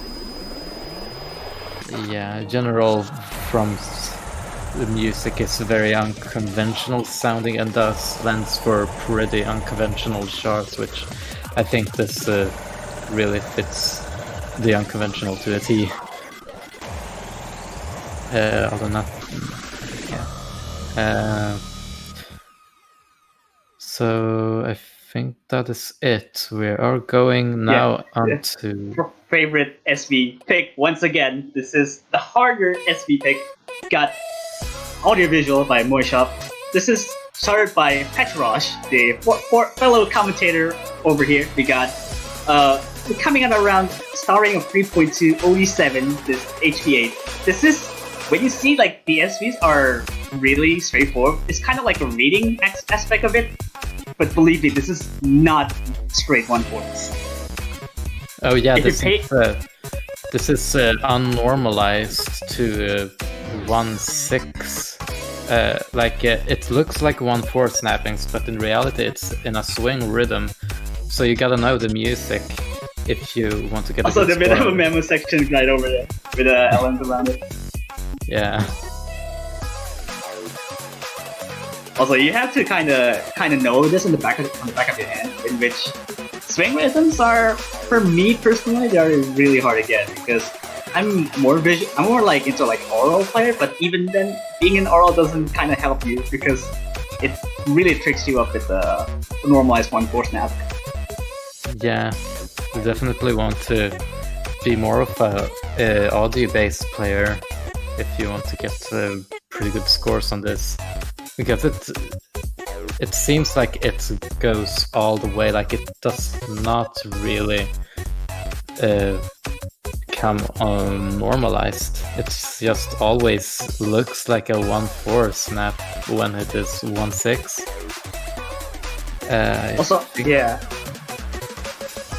Also, I should mention that which is Walter that is playing the replay is actually he got in like within 1 hour. So really hard SV chart. I think for me personally, I think every play is pretty much different. So yeah, we're moving on. The name. Also, yeah, a bit of a fair warning for the next pick here. I guess everyone should already know this by now. With this tiebreaker, we got Camellia, obligatory tiebreaker by Mint. Necro Snowmelt. This is the edit version of the tiebreaker in itself. I guess we have nothing more to say other than this is 7 minutes long. Yeah, very, very long with a bunch of pretty slow sections, but also extremely tricky sections. I don't remember a lot of this shot, but I do remember playing this a while back. But there was a lot of really dump-heavy shots. Dump-heavy parts where I just constantly tripped up on because the gaps were really small. Yeah, so it's just another Camellia shot. I think Mint wants to rank this, but I'm not entirely sure. Yeah, I think Min was supposed to rank this. I think she got one nomination already, but she went on to with a little bit of an edit. But when Mini World Cup comes around, she wants to use this, and we got it edited to the point where it has more distinct sections and I guess a little bit more comfortable in patterns. So this comes up like right after. Yeah. So okay, this section not particularly difficult, but as we just saw, there's a lot of really dump heavy moments that emphasize specific quads, and then there was a bit of long notes heavier parts, but they were seemingly pretty easy in relation to what the Rise did there. This looks to be a bit trickier in the LN department, but I hope. Yeah, even then, you can kind of categorize this a little bit more hybrid side. Even then, the LNs itself probably doesn't tell you that LN sections are going to be at this difficulty. So it's just pretty much hybrid itself. So it's really, really based. Like very Jack is very tricky. They're pretty fast too, I gotta add. I think this is, that was like 200 BPM 1/4 jacks. Pretty rough because they also continue for upwards of 3. Yeah. But I know that it doesn't look like it's free either, because you have to like consider that it's also 7 minutes and very, very long. It's not even give you any break.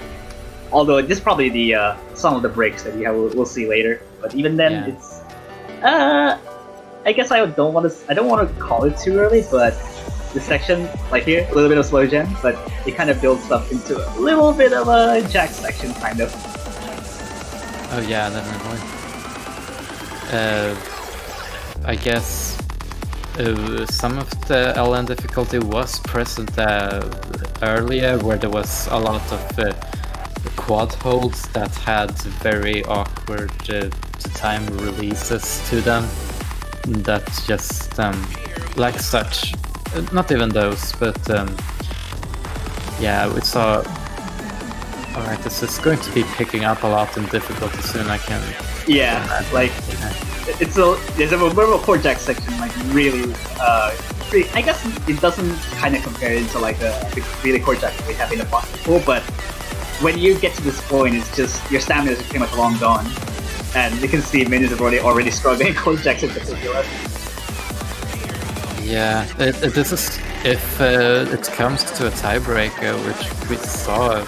We saw like Mexico versus Hong Kong, I think, went all the way to a tiebreaker earlier. If it does go to a tiebreaker, I think a lot of like the win potential for the teams are going to be based around just who gets the most misses, I guess. Yeah. Also, I think this tiebreaker in particular is probably like one of the most well-balanced tiebreakers in particular, because so far we gotta have like 4 tiebreakers in which that's in the groups until semis. This is probably the most balanced overall. The Allen distribution and the like the normal rice is pretty much well versed in between. You gotta like distinct score Jack sections. It's not too Allen heavy, but it's certainly a really good decent tiebreaker. I think so too. It's not too heavy on like either side. It's definitely also a bit of an LN section coming out right here. This is the only LN section you have here. Yeah, pretty speedy release heavy section. A bit akin to what we saw in the Flower of the Wilderness, but with more emphasis on just longer notes, I guess. This doesn't look too hard, but yeah, there's a bit of bursts here and there. Yeah, it's just really pretty much the only dedicated LN section, but even then it just throws you out so much up until this point where the stamina is pretty much long gone, but you have still this section even there, it doesn't stop. Yeah, it just does never stop. But as you said, it's kind of hard to make just a well-balanced tiebreaker in general. When you are doing a tiebreaker, you have to consider both how many different skill sets you put into your chart. You also have to consider how much rise and long note distribution there is. You also have to consider different sections if they emphasize a specific skill. And I think that's why we see a lot of Camellia being mapped as tiebreaker, because this music has very distinct sections where you can get away with mapping just very distinct in general, like contrast. Yeah. Such.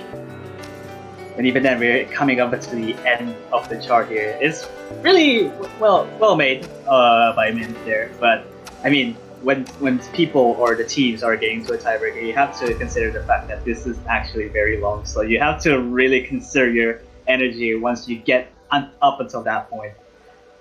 And that would be it for the map we'll showcase for the semifinals. Really, really interesting. I guess you would kind of say the picks in general for like all teams that are still remaining in the tournament.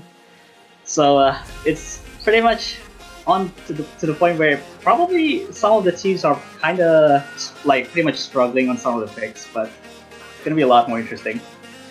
Certainly. As I was mentioning earlier, the pool in general seems very well balanced. I gotta say, has a lot more diversity to it this time around. And with that being said, I hope you all enjoyed this showcase and, of course, this weekend's matches. We got a lot of very cool matches. We saw Japan versus South Korea, Hong Kong versus Mexico. Everything. It's been a blast, and I hope it does not stop. Yeah, hopefully, like, the matches in particular for our quarterfinals have been amazing so far. So continuing the trend for the semifinals probably isn't too far away. In which we got a lot of interesting matches coming up already. In which, in particular, in the winners bracket as well. For example, like Brazil versus the United States, and then there's also Japan versus Singapore, in which the only teams that are in the winners bracket. So it could go either way.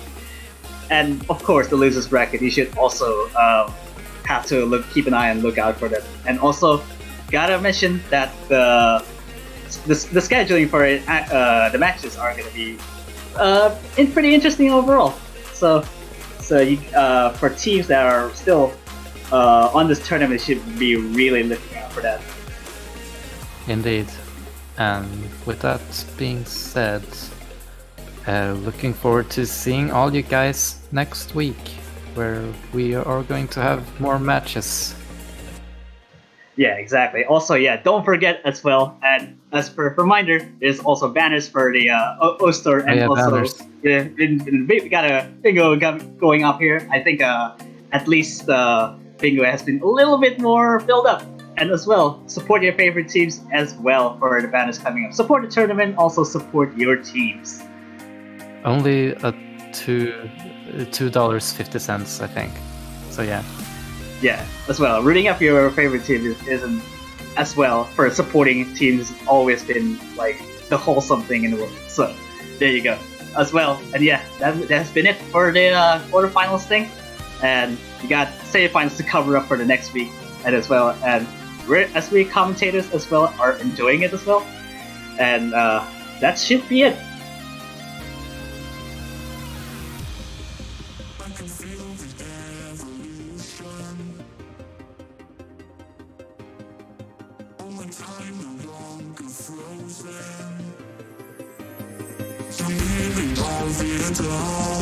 I don't know who I will become, but I know what I want more than ever before.